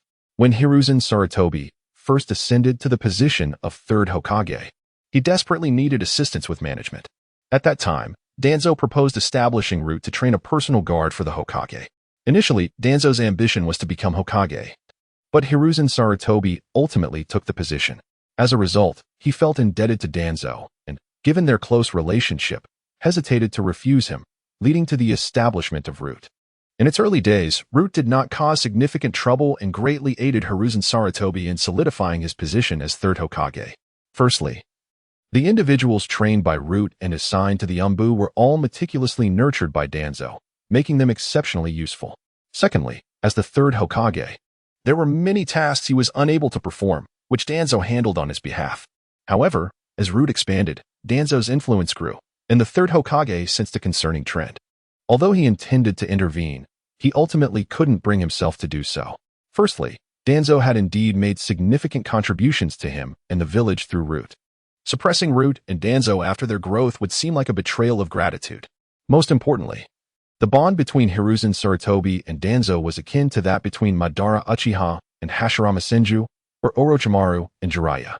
Danzo was both a lifelong rival and a cherished friend to Hiruzen Sarutobi. Out of this sentiment, the third Hokage was genuinely reluctant to resort to extreme measures. It was only after the annihilation of the Uchiha clan that he relieved Danzo of his duties, yet he did not impose any severe penalties. There were two reasons for this decision. Firstly, the Uchiha clan had already harbored treasonous intentions, and at that time, he could not conceive a suitable method to deal with them. Allowing the situation to escalate would undoubtedly threaten the safety of the entire village. Secondly, by then, Danzo had amassed considerable power. Although there remained a gap between him and the third Hokage, any attempt to eliminate Danzo's influence would result in significant losses to both sides. Thus, after the village had already suffered the loss of the Uchiha clan and Danzo's root, the third Hokage's own power was also diminished, leaving Konoha vulnerable. Should an external village choose to exploit this weakness, the consequences could be dire. Therefore, after the Uchiha clan's demise, the third Hokage merely pretended to relieve Danzo of his position while discreetly allowing Root to persist. Since he had already announced the disbandment of Root, the third Hokage felt no obligation to continue funding Danzo, hoping to gradually diminish his power. However, he could not have anticipated that Danzo had colluded with advisors Koharu and Hamura, resorting to the heinous act of embezzling funds from deceased ninjas to sustain Root's operations. Such actions were utterly reprehensible. Jiraiya, observing the third Hokage's darkened expression, could not help but sigh deeply. Had he not returned today, he would have been unaware of the extent of corruption within Konoha's upper echelons. Moreover, his mentor seemed completely oblivious to it. The Umbu acted swiftly, with Danzo being the first to enter the office, his expression inscrutable as he regarded Jiraiya and Matsuyama Motoru, a flicker of doubt crossing his gaze. Danzo had already received news of Matsuyama's failed mission prior to the Umbu's arrival, so he anticipated the third Hokage's reaction. Yet, he did not expect both Jiraiya and Matsuyama to appear simultaneously in the Hokage's office. Upon hearing the door close, Matsuyama's heart nearly skipped a beat. After hastily shutting the door, Danzo stepped forward, aligning himself with Jiraiya, peering down at the pile of accounts on the desk, his mind already grasping the situation. It seemed the third Hokage was fully aware. The third Hokage, observing Danzo's unchanged demeanor, clenched his fists in fury and gritted his teeth, demanding, "Do you have nothing to say to me?" With eyes as tranquil as still water, Danzo remained unperturbed, contemplating for a moment before responding. "What is it you wish to know?" This indifference enraged the third Hokage, who abruptly stood up, slamming his hand on the table, then seized Danzo by the collar, shouting, "Do not feign ignorance. For years, you have conspired with Koharu and Hamura, and the evidence of your corruption lies before me. If it weren't for the Leaf News Agency exposing this, how much longer did you intend to keep this from me?" The third Hokage, typically portrayed as a benevolent elder, was visibly enraged for the first time as he looked at Danzo with disappointment, struggling to comprehend how his once trusted ally had succumbed to avarice. Danzo, with his left hand, covered the third Hokage's hand and, with a slight exertion, removed it, stating coldly, "Since you already know, why question me further?" Koharu remarked, "Today is indeed lively." To which Hamura added, "Indeed, with Danzo present, even Jiraiya has returned." The two advisors entered the office just before the third Hokage could erupt again. With everyone gathered, the third Hokage managed to contain his emotions, took a deep breath, and pointed at Matsuyama, instructing, "Bring the account books to the conference room." Matsuyama trembled, hesitating as he pointed to himself, clearly reluctant. Although he could not escape involvement in the embezzlement, he felt like a mere pawn amidst titans. After a glance at Matsuyama, Jiraiya stepped forward, taking a stack of accounts and coldly urging, "Are you not going to act? Do I need to ask you again?" Reluctantly succumbing, Matsuyama decisively grabbed a stack of account books, fully aware that since he had handed over the records, his fate was sealed. Jiraiya and Matsuyama led the way to the conference room, placing the materials on the table and standing aside as the third Hokage, Danzo, and the two advisors entered. The Hokage took his seat at the head of the long table, with the advisors sitting to his right and Danzo to his left. The third Hokage glanced at Jiraiya, his tone softening slightly as he said, "Jiraiya, please recount the events." Jiraiya nodded, conveying the details with a blend of emotion and rationality, after which he surveyed Danzo, Koharu, and Hamura, questioning, "How do you justify your actions towards those ninjas who sacrificed their lives for the village? Their families now rely on others for sustenance." Danzo, Koharu, and Hamura exchanged glances, their silence betraying their discomfort at being confronted by someone younger. As the third Hokage closed his eyes during Jiraiya's account, he opened them to address Danzo and the others, stating solemnly, "Your actions are utterly egregious. Look at those account books. This is not merely a matter of 1 or 2 years. How do you expect the villagers to view Konoha's leadership after this scandal? How can we maintain their trust?" Koharu, slightly opening her eyes, replied calmly, "This situation is indeed grave, and we three have failed to consider the repercussions. However, since the matter has come to light, what do you plan to do about it? Third Hokage. Jiraiya keenly focused on the third Hokage, who fell into silence, his brow furrowed. Approximately 3 minutes passed before he declared, Koharu and Hamura, you are hereby relieved of your positions as advisors. Additionally, all three of you must return the embezzled funds immediately. What nonsense is this? Jiraiya exclaimed, rising furiously as he slammed his hands on the table. What about the villagers? What do you intend to do, teacher? Just moments ago, you were so outraged, and now this meager punishment? Jiraiya was no fool. The third Hokage's punishment was but a slap on the wrist, offering no real consequence for Danzo and the advisors. The dismissal from their posts was largely inconsequential, particularly for Koharu and Hamura, as it changed nothing. Danzo was a prime example.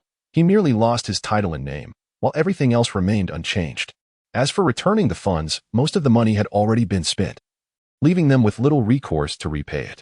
Ultimately, they would likely resort to stalling until the uproar subsided, rendering the matter a mere footnote in history. Observing Jiraiya's fervent demeanor, Danzo silently shifted his gaze towards Motoru, a chilling smile gracing his lips as he coldly remarked, let him take the blame. We shall claim that it was Motohara who acted in secrecy. After all, his standing within the root is considerable, lending credibility to the accusation. Motoharu, caught in the frigid glare, involuntarily shivered, his face instantly draining of color. As anticipated, he was to be the scapegoat should anything go awry. Seething with indignation, Jiraiya could no longer contain himself, confronting the audacious Danzo. And what of Naruto, Uzumaki? Who among you will provide me with an explanation? You three have pilfered my disciples' possessions, and how did you manipulate Naruto's identity? Chapter 68. The Greater Good. Why do the villagers perceive Naruto as the incarnation of the Nine-Tails? Moreover, it is astonishing that nearly no one in the village is aware of his lineage as the child of Minato. Jiraiya questioned. Recalling how Naruto had been disdainfully dismissed by the bun shop owner that morning, a pang of bitterness swelling within him. If only Minato and Kushina were alive. How could Naruto endure such destitution? Danzo, arms crossed, turned to Jiraiya, whose expression was anything but amiable, and stated, this is also to safeguard him. Minato has made numerous enemies. Now that Naruto's identity as the fourth son is known, how many would seek vengeance?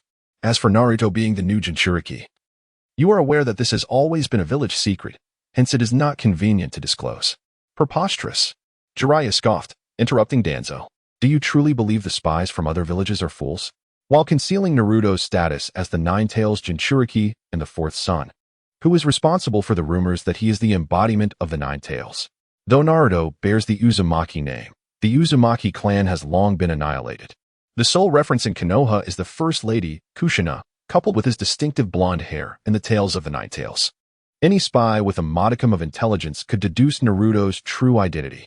Faced with Jiraiya's probing inquiries, Danzo fell silent.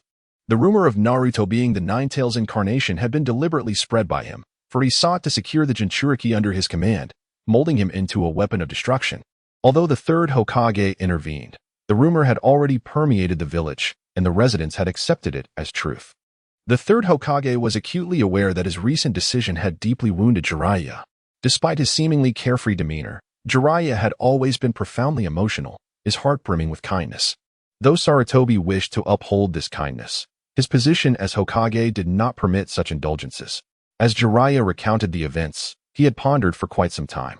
Yet apart from dismissing the two advisors and ensuring that Danzo and the others returned their ill-gotten gains, he could not conceive of a more effective solution.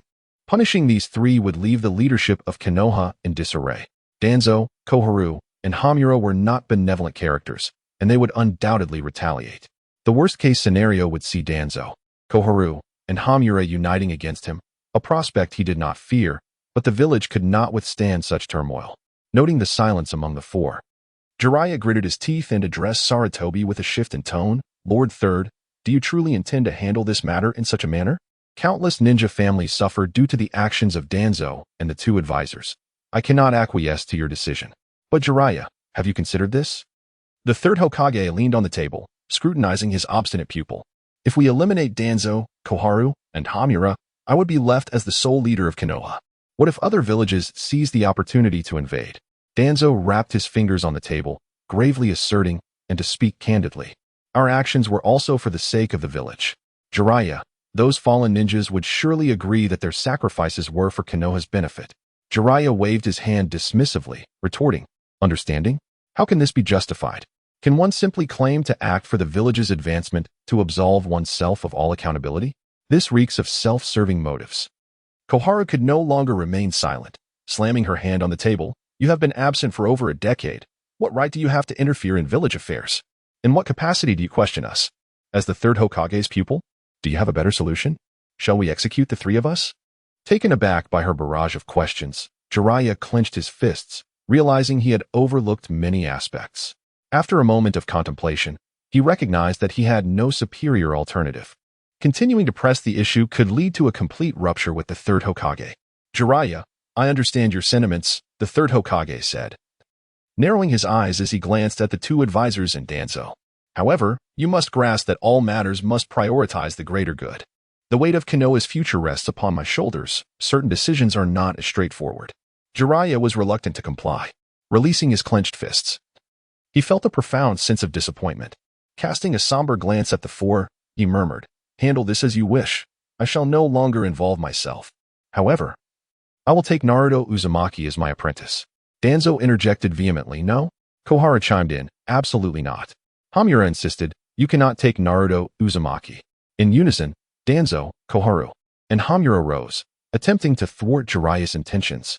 As the Nine-Tails Jinchuriki, Naruto was Konoha's secret weapon, and they were unwilling to permit Jiraiya to take him away. "Naruto is the son of Minato. If you will not treat him kindly, then I shall raise him myself," Jiraiya retorted defiantly, hands on his hips. Upon hearing Jiraiya's words, Hamura quickly replied, "We will return Minato's funds to Naruto immediately and arrange for someone to care for him. You need not worry." "Indeed," Koharu concurred hastily. "We acknowledge our earlier negligence. As the child of the fourth, we shall certainly devise the best means to care for him." "Huh, a mere fade," Jiraiya scoffed. "If you genuinely wished to treat Naruto well, you would not have let matters deteriorate to this point." The third Hokage, observing the escalating confrontation between Jiraiya and the advisors, rubbed his temples, feeling a headache coming on. He cleared his throat and declared, "Let Naruto be entrusted to Jiraiya's care. If even this request is denied, I fear Jiraiya may act impulsively and sever ties with Konoha, such is his temperament." "Absolutely not." Danzo's face darkened at the third Hokage's decision. "The Nine-Tails must not leave Konoha." Koharu quickly added, "Yes, if the Nine-Tails were to leave Konoha, what if it fell into the hands of another village?" The third Hokage's expression turned stern. "Am I the Hokage, or are you? After dismissing your positions, what authority do you possess to intervene? This matter is settled. Naruto Uzumaki shall be raised by Jiraiya." Chapter 69. After securing his position as the fourth Hokage, Minato Namikaze, the legendary Yellow Flash, allowed Sarutobi Hiruzen to retire gracefully into a life of tranquility. Sarutobi, known for his calm demeanor, became even more affable with the passage of time. However, the tranquility was shattered when the Nine-Tails incident struck, inflicting the village with its most devastating blow in over a decade. Many distinguished ninjas lost their lives, including the fourth Hokage and his beloved wife, Kushina Uzumaki. In light of this calamity, the elderly Sarutobi resumed his role as the third Hokage, reclaiming the highest authority of the village amidst the crisis. True to his long-standing governance style, he advocated for a policy of conciliation, often opting for gentle approaches, or perhaps one could argue, an overly moderate stance. He held great respect for Danzo and his two advisors, frequently engaging in discussions and often conceding to their opinions. When addressing matters concerning Danzo, Koharu, and Hamura, Sarutobi harbored personal biases, as these three were not only his comrades but also dear friends. Despite his resolve to prioritize the greater good, he remained oblivious to the fact that his actions were, in essence, shielding them from accountability. His esteemed reputation within the village of Konoha was unparalleled, and even amidst internal turmoil, he believed that order would swiftly be restored. With his elite Umbu as his personal guard, he commanded the loyalty of nearly all ninjas and clans within the vast village. Furthermore, adversaries from other villages dared not provoke conflict. His recent conversation with Jiraiya was tinged with intentional exaggeration, as he subconsciously sought to convince himself that he was not indeed protecting Danzo and the others, but rather, he was simply out of options. It had been nearly a decade since Danzo, Koharu, and Hamura had witnessed such unwavering determination from the third Hokage. If they persisted in their defiance, It was evident that Sarutobi would resort to decisive action, for their misdeeds were indeed questionable. Unanimously, the trio fell into silence, particularly Danzo, whose gaze darkened momentarily as his mind began to churn with ideas. His agreement was merely superficial. Once Jiraiya departed with Naruto, he could personally intervene to retrieve the Nine Tails. With this thought, Danzo's expression relaxed, and he conformed, stating, "Since the third Hokage has spoken, let Jiraiya take care of Naruto. Jiraiya, ensure you guide him wisely and do not lead him astray." Jiraiya scoffed lightly, retorting, "With Naruto in my care, how could he possibly go astray? If it were you, Danzo, who was to teach him, then I might genuinely worry about his path." Hearing Jiraiya's disparaging remark, Danzo merely smiled, choosing not to respond. For his greatest aversion was to engage in futile verbal sparring. Very well, the third Hokage finally rose, waving his hand wearily. "Since a resolution appears to be in sight, this meeting is adjourned. I have many other affairs to attend to, so I must take my leave." With that, he clasped his hands behind his back and exited the conference room, leaving the remaining individuals to exchange glances of contemplation. Although Jiraiya had secured guardianship over Naruto, he felt an emptiness within. The instigator of the embezzlement of the deceased ninja's assets had evaded just punishment, leaving him disheartened. Ultimately, the burdens of life brought forth an abundance of concerns and entanglements, leaving him with no viable alternatives. One by one, the attendees of the meeting departed, leaving behind the pallid figure of Motoharu Yusuji, who stood in a daze, lost in thought. The meeting concerning the handling of the embezzled funds of fallen ninjas concluded swiftly. In the eyes of the third Hokage, Danzo, and the two advisors, this matter was resolved, akin to previous internal discussions. Yet, they overlooked a crucial element: the Konoha news agency, the village's sole media outlet. Within hours of their deliberations, Koyama had already pinned an article and dispatched it to the printing press for the latest edition of the Konoha Daily. Yuan had particularly emphasized that the print run for this edition of the newspaper should be increased by a full threefold. He firmly believed that, given today's sensational highlights, tomorrow's newspaper would surely sell out. This time, Yuan not only published the afternoon's investigative findings but also directly targeted the Konoha Savings Bank. He included an account of the battle from the previous noon, placing it immediately after the first article.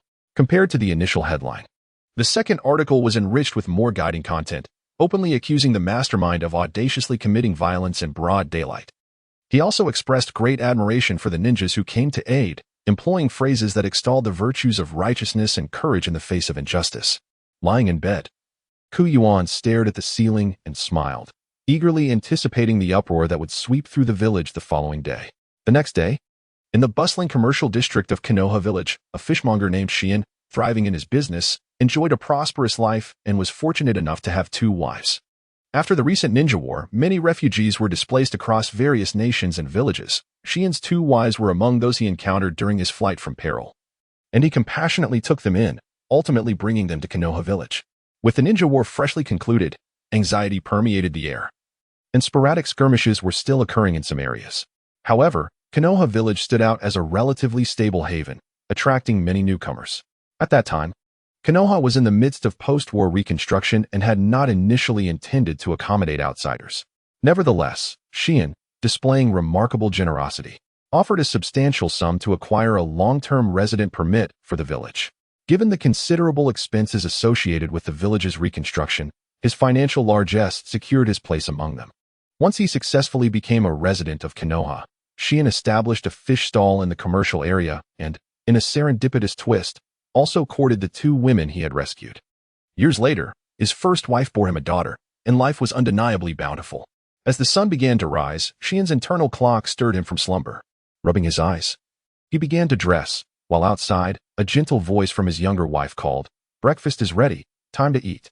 Your sister and Yumiko are already waiting at the table." With a languid yawn, Shion replied while donning his clothes, "I'm coming." 5 minutes later, he arrived at the dining table. Greeted by the sight of his two wives and daughter, his heart swelling with joy, he pulled out a chair, gestured grandly, and said, "I already told you. If you've prepared the meal, you needn't wait for me. Feel free to start eating." His first wife shot him a playful glare, retorting, "How could we eat without you?"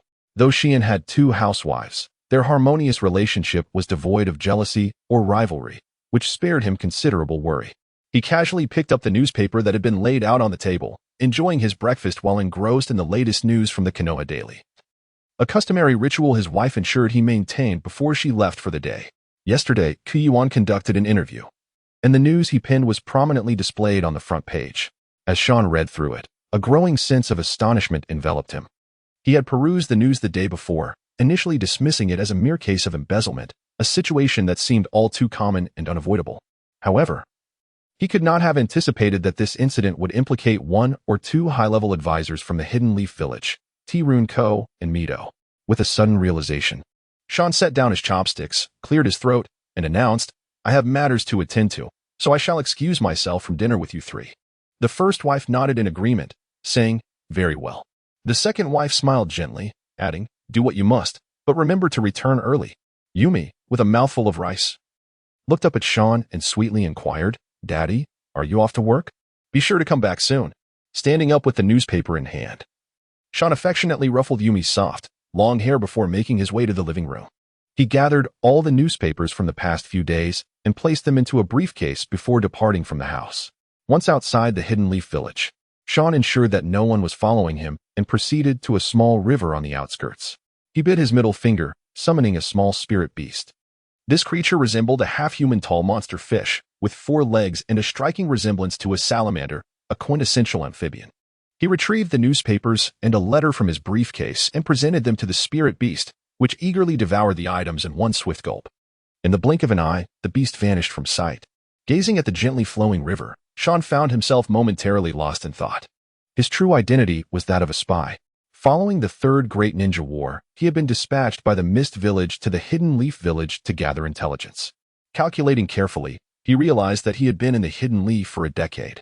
Yet, during these 10 years, aside from the matters concerning the Uchiha and Hyuga clans, the village had been remarkably peaceful, yielding no valuable information to report back. Additionally, the Mist Village had been in turmoil, struggling to manage internal affairs, leaving no resources to focus on the Hidden Leaf. As a result, Sean found himself in a state of partial obscurity, yet he remained dutiful and vigilant, never allowing himself to become complacent. However, with little of substance to report from the Hidden Leaf, he could only periodically send the daily newspaper back with his spirit beast as a formality. This time, in addition to the newspapers, Sean penned a letter concerning Yuan. Although the information he had gathered was scant and uncertain in its usefulness, it constituted a form of intelligence, as consistently sending back only the newspapers seemed rather perfunctory. Chapter 70, The Live Meeting. Infiltrating other villages with spies is a tactic employed by nearly every village. The Hidden Leaf, being a prominent target, has its share of spies scattered throughout, with Sean being merely one among many. The sensational revelations in the Hidden Leaf Daily over the past 2 days had created a stir, prompting spies from various villages to disseminate the news along with the newspaper. Individuals in the Hidden Leaf's black market recognized the potential profit in this information and sent batches of the Hidden Leaf Daily to circulate in the black markets across the 5 great nations. The previous day's events had already caused quite a commotion, and with the release of the newspaper, both the vigilant ninja and the village gossipers rushed to purchase it. Although Yuan had increased the print run threefold, demand still outstripped supply, necessitating that the printing house commence additional runs during the day. Notably, as sales surged, many readers discovered the captivating story. This killer has a tender heart, prompting some to seek out earlier editions of the newspaper from kiosks. The unfolding events thrust the 2 advisors into the spotlight, an unavoidable consequence. In summary, the clouds looming over the Hidden Leaf Village were poised for a shift. However, the 2 central figures, T-Rune-ko and Mito, had no habit of reading the newspaper. Early in the morning, they made their way to the Hokage building, heading directly to the conference room. The purpose of this meeting was to address the corruption scandal that had erupted the previous day, essentially aimed at clearing Danzo and the 2 advisors while placing the blame on Motoyama Gentai. As T-Rune-ko and Mito entered the conference room, they found Danzo and the 3rd Hokage seated at the head of the table, while Motoyama Gentai sat alone at the foot, his face pale with trepidation. Pulling out a chair, T-Rune-ko inquired, "Is anyone else coming?" The 3rd Hokage nodded, replying, "The Umbu have gone to summon them. They should arrive shortly." Indeed, it was not long before 2 Jonin entered the room. As they walked in, one of them called out, "3rd Hokage, Lord Danzo," and, Lord T-Rune, Lord Mito, good day to you." The awkwardness of the greeting caught T-Rune-ko and Mito off guard, raising their heads in surprise at the prolonged pause. The 2 Jonin regarded them with peculiar scrutiny, their gazes seemingly attempting to pierce through to their very souls. The third Hokage and Danzo also sensed the odd tension, and all four high-ranking officials wore expressions of confusion. The two Jonin exchanged uncomfortable chuckles before finding distant seats. Honorable lords. Suddenly, a member of the Umbu materialized, his voice hoarse as he announced, "Please take a moment to review today's Hidden Leaf Daily." After presenting the newspapers to the third Hokage, Danzo, and the two advisors, the Umbu member revealed the front page. As the four men perused the newspaper, their expressions soured. Particularly for T-Runko and Mito, as the article directly implicated them in the management of the Hidden Leaf's treasury. With a swift motion, Mito slammed his hand on the table, seething, "This matter must be resolved quickly. We need to clear our names." "Indeed," T-Runko echoed, throwing the newspaper onto the table, exclaiming, "We won't accept being unjustly blamed." The indignation in their demeanor prompted Danzo to glance at them, as this was not merely their doing but a collective effort involving the three of them. On the fifth floor of the Leaf newspaper office, there were numerous unused rooms. To protect Yuan, several individuals had refrained from returning home. Tian Ingji, along with his subordinates, prepared these rooms for Akane, Asuma, and others to stay. Given the precarious situation surrounding Yuan, Tian Ingji took extra care with routine matters. As was customary, he brought breakfast for Yuan, Akane, and Kai to the office. "Thank you for your hard work these past few days." Yuan expressed gratitude, recognizing Tian Ingji's diligent efforts in both procuring meals and tidying up the place, showcasing his commitment as a subordinate. "Ah, it's nothing." Tian Ingji humbly waved his hand, winking as he said, "As long as you promise to raise my salary, I'm content." Yuan, is it really this mischievous? While a few individuals were dining, a sudden series of knocks on the window drew the attention of the six present. Turning to look, they found a member of the Umbu. She swiftly stuffed a bun into her mouth, stood up, and walked towards the window. By the time she opened it, she had swallowed the bun and inquired, "What is it?" The Umbu member jumped inside and explained, "The report your newspaper published yesterday regarding the embezzlement of funds from deceased ninjas has garnered significant attention from the third Hokage, Lord Danzo, and the two advisors. The main orchestrator has already been identified, and they are now inviting all Jonin and clan leaders in the village to the Hokage's office for a meeting to discuss how to address this matter." Have they truly identified the embezzler? Asuma expressed skepticism, recalling that according to their investigation yesterday, the mastermind wielded considerable power, making it hard to believe they had been uncovered in just a day. Due to the high regard from the upper echelons, a substantial effort has been put into the investigation. "May I accompany you?" Yuan, who had been listening on the side, suddenly spoke up. This issue has stirred quite a commotion. The public will undoubtedly desire to know the truth promptly.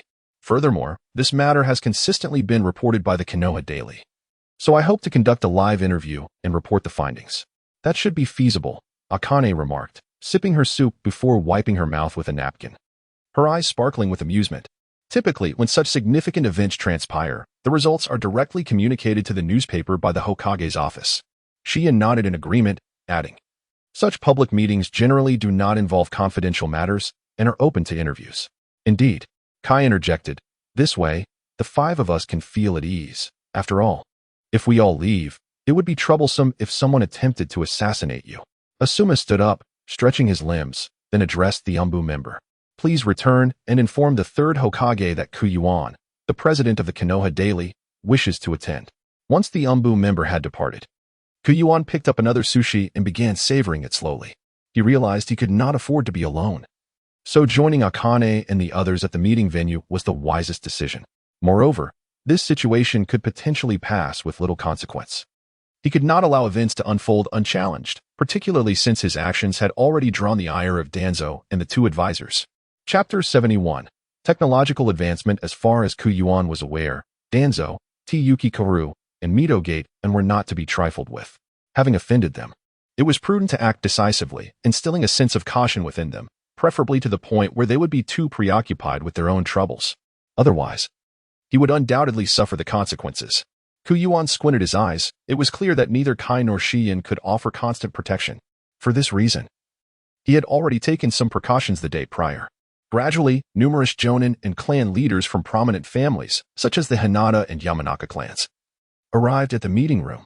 The Umbu member who had gone to summon Kai, Asuma, and the others suddenly appeared in the conference room, kneeling on one knee, and announced, "Third Hokage, Yuan, the president of the Konoha Daily, request to attend the meeting and conduct an interview and live broadcast. Koharu frowned, clearly reluctant, and said, "What interview and live broadcast? This meeting is for clan leaders and jonin. What business does a mere chunin have here? No, let Kuyuan attend." Danzo's eyes lit up, and he stroked his teacup as he elaborated. "The results of today's meeting need to be conveyed to the public via the Konoha Daily tomorrow. So his presence is essential." The third Hokage nodded, his hands clasped together, stating, "The Konoha Daily is the village's sole newspaper, even if Kuyuan does not attend. We must provide the results in a news article to be sent to the newspaper. Since he can be here, it will save us considerable effort." Although Mito Gaiden was not particularly fond of this individual named Kuyuan, he too nodded in agreement. Kohara quickly grasped the situation. Kuyuan's attendance would allow them to document the fabricated narrative, publish the news, and effectively quell the matter. What was there to lose?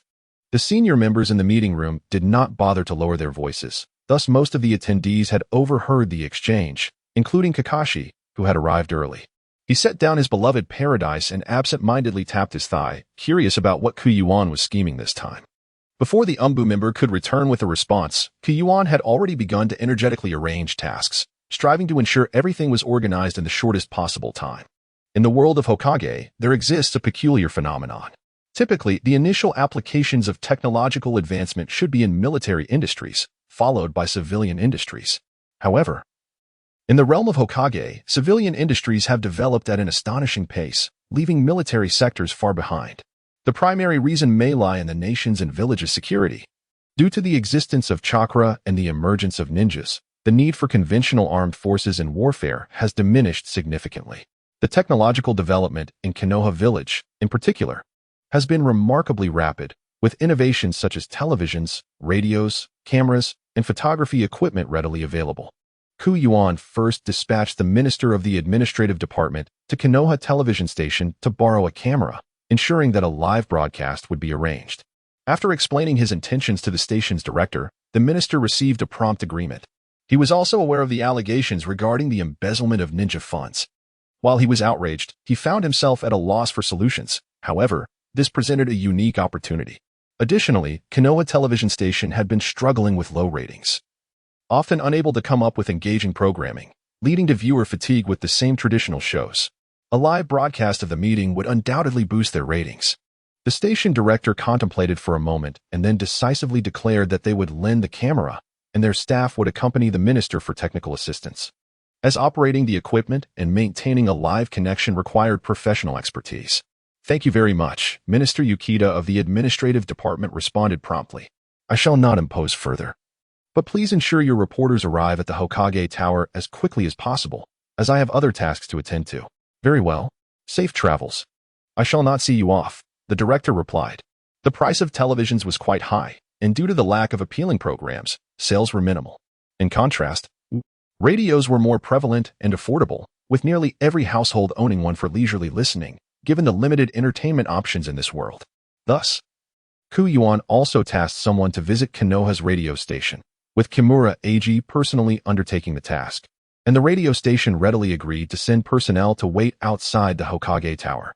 Upon Kimura AG's return with good news, Kuyuan immediately mobilized everyone from the journalism and editing departments to go out and post announcements on the streets. The content was straightforward. Both the television and radio stations would simultaneously broadcast the Konoha upper echelons meeting concerning the handling of the embezzlement issue. The Leaf News Agency comprised mostly ordinary citizens lacking chakra, and the announcements were limited to the 5 or 6 streets surrounding the agency. However, ninjas encountered on the streets quickly spread the news, and it wasn't long before the villagers were all aware of it.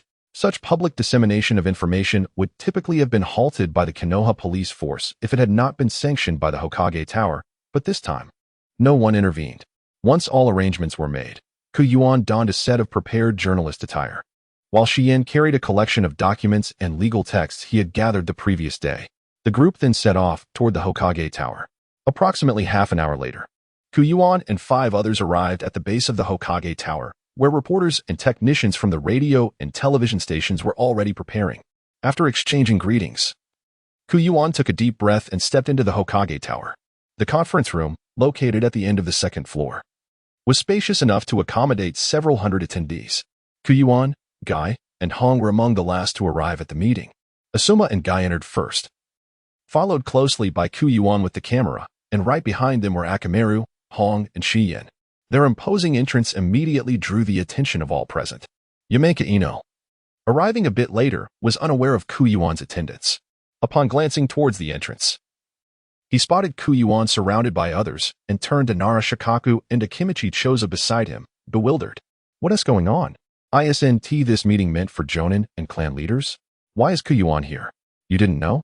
Nara Shikaku replied with mild surprise, leaning toward Yamaka Ino and lowering his voice to explain. Yuan recently acquired the Leaf News Agency, which is why he exposed this matter.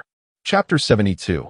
Even the Oscars couldn't match your performance. Yamaka Ino looked at Yuan, his expression a mix of surprise and intrigue.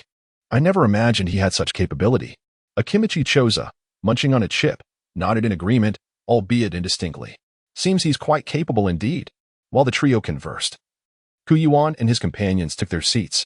Due to Kakashi's typically solitary nature and limited interaction, several spots remained vacant beside him, and as a result, Guy and his companions settled into those seats. The staff from the television and radio stations subsequently entered, bringing in several technicians to assist with equipment setup, completing the assembly of attendees. With tasks at hand, Yuan entrusted the camera to Shiyin, assigning her the responsibility of capturing the meeting. The third Hokage, observing that preparations were in order, cleared his throat and began. In recent days, the issue of embezzlement involving deceased ninja funds has stirred considerable commotion. Danzo and two advisors are taking this matter very seriously. After a day of investigation, we have made significant progress. He paused momentarily and gestured behind him, prompting two members of the Umbu to appear, one carrying a stack of ledgers, which he placed on the conference table. The third Hokage continued. I am also aware of the altercation that occurred yesterday near the Leaf News Agency. Coincidentally, Jiraiya has returned and apprehended the ringleader of the disturbance, Matsubara Motohiro. Upon hearing his name mentioned, Matsubara Motohiro, seated at the far end, turned even paler, unable to utter a word. Many ninjas present began to murmur among themselves at the third Hokage's revelation, with some focusing their discussions on Matsubara Motohiro, the central figure of the meeting. Do you know this Matsubara Motohiro? He certainly has audacity to be involved in such an embezzlement scandal. What sort of individual is he? Who can say?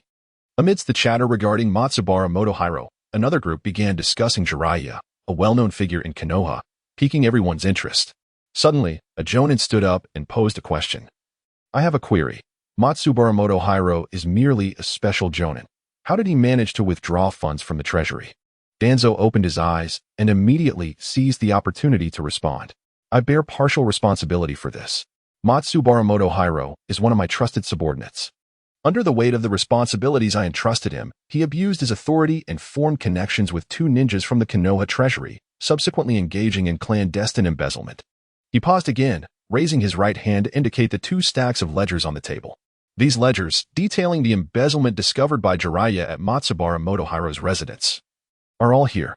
Since my subordinate has erred, I will not shield him. Advisors, regarding the Konoha treasury?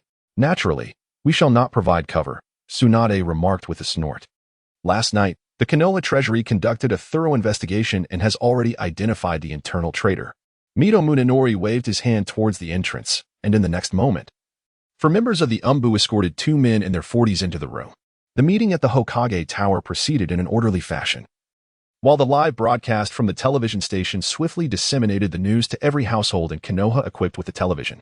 In a Japanese restaurant named Hanium located on the bustling commercial street, a television was tuned to the broadcast, and the establishment was brimming with patrons, customers, the owner, and waitstaff alike crowded around the screen, captivated by the unfolding events. As the two criminals from the Konoha Savings Bank were brought in, gasps erupted from the crowd. One person exclaimed in outrage, I recognize the one on the left. He used to work at the front desk of the savings bank. I never imagined he could be such a person. Another lamented, oh my goodness, why would these two choose such a path?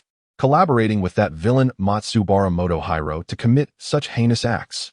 The consensus among the diners was clear. It must all be for the sake of money. The discussion swirled around the restaurant, with everyone keenly following the developments, particularly the impending punishment for the three villains. Meanwhile, the radio broadcast continued, with those without radios gathering beneath loudspeakers mounted on telephone poles to listen, while families with radios huddled together to hear the updates. The fish market owned by the Shiin family was thriving in Konoha village, bustling with business. Out of concern for the two wives, the owner had hired new staff after their marriage, allowing the wives to become homemakers and relieving them of any obligation to work in the shop. The elder wife listened intently, and upon hearing the news of the capture of the three embezzlers, she breathed a sigh of relief and remarked to the younger wife, "That's wonderful. It's great that the bad guys have been caught." The younger wife, blushing with excitement, grasped the elder wife's hand and replied, "Indeed. Those wicked individuals deserve to be punished." It seemed that everyone in the village, whether watching on television or listening to the radio, believed that the true criminals had been apprehended, placing their trust in the third Hokage, Danzo, and the two advisors. Taking a deep breath, the third Hokage tightened his clasped hands and expressed his anger, stating, "Ida JNI and Ida Eyes from the Konoha Savings Bank assisted Matsubara Motohiro in embezzling funds. Their crimes are utterly unforgivable." Most of the elite shinobi in the meeting room nodded in agreement. Some even began to discuss the potential punishments the three would face. The scribe, Koyuin, couldn't help but internally scoff at the spectacle before him, thinking, all of them are nothing but actors. Opposite Danzo, Hyuga Hizashi raised an eyebrow, his pale eyes revealing nothing, yet in his heart, he was skeptical of the investigation's findings. Such a large-scale embezzlement could not possibly be the work of just these three individuals. Those who understood the situation likely recognized that Matsubara Motohiro, Ida JNI, and Ida Eyes were merely scapegoats, mere pawns in a larger scheme. How could these minor characters have embezzled for over a decade without detection? However, no one could produce evidence to counter the claims, for the prestige of the third Hokage and his cohorts loomed large, and the elite shinobi and clan leaders present were reluctant to voice dissent. The meeting room was filled with a cacophony of hushed conversations, though quiet. The murmurs could induce a sense of dizziness with prolonged exposure, particularly for the elderly, who preferred silence. Chapter 73, 2 billion. The third Hokage furrowed his brow, then relaxed, thinking that discussing it might be beneficial, as this matter seemed to be reaching a conclusion. He tapped his fingers on the table and cleared his throat, signaling for silence. Instantly, the room fell into complete quietude. Picking up the prepared statement, the third Hokage glanced at it before continuing. "I hereby announce the punishment for the three instigators of the embezzlement of funds belonging to deceased ninjas." With the third Hokage's chilling declaration, every breath in the meeting room became distinctly audible. Unsurprisingly, the three were sentenced to death. Matsubara Motohiro slumped in despair. No one could fathom the depth of his regret. He lamented that he should have never been foolish enough to join the Umbu. Had he not entered Route and encountered Danzo, he would not have found himself ensnared in this situation. The expressions of the other two Konoha Savings Bank ninjas were equally grim, at over 40 years of age. Being pushed forward to take the fall was far from dignified, and now their lives were at stake. Yet, they too were powerless to resist. Once the verdict was read, silence enveloped the room. A unanimous stillness settled among them. The third Hokage relaxed his shoulders, relieved that the ordeal was finally over. Just as he was about to declare the meeting adjourned, a delicate hand was raised. Glancing up, he was surprised to see it was Koyuin. Koyuin raised his hand, entirely lacking the demeanor expected of a 10-year-old child. He stepped forward with an air of confidence and stated, "Esteemed third Hokage, as the president of the Yeji newspaper, I would like to pose a few inquiries with the intent of composing a more detailed news article. May I proceed?"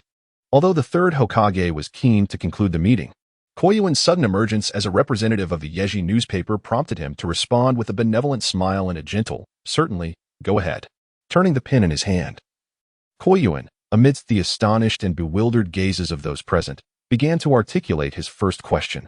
The first inquiry is quite straightforward. I wish to ascertain the precise amount involved in the current embezzlement case. As he spoke, Koyuin produced a document, lifting it for all to see.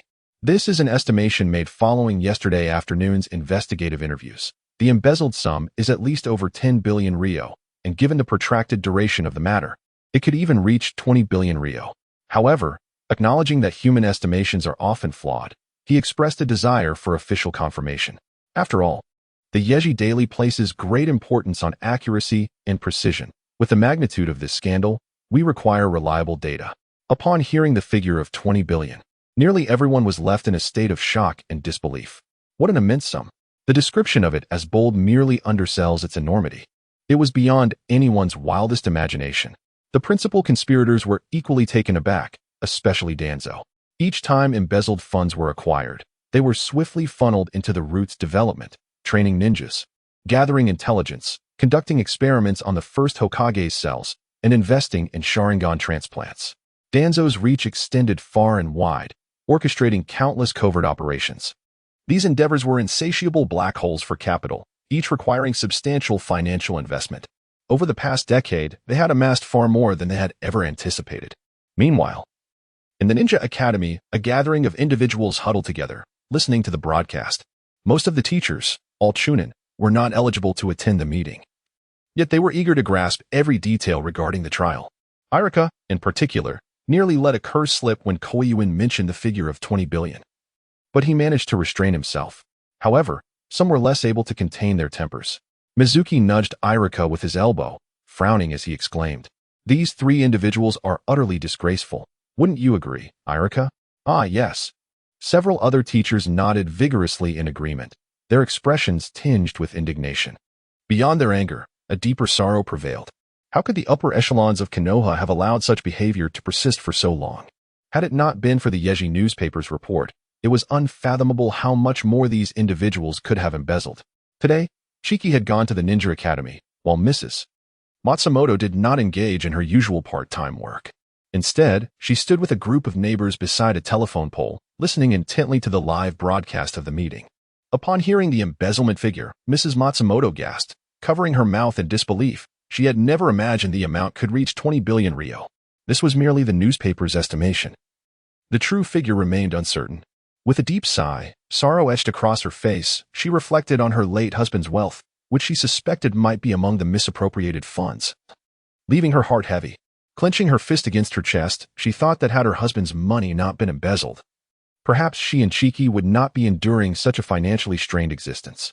In response to Koyuin's inquiries, Danzo cleared his throat and explained, "Due to the unexpected nature of the incident, we have only recently apprehended Motoharu and his accomplices, and we have yet to conduct a thorough investigation into the total amount they embezzled." Upon hearing this, Koyuin immediately interrupted Danzo, gesturing towards the 2 stacks of accounts and suggested, "Isn't Lord Jiraiya's documentation from the Matsubara family right there? Why not calculate it directly?" The assembled ninjas nodded in agreement, recognizing that the ledgers were available for immediate verification. Clearly, everyone was concerned about the issue of embezzlement. The third Hokage, witnessing the collective affirmation, reluctantly waved his hand, instructing the Umbu to summon the financial personnel for an assessment. Due to the sheer volume of the records, 10 financial officers promptly arrived. They commenced the meticulous task of reconciling the accounts, and as time elapsed, the 2 stacks of documents gradually diminished. Given the magnitude of the project, each officer diligently reviewed their respective accounts before aggregating the totals. Remarkably, half an hour had already passed. However, all the ninjas present, along with those watching on television and through radios, exhibited remarkable patience as they awaited the results. Finally, a senior financial officer stood up, trembling as he clutched the paper in his hands. His eyes widened in shock, and beads of cold sweat began to form on his anxious brow. Chapter 74, Cannot Kill. Tsubaki frowned and, with a somewhat fiery temper, exclaimed, "If the calculations are complete, then just say it. What else with the secrecy?" Swallowing hard, the financial officer opened his mouth and, after a brief moment of hesitation, disclosed an astronomical figure. The total from the accounts amounts to 31.8 billion ryo. A gasp resonated throughout the room, as the earlier estimate of 20 billion ryo proposed by Koyuin now seemed exceedingly conservative. The third Hokage's expression darkened considerably, almost to a scowl, as he cast a sidelong glance at Danzo and the 2 advisors, grinding his teeth in silent acknowledgement of their nefariousness. Danzo, caught under the third scrutinizing gaze, felt a twinge of embarrassment, a barely perceptible twitch at the corner of his mouth. The revelation of 31.8 billion ryo was entirely unexpected. He had not realized the extent of the embezzlement that had accumulated over the years, and it was clear that restraint was now imperative. Soon after, the conference room erupted into a frenzy of discussions regarding the staggering amount of misappropriated funds. Akimichi Chz's lips twitched as he leaned toward Yamashiro Aichi, whispering, "Good heavens, 31.8 billion ryo. What on earth did these individuals do with such wealth?" Yamashiro Aichi replied, "Who knows?" Sigh. Narashikaka shook his head, murmuring, "Just wait and see. This situation will undoubtedly escalate." Yamashiro Aichi nodded in agreement. "Asuma, seated beside Tsunade, clenched his fists, suddenly overwhelmed by a sense of powerlessness. Just yesterday, he had defended the two advisors, yet now the harsh reality lay starkly before him. Asuma recognized that these three individuals were merely scapegoats. 31. 8 billion Ryo was far beyond their capabilities. Meanwhile, Konan and Kakuzu had followed Koyuin and the root members throughout the day, only to find themselves waiting in vain until nightfall for any action. After Koyuin and the others returned to the Leaf News Agency, Kakuzu, with a stern expression, observed for a time, only to see the others indulging in food and drink while he stood outside, feeling like a fool in the cold. He eventually turned and returned to his hotel. Kakuzu, feeling utterly helpless, shrugged and followed this lady. Exhausted from the day, he retired early at the hotel. The next morning, around 9 o'clock, he was abruptly awakened by the commotion downstairs. After a quick tidy-up, he exited his room. The hotel lobby, adjacent to the front desk, housed a small restaurant with a large television mounted on the wall. A crowd had gathered, engrossed in a live broadcast. Kakuzu glanced at the screen and found himself intrigued, joining in the viewing. After approximately 20 minutes, the financial officer stood up to announce the staggering figure of 31. 8 billion Ryo. Kakuzu's eyes nearly popped out. That was an unfathomable amount. How could three individuals possibly spend such a sum? It seemed impossible unless the money was hidden away or had been illicitly transferred. Even the expenditures of the Akatsuki organization over the years had not come close to this figure. Yuan observed the crowd engaged in fervent discussion, a subtle smile gracing his lips as he cleared his throat and proclaimed in a firm voice, "I kindly ask everyone to quiet down. I have a second question." The esteemed Shinobi and clan leaders, displaying their respect, promptly fell silent. The second inquiry was rather straightforward.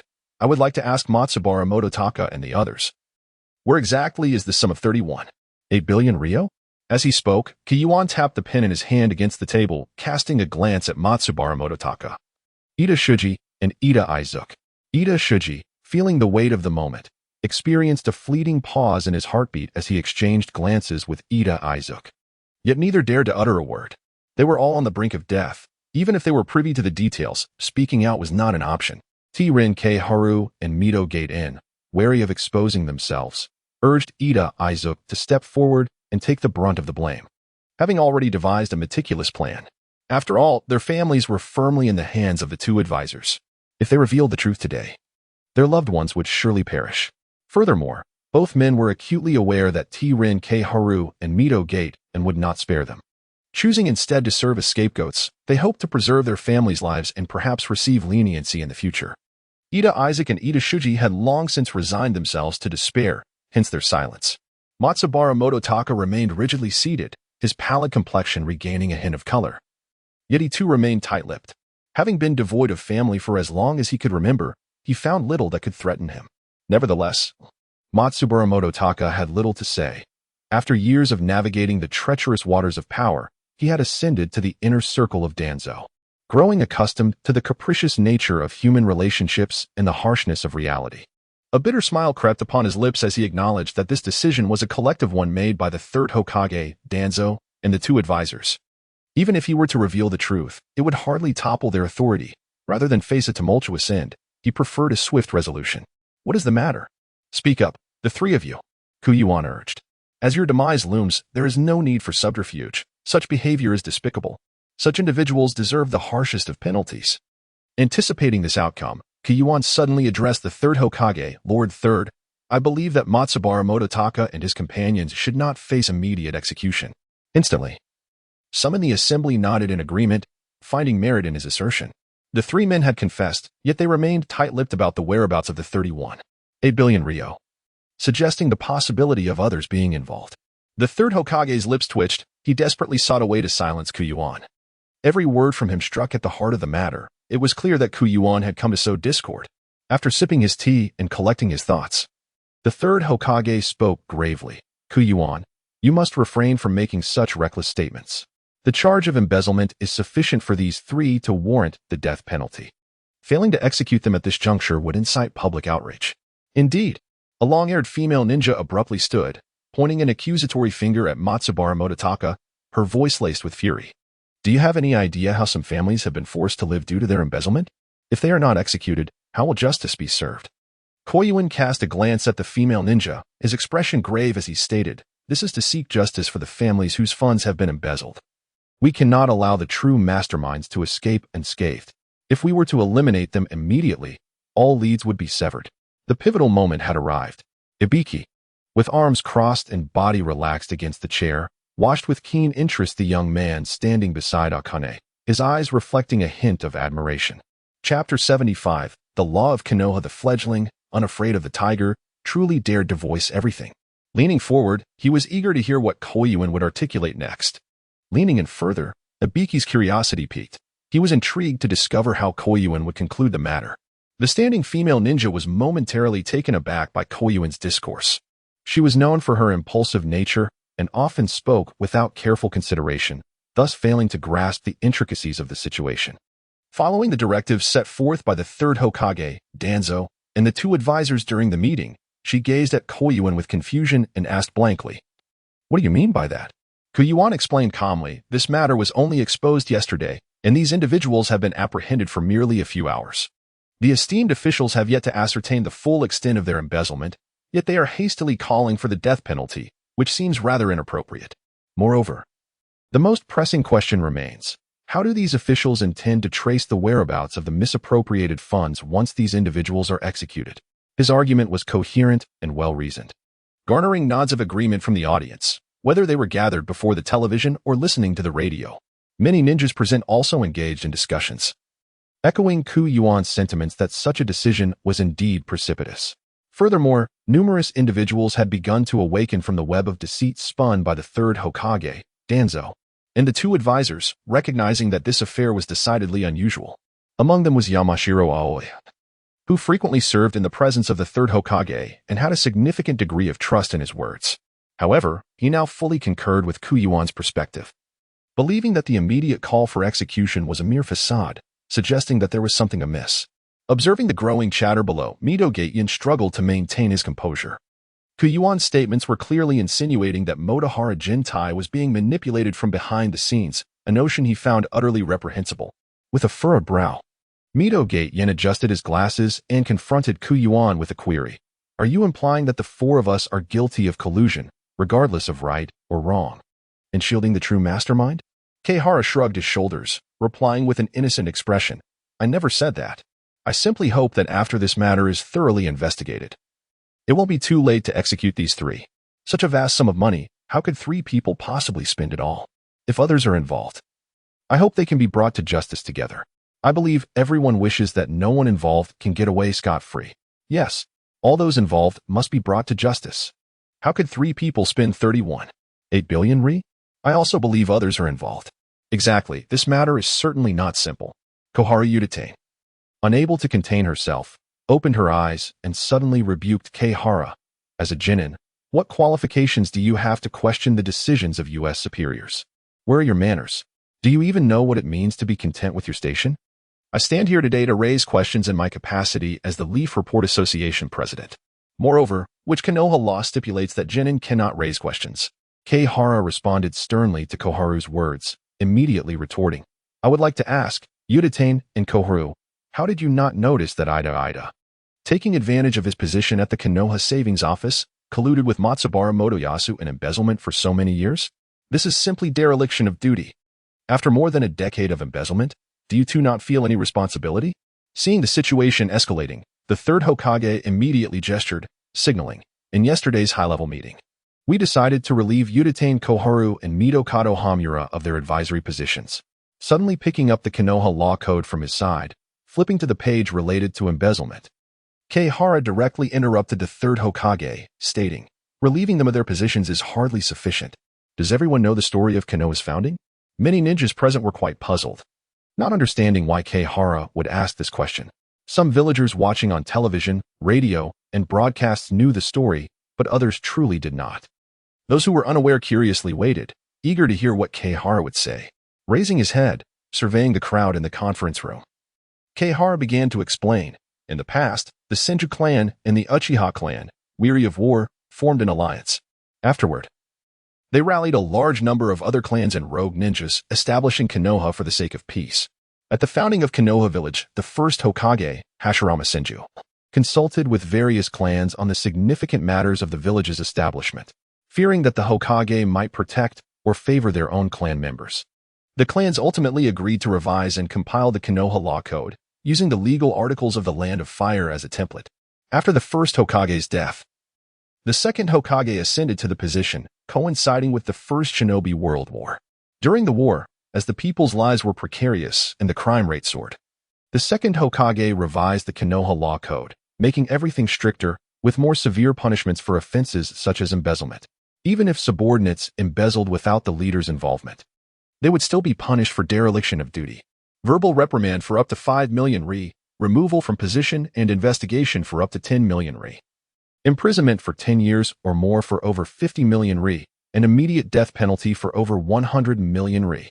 For example, during the First Shinobi World War, the head of the village's logistics department was the second Hokage's cousin, Senjutar.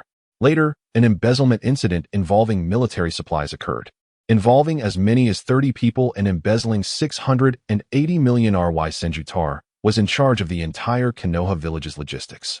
Although he was very attentive to military supplies, he was sometimes overwhelmed. At the time, Senjutar had a very trusted subordinate and assigned him to be in charge of military supplies. However, this subordinate took advantage of his position and colluded with others to embezzle military funds, which Senjutar was completely unaware of. However, due to the dereliction of duty clause in the Konoha Law Code, the second Hokage sacrificed his own relative, executing his cousin. In comparison, third Hokage, your punishment of simply relieving them of their positions seems rather unreasonable. Following that, Keihara picked up several documents, shaking them at the third Hokage, and continued, "These documents, which I retrieved from the library, are the announcement documents signed by successive Hokage and Genin upon assuming their positions. One of the clauses states strictly punish criminals according to the Konoha Law Code, rather than according to personal wishes, indicating their commitment to abide by the law and not protect criminals. Third Hokage, you also signed this when you took office." After finishing speaking, Keihara made a point of displaying the documents to everyone, instructing the cameraman to provide a close-up of the contents. Chapter 76. Telling a few stories after hearing Keihara's words, silence descended. This meant sentencing the two advisors to death. Kurenai, Kakashi, Asuma, Anko, Inoichi Yamanaka, and others all stared wide-eyed at Keihara. This was no longer something that could be easily resolved. Inoichi Yamanaka, observing the eloquent Keihara, thought to himself, "This kid is playing for high stakes." The Konoha Law Code, the announcement documents signed upon assuming the position of Hokage, the case studies, everything is prepared. He even specifically asked about the amount of money involved beforehand. He clearly came prepared. In an instant, the expressions on Udatain Koharu and Mito Kato Hamura's faces became rather unpleasant. Both wanted to refute, but found themselves speechless. The other party had directly invoked the second Hokage as an example to exert pressure.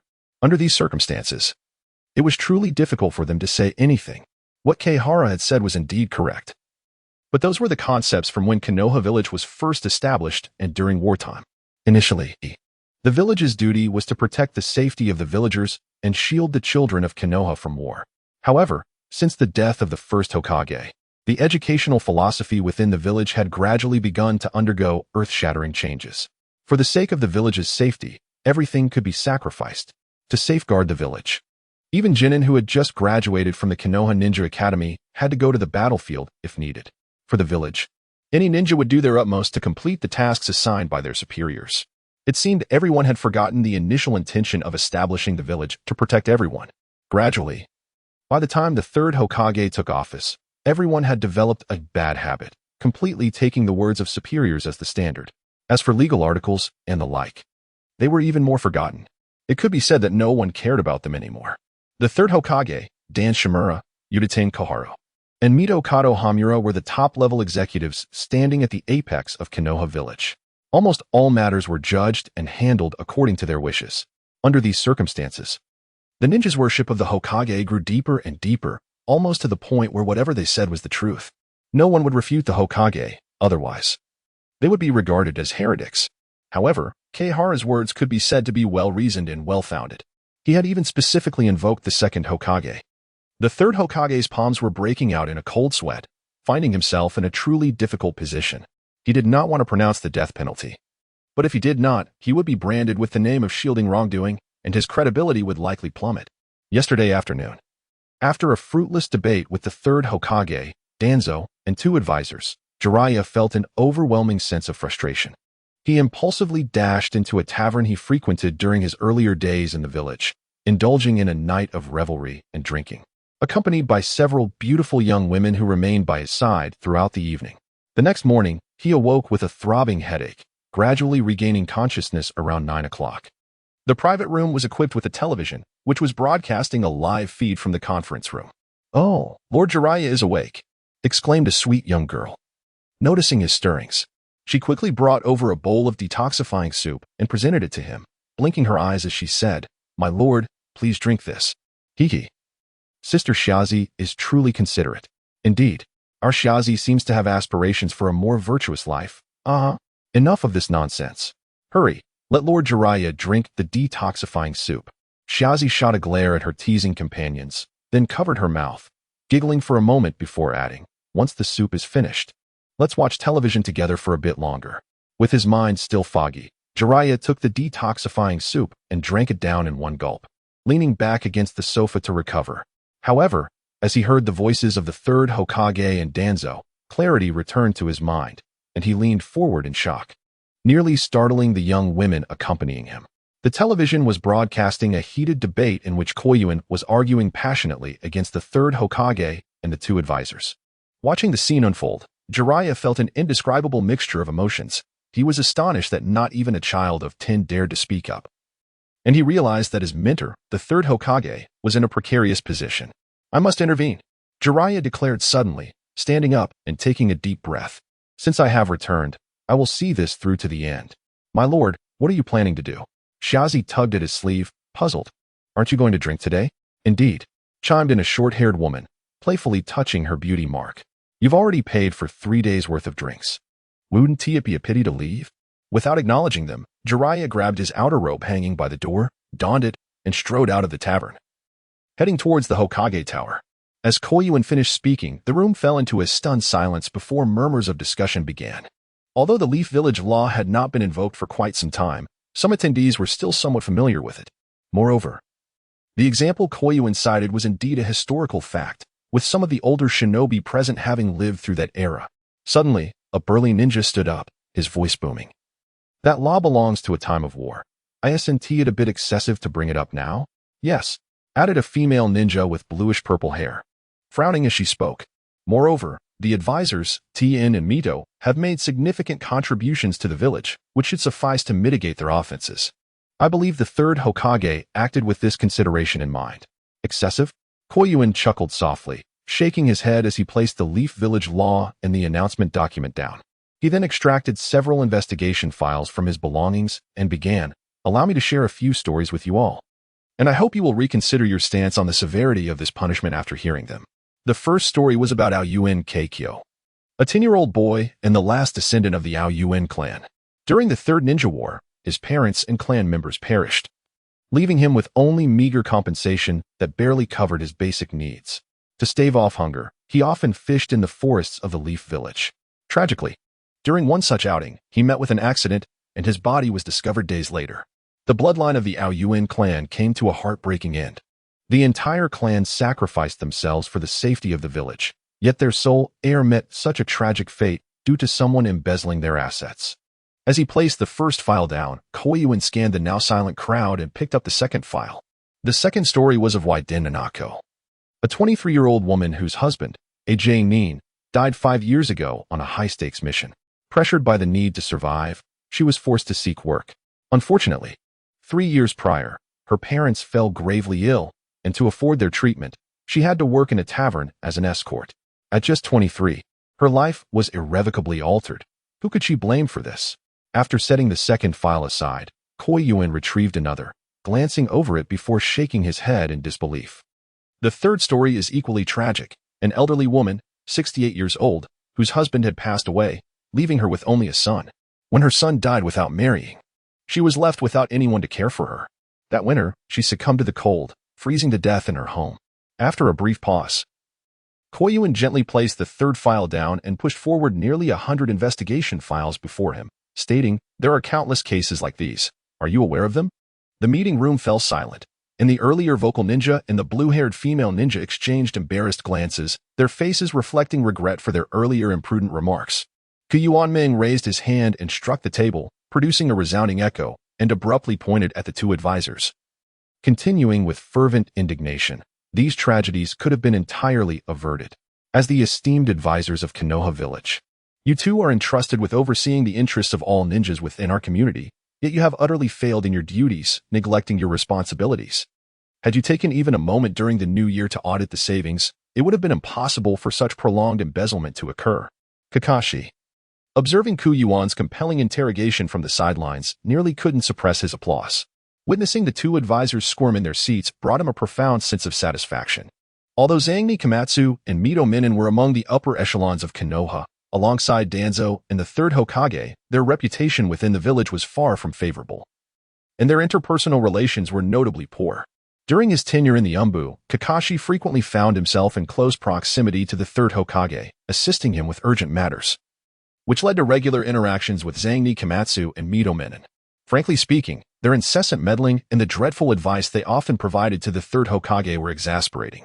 Today, as Zangief Komatsu and Mito Minen faced the relentless onslaught of Yuan's accusations, one could only wonder how many hearts they had won over.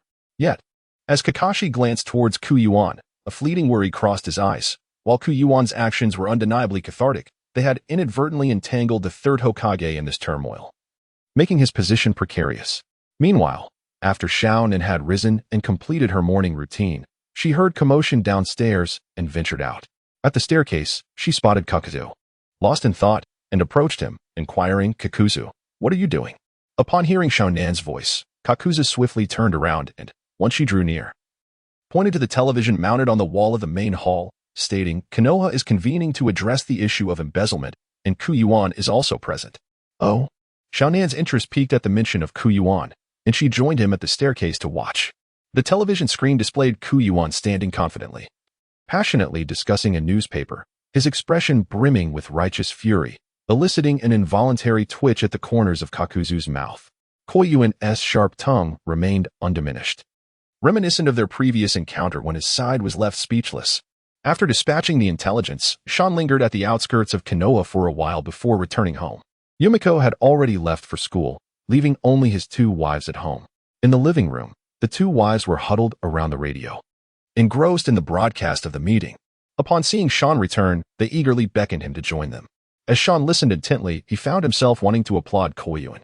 The audacity displayed was remarkable. He had audaciously confronted two advisors and openly questioned the third Hokage's decisions. Yuan spoke with clarity and substantiation, leaving no room for rebuttal.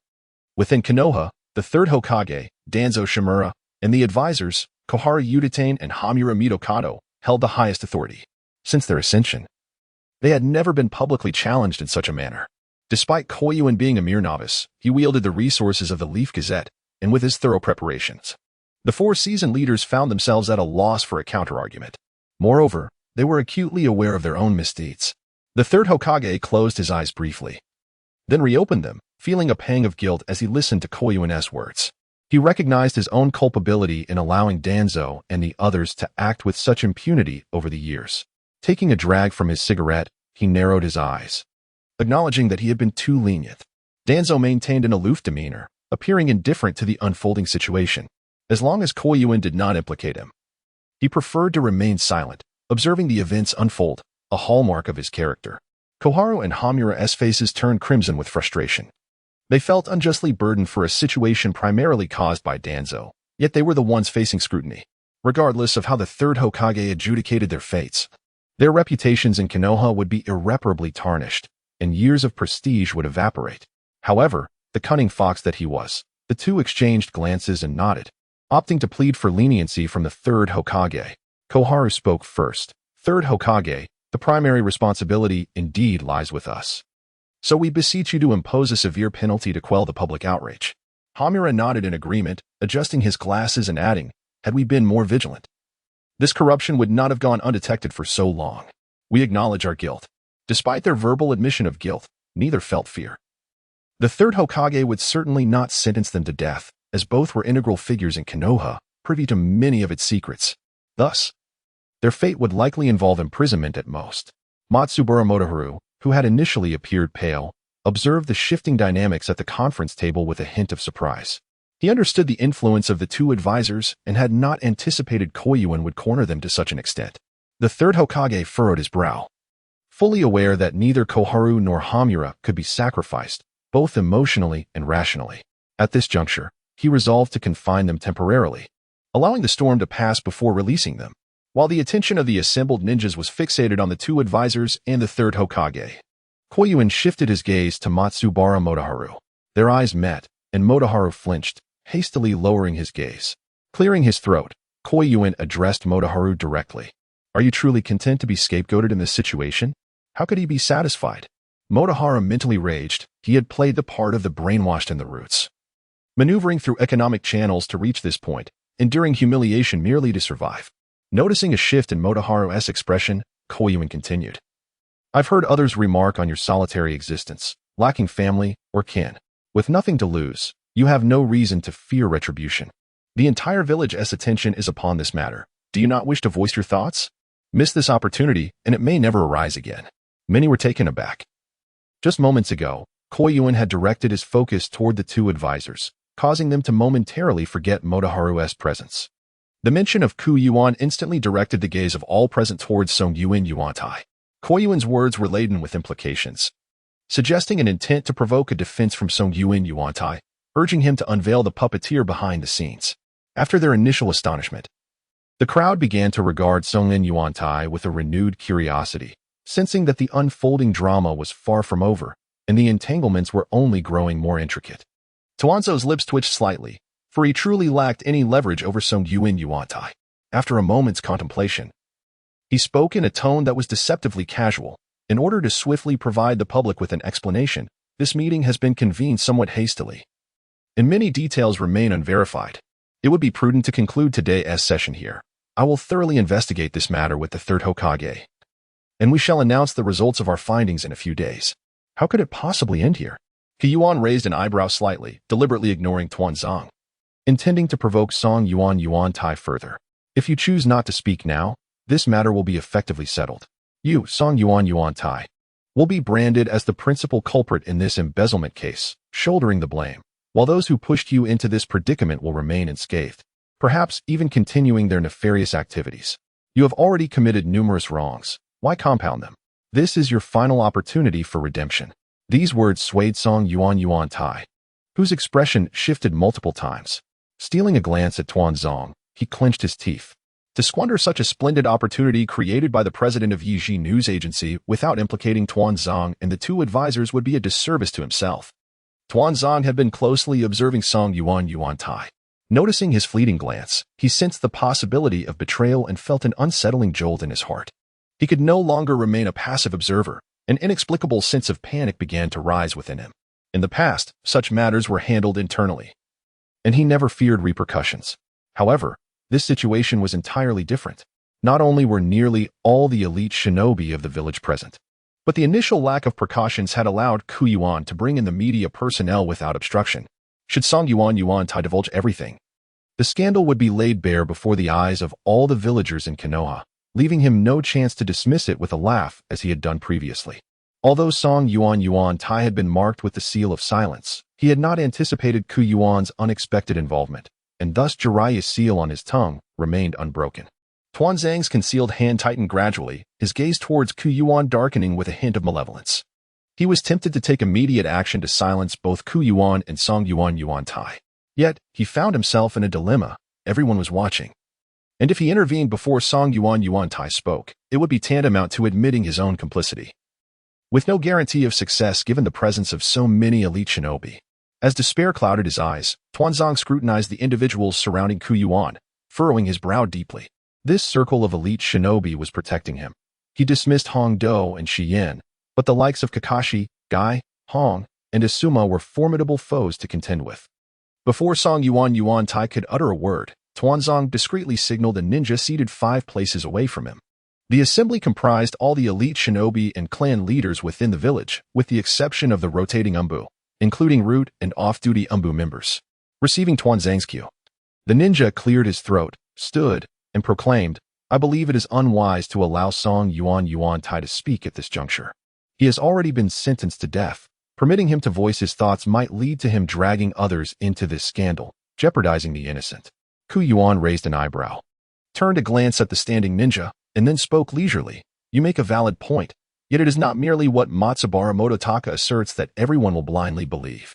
Everyone possesses reasoning skills. Further investigations are undoubtedly forthcoming. If one has nothing to hide, there is no need for him to speak indiscriminately. As the alleged mastermind behind this embezzlement case, it seems rather inappropriate for him to remain silent thus far. I trust that everyone is eager to hear Matsubara Mototaka's perspective. Indeed, let him speak. We shall discern the truth ourselves.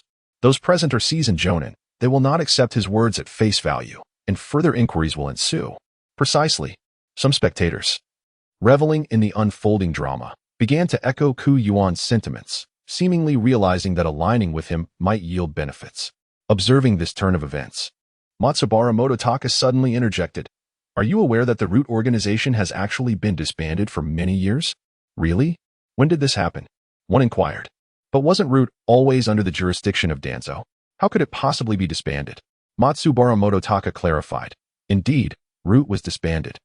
But only a handful were present when the decision was announced, and no formal statement followed, leaving many in ignorance. Chapter 79. Proving innocence aside from a select few who were privy to the information, the remainder wore expressions of confusion. Noticing the crowd's bewilderment, Matsubara Mototaka continued. It appears that many remain unaware of Root's dissolution, which occurred several years ago, right after the Uchiha clan's extermination.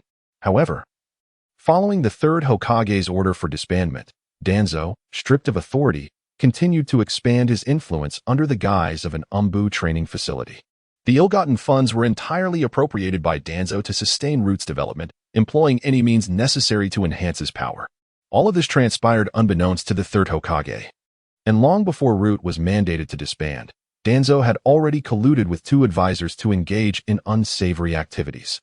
For some reason, Matsubara Mototaka excluded the third Hokage from his narrative this time, refraining from detailing everything as he had with Jiraiya.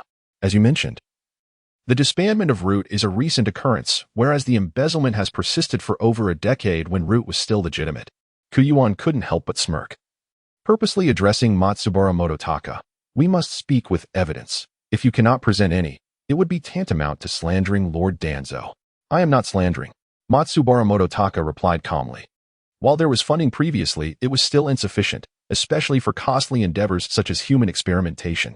Chairman Ku Yuan, I kindly request that you have the television and radio personnel terminate the live broadcast.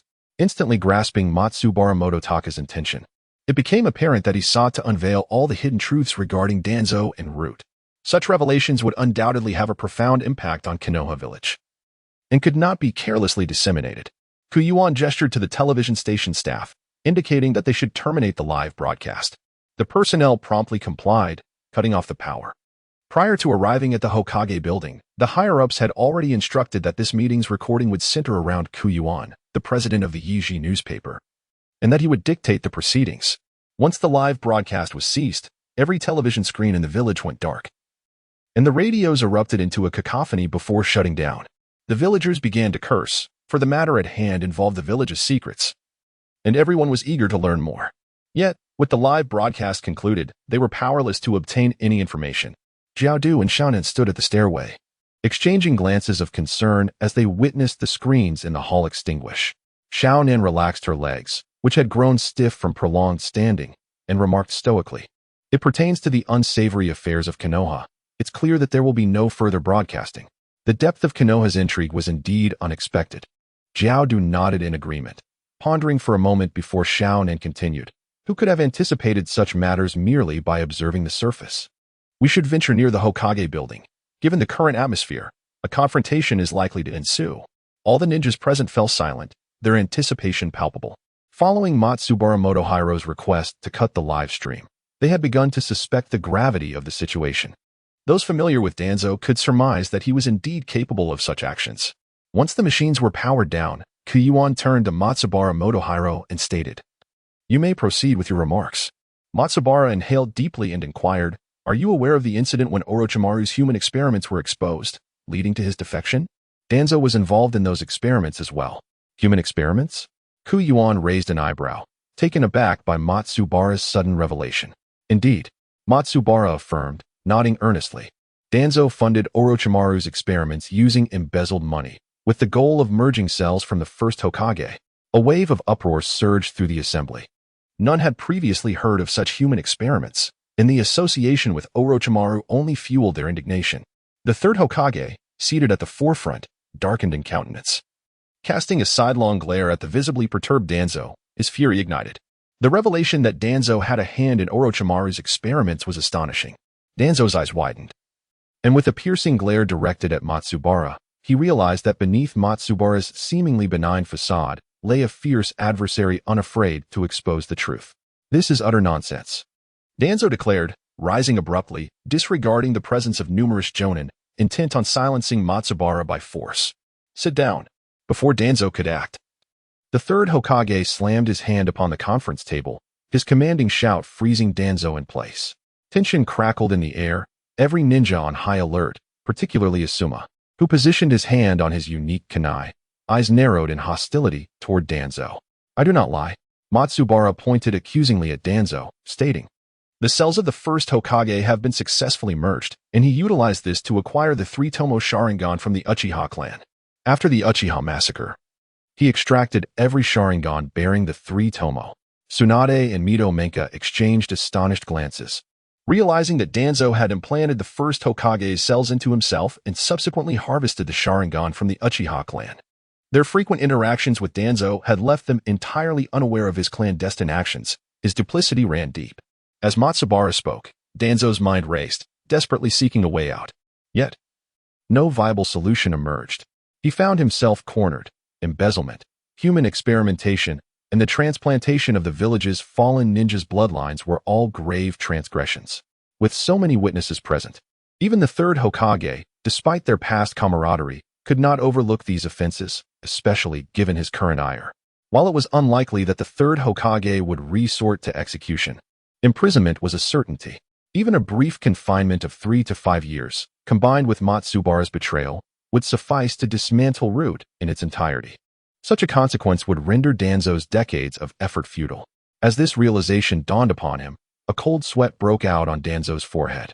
The third Hokage regarded Danzo intently, asserting, "Danzo, remove the bandages and present yourself before everyone to prove your innocence." With a hawk-like gaze fixed upon Danzo, the third Hokage's eyes demanded compliance. He needed Danzo to unveil the truth behind the bandages. A man of profound sentiment, the third Hokage found it difficult to confront certain truths. Yet, human experimentation was an absolute taboo, impermissible within the village. When his most cherished disciple, Orochimaru, was discovered conducting secret experiments, the third Hokage had to take matters into his own hands. Now, Danzo's actions had transgressed the third Hokage's boundaries, and he could no longer employ the same justifications he had previously used to dismiss Jiraiya. All eyes were fixed on Danzo, eager to uncover what lay beneath the bandages. Cold sweat trickled down Danzo's brow, tracing a path along his jaw to his neck. Unbeknownst to him, his back had grown damp, the chill seeping through. Even amidst the perilous turmoil of the ninja world, Danzo had never felt such despair. As the assembly awaited the revelation of the truth concealed beneath Danzo's bandages, he found himself in a state of frantic contemplation. Should he surrender? The mere thought was swiftly dismissed. Surrendering would obliterate everything he had worked for over the decades. Even the most favorable outcome, 3 to 5 years of imprisonment, could lead to his demise if the third Hokage chose not to show mercy. He would rather perish in battle than face such an outcome. After all, the third Hokage had long desired to uproot Root entirely. Danzo's imprisonment would undoubtedly incite his wrath against the organization. Betrayal? Frowning, Danzo immediately rejected that notion as well. Konoha was an obsession for him. Everything he had done over the years was for the village, and he had no desire to abandon it. To betray Konoha would mean a total denial of his life's work, a path he would never tread. Danzo's mind was in turmoil, struggling to conceive a solution. Observing Danzo's prolonged inaction, Matsubara smirked with satisfaction, exacerbating the situation by urging, "Danzo, the third Hokage requests that you remove the bandages for everyone to see." Since the facade had already been shattered, Motoi and Yantai no longer felt the need for honorifics. Addressing him directly with a hint of smugness in his tone, steadying his mind, Danzo recognized the necessity to articulate something. Otherwise, the situation would surely become one-sided. After a brief silence, as impatience began to brew among the onlookers, Danzo spoke gravely. All my actions have been motivated by a vision for the village's future, though Root has ostensibly been disbanded. I have clandestinely nurtured its existence to assist the third Hokage in solidifying the village's governance. The Hokage requires an umbu, and the umbu necessitates talent. Thus, the presence of Root is indispensable. Root must train exceptional ninjas for the umbu, which incurs substantial expenses requiring financial backing. Regrettably, the daimyo of the Land of Fire has yet to allocate funds to Root. Those fallen ninjas, knowing that even in death they continue to contribute to the village they dedicated their lives to protecting, would surely smile in the afterlife. Danzo continued to justify his actions, crafting a narrative that portrayed him as a benefactor to the village. Suddenly, a young man in his 20s, who had recently been promoted to jonin, pointed at Danzo in disbelief and exclaimed, "So, what you're saying is that everything Motoyan Yantai claimed is true. You actually did those things?" Danzo raised his cane and struck the floor with force, responding with conviction. "Where there is light, there is shadow. Where there is peace, there is slaughter.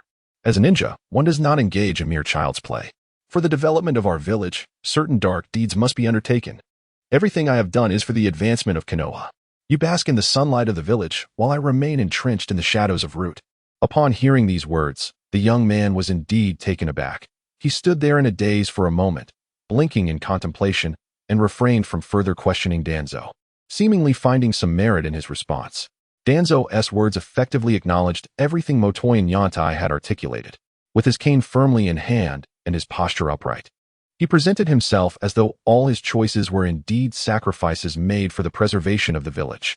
He glanced around and noticed that several high-ranking ninjas were unconsciously nodding in agreement, seemingly endorsing Danzo's words. Their hostility towards his corruption and human experimentation had diminished significantly. After a moment of contemplation, Ku swiftly grasped the underlying reason.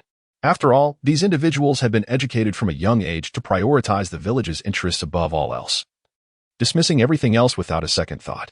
Much like the case of Konoha's White Fang, Tsukumo Hatake, who prioritized his comrades over the mission, only to be driven to despair by the village's public opinion.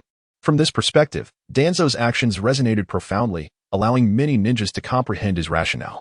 Yuan raised an eyebrow, realizing that this old ginger was indeed quite spicy, a fact that was rather impressive, as it had turned black and white upside down. He took a sip from the water cup on the table to moisten his parched throat, intending to refute the fallacies proposed by Danzo and engage in a serious discussion. Unexpectedly, the third Hokage preempted him. Observing Danzo's extravagant claims, the third Hokage could no longer contain himself. Danzo's actions had crossed his threshold of tolerance. If he did not apprehend him now, the stability of Konoha would be genuinely jeopardized. Raising his right hand and waving it in the air, he coldly commanded, "Seize Danzo." Due to Danzo's unfathomable strength, all the hidden umbu members revealed themselves, exchanging glances before charging towards Danzo with an air of official duty.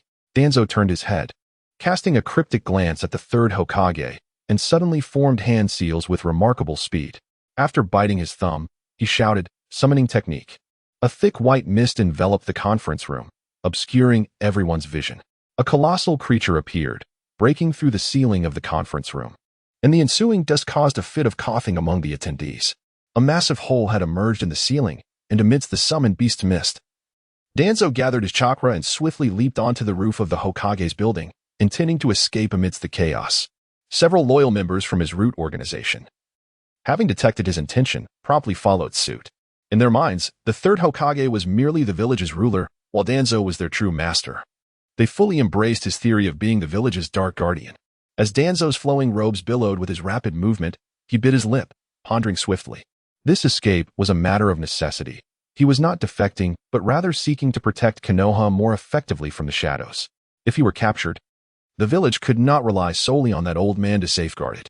Accepting his rationale psychologically, Danzo accelerated. He could not afford to be caught. Once the white mist dissipated, neither the summoned beast nor Danzo remained visible, and even several upper ninjas from the conference room had vanished. The crowd quickly realized that Danzo and a few of his Root members had fled. The third Hokage immediately stood up, his expression darkening as he commanded, "Pursue." With a single command, he led the charge out of the conference room, followed closely by the umbu members and other upper ninjas. Koyuin stood beside Kakashi, and Guy's speed was astonishing. The moment the third Hokage issued his command, They shot forward, with Asuma and Kurenai closely trailing behind. Koyuin, feeling a twinge of concern, quickly grasped the arm of the eager Kurenai, exclaiming, "Hey, hey, hey." Kurenai, engaging in battle with Danzo is perilous. Why rush so recklessly? Kurenai, slightly anxious, replied, "We must apprehend Danzo. The third just ordered us to pursue him." Releasing her hand, Koyuin patiently elaborated, "The third is already set off, accompanied by numerous jonin. Our presence is unnecessary. It would be wiser for you to remain and protect me. Have you forgotten? I am merely a genin, incapable of keeping pace with you all. If I were to lag behind and encounter a rude operative, I would be in grave danger." "Indeed," exclaimed Yuan, brandishing her camera as she fervently captured images of the disheveled meeting room, casually remarking, "The revelation of Danzo's treachery is primarily due to the president.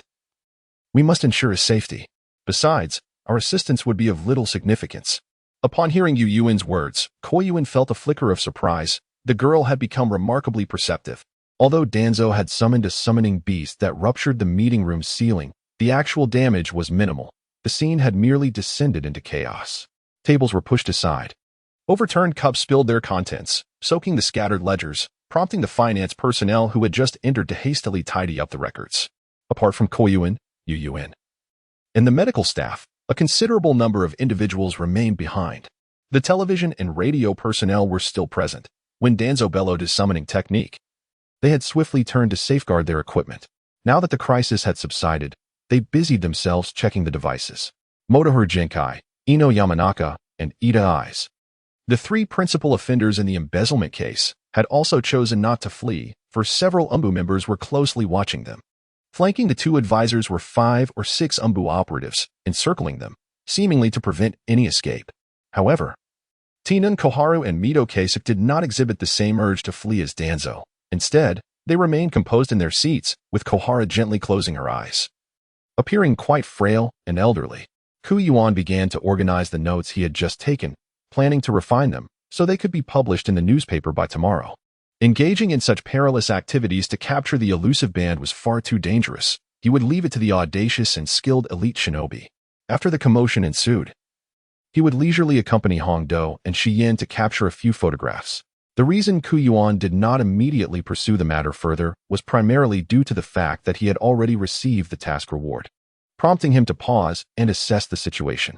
When he initially accepted the task, the description indicated that it involved identifying the mastermind behind the scenes and providing compensation to the families of the ninjas. Yuan had anticipated that this would entail holding the true orchestrator, Danzo, and the 2 advisors accountable. Consequently, after completing the emotionally charged press release regarding the assassin yesterday, Yuan dedicated himself to preparing various materials, striving to unearth the 3 individuals involved. However, to his astonishment, when the 3rd Hokage announced that Motoyasa Matsugane, Shujietu, and Eiji Yamato were the masterminds and declared their death sentences, the task reward was instantly credited to his account. Yuan, who had been diligently recording the meeting's proceedings, was taken aback. After some contemplation, he surmised a probable explanation. The families of the ninjas watching the live broadcast must have believed that the true culprits had been apprehended and punished, leading the system to deem the task complete. Upon further reflection, Yuan found the system to be remarkably lenient. For instance, after rescuing Yuta Watanabe and accepting the task of burying the deceased on his way back to Kanahagakure, he merely observed the laborers hired at Watanabe's expense alongside Kakashi, Guy, and Akamichi, and yet he received the reward of the Soul Cutter Blade, Tianshan. The Crazy Diamond Experience card was obtained while sparring with Akamichi at the training ground. A mere playful exchange between friends, devoid of any real peril. Moreover, the reward from the Meow Meow fruit came from a leisurely day spent wandering the Konoha Ninja Academy during his patrol, where he indulged in writing a novel. The encounter with Pikachu was similarly benign, had it not been for the unexpected appearance of Sasori or Kakashi's involvement. The mission would have simply required him to deliver money to secure Watanabe's release. The chakra capacity equivalent to a chunin was acquired through gambling with Tsunade, whose reputation as a high-stakes player in the 5 great nations casinos left no room for loss, allowing Yuan to aim for a mere travel expense when the task unexpectedly triggered. Additionally, the shadow clone technique was awarded to him upon his arrival in Konoha, and upon reflecting on the various minor tasks he had previously completed, he realized they were all exceedingly simple, yielding rewards effortlessly without any challenge. Yuan summoned the reward from the task he had just completed in his mind. Upon inspection, he discovered that in addition to the original Zanpakuto, Heaven's Wrath, there was also a randomly generated ability experience card. Although Heaven's Wrath retained its unremarkable appearance in Yuan's consciousness, beneath its plain facade lay a power that was profoundly awe-inspiring. He understood that this Zanpakuto was now capable of being disassembled. Black Rope, Heaven's Wrath, King of Brightness. The random ability experience card, though uncertain in nature, held the potential for Heaven's Wrath to transform into a formidable weapon for Yuan. Nevertheless, he intended to wield it with caution, for not only was this ability ostentatious, but any damage inflicted upon the summoned king would also be shared by him. Overall, Yuan felt immensely satisfied. Safely storing Heaven's Wrath in the random ability experience card, his consciousness returned to the realm of reality. Yuan turned his gaze towards the staff of the television and radio stations, noticing that they had completed their equipment checks. After a moment of contemplation, he approached both groups and said, "The meeting has concluded. I sincerely appreciate the presence of your television and radio teams, and I hope we can foster a deeper collaboration in the future." A cheerful young woman, holding a camera, playfully touched the back of her head and laughed heartily, exclaiming, "Absolutely. Thanks to your esteemed newspaper, our television ratings should soar today. The charisma of President Yuan is truly remarkable. No wonder he has achieved such a position at a young age." Beside her, a kind-hearted gentleman from the radio station, in his 40s, adjusted his glasses and added, "Thanks to you, I believe our station director will generously reward us." These two, a man and a woman, were the respective heads of the television and radio stations. Yuan humbly waved his hand, saying, "Please, do not speak so highly of me. Collaboration leads to mutual benefits. Since the meeting has wrapped up, you two may take your teams back." "Very well, we shall take our leave," the amiable gentleman replied, gesturing to his radio staff, who swiftly began to dismantle and carry out the equipment used for signal transmission. The recording equipment was notably large, typically confined to the radio station. Hence, Yuan felt a sense of appreciation for the station director's willingness to send personnel over. Once the radio team had completely departed with their gear, the spirited young woman flicked her hair back and flashed a smile at Yuan, saying, "Now we shall also retreat. Wishing you great success with tomorrow's publication of the My Daily." Yuan observed as the individual was about to depart and swiftly reached out to halt her, saying, "Excuse me, dear sister, could you please pause for a moment?" The spirited young woman halted her steps, a puzzled expression adorning her face as she inquired, "What is it? Did you not say I could leave?" Unconcerned, Yuan mentally assessed her demeanor, then raised his chin to indicate a man in his 30s behind her, who was holding a compact handheld camera. "Sister, might I borrow that gentleman's camera for a brief moment? I would like to capture some footage of the third Hokage and Danzo engaging in battle." "That sounds rather perilous." The spirited young woman expressed her concern. "I can lend you the camera, but capturing a battle scene is quite precarious. One misstep could easily result in being caught in the fallout of the fight." Yuan patted his chest and said, "It's nothing. I am also a ninja, and there are 2 elite jonin protecting us. If necessary, we can always retreat further." "Very well." The spirited young woman gestured to the man behind her and said, "Qin Yi, lend your camera to President Yuan for a moment, and briefly instruct him on its usage. By the way, my name is Muzi. Feel free to call me by my name." "All right, Muzi." After teaching Yuan the basic functions of the camera, Muzi departed with a group from the television station. At that moment, Hongdo approached Yuan and casually rested her hand on his shoulder, squinting with a smile. "Shall we follow them now?" "There's no rush," Yuan said as he fiddled with the miniature camera on his phone. "Sister Hongdo, let's first stop by your favorite place and grab a few skewers of meatballs before we catch up." "Come on, it's my treat." Nodding enthusiastically, Hongdo replied, "All right. I'm truly hungry after all this time." The two were in perfect harmony, and Yuan called out to the still busy Shiyan, pulling her along as they left the conference room, descended from the Hokage building, and headed towards the nearest meatball shop. Danzo and his dozen members swiftly dashed across the rooftops of Konoha, attempting to shake off the persistent pursuers behind them. Following closely behind Danzo's group were not the third Hokage, Kakashi, or Guy, but rather Jiraiya, with the third Hokage's group trailing behind him. About 10 minutes earlier, Jiraiya had arrived outside the window of the Hokage building's conference room. After taking a glance inside, he chose not to enter but instead crouched on the rooftop. Upon hearing Danzo shout the words summoning technique, Jiraiya became alert, and the next moment, a large hole appeared in the roof, followed immediately by Danzo's leap to escape. In an instant, several formidable jonin followed Danzo, forming a protective encirclement to escort him away. Without a moment's hesitation, Jiraiya resolutely pursued, closely tailing Danzo's group. One jonin beside Danzo turned back to see Jiraiya stubbornly in pursuit, his expression changing dramatically. When did Jiraiya arrive at the Hokage building? Who knows? He might have been lurking in the shadows all along. Don't worry about him, just run. The third Hokage, Kakashi, and Guy, who were close behind, also noticed Jiraiya's relentless pursuit. Guy, while sprinting, scratched his head in confusion and asked Kakashi on his left, "When did Lord Jiraiya return? Hasn't it been over a decade?" Kakashi rolled his eyes, slightly exasperated. The news of Lord Jiraiya's return to Konoha and his entrance into the Hokage building has been common knowledge among the Jonin since yesterday. Didn't you receive the memo? Guy sheepishly rubbed his head. I was training outside the village with Lee until dawn and only got 2 hours of sleep. Kakashi. A tremendous crash echoed from the Hokage building, audible across 10 streets, prompting many villagers to recall what Matsumura Jintai had mentioned during the live broadcast, leading them to rush outside to witness the unfolding drama. Chapter 82. Quite awkward. The villagers who spilled into the streets saw a throng of ninjas emerging from the Hokage building, one after another darting across the rooftops in pursuit of a particular direction. It appeared that Matsumura Jintai's claims were indeed true. Danzo had been guilty of embezzlement and conducting experiments. Human experiments. Yes, indeed. Danzo turned out to be such a person. Abusing his high position to siphon funds from ordinary ninjas, a disgrace to his rank. One could only hope that the third Hokage would capture Danzo and provide the villagers with an explanation. As the public buzzed with speculation, the Chunin on patrol around the village quickly sensed the disturbance, gathering all their chakra to attempt to intervene. However, how could this group of Chunin stand against Danzo and his elite root ninjas? Before they could even close in, the root ninjas overwhelmed them with a barrage of jutsu. Bang! Bang! Jiraiya, closely trailing behind, witnessed several Chunin being knocked to the ground with loud thuds. The root ninjas, using their jutsu without care, had already damaged several buildings and ancient trees in the village. Concerned, Jiraiya realized that this situation could not continue.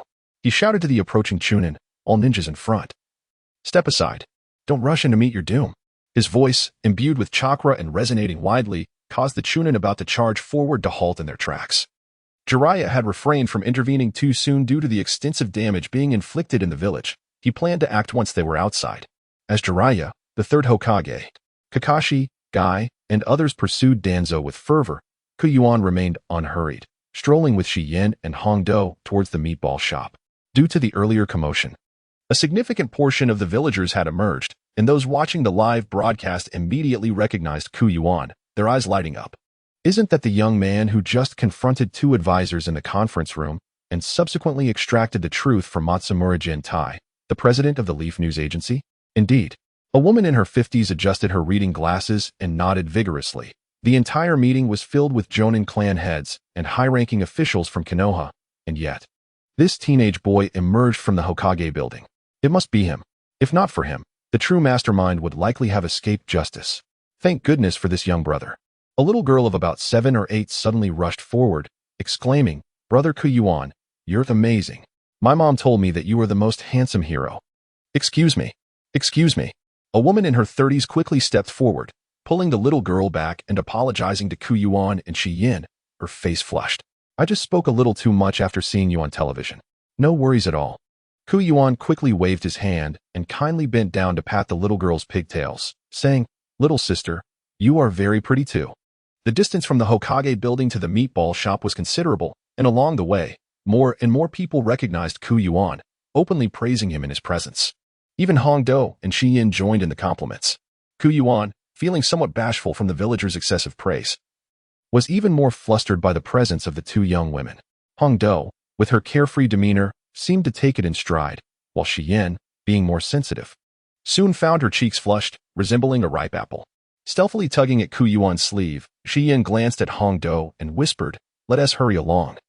"How long will it take us to arrive?" Hongdo nodded in strong agreement, as being the subject of public discussion always left her with an unsettling feeling. Yuan observed that both individuals had nodded in agreement, prompting him to hasten his pace forward. The fame had arrived with such swiftness, despite his preparation. The villagers' enthusiasm was overwhelmingly exuberant.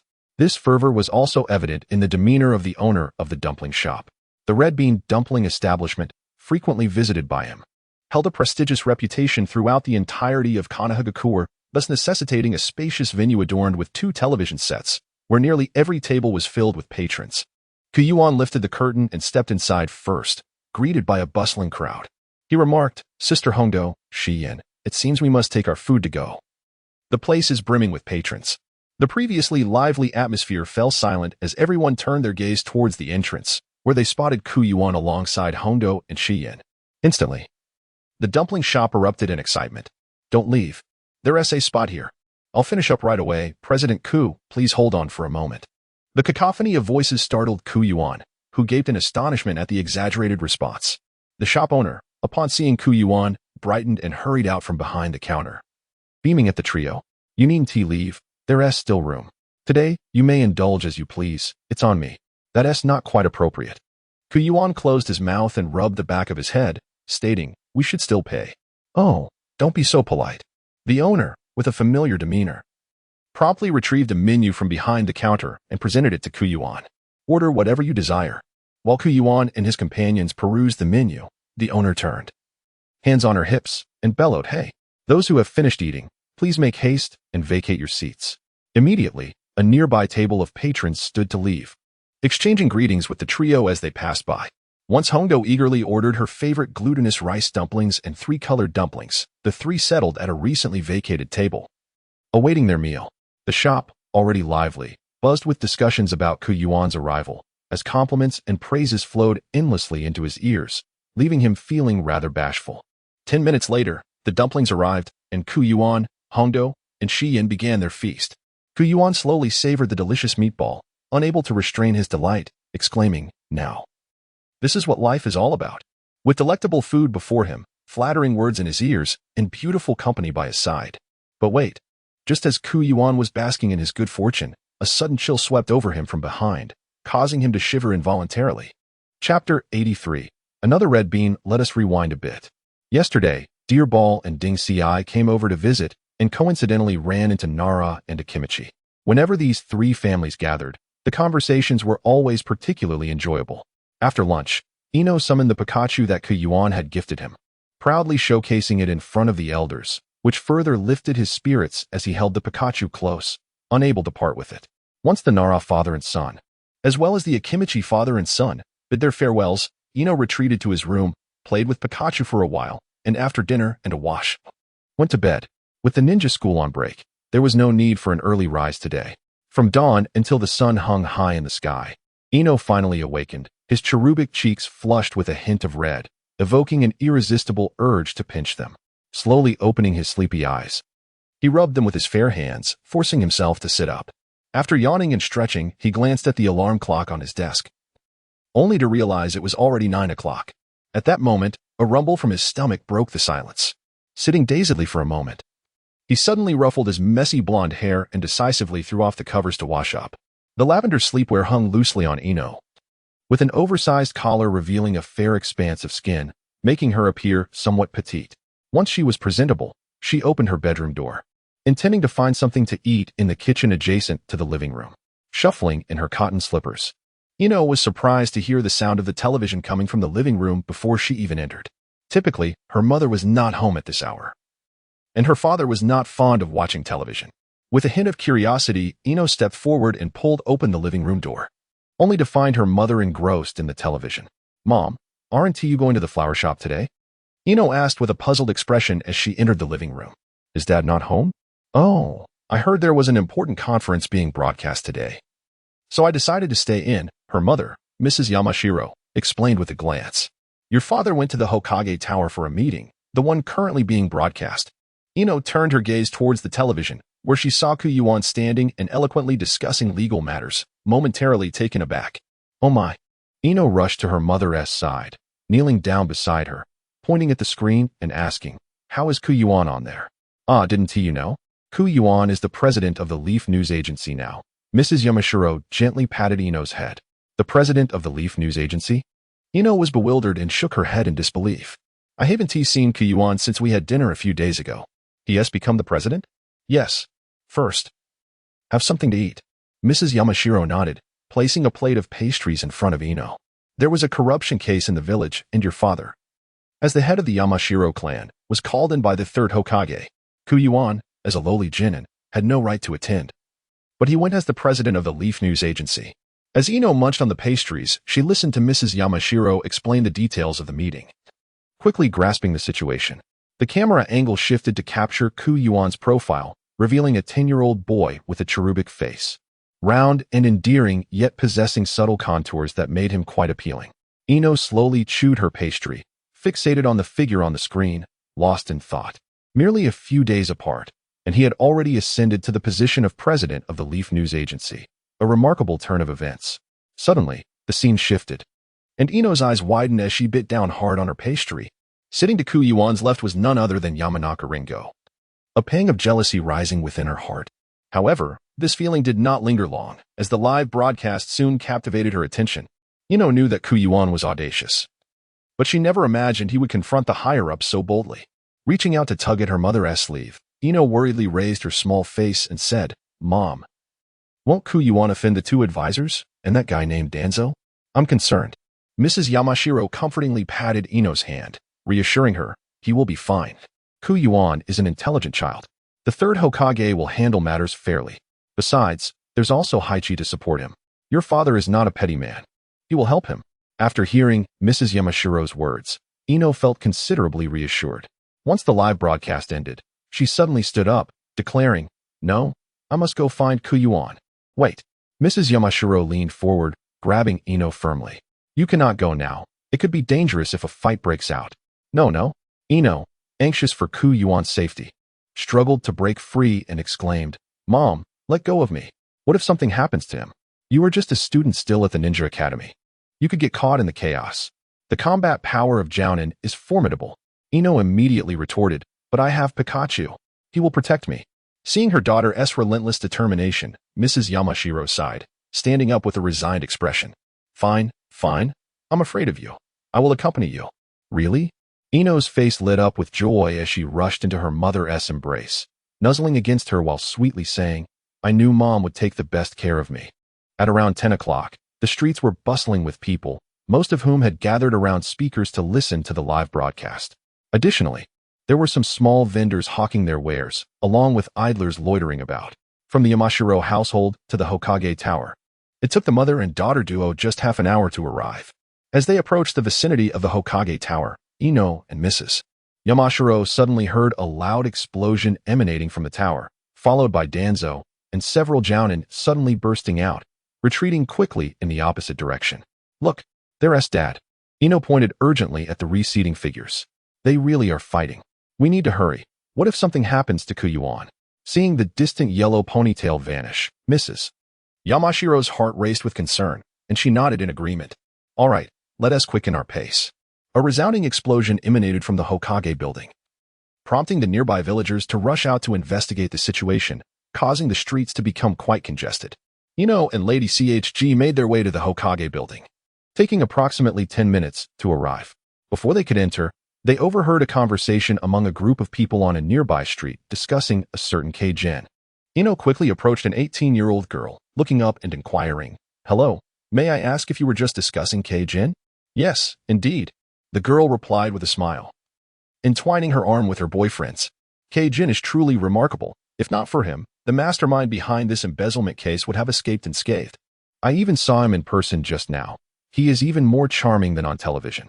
With her eyes sparkling, Ino sweetly asked, "Do you know where Keijin has suddenly gone?" The girl scratched her head, a hint of embarrassment on her face. "I forgot." Before Ino could feel disheartened, the girl's boyfriend chimed in. "He went east. Keijin has become quite famous. If you follow this road and ask around, you should be able to find him." Thank you. Ino expressed her gratitude, then turned to lead Lady CHG eastward. Along the way, they inquired and searched, eventually locating Keijin at a restaurant called Maraha. As they stepped into Maraha, Ino was greeted by a scene that nearly caused her to lose composure. Keijin sat with his back to the entrance, and on the table, alongside the red bean treats she was so fond of, was a stunning lady with long purple hair. The three of them were engaged in cheerful conversation while enjoying dumplings.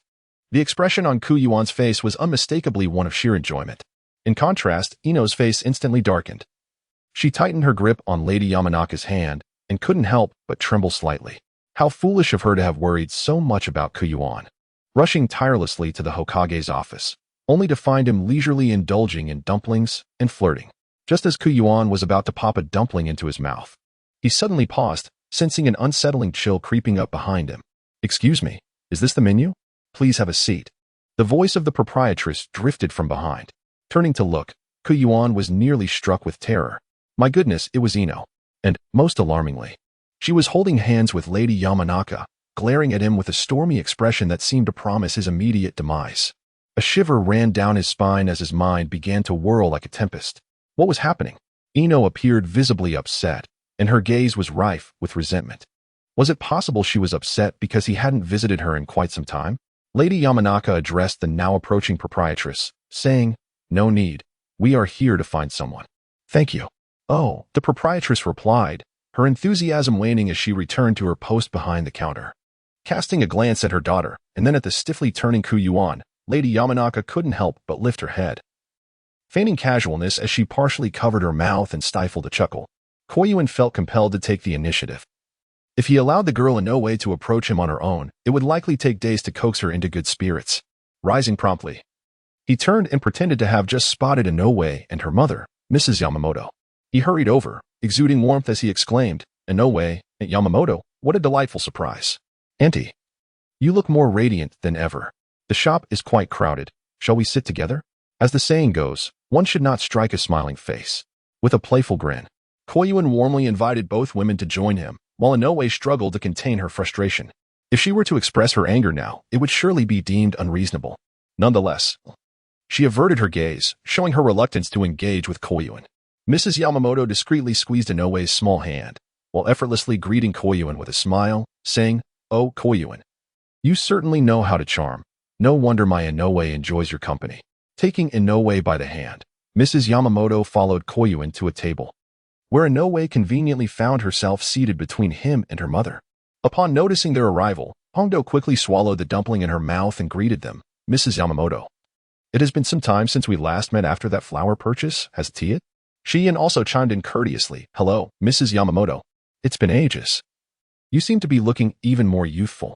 Before becoming a housewife and flower shop owner, Mrs. Yamamoto was a renowned kunoichi in the village, having had past interactions with these younger generations.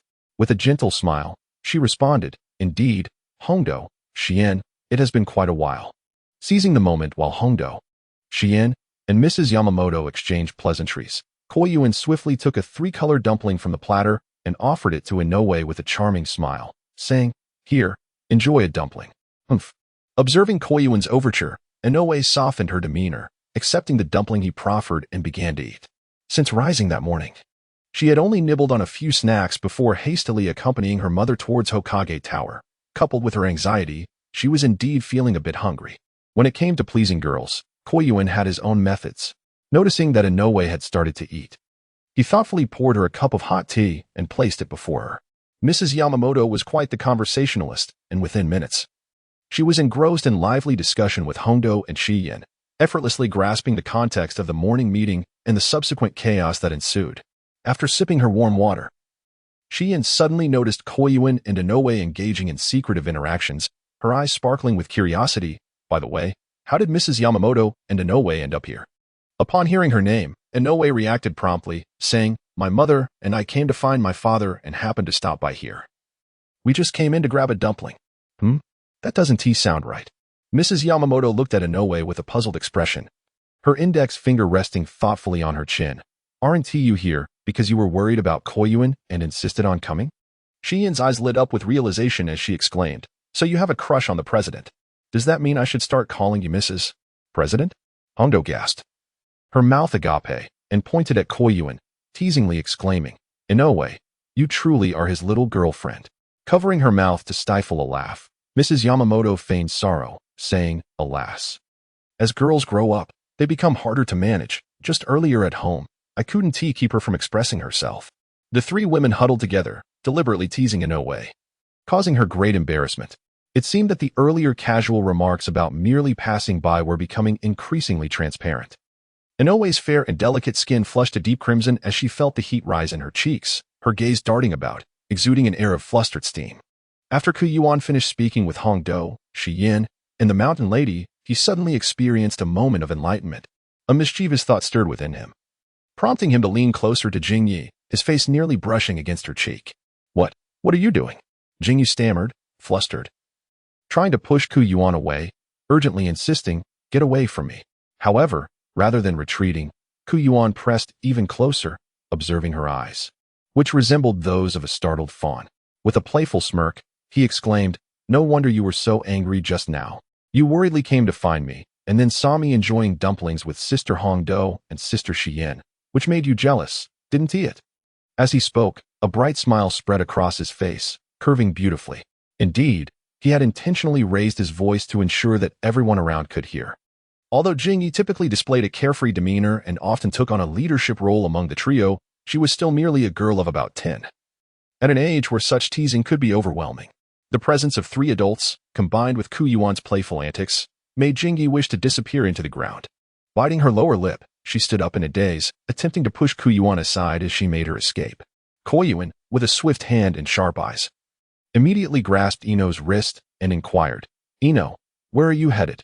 In her moment of confusion, Ino stumbled as her foot inadvertently struck the leg of a chair, causing her to lose her balance and lurch forward, colliding directly into Yuan's chest.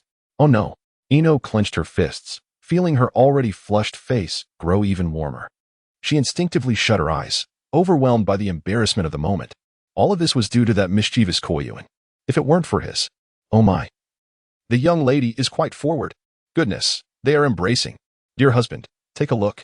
This young girl appears gentle, yet her temperament is unexpectedly eager. Yuan's voice had been quite loud before, and now, as a celebrity, he attracted considerable attention from the patrons of the dumpling shop. With such an unexpected turn of events, the customers began to stir, some even whistling and teasing with playful jests. The proprietress of the dumpling shop, upon witnessing the scene, brightened, adopting a heart-stricken pose, and gazed at Yuan and Ino with a look of sheer delight, exclaiming, youth is truly wonderful. Shion chuckled softly and remarked, Ino, as young ladies, we must maintain our composure. Hongdo nodded in agreement, grinning as she added, look, now everyone knows you have feelings for Yuan. Ha. The most delighted of all was surely Madame Yamamoto, who stifled a giggle, glancing between her daughter and Yuan with immense satisfaction, with a playful twinkle in her eye. She dramatically clutched her chest and lamented, Ino, your actions might just give Hachi a heartache. Ino could only remain speechless, feeling utterly mortified.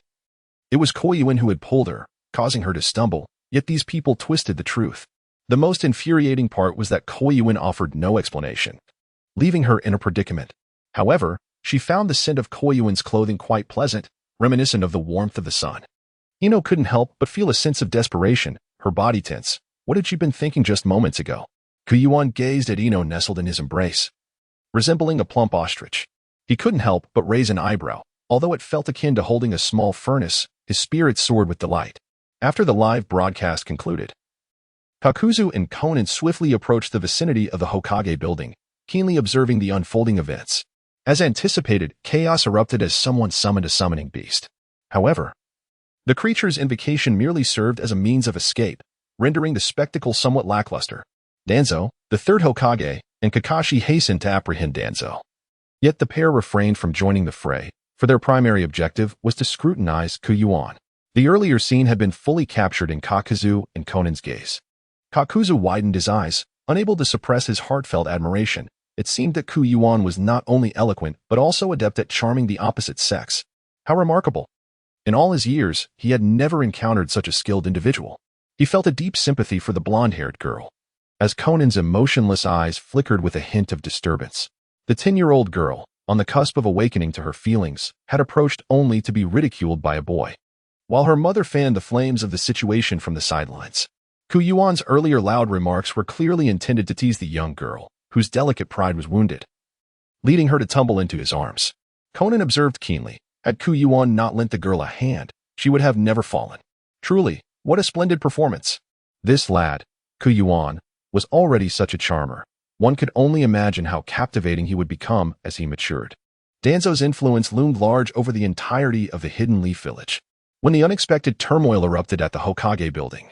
A root ninja took notice and seized the opportunity to report back, rallying a group of root members for swift reinforcement. Just beyond the borders of the village, a fierce clash ensued. Given that the ninja wars had subsided for several years, CHNI, Narashikaku, and Akimichi Choza, as clan leaders, had not needed to engage in battle together for quite some time. Today, however, the trio found an opportunity to stretch their limbs.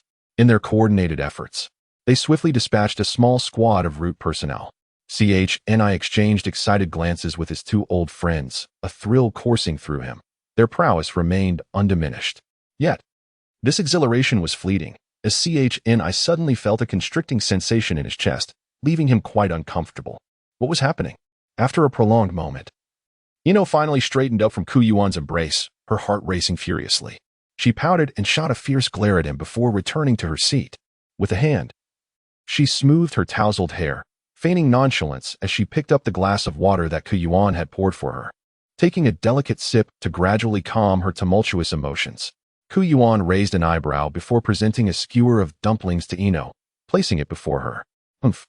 With a haughty lift of her chin, Ino sulkily reached out to take a dumpling, wiping the wooden stick with annoyance before taking a bite.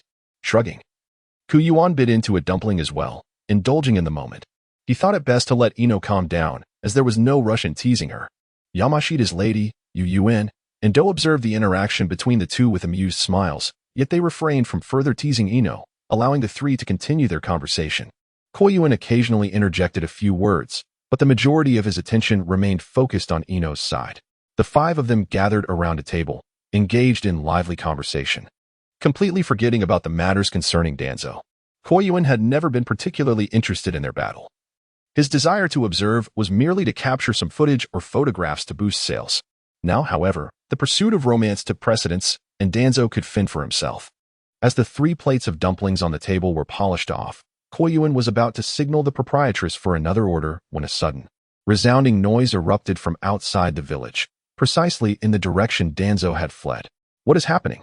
Ino's delicate hand suddenly tugged at Yuan's garment, her expression fraught with anxiety.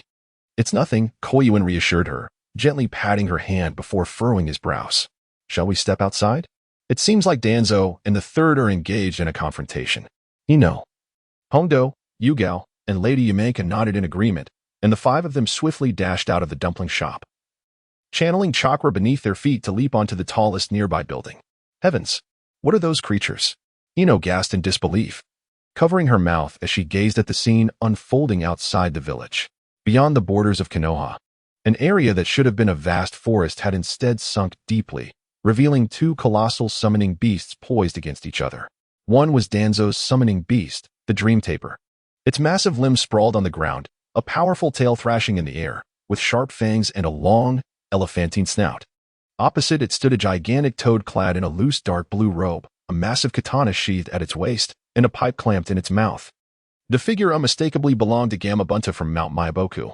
Observing Ino's astonished expression, Yuan quickly clarified, this is Jiraiya's summoning beast, Gamabunta, and Danzo's Dream Taper. Ino, still bewildered, glanced at Yuan and gestured with her hands, asking, aren't summoning beasts supposed to be as cute as Pikachu? Why are these 2 so enormous? Lady Yamaika gently ruffled Ino's hair, explaining, Pikachu is an exception. Not only is it adorable, but its combat prowess is also formidable. Generally, high-level summoning beasts resemble those 2 out there. Due to the considerable distance, the 5 could only perceive the 2 gigantic summoning beasts, with no sight of others. Yet, they all understood that a fierce battle was likely unfolding in that vicinity. Hondo, equally astonished, noted that it had been a long time since Konoha had witnessed such a large-scale conflict.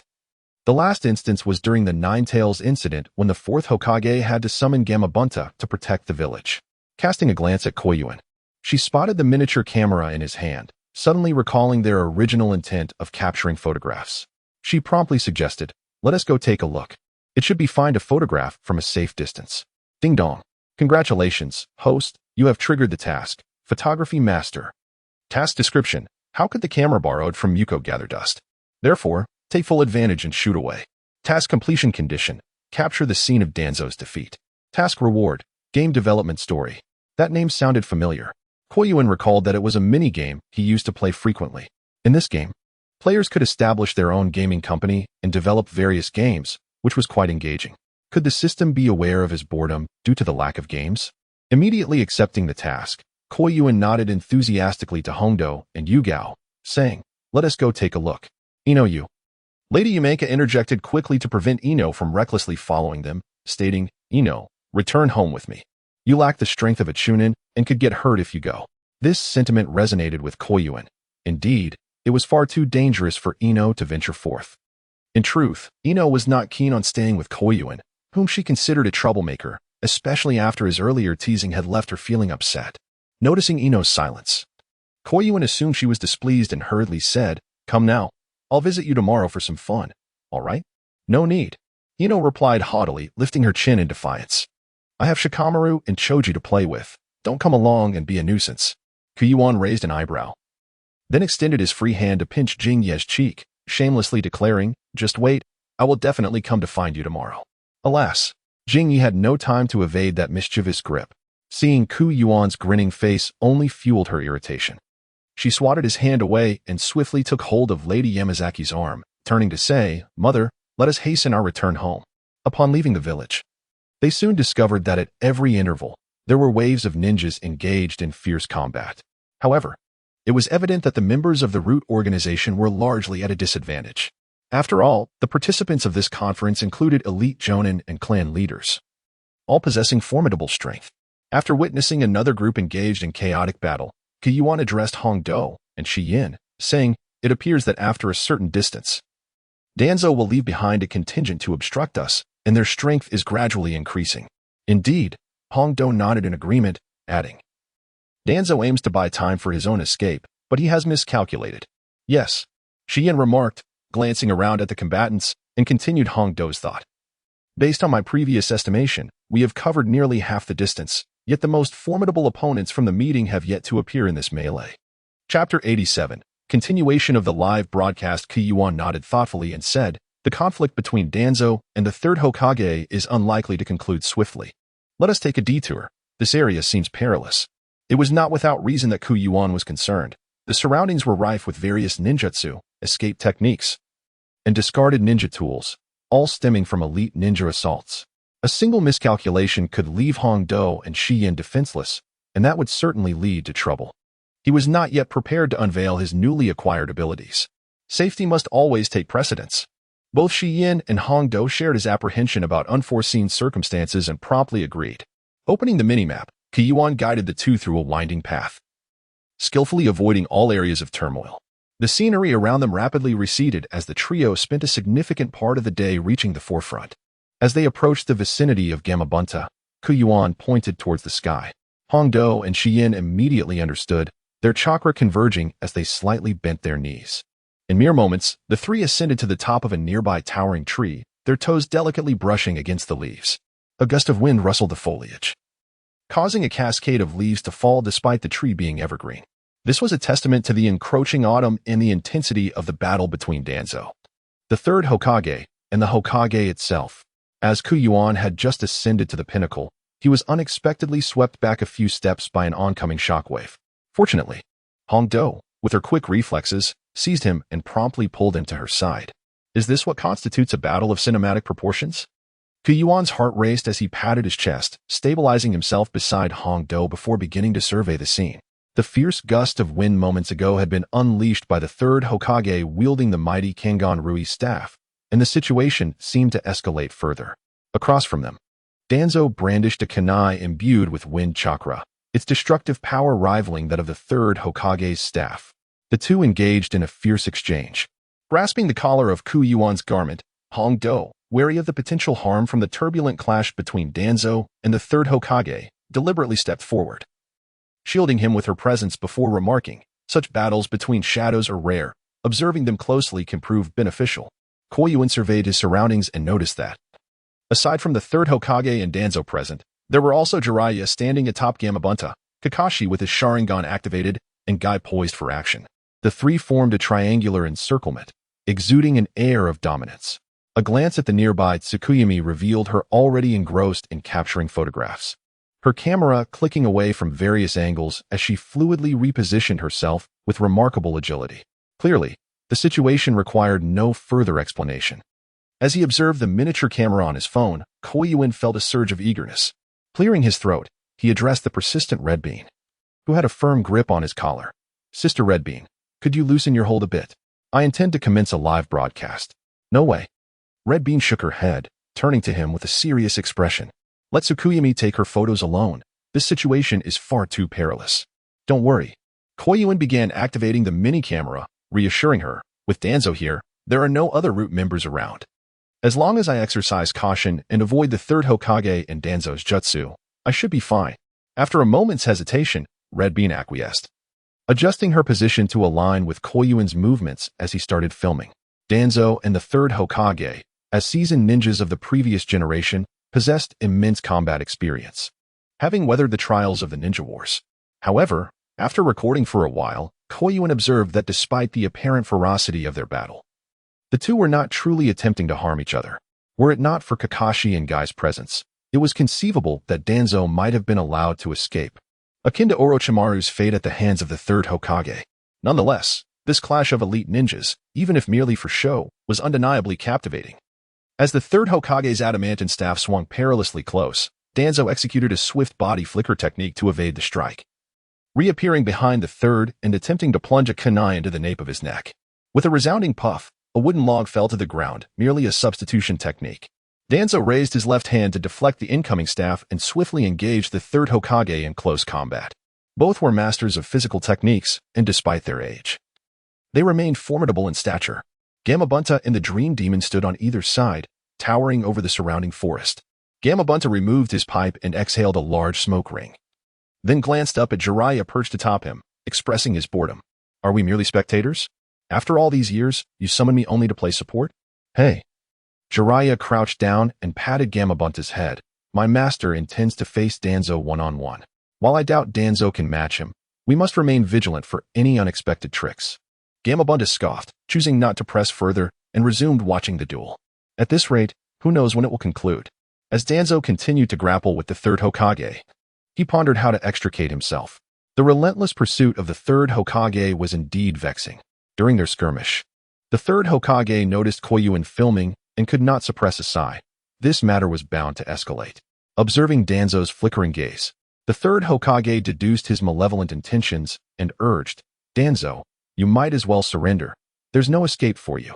With a derisive snort, Danzo dismissed the third Hokage's counsel, intensifying his assault with even more ruthless techniques, having already devised his subsequent course of action. In the flash of their fierce exchange, Danzo purposely exposed a fleeting vulnerability. The third Hokage, not contemplating the fleeting nature of the opening, charged forward, his adamantine staff poised to pierce through the gap.